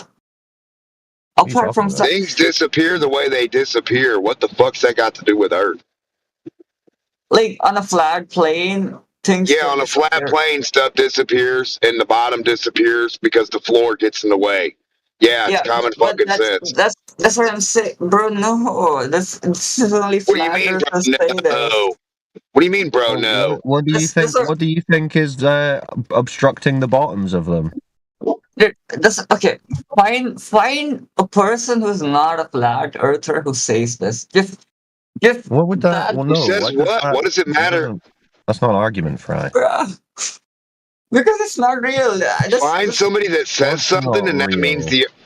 The observable, measurable surface you live on is not real. Come on, Fry. What the fuck? You need to find somebody that says something for your reality to become true.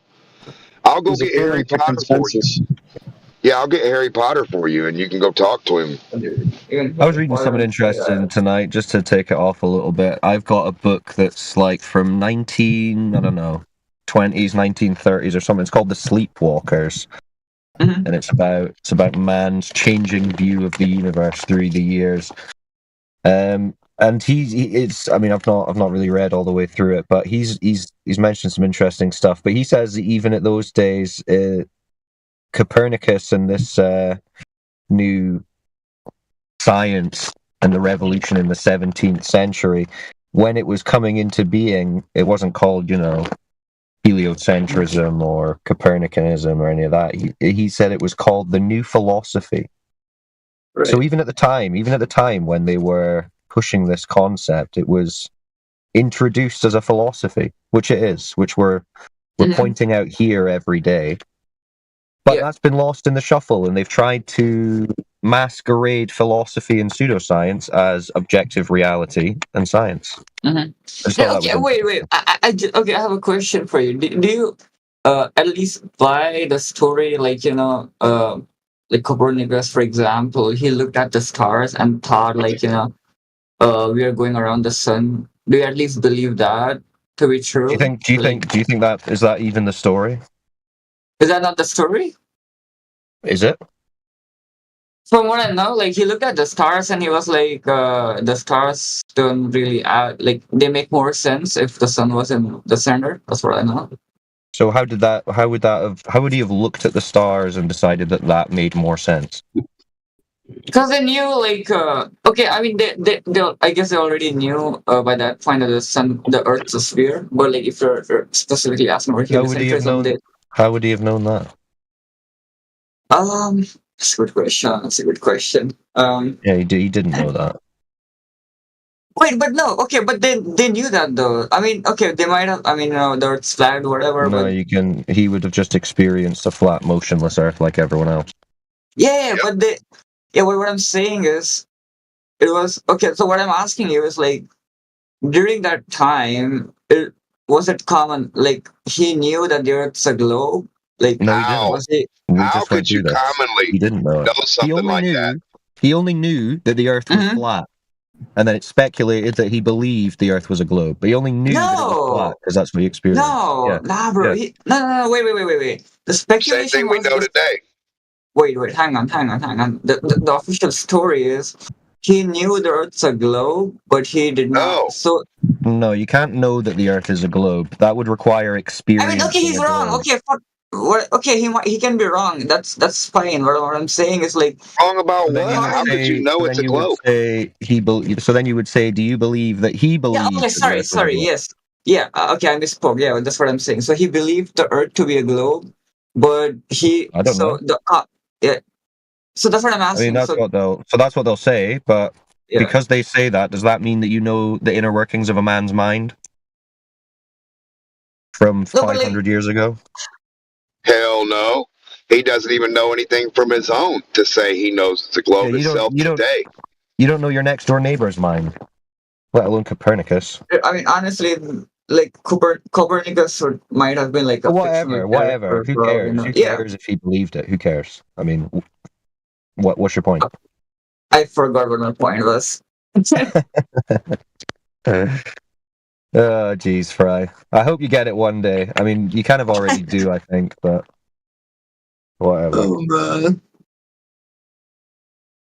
So yeah, the new philosophy. The craters got him, you guys. The craters.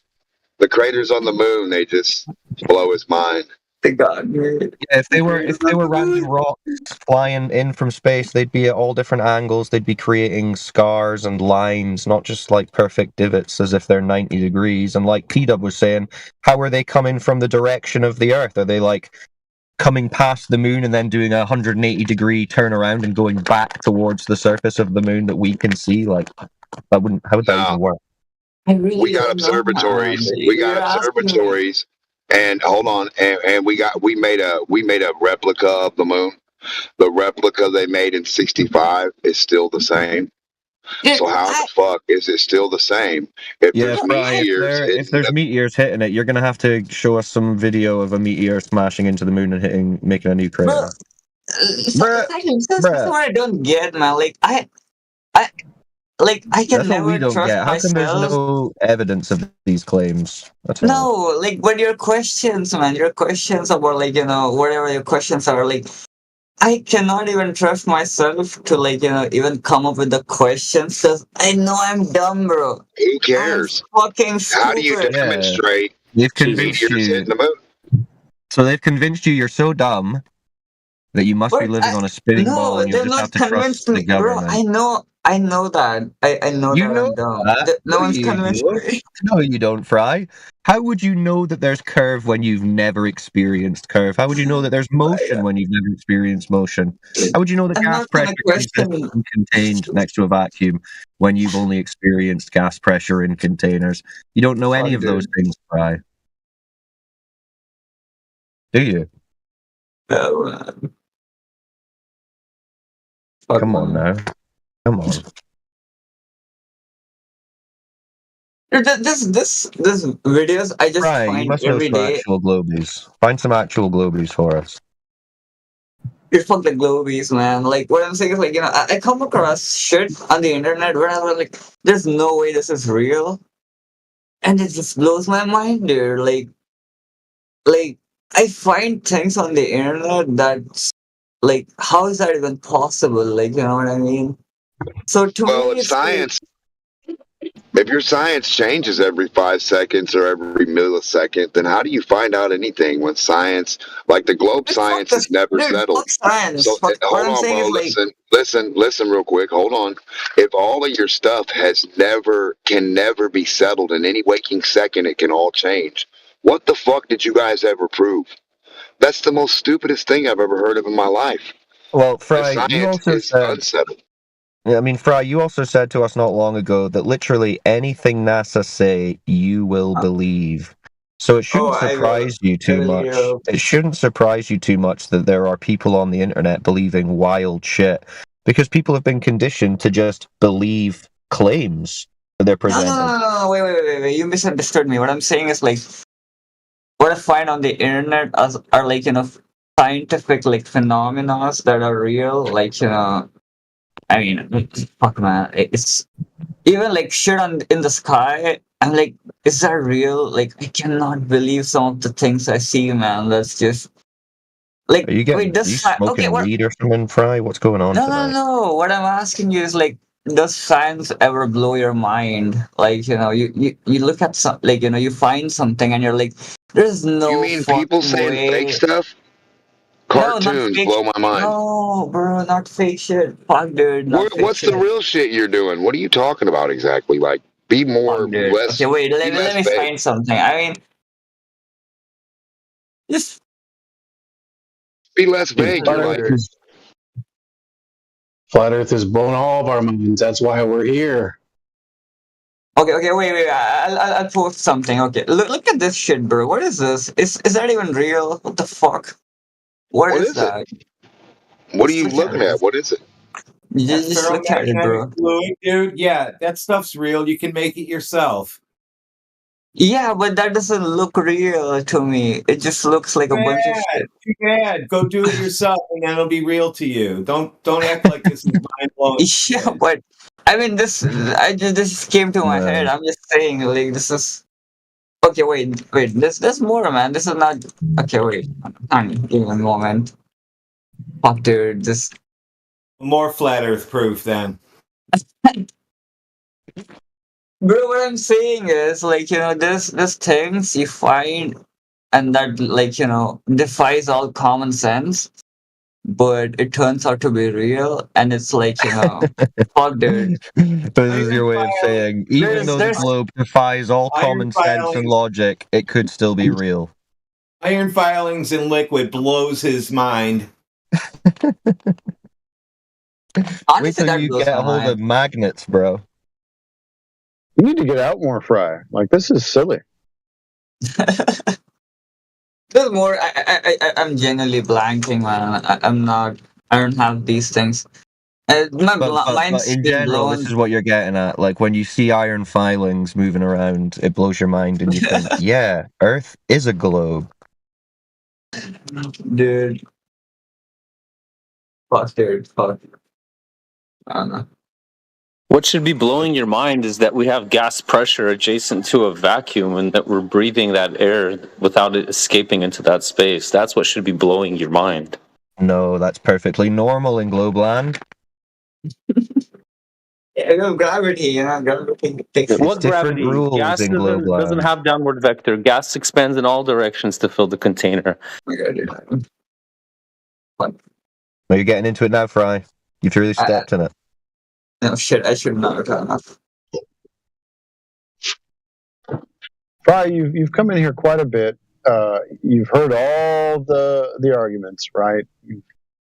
You've had And the probably most non-argument. all of your questions answered, and you come back and you go, "No, bro, I still want it to be a globe." I don't think there's anything that we can do for you. I mean, if all the Globers you've listened to at this point haven't put you off the globe, what more can be done? Dude, Do you think Do you think there's a Glober out there who could debunk us and prove the globe? Do you think somewhere out there is a person who could come in here and present something or debate that would settle the globe? Do you think that's a thing? Probably not. I mean, probably not. Probably Honestly, not. man. Probably not. So there's literally nothing. There's no one that could come in and prove us wrong. Okay, But we're wait. wrong. Okay, But we're wrong. okay. Here's the thing, man, Cyclone. Let's say, Elon Musk becomes your friend, and he's like, I'm gonna send you up to space, and you can look at the Earth from up above. Would that even be enough? Like, I mean, even that probably. So doesn't Elon even Musk prove- will tell you a fantasy story about going into a area of space that doesn't exist. Yeah, but like, no, that's fuck not that, enough. like. Yeah, but yeah, exactly. That's what I'm saying, dude. That's not even enough. Is Elon Musk is he like your main guy that you would appeal to? Like Dude, Elon Musk fuck is the Elon. guy. Dude, I don't even like the guy, dude. Fuck All Elon right, so Musk, who are you appealing anyone. to? Who's got this knowledge Dude, of you the know globe? what? Who's I'm got gonna that? make. I'm gonna make $1 million, and I'm gonna send you to space. Okay. You send us And to then space. you go to It's going to take a lot space, more and than $1 million to send us to a place that doesn't exist. yeah, okay, that's fair. Okay, yeah, well, okay, whatever it takes. But like, okay, but like that's the thing, man. Like, even if you go up to space, like, you're not gonna be. You're still gonna be a flat earther, right? Like that's. I mean, even if the Earth looks like a globe, it's not a globe, right? Well, is Earth still going to measure flat if we go to space? Exactly, right? It's still Exactly. gonna Okay, be the so it will same. still be flat. It still will just be flat. Then. Yeah. So it doesn't matter. So Well, so it doesn't. So what's the point in sending us to? What's the point in trying to shoot us that's in what a I'm saying. missile That's what I'm somewhere saying. if we already know the Earth measures Exactly. flat? Exactly. There is no point. Exactly. There is no point because it already measures flat. So what do we do? How do we? So what do you do? What do you do? You just accept it that it measures flat, Fry, for fuck's sake. Dude, okay, so here's the thing, man.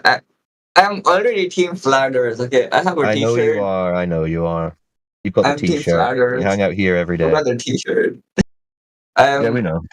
I go to other channels and I talk about flat Earth and I try to get. Yeah, because you go to other channels and you're like, man, how is it that the flat earthers are the only one who are having interesting, actually intellectual conversations, and everyone else is sounding like retards? Pretty much. Pretty much. I can't That's even funny, sit isn't those it? other calls anymore. There's Yeah, you some don't other waste your interesting time. rooms, but... Fuck, man. I do love flat Earth, I'm not gonna lie. Have you told your friends that the Earth is flat Dude, my friends already think I'm a flat earther. because you are a flat earther. So are they. They just don't know it. Yeah, that's funny. We're all flat earthers. Everybody. Well, you might as well just join up now. If all your friends are gonna treat you like it anyway, you might as well just get involved. Chalky or la. All right, so where's the actual Globers tonight? Well, there is one, but he's muted, but for probably a good reason. What's his name? His name is U.S. State Department, but I'd warn Oh yeah, against he's fucking unmuting him. retarded. No, he's retarded.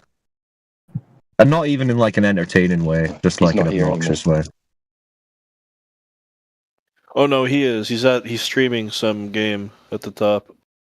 Oh, okay. Right. Sorry. My bad. Yeah, he's not a Glober either. He's just an NPC. And why is he streaming a game in here? The fuck? Because he wants to be in proximity to us. This is what happens to some deranged Globers. They like have to be near us or in our channel, even though they say they hate us. They have to be with us. It's a weird thing. Like those stalkers who end up like killing a celebrity. Oh my god, dude. It's Oh, weird, there is eh? a Glober that wants to be unmuted. His name is How To Basics. No. No. No. Don't. If you want Cyclone, you can. No, but no, no. I'm I don't. telling you, it's The a name lost rings a cause. bell. The name rings a bell, which makes me think it's a waste of time. I'll take your word for it.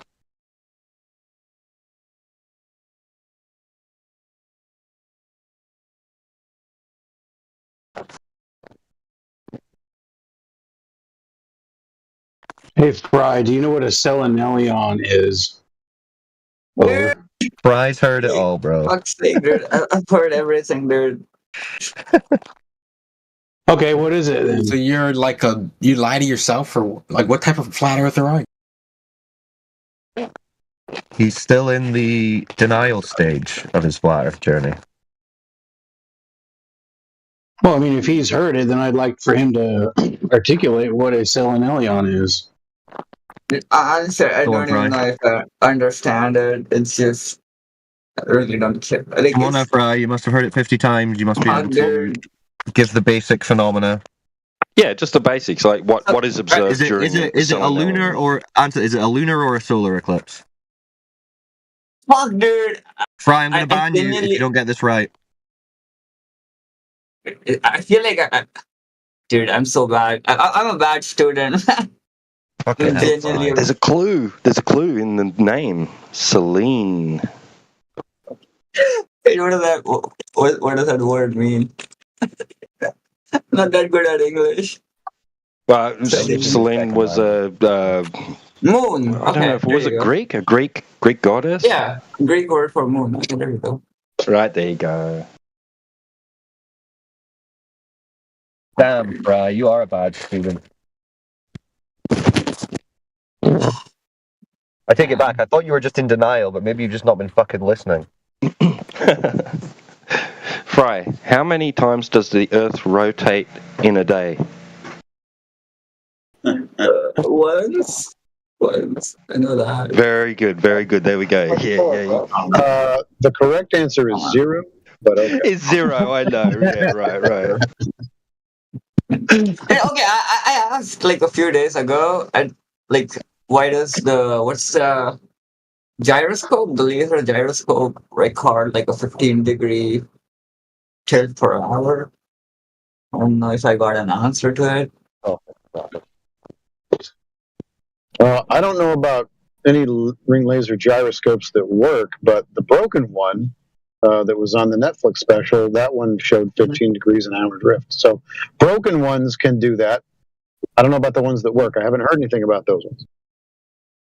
If you find some that do, like, does that do anything for you? That have a 15 degree an hour drift?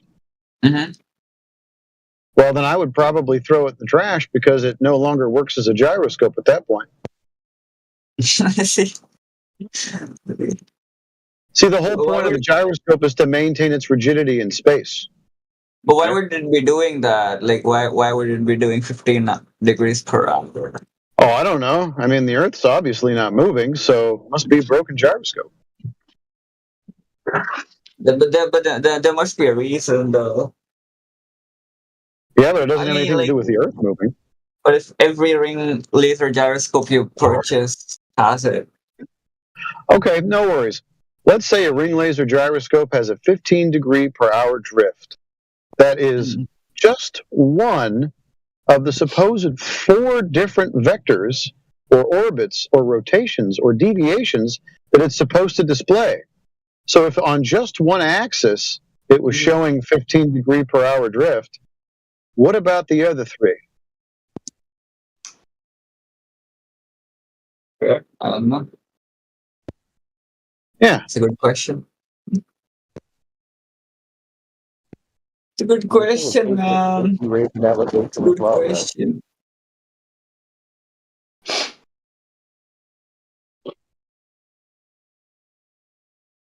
Is that your response? It's a good question.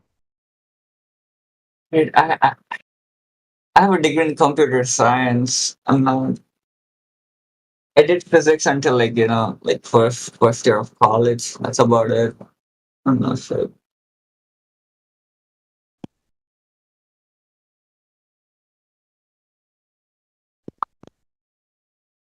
You can ask me like microprocessor architecture. Like, Oh, you're in a flat Earth server, my friend. yeah. Yeah. Come on now. So, a selenelion is a lunar eclipse that's been nicknamed as the impossible eclipse. Impossible on the construct of a spinning ball globe with a moon in between the globe and the sun. Now, the selenelion that's been captured has the sun and the moon above the horizon in the sky at the same time.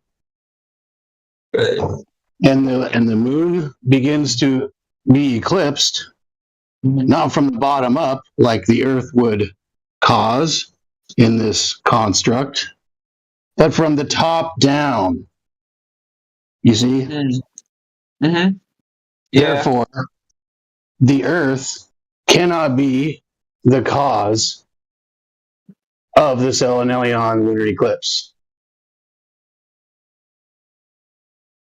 Impossible, sir.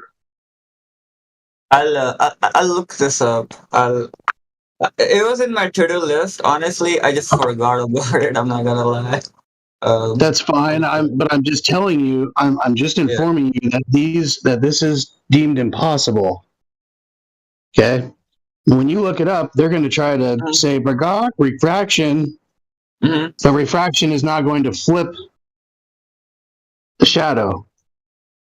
Yeah, the flipping I don't get. Like the regular selenelion, you can probably explain with like refraction or whatever. But like the flipping, I'm not sure how that works. I'll look it up.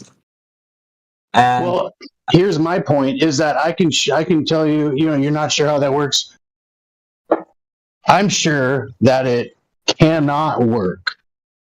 Right? That's what I'm trying to demonstrate to you: is that it cannot work.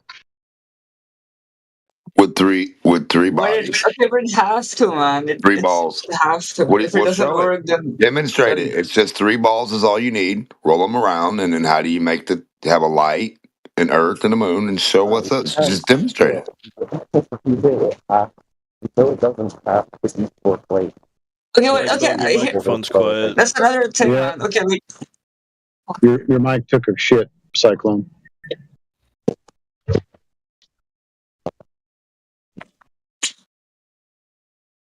How can you I know hold how it can on be to a demonstrated construct? I know how it can be demonstrated over a flat plane perfectly.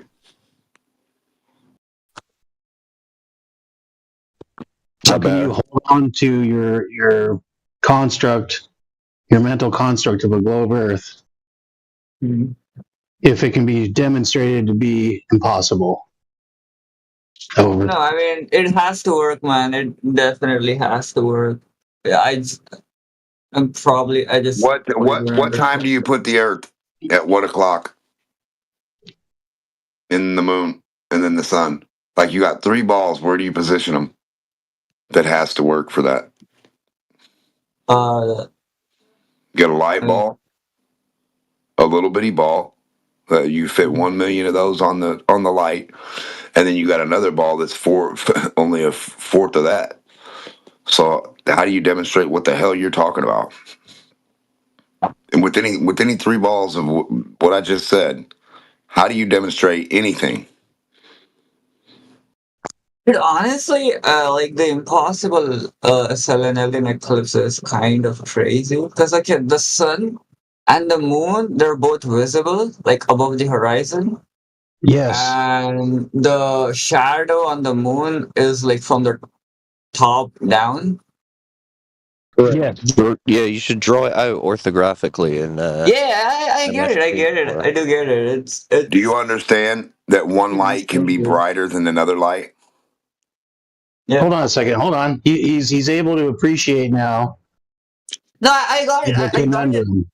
I've known this. I've known this for a while. it's already been explained to him a bunch of times. He knows. Yeah. This I've known this, but like I've just not found anyone explaining it, so I just gave up.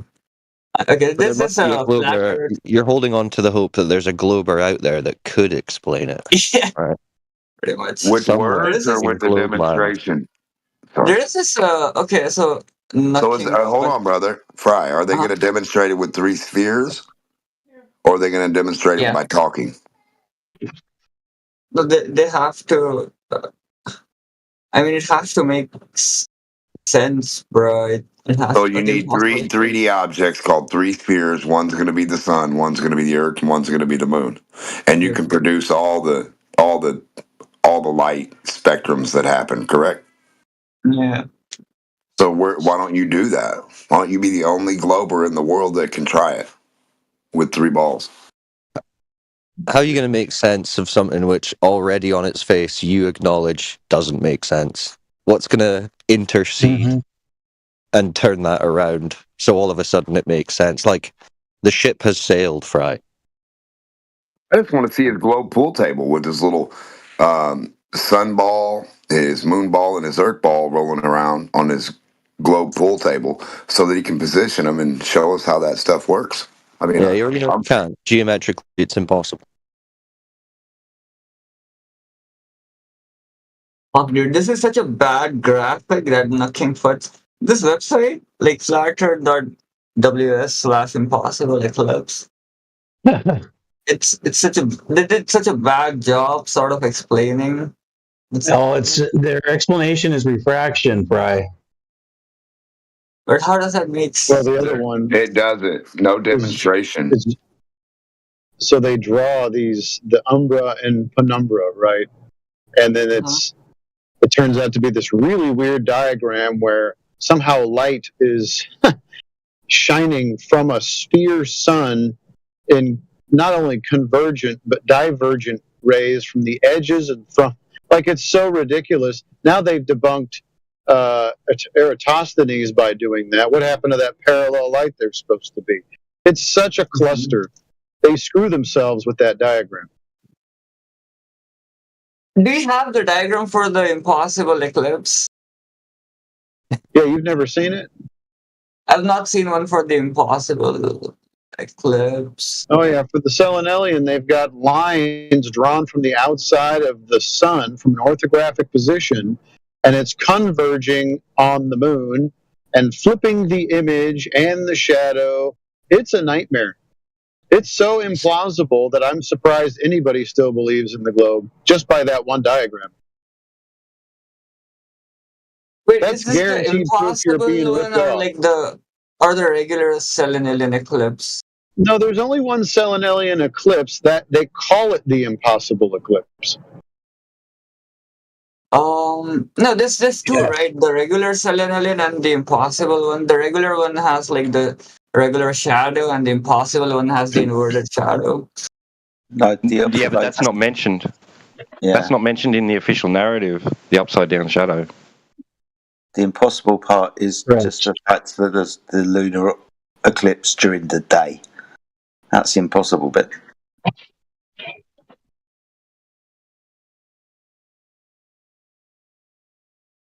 I'll look up this properly. I believe the impossible bit is. I genuinely Oh, go ahead. forgot, man. I found this interesting the last time as well. I just genuinely forgot. Look it up. I guess someone's posted. Hey, which way do you think the moon's orbiting the Earth, Fry? Which way? What do you mean? Which way? Which direction? Which direction? Like during the eclipse? No, just in general. Which way does the moon orbit the Earth? Don't look it up. Don't look it up. Which way do you think? I have no idea, dude. I have no idea. Do you think it would be orbiting the way you see it, like go from east to west?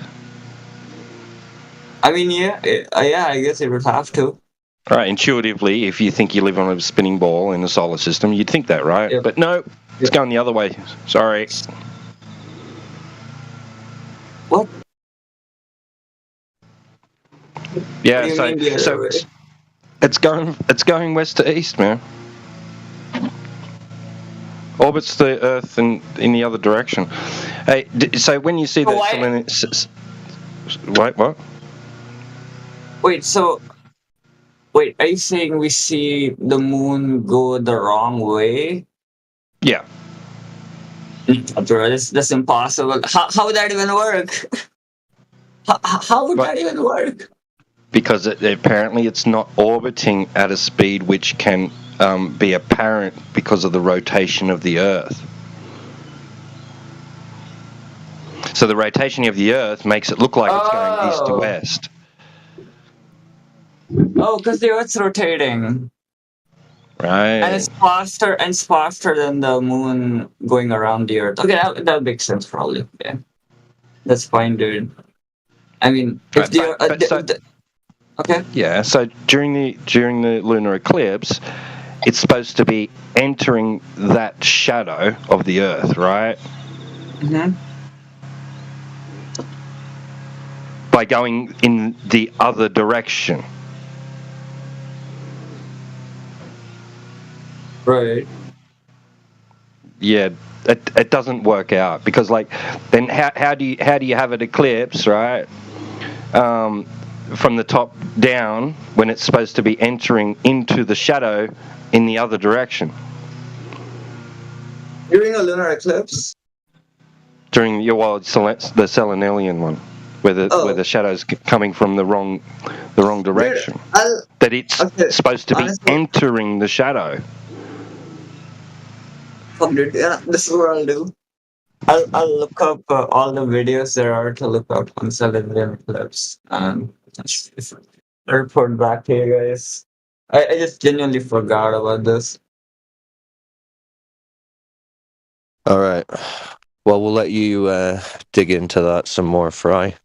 Yes. All of a sudden, the parallel sun rays turn angular somehow, and some umbra and penumbra magic, and NASA, their Hold on, let me the see way if they we. explained it is so funny. I just wanted to see if we've got Snackle in the VC because he was talking in the text chat. You hear Snackle?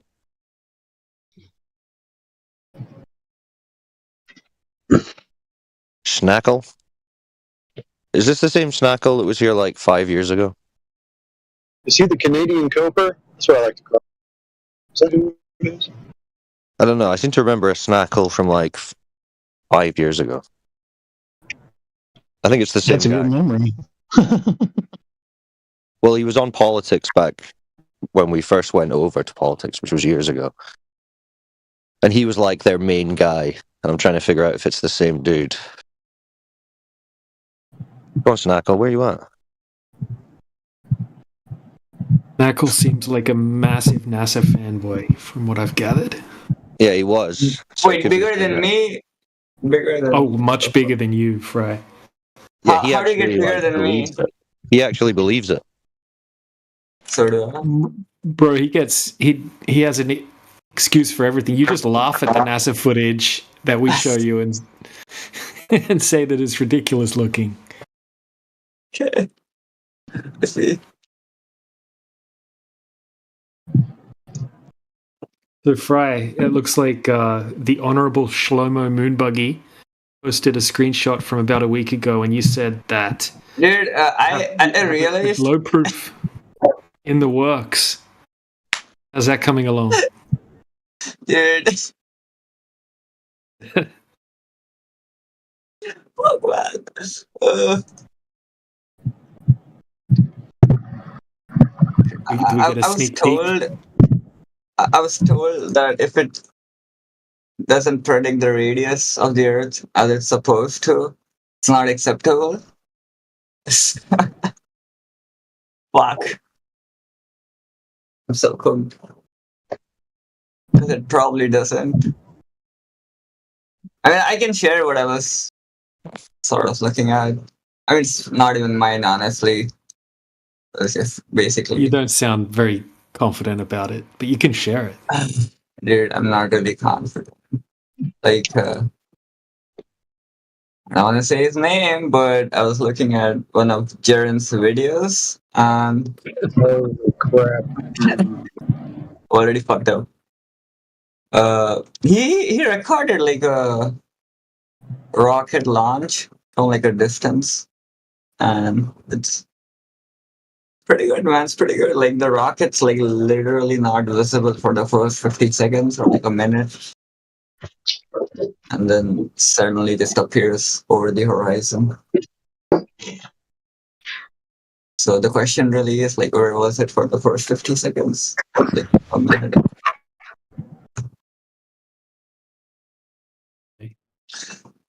Was it beyond the curve?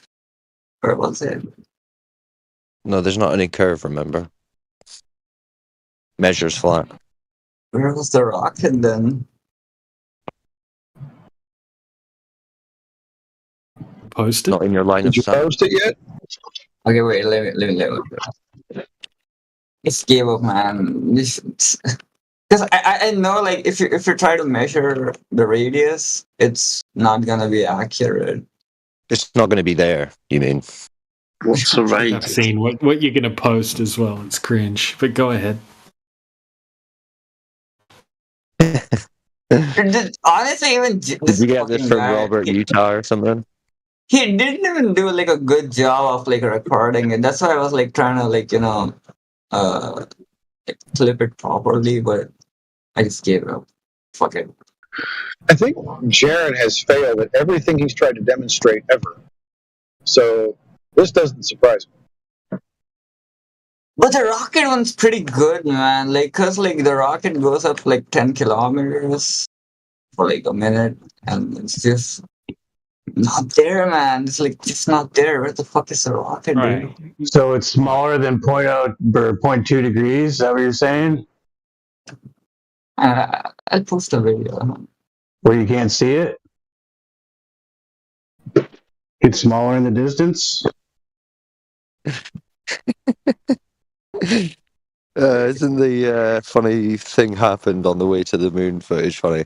I mean, they literally gave a documentarian footage of them faking the whole thing. Yeah. They just gave it to the Globies, and the Globies still deny it to protect their little globe fantasy. Dude, Bart Sabrell's a Glober, dude. NASA must have been sitting around. NASA must have been sitting around like, we could show them that we're faking it, and they'd still believe us. And they're like, nah. Then they're like, okay, let's just try it. And sure enough, we accidentally gave Bart Sabrell reels of footage of us faking it all to release to the public, and they still don't get it. They'll still defend us. Isn't that amazing? And then they'd say, why would they lie? Because they've made it so that they can lie to your face, show you that they're lying, and you'll still defend them when someone says, hey, look, they're lying. Vehemently, too. Some people are just vehement about it. Yeah, like they'll insult us for pointing out that the liars who gave us the footage of them lying were lying. And they'll say somehow that makes us uneducated. I suppose I could empathize, right? Like if you were to tell somebody that they were adopted, they're going to flip out. They're going to make you the enemy. No, it's not. It's my dad. You're an asshole. You know, like that's basically what's happening. Yeah. But then it would be like we show them, hey, look, here's footage of your actual birth and the genetics of your parents and all the evidence of your parents who are not your adopted parents. And then them still saying, nah.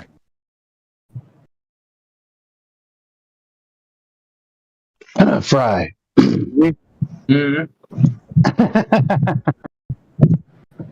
Oh, come on. Right, what do you think about that one? With the funny thing happened on the way to the moon, where they're like showing her through a little window in the dark. The one that Radwin posted at 47 minutes past the hour. Have you seen that footage? Nope. No. Oh wow! Someone should link him the video of the voiceover and everything. Yeah, The English, that's the the magic English trick. woman. That's the She's magic funny. trick that sold the frickin' globe Earth to everybody. Yeah, the whole thing. Yeah, That was people like- believed it when they heard it on the radio. Yeah, they should have just kept it to a radio broadcast, to be honest. What is that? That's them faking the Earth by darkening out a high-altitude aircraft and filming a circular window, and then the camera carrying on as they pan around and show that they're inside a normal aircraft. And A circular window with a shade, with a Terminator line shade over it. Yeah, the story was the camera was mounted flat against the window until they saw somebody's hand go between it, and then they do that little Terminator line trick. And then they turn the lights on. Dude, and it's like they got the timestamp to where they're like, they say they're in lunar orbit, but they're literally like, just like, they're probably like 90,000 feet, Yeah.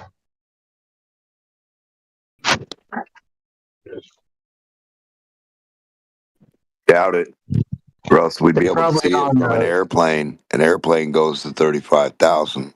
And if it doesn't have any footage of it, the ISS above it every 90 minutes, then we have a problem, Houston.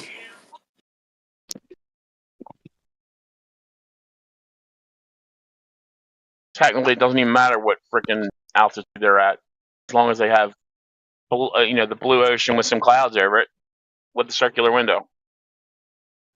Yeah, they were probably flying along a coast so then they could get the ocean and maybe a little bit of dark for some land or something. Matt Snackle, you are too desperate to believe.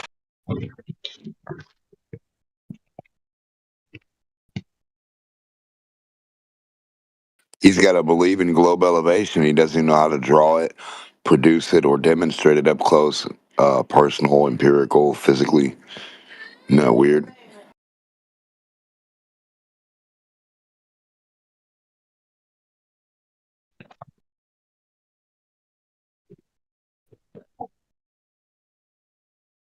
But I think the magnitude of seeing some undeniable fakery from NASA, pretty much the sole source of space globe footage and propaganda, should be like a real awakening moment for most people. But the Globers, they just soldier on through after 100 examples.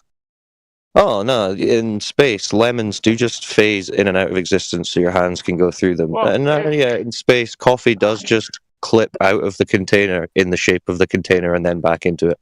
Yeah, These things I happen in was space. I was swayed when I saw that. I was just like, yeah, so wow, like this is the whole reason for all the faking, because they never saw a ball ever. It's the whole. Yeah, well, should at least be making you be like, well, if they're faking Yeah, this, why are they then doing that? something is obviously going on. What the hell are they hiding? You know, why do they need to do this? You know, and like, if you don't figure that out, you're pretty bricked, man. Yeah, they're just trying to willingly deceive themselves at that point. Yeah, I like to hit people with the Selenelion simply to see if they're intellectually honest or not. You can know really quick once they start to appreciate it.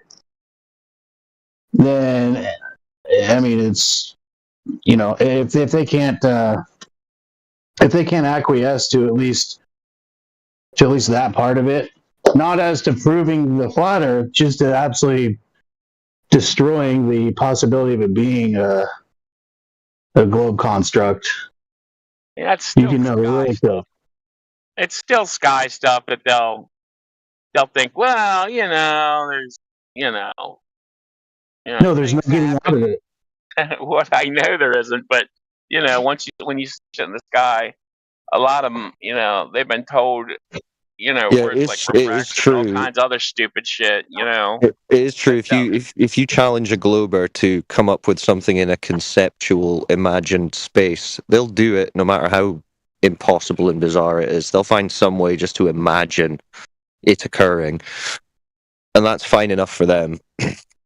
So yeah, I get what Paraplegic's saying. Even though the Selenelion does refute the globe model, if you're playing in that conceptual space of 3D balls flying around, the globers will just make anything happen in their head that they need to sustain their belief.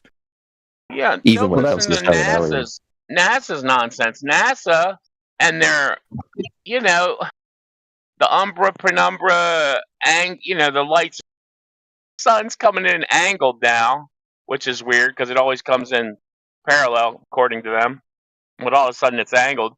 But dude, I think it's the girl that said our cousins are rocks. She explains it on this one video. I wish I had it.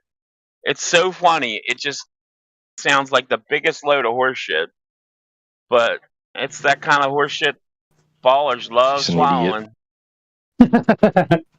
She said it's not okay to think the Earth is flat. It's not okay. You're insulting her friends who have been in space. That's some like authority MK Ultra type shit. Like she's telling you it's not okay. Yeah. Do you have a license for that thought? Jeez. It's not okay to take all of our salaries, some silly freaking made up nonsense. What a cluster F, NASA.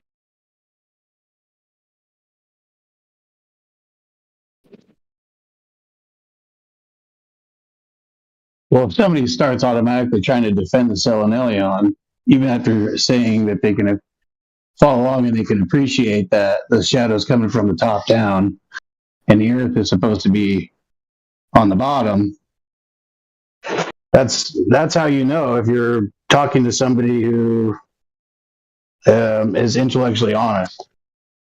That was my main point, right? You can cut through everything with that right there. If they can conceptualize what you're telling them, most of them are just thinking you're making up shit, and that there's no way it can't be the sphere tard, because that's the way it is. That's the way it always has been. And flat Earth is stupid or whatever. Like, until you've actually looked into shit and checked some stuff out, you just got to take people's word for it. I mean, you got to go make some observations to be like, huh, this isn't adding up. And then obviously all the silly freaking NASA nonsense. I mean, it's clearly the fake and bullshit. Yeah, once you can get them to actually repeat to you what's going on in the eclipse, and they actually understand it, that's when you know. So how are you doing with that, Bri? Dude, I wonder this. Honestly, the Selenium eclipse is sort of hard to look up because there's not a lot of content on it. Like Wikipedia doesn't have anything on it, honestly. Well, that's weird. Must be a flat Earth conspiracy.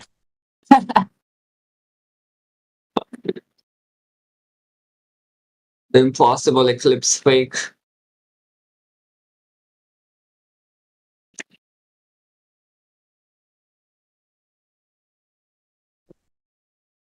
For such a remarkable phenomena, you would think that there would be a lot of information out there about it. You know, at least some sort of speculation. Yeah, you'd think they'd be explaining it on the news and stuff when they're talking about eclipses, when there's eclipses going on. Yep.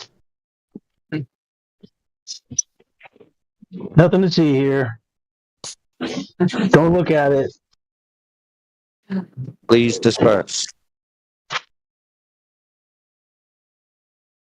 There definitely is curvature somewhere. You just can't tell. How come there's like no videos on YouTube or something? That's pretty cool.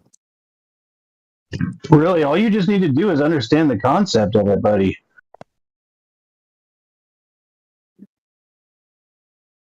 I mean, YouTube, you can find videos of that people have shot with a Selenium eclipse. But the impossible one, where like the shadows. Yes. It's been nicknamed the Impossible Eclipse. It's a nickname for it. They're the same thing. That's the beauty of it. It's impossible, even by your cosmologists in your cosmology. It's literally impossible. Wait, this too. See, like there's the regular Selenium eclipse, and then there's one with the inverted shadow, right? That's also a Selenium eclipse, though. Yeah, the regular one. Yeah, that's not the impossible eclipse. The impossible one. The regular one. Are you just talking about a lunar eclipse? The regular Selenium eclipse. Where the shadows, the way it is supposed to be, not like inverted.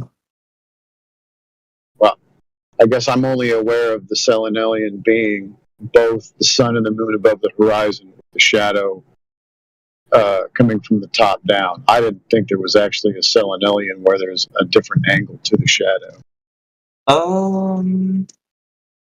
So are you confused, or are you trying to confuse me? What's going on? I think Fry's confused. Oh, it's just a Selenium. You have both of those things happen, as far as I know. It's not two different types of Selenium eclipses. Really?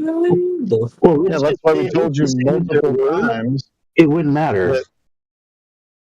The Selenium eclipse, nicknamed by the astronomers the impossible eclipse, are the same thing.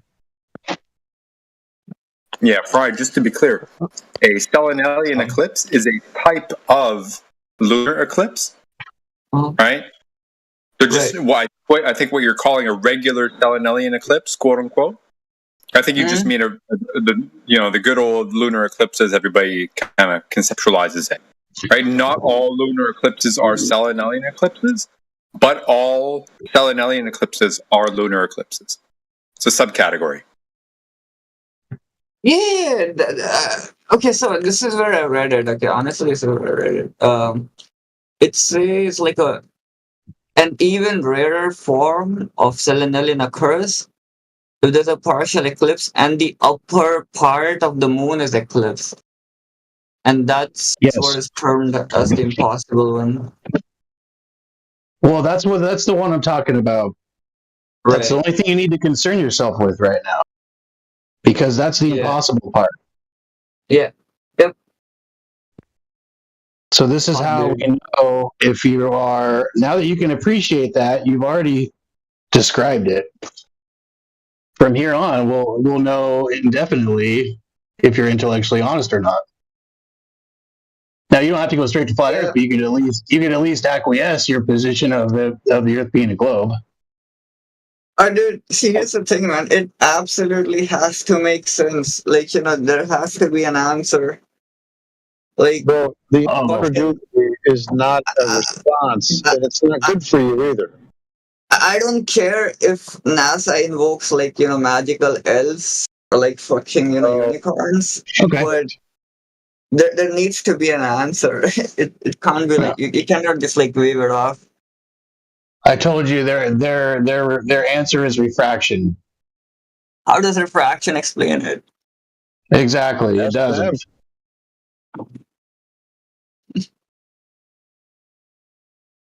See, Fry, you are honest. I don't know about intellectually, at least to yourself, but you've always been pretty straightforward.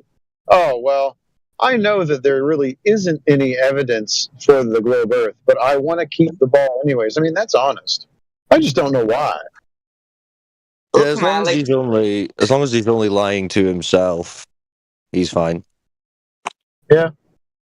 Look, man, like, again, I don't know how I'm gonna like explain like an inverted an inverted shadow. Maybe I'm not as smart to figure it out. Maybe it is possible, but no one is. No one is. They give you big sounding words and they make up bullshit and they expect you to digest it. Why? Because they're the authority and you're not. You're just the dumb little peon. You learn from them. You eat from their hand. So now you believe them even telling you that you're an idiot. So now it's like, well, I'll just defer to them because I'm an idiot because they said so. Yeah, they're the ones calling it impossible. They're the ones calling it impossible, man. It's like, it's like you're an abuse victim in a bad relationship, and that's exactly what it is. You blame yourself. You say it's my fault that the impossible eclipse doesn't make sense on a globe. It's not because the globe would be wrong. There's something wrong with me. I genuinely don't know what their answer is. Like, I genuinely cannot figure it out. I don't have an explanation, but I also don't know what, the official. You can't figure it out because it's impossible, Fry. Ever think of that? You can't figure it out because it actually is impossible. Bro, it has to be possible, man. It has to be possible. Come on. No. Please don't take my globe away. Oh, you're starting to sound like Collapse. We need to believe this. No, I won't, as long as they're not judging by the mental state of some of the globies, I do actually think some of them do need to believe it, or they will completely lose the plot. Oh, dude, I would lose the plot so hard. There'll be a danger to themselves and others. I honestly have some sympathy with the whole thing at this point, where they're like, you're describing me at this point. Guys busy. We just have to keep most of these guys busy 9 till 5 most of the time, or society will just collapse in on itself. We can't have these people wandering about free to do whatever they want to do. They'll start eating each other. So, yeah, I think a good number of you do need to believe in the globe to maintain your own sense of sanity. Well, a globe. Society would collapse if everybody knew that the world was flat, because then everybody would know everything was a lie. All the rockets are fake, the satellites are fake. I mean, society would collapse. Imagine you'd have all those anti-flat earthers living under the bridge, just yelling at each other. You mean rocket? It doesn't have to collapse, I guess, or it can go on. It'll be okay. What do you mean by rockets being fake? Not going to the vacuums. Yeah, maybe not the physical rocket isn't fake, but what they're doing with it is fake.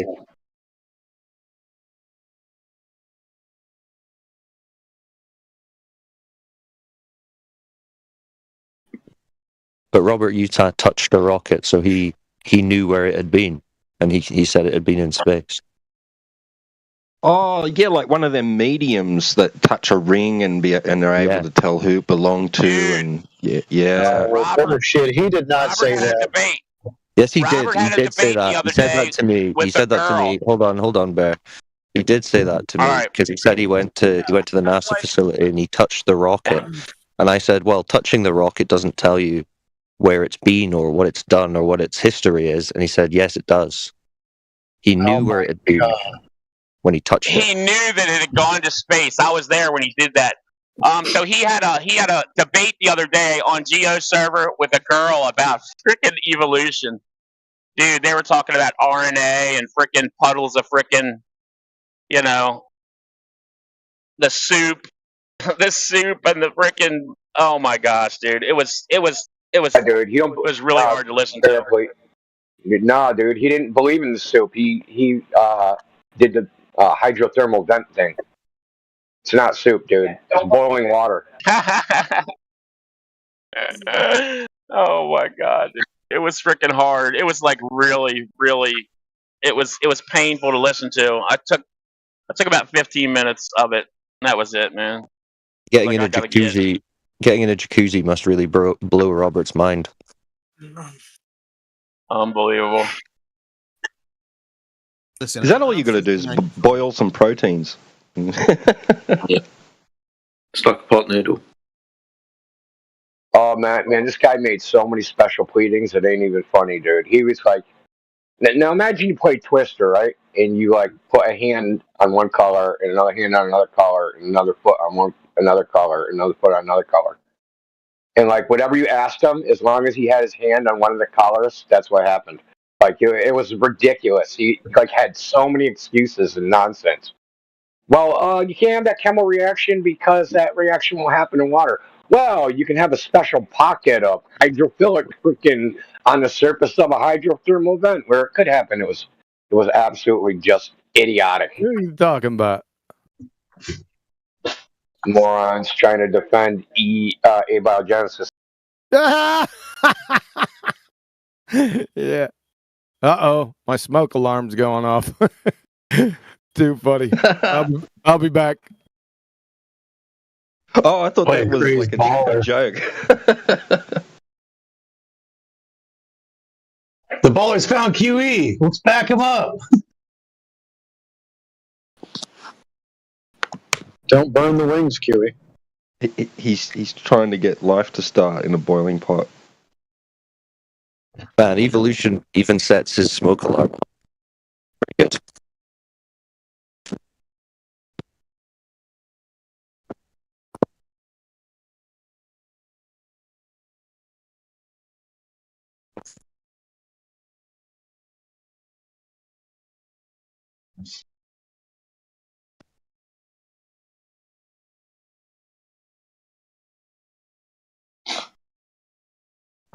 All right, well, His Evotard senses are tingling. Yeah, just like the word evolution comes through his laptop and all his appliances and smoke alarms. So, guys, where does the sun set? Pardon? Where does the sun set? In the west. Murky Spring. When and where? Oh, yeah, but where though? Yeah, where does it set in the west? Sometimes you can see the sun all of the time above the horizon. What do you mean by set? I mean, once it goes below the horizon. Okay, it's gone too far for the observer to see. So, but then why does the size stay the same? It don't. It does, motherfucker. It does not. Are you gonna swear at me now? Have you ever measured it? See one of the videos of the sunsets where you measured the diameter of the sun? Like count the pixels, how wide it is. Have you ever done that? The distance it would go out of. It would literally disappear if it was going that far away. Okay, so how many places? This is always such like a crazy claim because like your claim would assume that you know what the sun looks like when it's setting from every location on Earth, every occurrence. You don't have that knowledge. How many? Where have you observed the suns? Where have you observed the sunset in your life? You observe it for where you're standing, but Yeah, like that doesn't mean. location-wise on our. He wouldn't answer the question whether he measured it before or not. He just deflected to some other shit. How the fuck are you gonna measure the sun? Well, don't say it doesn't same change as size if you can't measure it, dummy. Bro, Like, it you've never barely even tried changes this one. sizes though. Like You've never even like tried you know this how one. things It does change change sizes when you look out into the sea. You know how objects disappear based on your distance. Yeah, What's that got to do with the sun? because it doesn't change fucking size, man. It stays the same. Yeah, it does. Yeah, it does. Yes, it does. Number one, yes, it does. Chris Van Maitre in 2016 showed it without a doubt. However, you got a false equivalence fallacy here. You're comparing terrestrial to terrestrial observations to terrestrial to celestial observations without warrant. All right, that's fair. Okay, I got another question. So we know which direction west is because the sun sets that way. Let's say you go out into the ocean and you follow the setting sun. On a globe model, you'll hit another continent. But that doesn't work on the flat Earth. Stop. Let's see this globe model. Right? And are you in text chat? No, buddy. If you go into the fucking ocean and you sail directly No, I west wanna see towards the the model. setting sun, I want to see the model. You shut the claim fuck the up. model. Shut the fuck You up. claim you. If You you shut set- the fuck up. If you follow the Earth, if you claim the follow the model, you claim the model. Now you need to show that model, right? Right now. That's fair. You claimed it. You show it. Okay. Okay. So if a captain who sails towards the setting sun go hits another Bye. continent, what does that mean without using the word model? Bye bye now. Unless you can All show right, that you're not going to model. answer the fucking question. Unless you can show that fucking model. So I use the word model that and you just fucking model lose right your now. mind? Show You just the lose your model. fucking mind? Show the model right now. You made the claim. Show it. Why'd you mention it then? Don't mention it then if you don't want to. All right, I won't mention it. What happens if you sail west? Typically, you go west. That's typically what happens. You go west. Yeah, and you'll hit another continent. That doesn't happen on the flat fucking That's Earth. amazing. So, what is west? He doesn't know. West is towards the setting sun. We established this. So the same direction that the sun follows. Okay, what is west? What is east? What do you mean? We know what west and east Are is they? because of the sun. Explain them to me like a direction. What are they? They're relative to where the sun rises and sets. No, east and west are relative to what? There's a few letters I'm missing out of this. Right, I'm talking about east and west. He could probably figure out the other two letters that I'm missing out and what they represent. What are east And west north relative? is towards the North Star. You guys fucking said this the other day. Okay, so things that we would describe as celestial north and south poles, east and west being circles around poles. No, west and east are east not and west relative. circles around poles.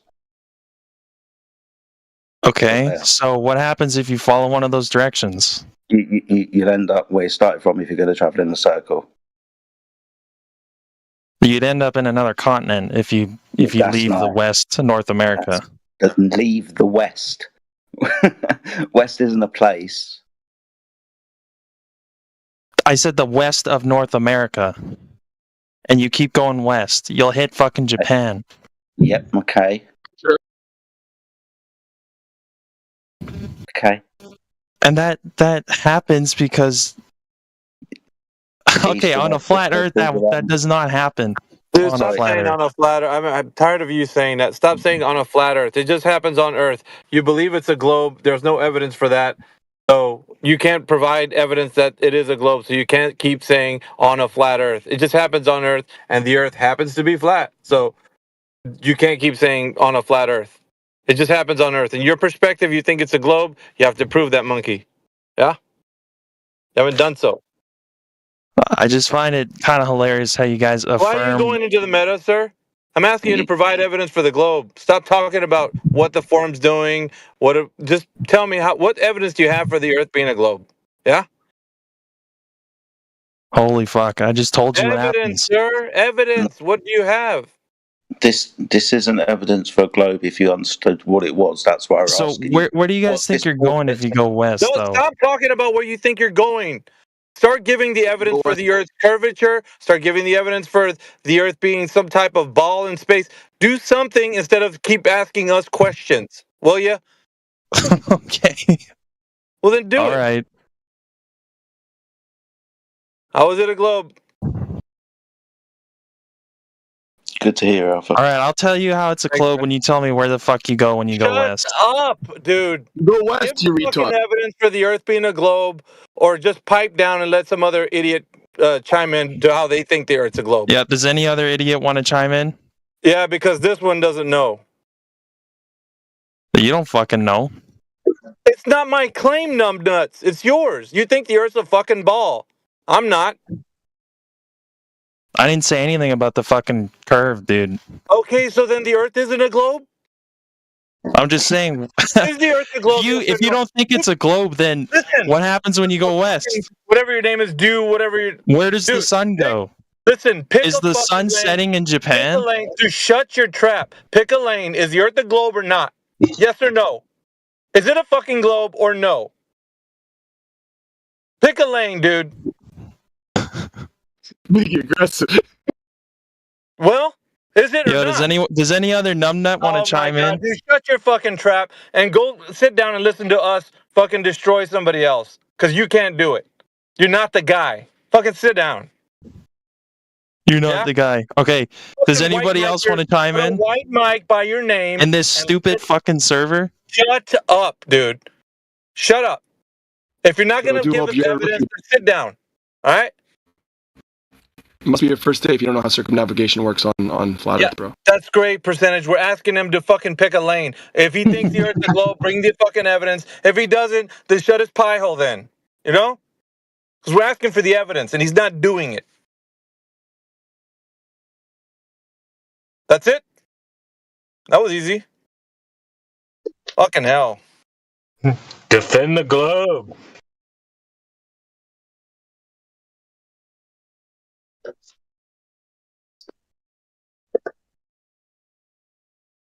Any other numpty in here? What's up, Jedi? What's up, man? It's a good way to make an entrance. It's good to see you, mate. Yeah, I was sitting here.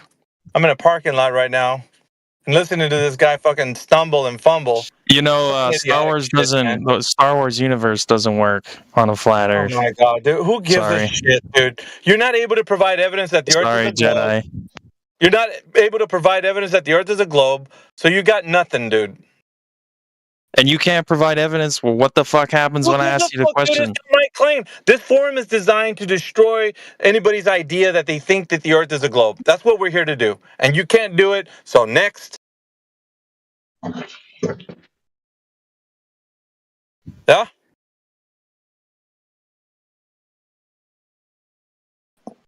Circumnavigation's pretty simple though, do hope. You can travel in a circle on a flat surface. It's not a problem.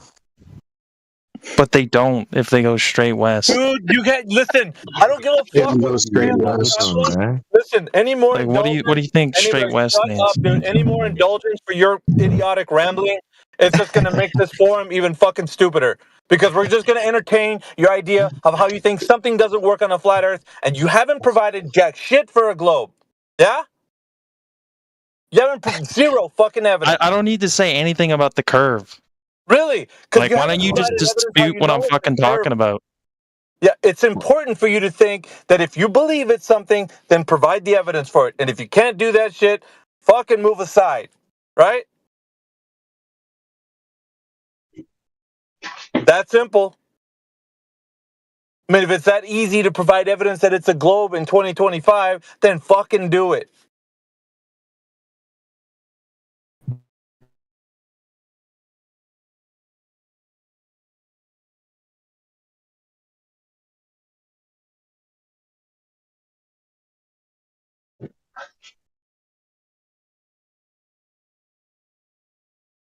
How does a compass work on a globe, Tard? How does a compass work on a globe, Tired? Yeah. Over. Like a magnetic compass? Yeah. This guy doesn't know his ass from a pipe wrench. Two-dimensional compass. How does that work on a globe, Tard? How does fucking anything work on a fucking globe? You guys are. Really. It doesn't fucking matter, apparently. Doesn't matter. Excellent question. Does it work on a globe, Tard? We're asking him how things work on a globe. He doesn't even know his fucking ass from a pipe wrench. Shut the fuck up. You stumble into this forum like you think you know what you're talking about, and then you find yourself. No, I don't. Coming I'm up just with asking no questions. fucking evidence for a globe. That's interesting. None. I'm not even talking about the curve. What do you think we're here for, numbnuts? What the fuck do you think we're here for? You keep talking about the globe, and I'm telling you about other fucking ways to disprove it. Disprove what? The globe? You haven't given one. This fucking guy, dude. Like, yeah, you still have the audacity to have your fucking mic open and talk I don't know to us. why you're mad. I'm upset. Like, why are you so mad? Listen, dude, listen. Because people like you come in here and tell us, well, how does this work on a flat earth? Well, how does that work on a flat earth? Motherfucker, you haven't provided shit for a globe. Not one single shred of evidence. Like, it's an open forum for questions like that, and yet you get mad? That doesn't make sense. Why the fuck are we going to tell you how something works on a flat earth if you haven't provided any evidence of how it works on a globe? And all these questions that have been given to you are for you to understand you don't know how it works on a globe. Everything, a compass, fucking directions, everything. The panel has been generous to tell you how it's operating. Well, how does this work on a flat earth? That's the only thing you're This is a fucking How does panel. this work on a flat earth? Yeah, you bet your ass this is a panel. How is it not a panel? It's a bunch of fucking douchebags. We don't care to hear. Listen, we don't fucking want to hear him fucking go all over the place with this shit. Fuck, dude. Oh. We don't want to hear him. This is not a fuck. Listen, the guy doesn't have anything. Do you got any evidence, sir, of the Earth being a globe or not? You guys have no evidence either for anything. I fucking stop turning that shit around. You came in here. You're a guest. You know your place. Now, fucking earn your shit. Know my place. You know what you're Suck talking my about. dick. Yeah, well then fucking bounce the fuck out of here, bitch. Why don't you do that? Fucking bounce. You're not ready for this conversation, obviously. Go back to your cake decorating forums. They'll probably laugh you out of there. Fuck out of here. Here, take this with you.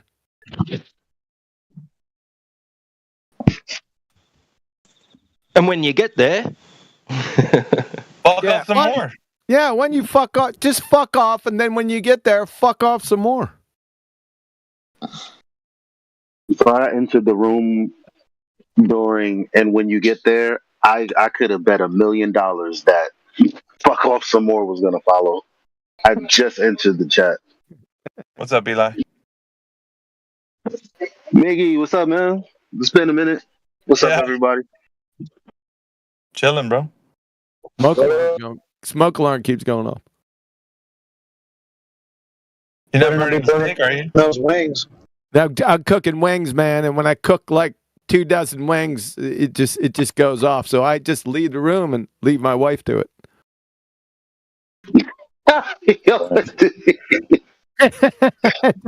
Yeah, that's how I do it. That's how I conduct business. Have you bought stock in chickens yet? And No, I'm poultry? eating the wings though. That's a lot of work, dude. Fucking having chickens and plucking them, and yeah, that's when you're really invested in it. I think they got automatic pluckers now. Yeah, they got mother cluckers in there, man. You're a mother clucker. You're a mother clucker.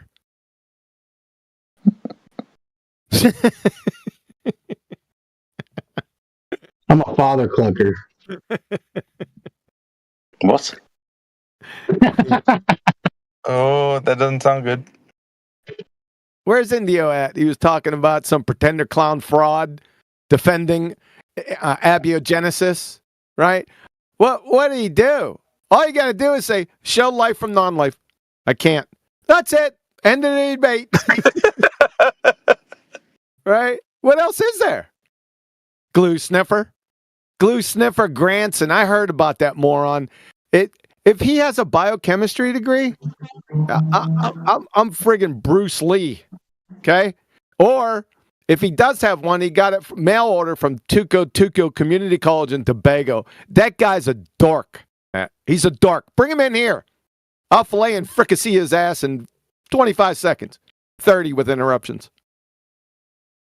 He was in the land of misfit toys, man. Gotcha. Yeah. Yeah, I went over there. Play in the land of misfit toys. There's a lot of busted toys over there. Yeah. Was he waxing philosophical with his ramblings? Well, so here's the funny part. I was listening. So they live streamed the debate, and I'm listening to this dude just make all these fucking positive assertions with such confidence, and I bet you impressed this dude's a 99%er, right? So what ended up happening was after the debate ended, there was like an after thing, right? And we went into like a different VC. What ends up happening? We all could be brains in a jar. He ended up saying that, dude. Now you don't know nothing. Me and Gregory got it out of him, man, where you don't know anything. Did he say that? Did he really say that? Yeah. He said he doesn't believe in knowledge. He said we don't believe we can know anything.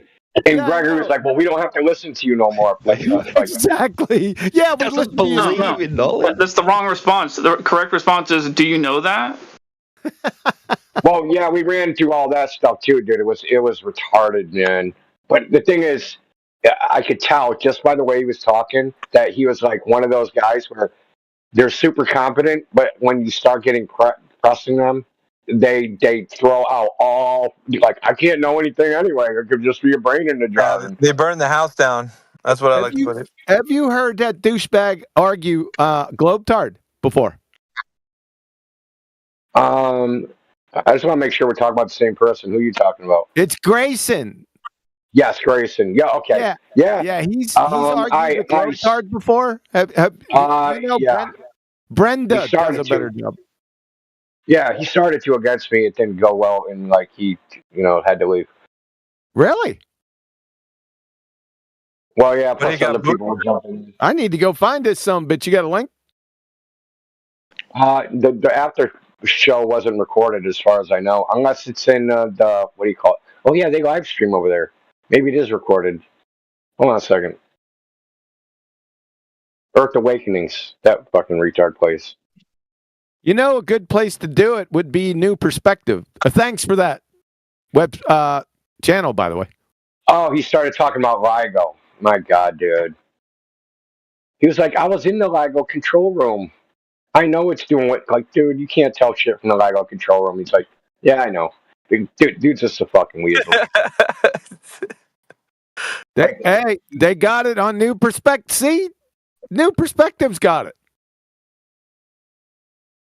It's Grayson, Dumbfuck, and Taylor. Taylor needs to sharpen up her tools, too. Give Final Bits and Indio and Crew.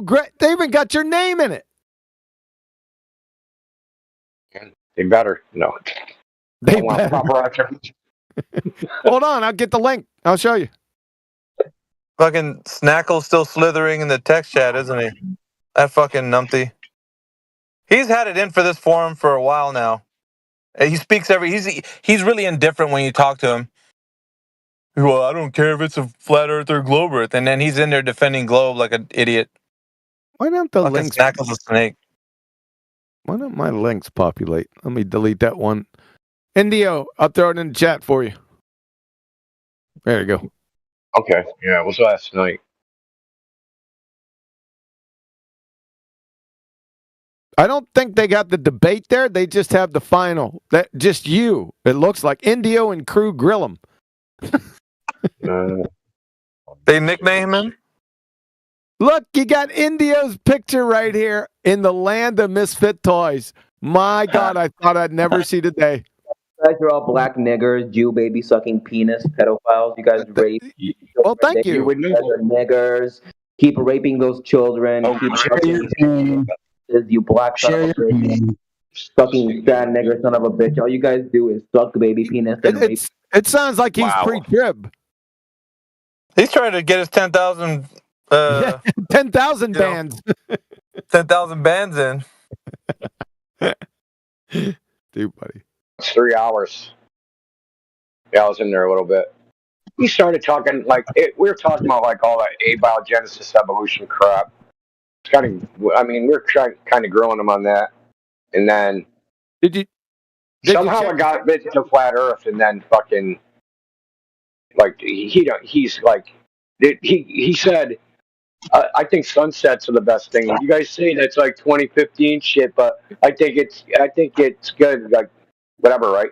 So then when he actually started, we started like quote unquote debating. It didn't start as like me and him because it was just a room full of people, but it's like this really is 2015 shit. Like you're complaining, like that's literally what you're bringing up. It's freaking LIGO. What do you bring up? LIGO. What's the other one?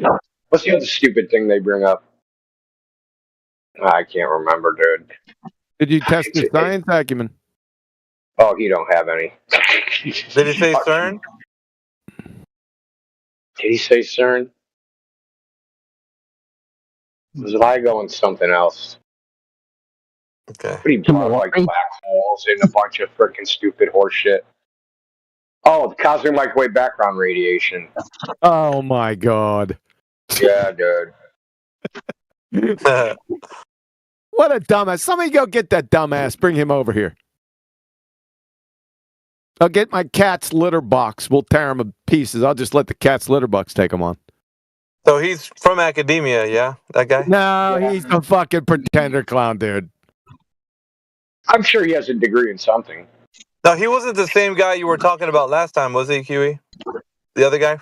I talk about from academia? I don't know. You're going to have to give me some context. The other day, you were mentioning some guy who claimed to be bioengineer or some shit. No, I think I was talking about run, Forrest, run, Forrest Velke. Now, Grayson's a dumbass. He goes on Modern Day Debate. I've seen him on there a couple times. He's a total glue sniffer, dude.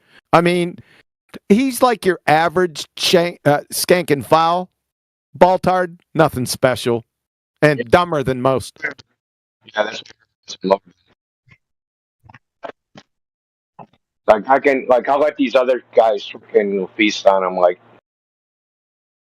But I was asked, New Perspective asked me to go over there because he said something like, the surface of a black hole is more complex than a human cell, or something stupid like that. And New Perspective was like, go over there and freaking rip this guy up. So like, okay, I'll go. Slap him around a bit. What a dumbass. What a dumb fucking thing to say, dude. Like, oh, God. The surface of a black hole is more complex than the human cell. It's fucking unbelievable. Even if such a thing did exist, it would literally be the simplest thing in the fucking universe, right? Because, like, all physics stops there. Like, what's complicated about it? It's going to just be a boundary where nothing happens. Yeah. Not only that, but he's made a comparison. So, the fuck did he do that? Oh, he tried to argue against he tried to say irreducible complexity's been debunked because they got RNA to make something that was claimed to be irreducibly complex. Like, where'd you get the RNA? Oh, some living material. Well, you didn't create ab initio, right? I kept telling them this is circular logic. You're going in a circle. You're taking something that we're saying, hey, this is irreducibly complex, taking a piece of it and making something that is also irreducibly complex from a piece of the thing you said can be created without that thing. Like, dude, you're just going in a circle. Like, he's like, no, it's not circular. Like, bro, it's circular.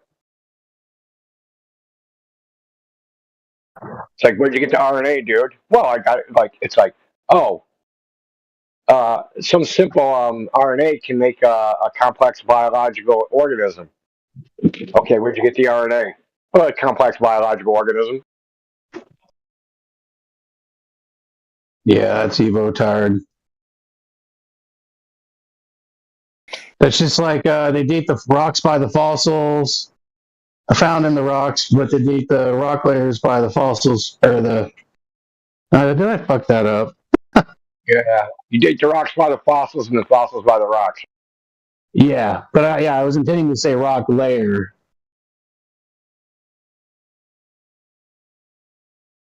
Because they artificially impose a timeline to the layers. Nah, they would never do that. Or the depth. Well, that's all based on horizontal and vertical anyway. So. Thanks for proving flat Earth. Yeah, Grayson is fossils to destroy them. Grayson's stick is to just like filibuster and quadruple your word count, right? So he talks 15 minutes, and you get like 30 seconds, and then he talks for like another 15 fucking minutes. It's pretty nonsensical, but.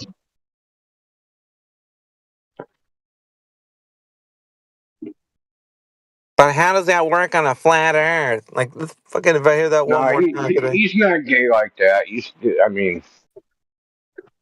just stupid arguments, dude. He's like, no one's ever answered how the sun sets on a flat Earth. Like, bro, I guarantee it's been answered, and you just didn't pay attention. Like, if I had a nickel for every time that gets said. Dude, I remember I came in here one time, Eggshells was saying that shit. Like, motherfucker, you've been in here 6 months. I know you heard the answer. I know you heard the times. Answer. Yep. Multiple times in a day. Because you know that day when he asked, how's the sun set on the flat Earth? Wasn't it like, even after you answered him, he asked 20 more times. Even though he got 20 more answers.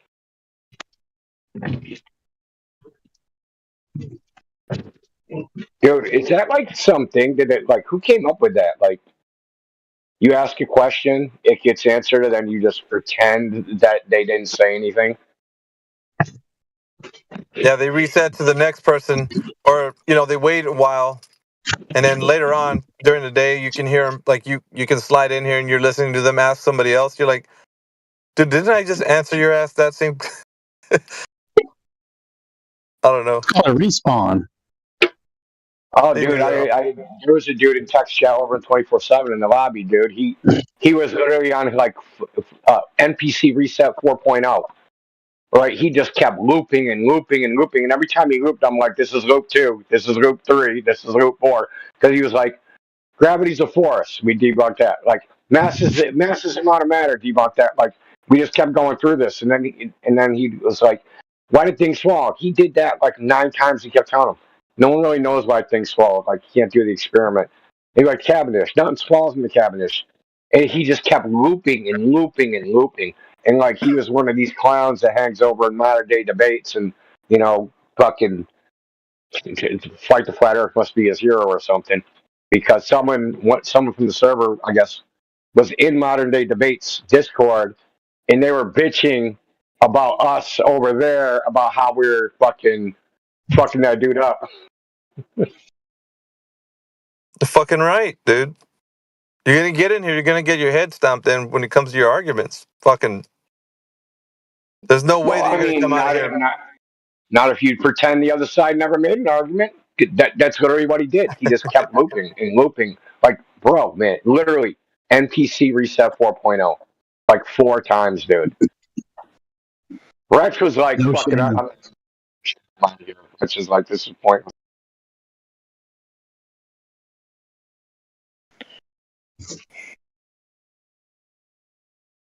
That's a result of having no shame. Exactly. No shame at all. Indio, need to get a better mic, dude. Yeah, well, I mean, I was yelling at someone last night over here, and my voice is a little fucked up. Oh, I think you still need a better mic. Oh, yeah, probably. I mean, I do have one, but With the requisition it. Yeah, because people, we like to hear you, right? And we can't hear you because whenever anyone speaks and they can drown you right out, dude. They just drown you out. Yeah, my voice. And plus, my voice is super hoarse, man. I can't even be loud. Right. I'm not saying today. I'm saying my experience over the, listening to you. So, like me, they can't do that shit to me anymore because I increase compression. So I just friggin' overwhelm them numpty dipshits. Need a better mic. Yeah. I bought another headset because I needed a better mic, and then it turned out that it fucking sucked. So I gave it to my 13-year-old because he doesn't use the mic part. The mic part sucked, dude. The headphones are fine, but it's the mic part that's horrible. Yeah. A good memory of mine is I think it was on Nathan Oakley's channel, is where QE and Rumpus was giving QE a hypothesis for gravity. Oh, that was classic, man. He couldn't get his phenomenon right. He couldn't get his independent variable right. He kept switching his independent and his dependent variable. Yeah, them are always Didn't fun. know which way was up. Well, those were the days of the pink writing. Yeah, man. Dude, Yeah. I remember one time when Rumpus said he could have multiple independent variables that he could wiggle. You can wiggle one here and wiggle one there, and it's completely, that's Yeah. good. He also Good to go, said man. pendulum goes in a figure 8.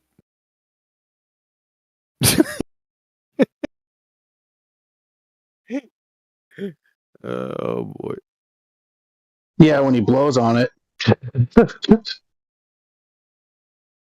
All right, I gotta go get my wingies, gentlemen. Now listen, 5 minutes. I'm gonna bring my wingies in here. I need some entertainment. Now I'm not gonna speak during wingy digestion. All right. I find conversation during gestation coarse and vulgar. Okay, so I need some entertainment in here. So you need to pull somebody in here. Right, 5 minutes. You got 5 minutes. Get them in here. I got something to make you spit your food out. I'll wait till you're eating, I'll tell you. The clown car hasn't arrived yet, so I don't know.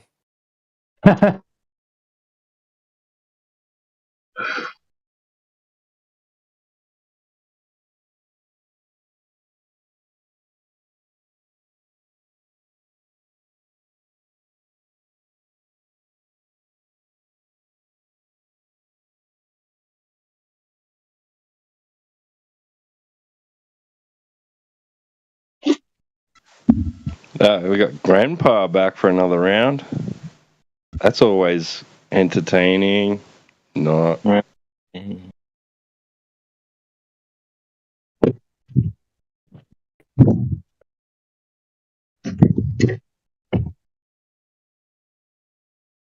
Grandpa, you say?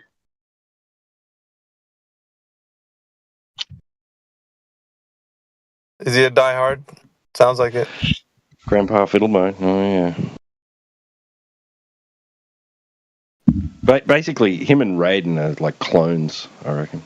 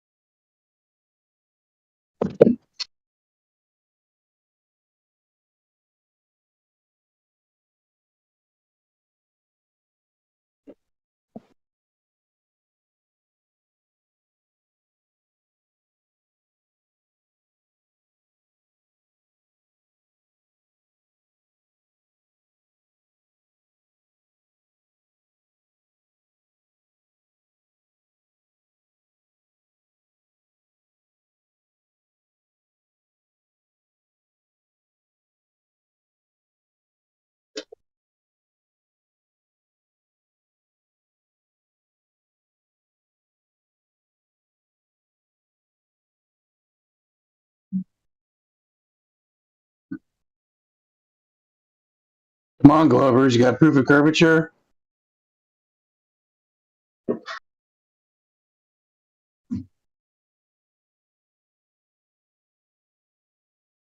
A new guy in here that was kind of hanging out with us the other day. Wally, his name was. Said he likes the forum and whatnot. Yeah, Wally's cool.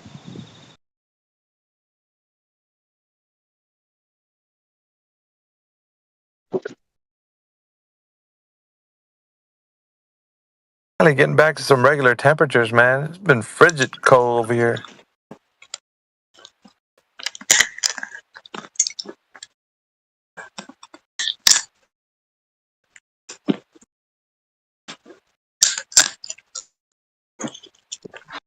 We got somebody's mic open. Lisa or something or other. Lisa, are you there?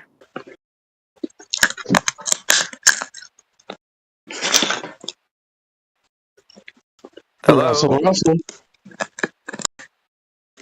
I think they don't know they have their mic on. Yeah, you got your mic on and your hot mic in. Sounds like they're eating everything. Now, what's that avatar about? It's a weird avatar. Sounds hungry.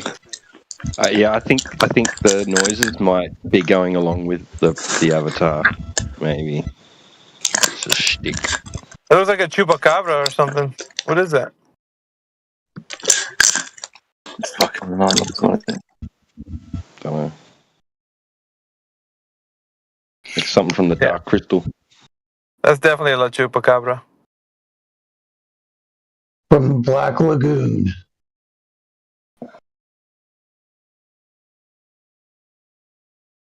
Chupacabra don't live in the Black Lagoon. Why not? Because there isn't any Black Lagoons in Mexico. I don't believe there's any chupacabras either. Well, there's one in the chat right now. Have you ascertained its location? Not yet, but maybe if they want to speak, we can do that.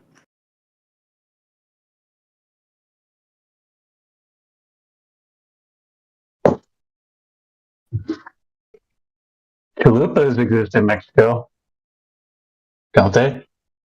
The what? Chalupas? Chalupas? That's a Mexican dish, bruh. Chalupa cabra? It's yeah.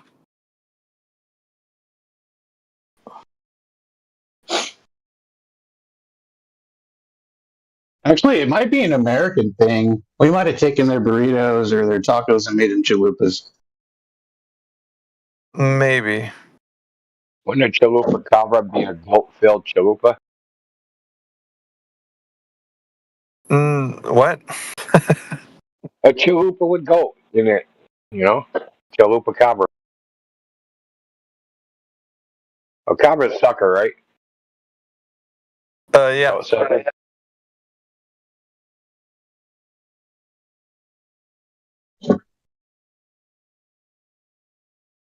I think it's funny how like each Hispanic, like Puerto Rico, chupacabra is one thing, in Mexico it's another thing, in fucking, South America it's another thing. Yeah, it's a demon dog from what I know. It's myth. I've seen aliens, vampires, whatever.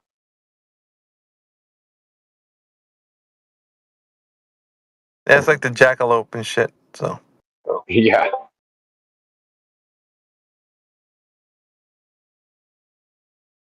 Dude, I worked with a dude that had a chupacabra t-shirt, dude. It was like a goat with a fucking big straw drinking a fucking glass of blood. Oh, that's right. You work with Spanish people, huh? Yeah. I think this dude was Mexican. The place I'm working at right now, this house I'm working at, they have a jackalope headpiece, like taxidermist. Yeah. Took one and he put antlers on it. Took a bunny and put antlers on it. I should take a picture of it and put it in the chat. That's It's funny. pretty funny. Yeah. You gotta find the shittiest little antlers. I've seen a lot of them done. People actually think they're freaking like a thing. Some people. Like what? It's like putting You mean freaking antlers on a damn dolphin. You mean like Glovers? Yeah, they believe anything. Glober Chabra.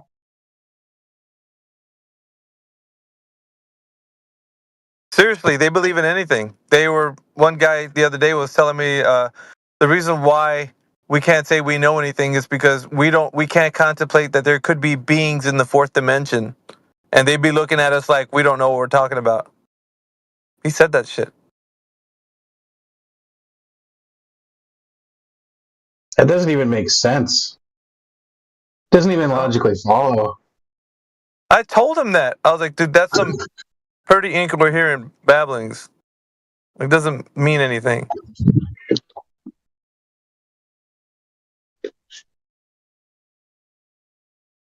It's no use, boys.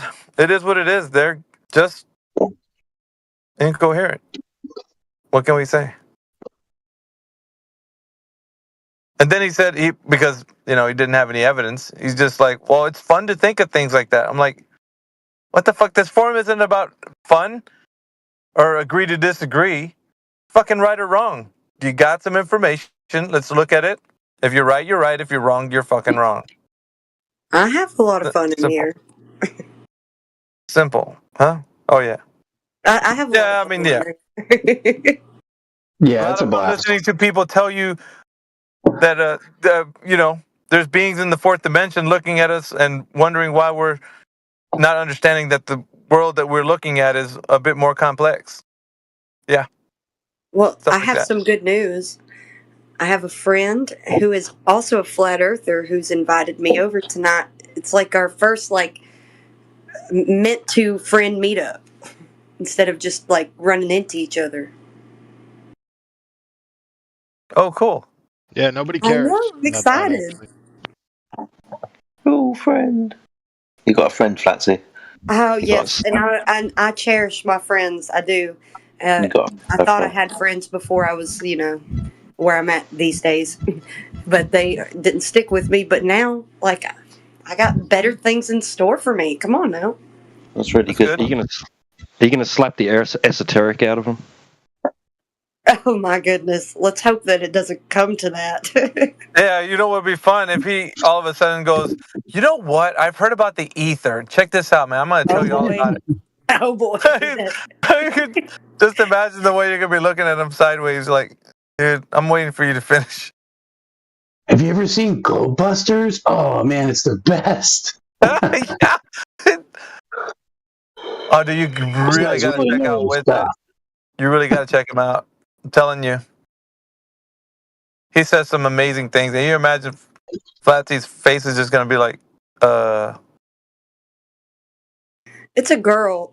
It's going to be the same girl that I was giving you guys a heads up about in the back channels, Dr. Auguste Pickard. I'm waiting on her to actually get VC verified in the other server and then maybe possibly get on here with us just to sit in and listen and maybe introduce herself. That'd be cool.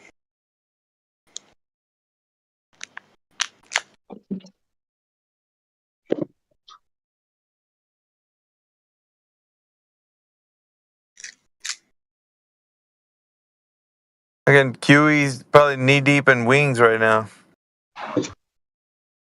He's shaking his head right now. He's agreeing, yep. He's just in here probably so he can get upgraded roles. And he wanted some entertainment. Like I For all we know, he ain't even listening. He was I'm talking right about coming here. in and I just was here deafening. before you. I'm eating wingies. I already told him I need some entertainment. So let's get to it. Well, Give all them flats away. Don't be tight with them flats. You better give some to your son. Don't make him get all the drumsticks.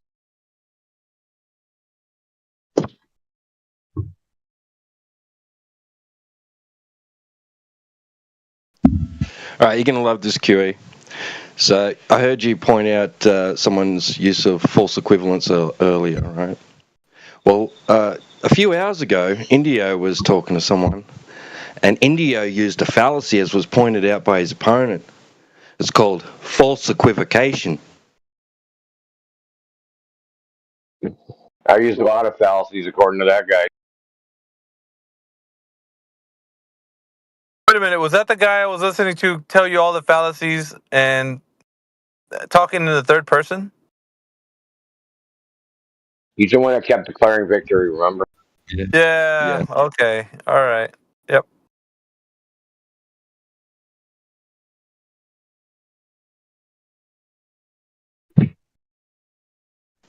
Then apparently Indio was incorrect because it was a false equivocation. Yeah, you came in hot when he was saying that. Stomping all over his... Calling out of fallacies.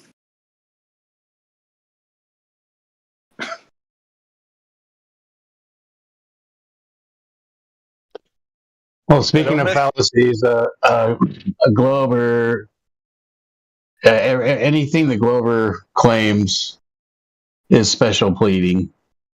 Everything I've ever seen or noticed them trying to claim for how things work or why they work or whatever on their construct, it's all rooted in special pleading.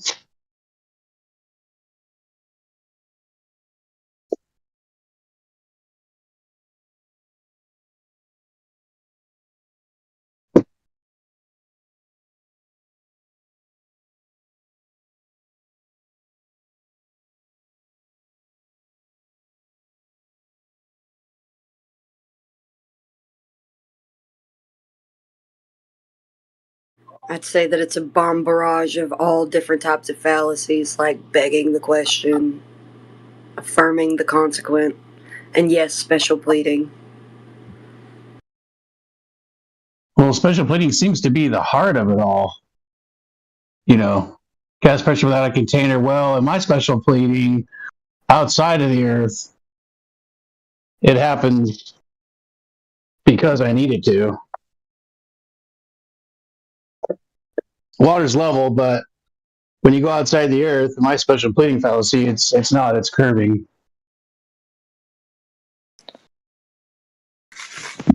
And NASA said.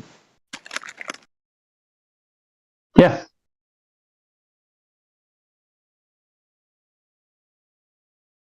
This footage is authentic because it came from NASA. What don't you get?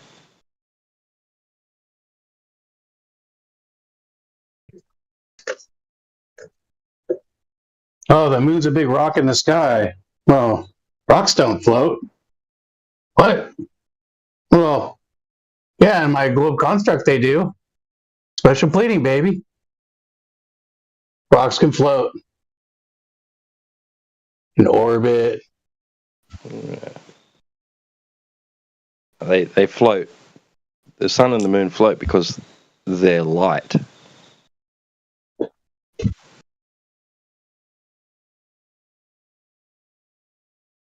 Don't ever do that again.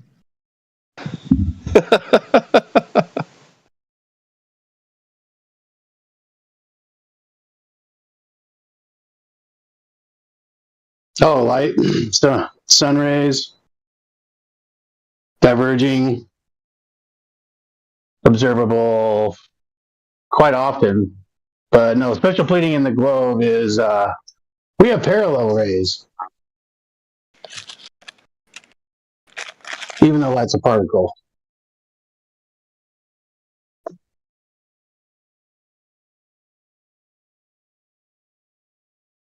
Tell you what, yes, says you had old US State Department tied up in knots. Oh, things are weightless in space. Oh no, the Earth weighs. It has a weight. It was all over the place. That dude's something else, man. You almost can't talk to him. Yeah. Let's talk about a 10,000-pound block of wood. Okay, let's talk about a 10,000-pound block of wood. No, let's not. Let's not. Well, actually, he before that he said, "How much does a pound of dirt weigh?" Yeah. Oh, I missed that one. Yeah, that guy was all over the place. Talk about ADD, dude. It was rough.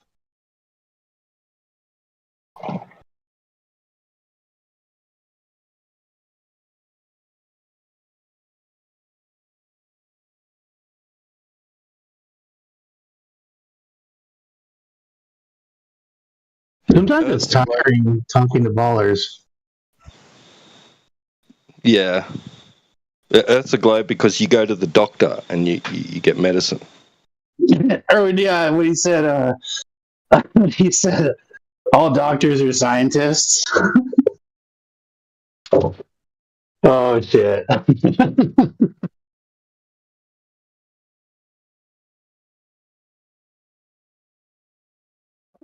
He's not wrong. Huh?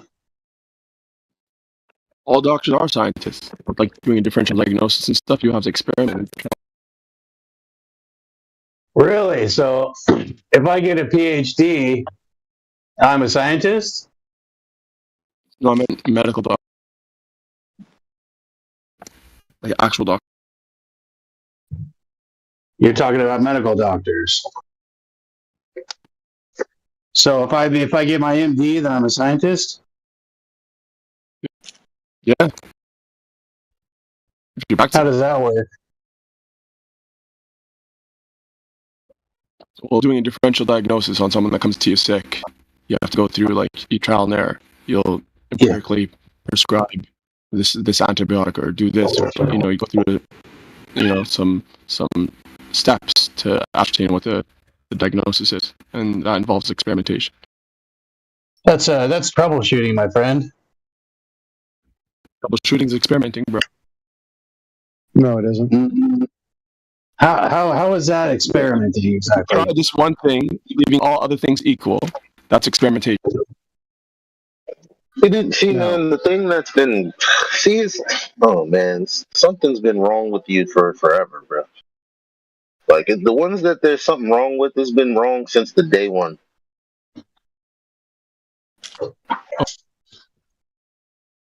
Okay, so let me ask you this then: if somebody is a homeopathic doctor, are they a scientist too? Are they manipulating one variable and seeing what happens? Because if so, then yeah. Yeah. Wow. Doctors know the cause of disease, do they?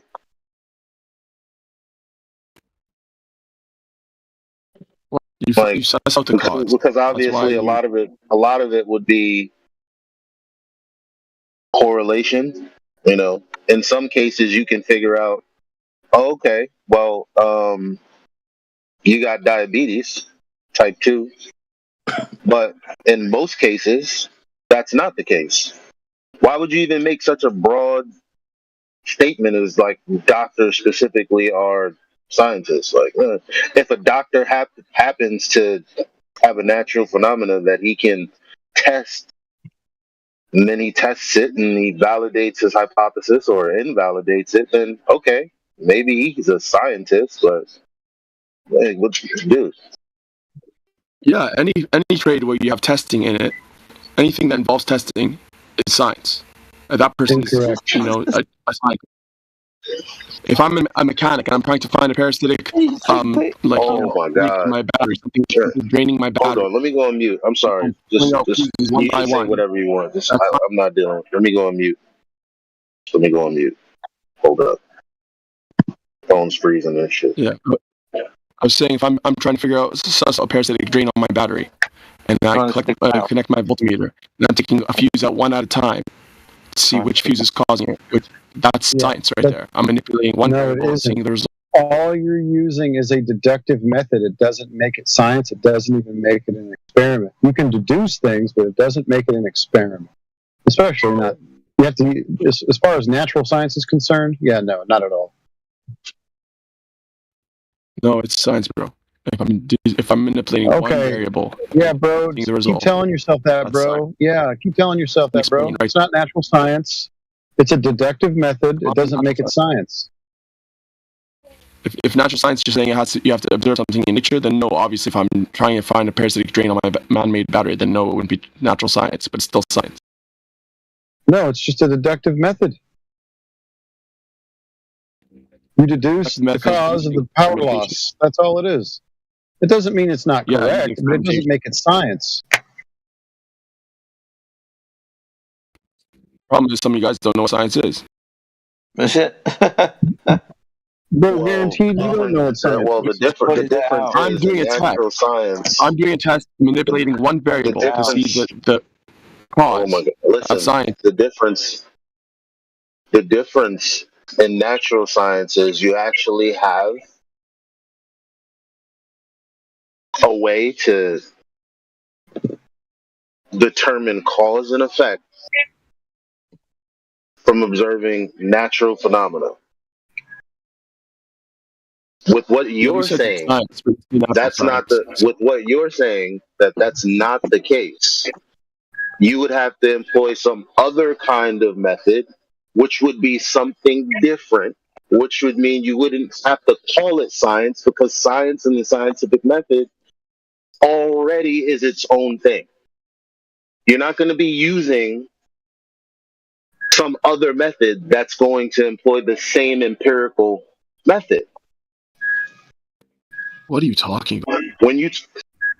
For example, when you're talking about having a variable that you isolate, you're not talking about natural phenomena and then having control variables and trying to figure out the cause of that phenomenon. Is something completely different. Why would you call it science and then say that we don't know what science is? Because why would you slap science on everything like it's barbecue sauce? There's a difference between scientific experimentation and natural science. If you're saying that the observation has to be in nature, then I would agree. Most, like being a mechanic and troubleshooting things on an IT system, or being a medical doctor, it wouldn't be natural science because you're not observing a thing in nature. Okay, but it still involves experimentation. Why are you calling it science or experimentation? Experimentation, wherein you have an independent variable which you manipulate to see the like a dependent variable, and that's scientific. Independent variable, do you? Well, what's your dependent variable? So what would the I don't. Fam. The dependent variable would be there's different kinds of science. That's your problem. There aren't different kinds of science. There's science in the scientific method, which is for testing of the physical and natural world, and then there's doing shit like building stuff. You know what I mean? We could just call that engineering or whatever else it's already called, my man. No, you're wrong, bro. If you have an independent variable that you're testing and all else remains equal. What would the independent? Okay, give me an example. Give me an example. Give me an example. I already gave you an example. That you're testing. Yeah, exactly. It's going to be very different things when you're saying it's not a naturally observed phenomena. Well, natural science is naturally observed phenomena because of what Eli is trying to point out. It's not going to be natural. I already agreed to the natural science. That's not. I didn't pipe up when we said natural science. I said not science initially. Then I don't know who wants to say natural science. I agree. It's not natural science if there's no like observation in nature. It's still science. If it's not a hypothesis test, then it's not natural science.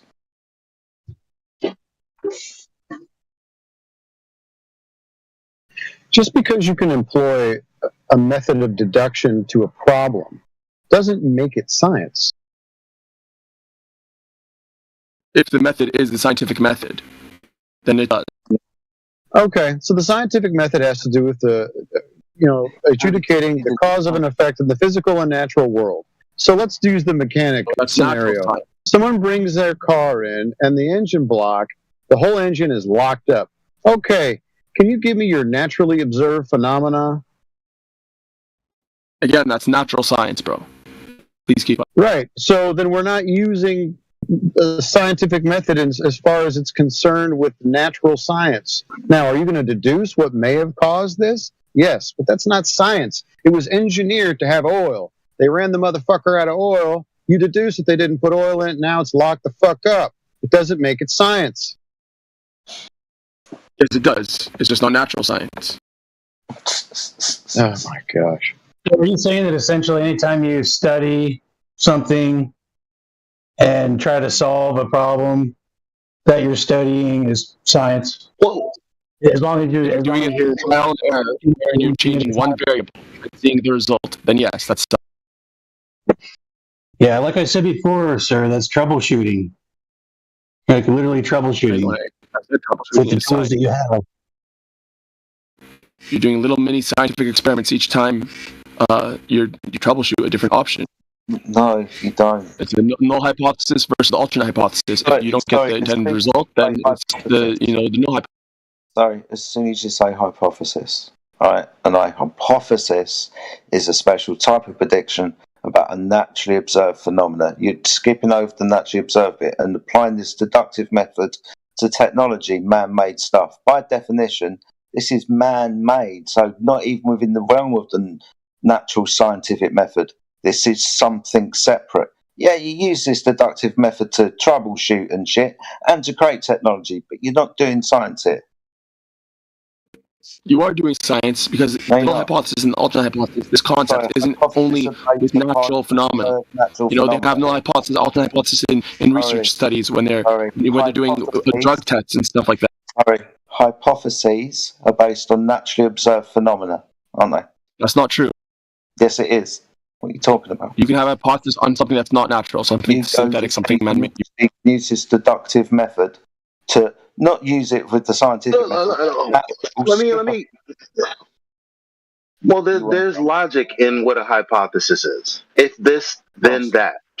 What would be the logic in what you're calling a hypothesis? What's the structure? Let's hear it.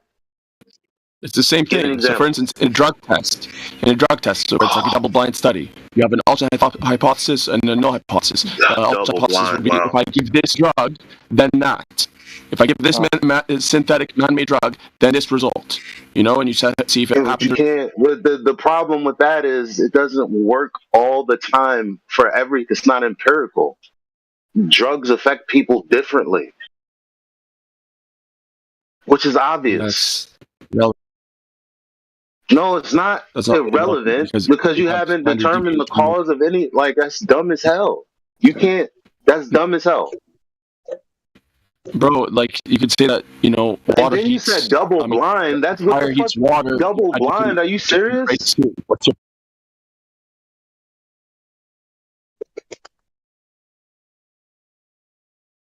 You're what's wrong with the world right now. Ouch, dude. That's kind of harsh. No, because people have a classification problem. Or you guys deeming all science has to be natural categorization problem. Outside natural science, that's weird. What? You're basically saying STEM fields are not because you can't do if this, then that, if this, not that, with a drug that you give to one person and apply it to everything and it not be different every time. It has to be the same result. In natural science, once you test a hypothesis, you will always get the same result. That's the point of it being an empirical method.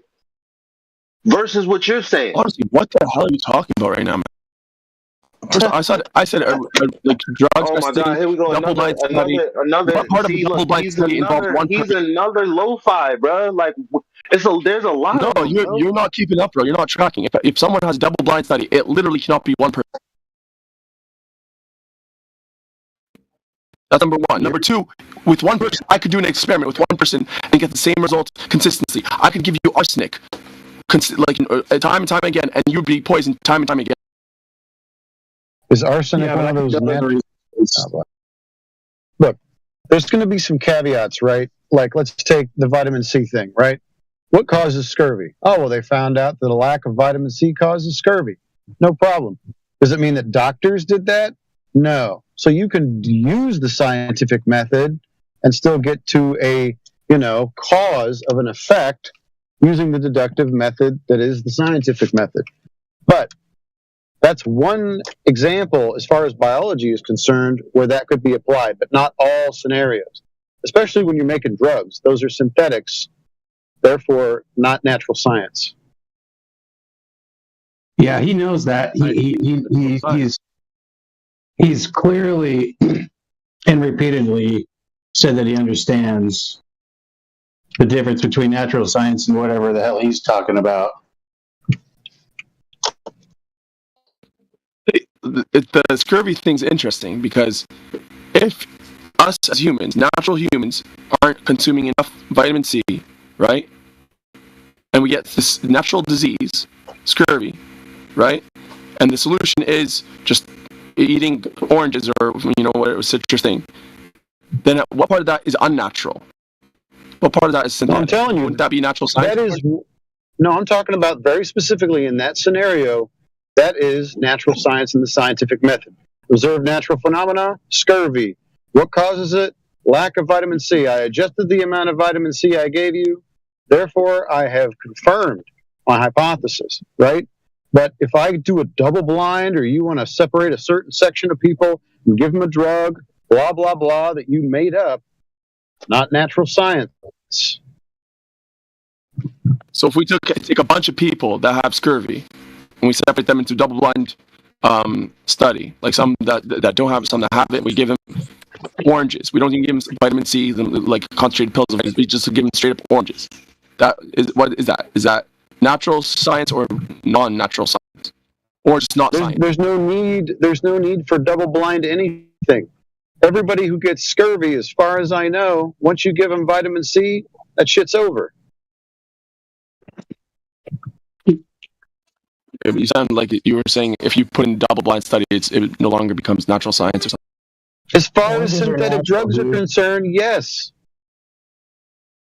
Yeah, oranges are synthetic natural. drugs. Well, you guys sound like you're all over. No, there's just certain scenarios where it's not the scientific method. Certain parts of biology, yes, the scientific method is used, but biologists aren't doctors, right? It's kind of one of these composition fallacies or something. Like, anybody can use the scientific method if they have a naturally observed phenomena that they want to study and that they have a viable, independent variable that they can manipulate. Sure. But you just blanketing, oh, doctors are frickin' scientists. No, fuck that. That's not true. Yeah, or mechanics. Most diseases are natural. Most diseases are from natural kind of like, causes or. Well, one of them is scurvy. One of them is scurvy, so you can use that method there. But sometimes people are taking in too much frickin', oil, processed seed oils, and they have all kinds of problems. Now, is that natural? No. So even though the methodology of ascertaining the disease is the same exact methodology, you're saying because, for instance, instead of it being a natural lead poisoning, it's a lead poisoning from some lead paint. Therefore, now it's not science, even though everything else is the same. Yeah, somebody created a synthetic that has an adverse effect on human beings, but sometimes not everybody has this adverse effect, right? So you don't even have a control group. You can say the same thing with lead found in nature. People have different immunities. It doesn't affect everyone equally. So, no, the point is a weird distinction between what's science and what's not. Through systematic science, not natural science, sure, because the paint is manufactured, but it's still science. If the methodology of ascertaining the disease or whatever treatment or whatever it is the exact same, you're still you have one variable independent that you switch to know, and you're testing on stuff like that. I don't think it would be fair to. It's not feasible or logical to say it's not science, like at all. What's bothering you? The fact that you want to call something science that ends up just being sort of a method of deduction? Is that where you're hung up? Science is. Well, no, the scientific method employs a deductive method, but it's very specific. It deals with natural cause and effect. Okay. and it only applies in certain situations where you can, manipulate an independent variable, right? Sometimes you can have a guess as to what causes something, but there's no way to test it. Therefore, it can't be run through the scientific method, not science. There's a lot of ways that some things where you employ the deductive method is still not science. But fine, okay, you found the cause of an effect. It's still not natural science. Okay, so if someone is, let's say there's someone in a lead mine, he's a miner. Huh? What would you call Pseudoscience is people claiming things and claiming it to be science, i.e., using the scientific method without having it whatsoever. They claim science without experimentation. Yeah, but that's talking about the scientific method of the physical and natural world. So everybody else outside of that calling things science without the same method would be pseudoscience. That's what you're doing. No. Again, pseudoscience is without experimentation. So if there's experimentation but without a natural... But experimentation follows a special kind of prediction called the hypothesis, which establishes cause and effect relationships of observed phenomena in the natural world. Look, sir, plain and simple, we're only concerned with natural science here. I mean, if you want to call medical science, feel free. But we're only concerned with natural science. What would make it not science? Like, there's no. You got plenty.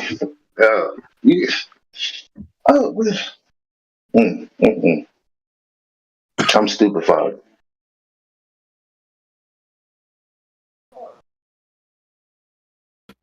Let's say someone gets lead poisoning from working in a lead mine. Is that natural or unnatural?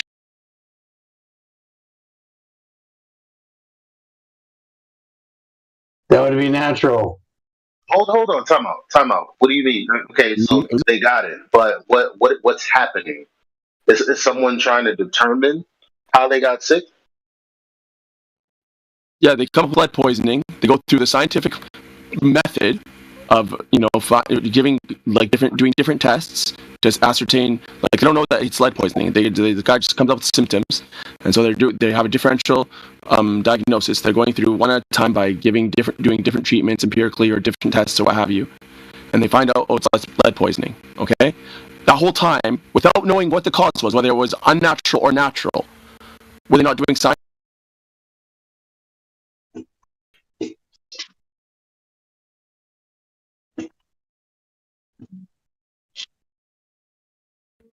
There you go. And then they find out, okay, it's more specific than that, bro. They look at the history of the guy. They say, oh, he has a history of working, in this, doing rotations with this firm that sometimes put him in lead mine or what have you. And then they could ascertain, okay, it's from a lead mine. Now this guy just said working in lead mine is natural. As far as I know, mines are not natural. They're an invention of men. So how is it natural? We got to be a bit more specific. What was the natural phenomenon observed? Initially, just his symptoms. He was sick, and so they so he's sick. Isolated different tests, isolating different variables, and just scientifically experimented on what would improve or what would diagnose the thing. So you got a guy. He's sick. What's the symptom? Wait, aren't you trying to cause the symptom? Aren't you trying to cause the symptom that you encountered in the first place? Yeah. To confirm what it is? This is the kind of stuff that's been done, right? They'll give people lead and see what happens, right? And I don't think anybody's going to argue that lead isn't something that's natural or found in nature. It is. Yep. So someone's sick. Well, for this guy, it wasn't a natural thing because he was in a lead mine, which is not natural. Well, no, but we can be exposed to lead. Let's say there's a cavern. Where do you think they found this lead in the first place? Caves? Stuff like that, right?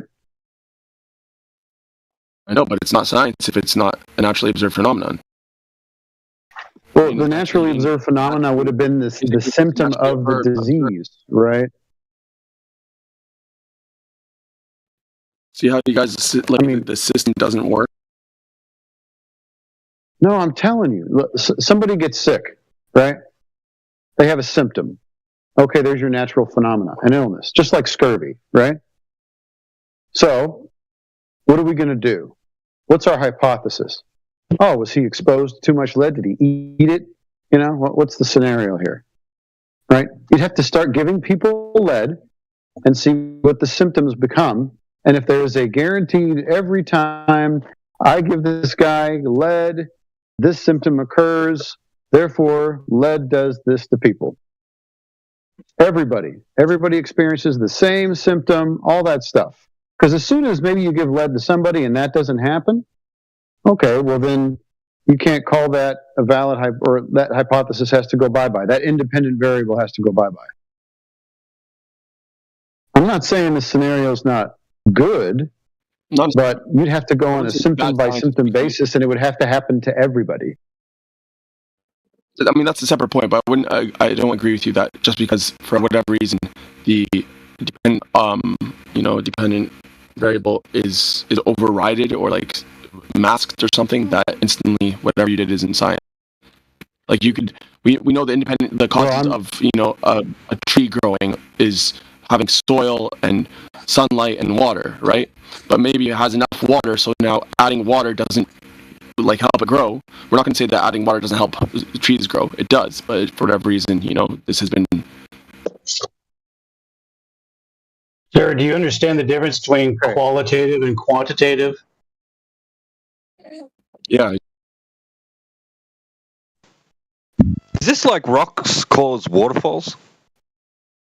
Sort of like that. I'm telling you that sometimes the scientific method in a certain situations, and maybe QE would tear me a new one, and I know he's listening, but if somebody got lead poisoning, you might be able to run that through the natural scientific method. Sometimes it's applied. Sometimes it is science. Sometimes it's just using deduction to solve a problem. You can't just call it science. Bro, I don't know what to tell you, man. Anytime you have an alternate hypothesis that's being measured against the null hypothesis, that's science. Okay, citation, please. I am the citation. Oh, there you go. See? It's just because I say so. Ipsy Dixit, right? No, it's just common sense. Fallacy. No, it's a fallacy. Testing alternate hypothesis. That's science, man. No, you're just making up your own stuff. We already have people that have gone through all these mind games that you're going through on yourself right now. Some things aren't science, and you're going to have to be okay with it.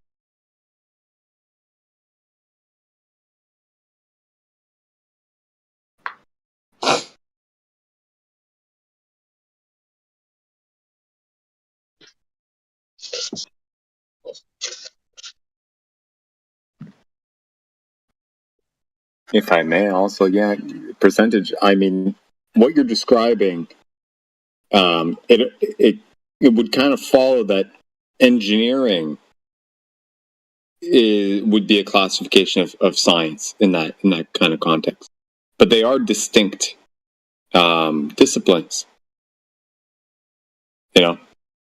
Somebody may have said it already, but they just kind of tuned in now. So.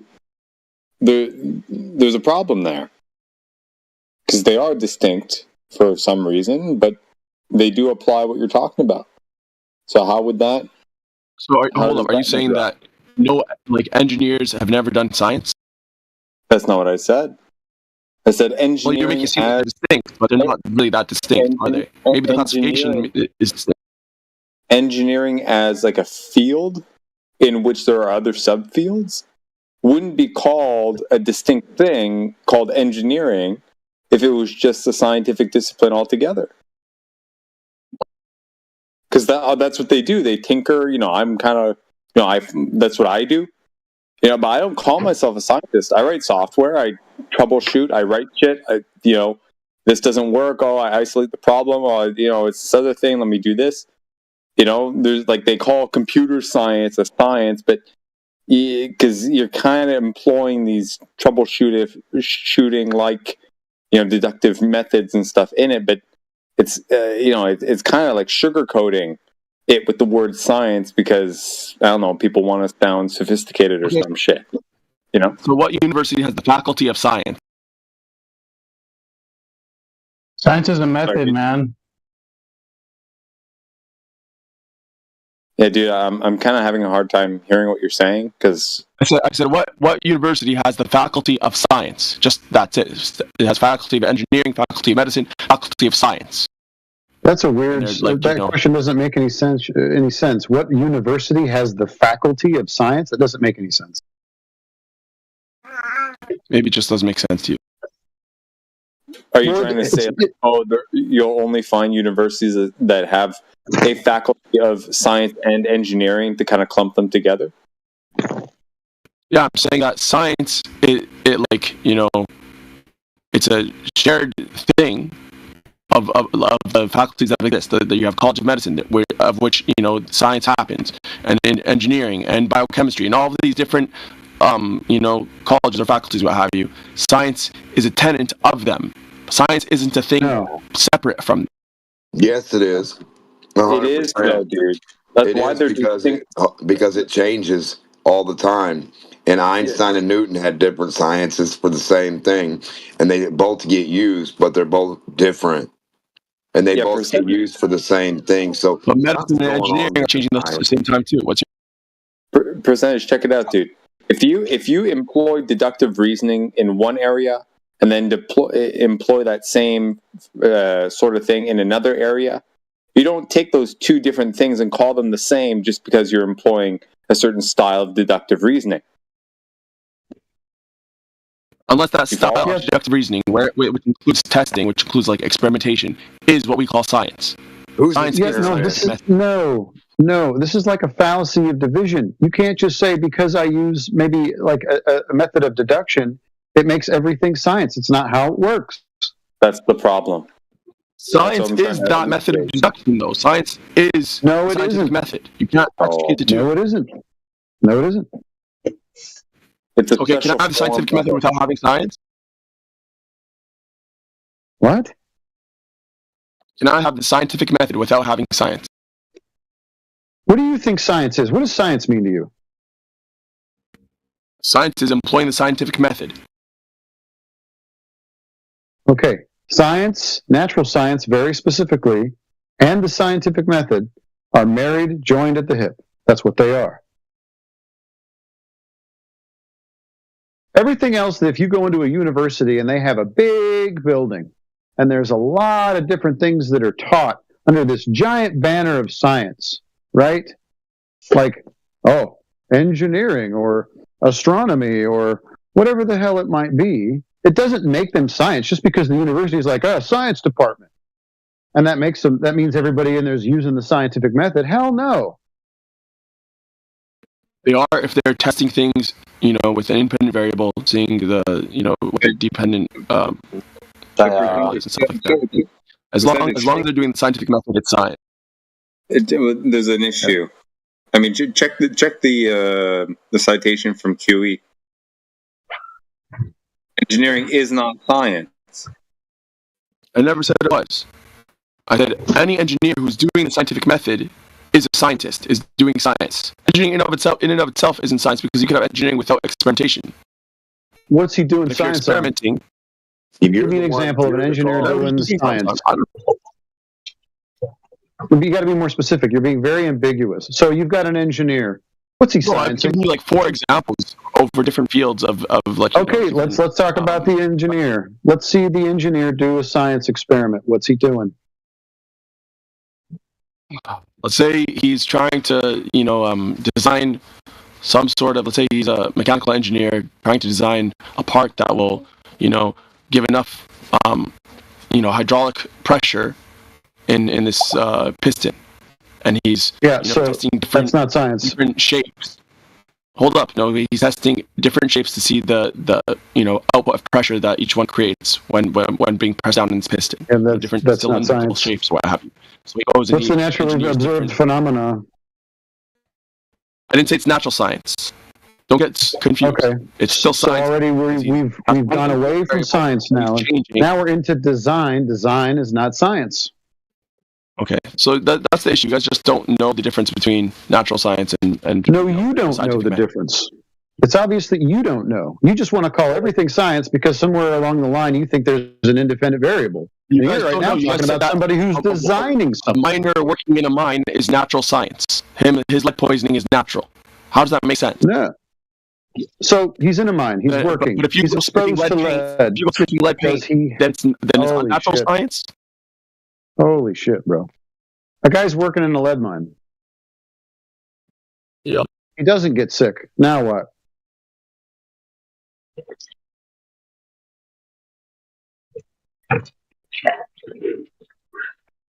You see, where I live, there's actually a bunch of lead mines, and a lot of these guys out here, they're exposed to lead all the time. They don't get sick. Lead mines. You want to know what they do? They actually test these guys periodically to see the levels of lead that are in their blood. Because it turns out that we are no longer at the qualitative stage, we're at the quantitative stage. There's a certain amount of lead to give people a problem, but that doesn't make it a cause of an effect. Now we're quantitative, right? So some people can have all kinds of lead. Thank you.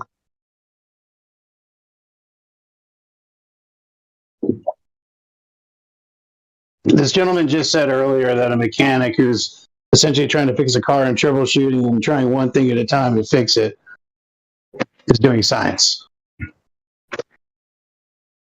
I don't know if people heard that earlier. Yeah, we heard it. It's just deduction. It's fine. Can you prove things through deduction? Sure, that's why we use it all the time, right? It's a very effective way of finding a problem. Yeah. So,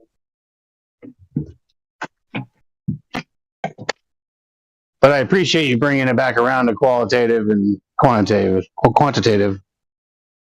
I made mention of that earlier.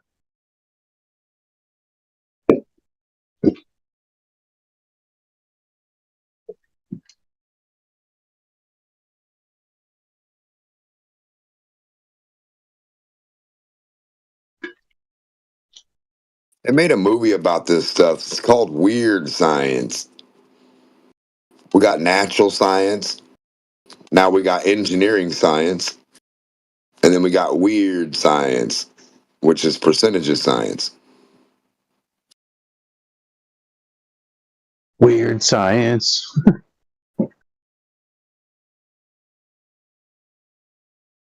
Because everything follows that scientific method. Nobody cuts astray from it, he said.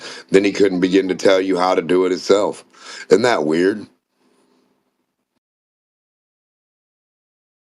How could you ever deviate from your own system?